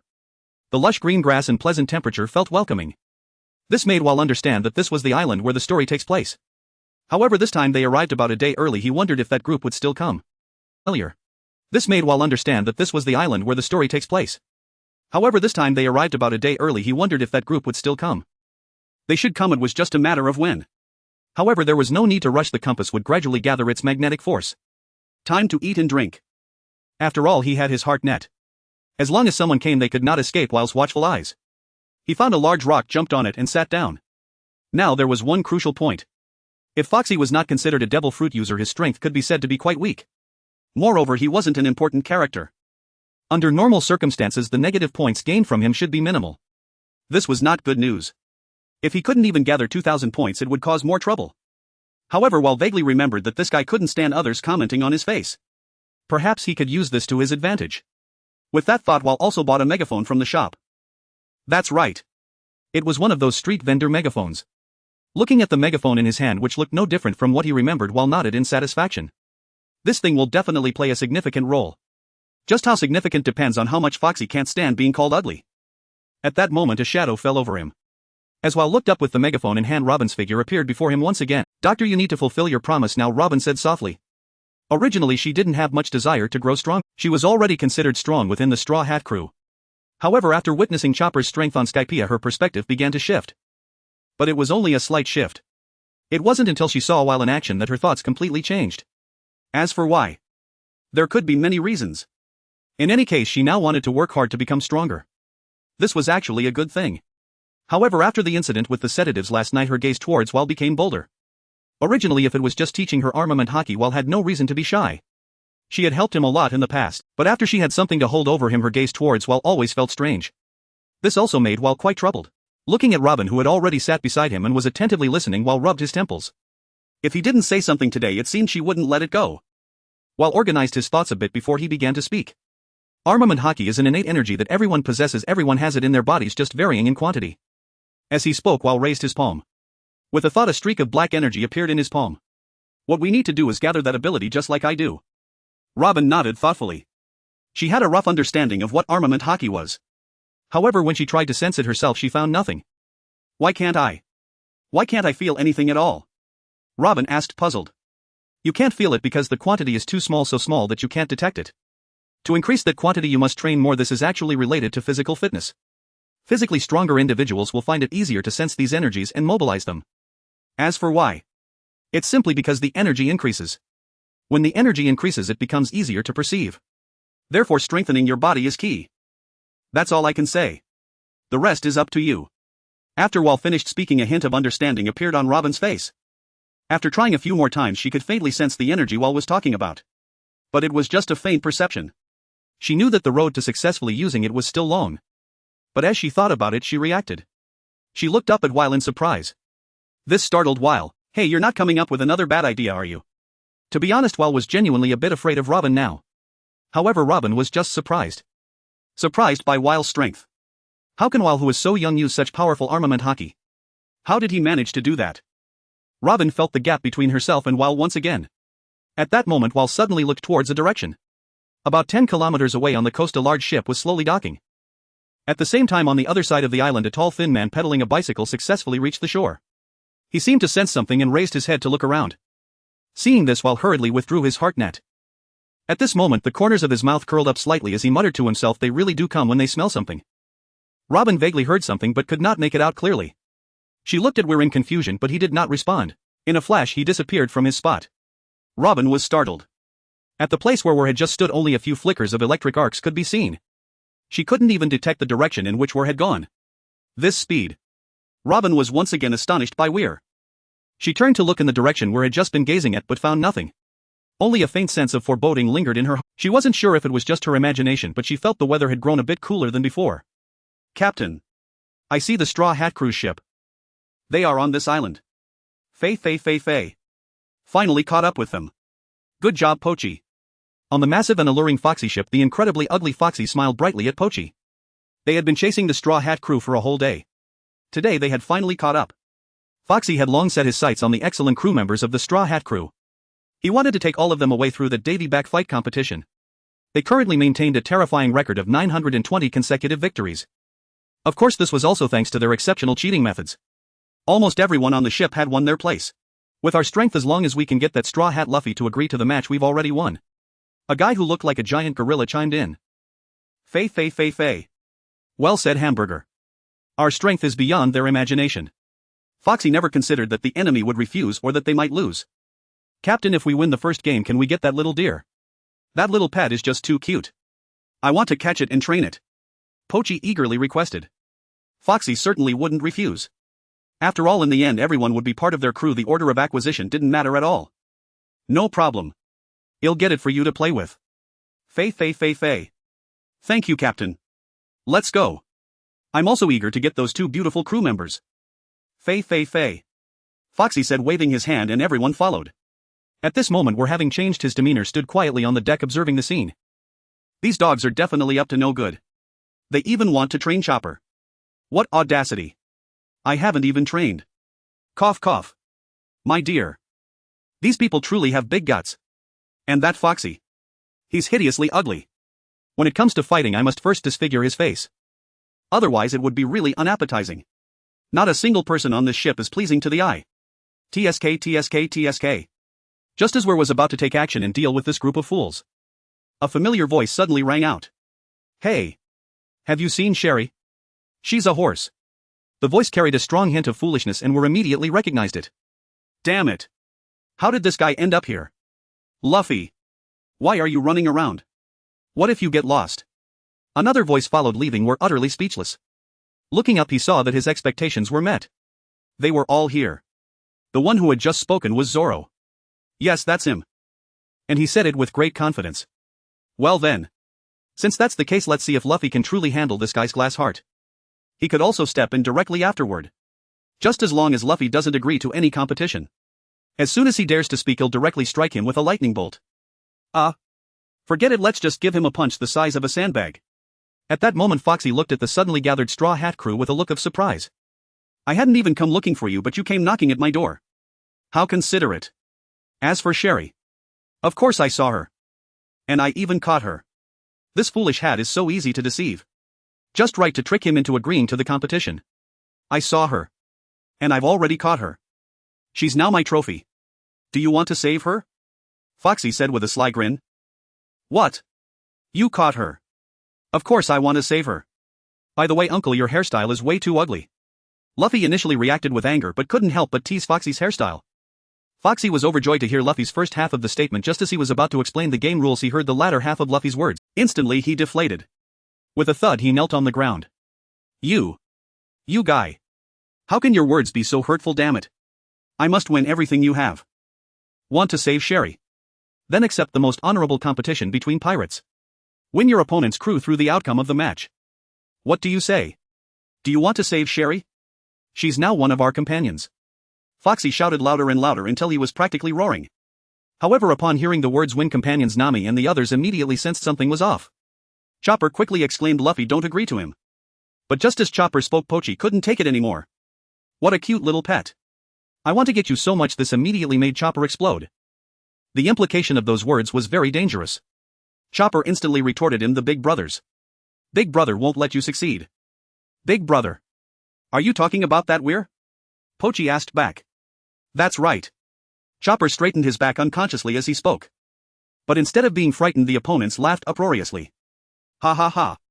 Weir. Do you really think he can stop us? Yeah. That useless guy who can only drive a tractor. Don't be so funny. I don't know what the Navy is thinking. They actually gave him such a high bounty, it's just ridiculous. The group was now laughing uproariously, all mocking Weir. Did you hear that, little dear? Your big brother is a useless guy. Following us is your only path. Fei. Foxy mocked as he tossed a bounty poster in their direction. Take a look for yourselves. A tractor driver, it's just. Fei. Chopper was genuinely furious. It was evident from the way he clenched his little deer hooves. He had even squeezed a blue wave ball in his little deer hoof. Just as he was about to go up and take down this group who dared to mock his brother, a sudden shout erupted from behind. Hey! It's Weir. Weir's bounty notice. Hearing this, Chopper temporarily abandoned the thought of attacking them and hurried over. He looked up at the bounty notice in Luffy's hand. There was a photo of Weir driving a tractor in Alabasta. It was shot very clearly. Moreover, in the photo he could see himself lying on Weir's head. Seeing his appearance, Chopper's mood lifted a bit. In the same frame as Big Brother. So nice. At that moment he looked down at the bounty amount. 10,000,000. Million, 10 million. Billion. Billion. 2 billion. It's actually 2 billion. They all exclaimed in shock. How can it be so high? A full 2 billion. This is his first bounty. And it's directly 2 billion. Zoro said in disbelief. I haven't even been rewarded yet. And this guy already has 2 billion. How can I compare? Sanji yelled, feeling somewhat broken. Nami and Usopp had similar expressions, all looking dazed as if genuinely shocked. Woo woo. How can he be higher than me by so much? I'm so sad. Luffy, however, began to cry in sadness. His original bounty was 30 million, which had now risen to 100, but upon seeing Weir's bounty he found it hard to accept. Even Robin was shocked by this bounty. She was only at 80 million. And he had jumped to 2 billion. Fukushi felt a bit bewildered when he saw the expressions on the faces of those across from him. What's going on? Shouldn't you all be upset? Moreover, how long has this bounty notice been out? Why do you all look like it's the first time you're seeing it? To them, the person in the photo wire clearly looked like someone who drives a tractor. And a crucial point is that this guy's most outstanding quality is his speed. Speed and kicking skills. This is also the reason they look down on Wire. Their captain is most restrained by those who are quick. As long as they are hit by the completely reflective light from all angles, then he would be useless. So even though Wire has a bounty of 200 million, it didn't catch their attention. They regarded him as a small fry that could be easily dealt with. They had never really looked at Wire. Hey. Are you going to accept the challenge or not? If not, we'll prepare to roast Sherry and eat her. Fukushi shouted in frustration. These guys across from him really didn't take his silver fox seriously. They actually dared to ignore him.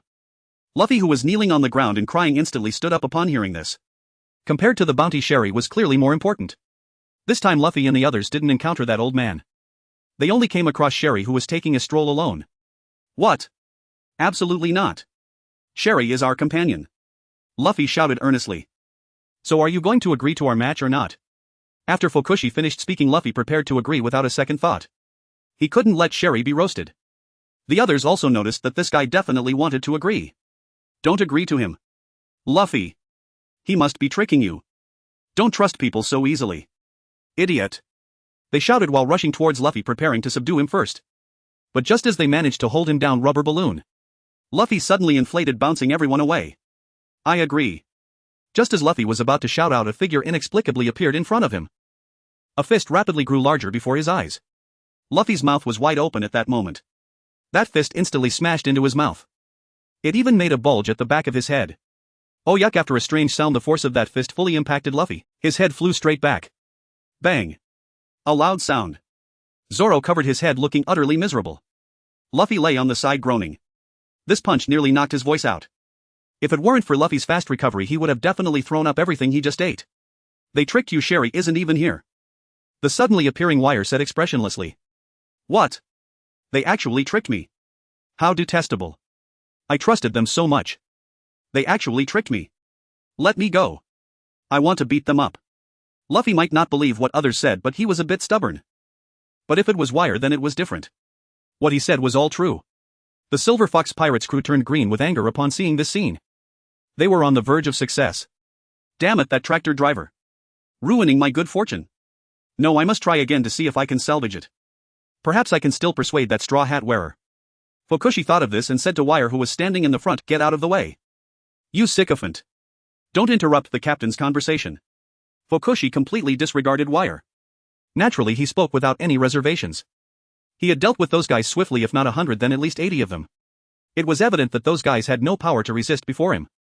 And this gave Fukushi the courage to mock Wire's bounty of 200 million. That's right. Stupid tractor driver. Get lost. Good dogs don't block the way. Get out of the way. You're garbage in front of our captain. Get lost. Others chimed in. Straw Hat Kid. If you don't agree soon, we might really leave. Well, take Sherry with us. Are you going to believe what this weakling says? Fukushi constantly urged Luffy from the back. He talked down on Wire, seemingly trying to make Luffy angry. To increase the chances of success. Now all eyes were on Luffy. But at this moment Luffy. No, the expressions on the faces of everyone in the Straw Hat crew were a bit strange. What are they doing?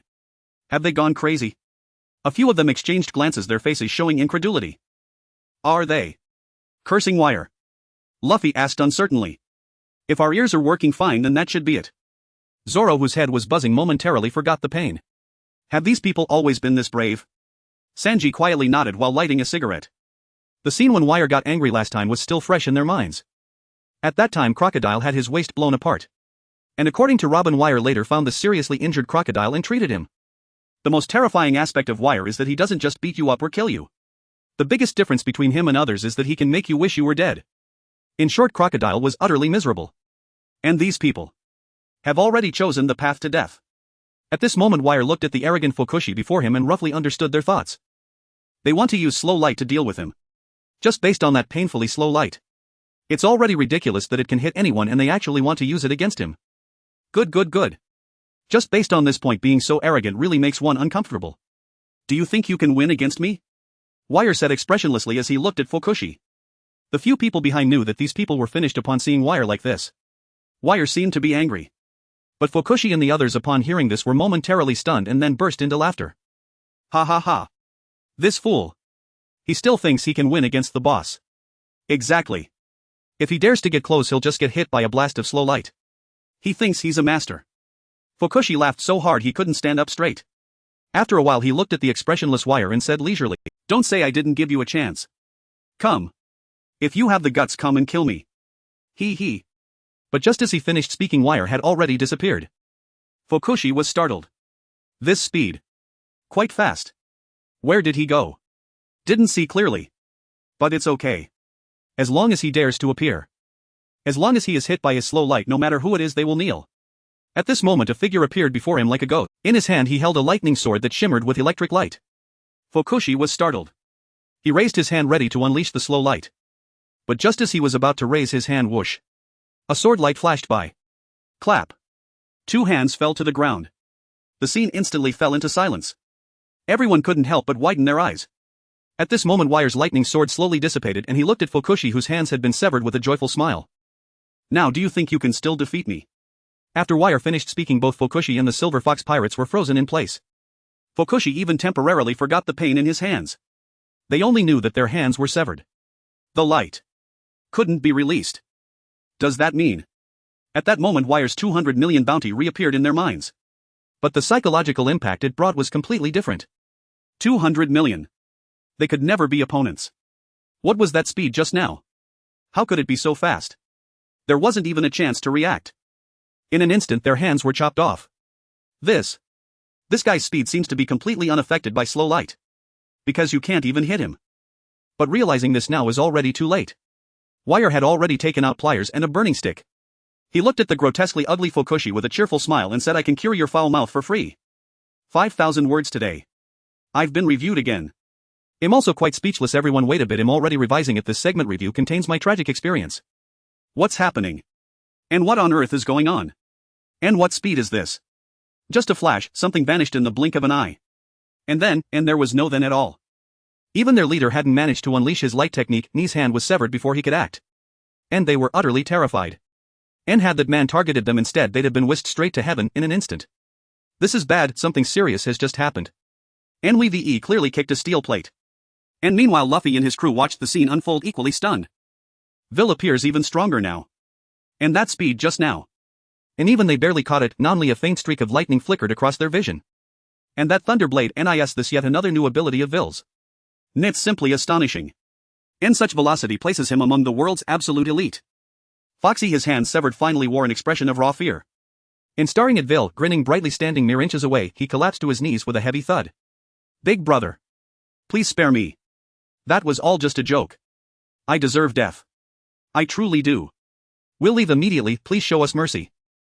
In that moment, Foxy abandoned all thought of abducting the Straw Hat crew. And he only wanted to flee immediately. Yet Vil remained utterly unmoved. If apologies were enough, why would we need doctors? And I don't care whether you were joking, but do you honestly believe I was? At Vil's words, Foxy's expression twisted instantly. And if escape was impossible, then fight. And of course, his men would fight. Men. Since we can't run, attack. Kill him. And Foxy roared. And Hamburg, standing beside him, charged forward without hesitation. Chaos erupted in an instant. And the crowd fractured into two groups, one charging blindly ahead, the other bolting headlong in retreat.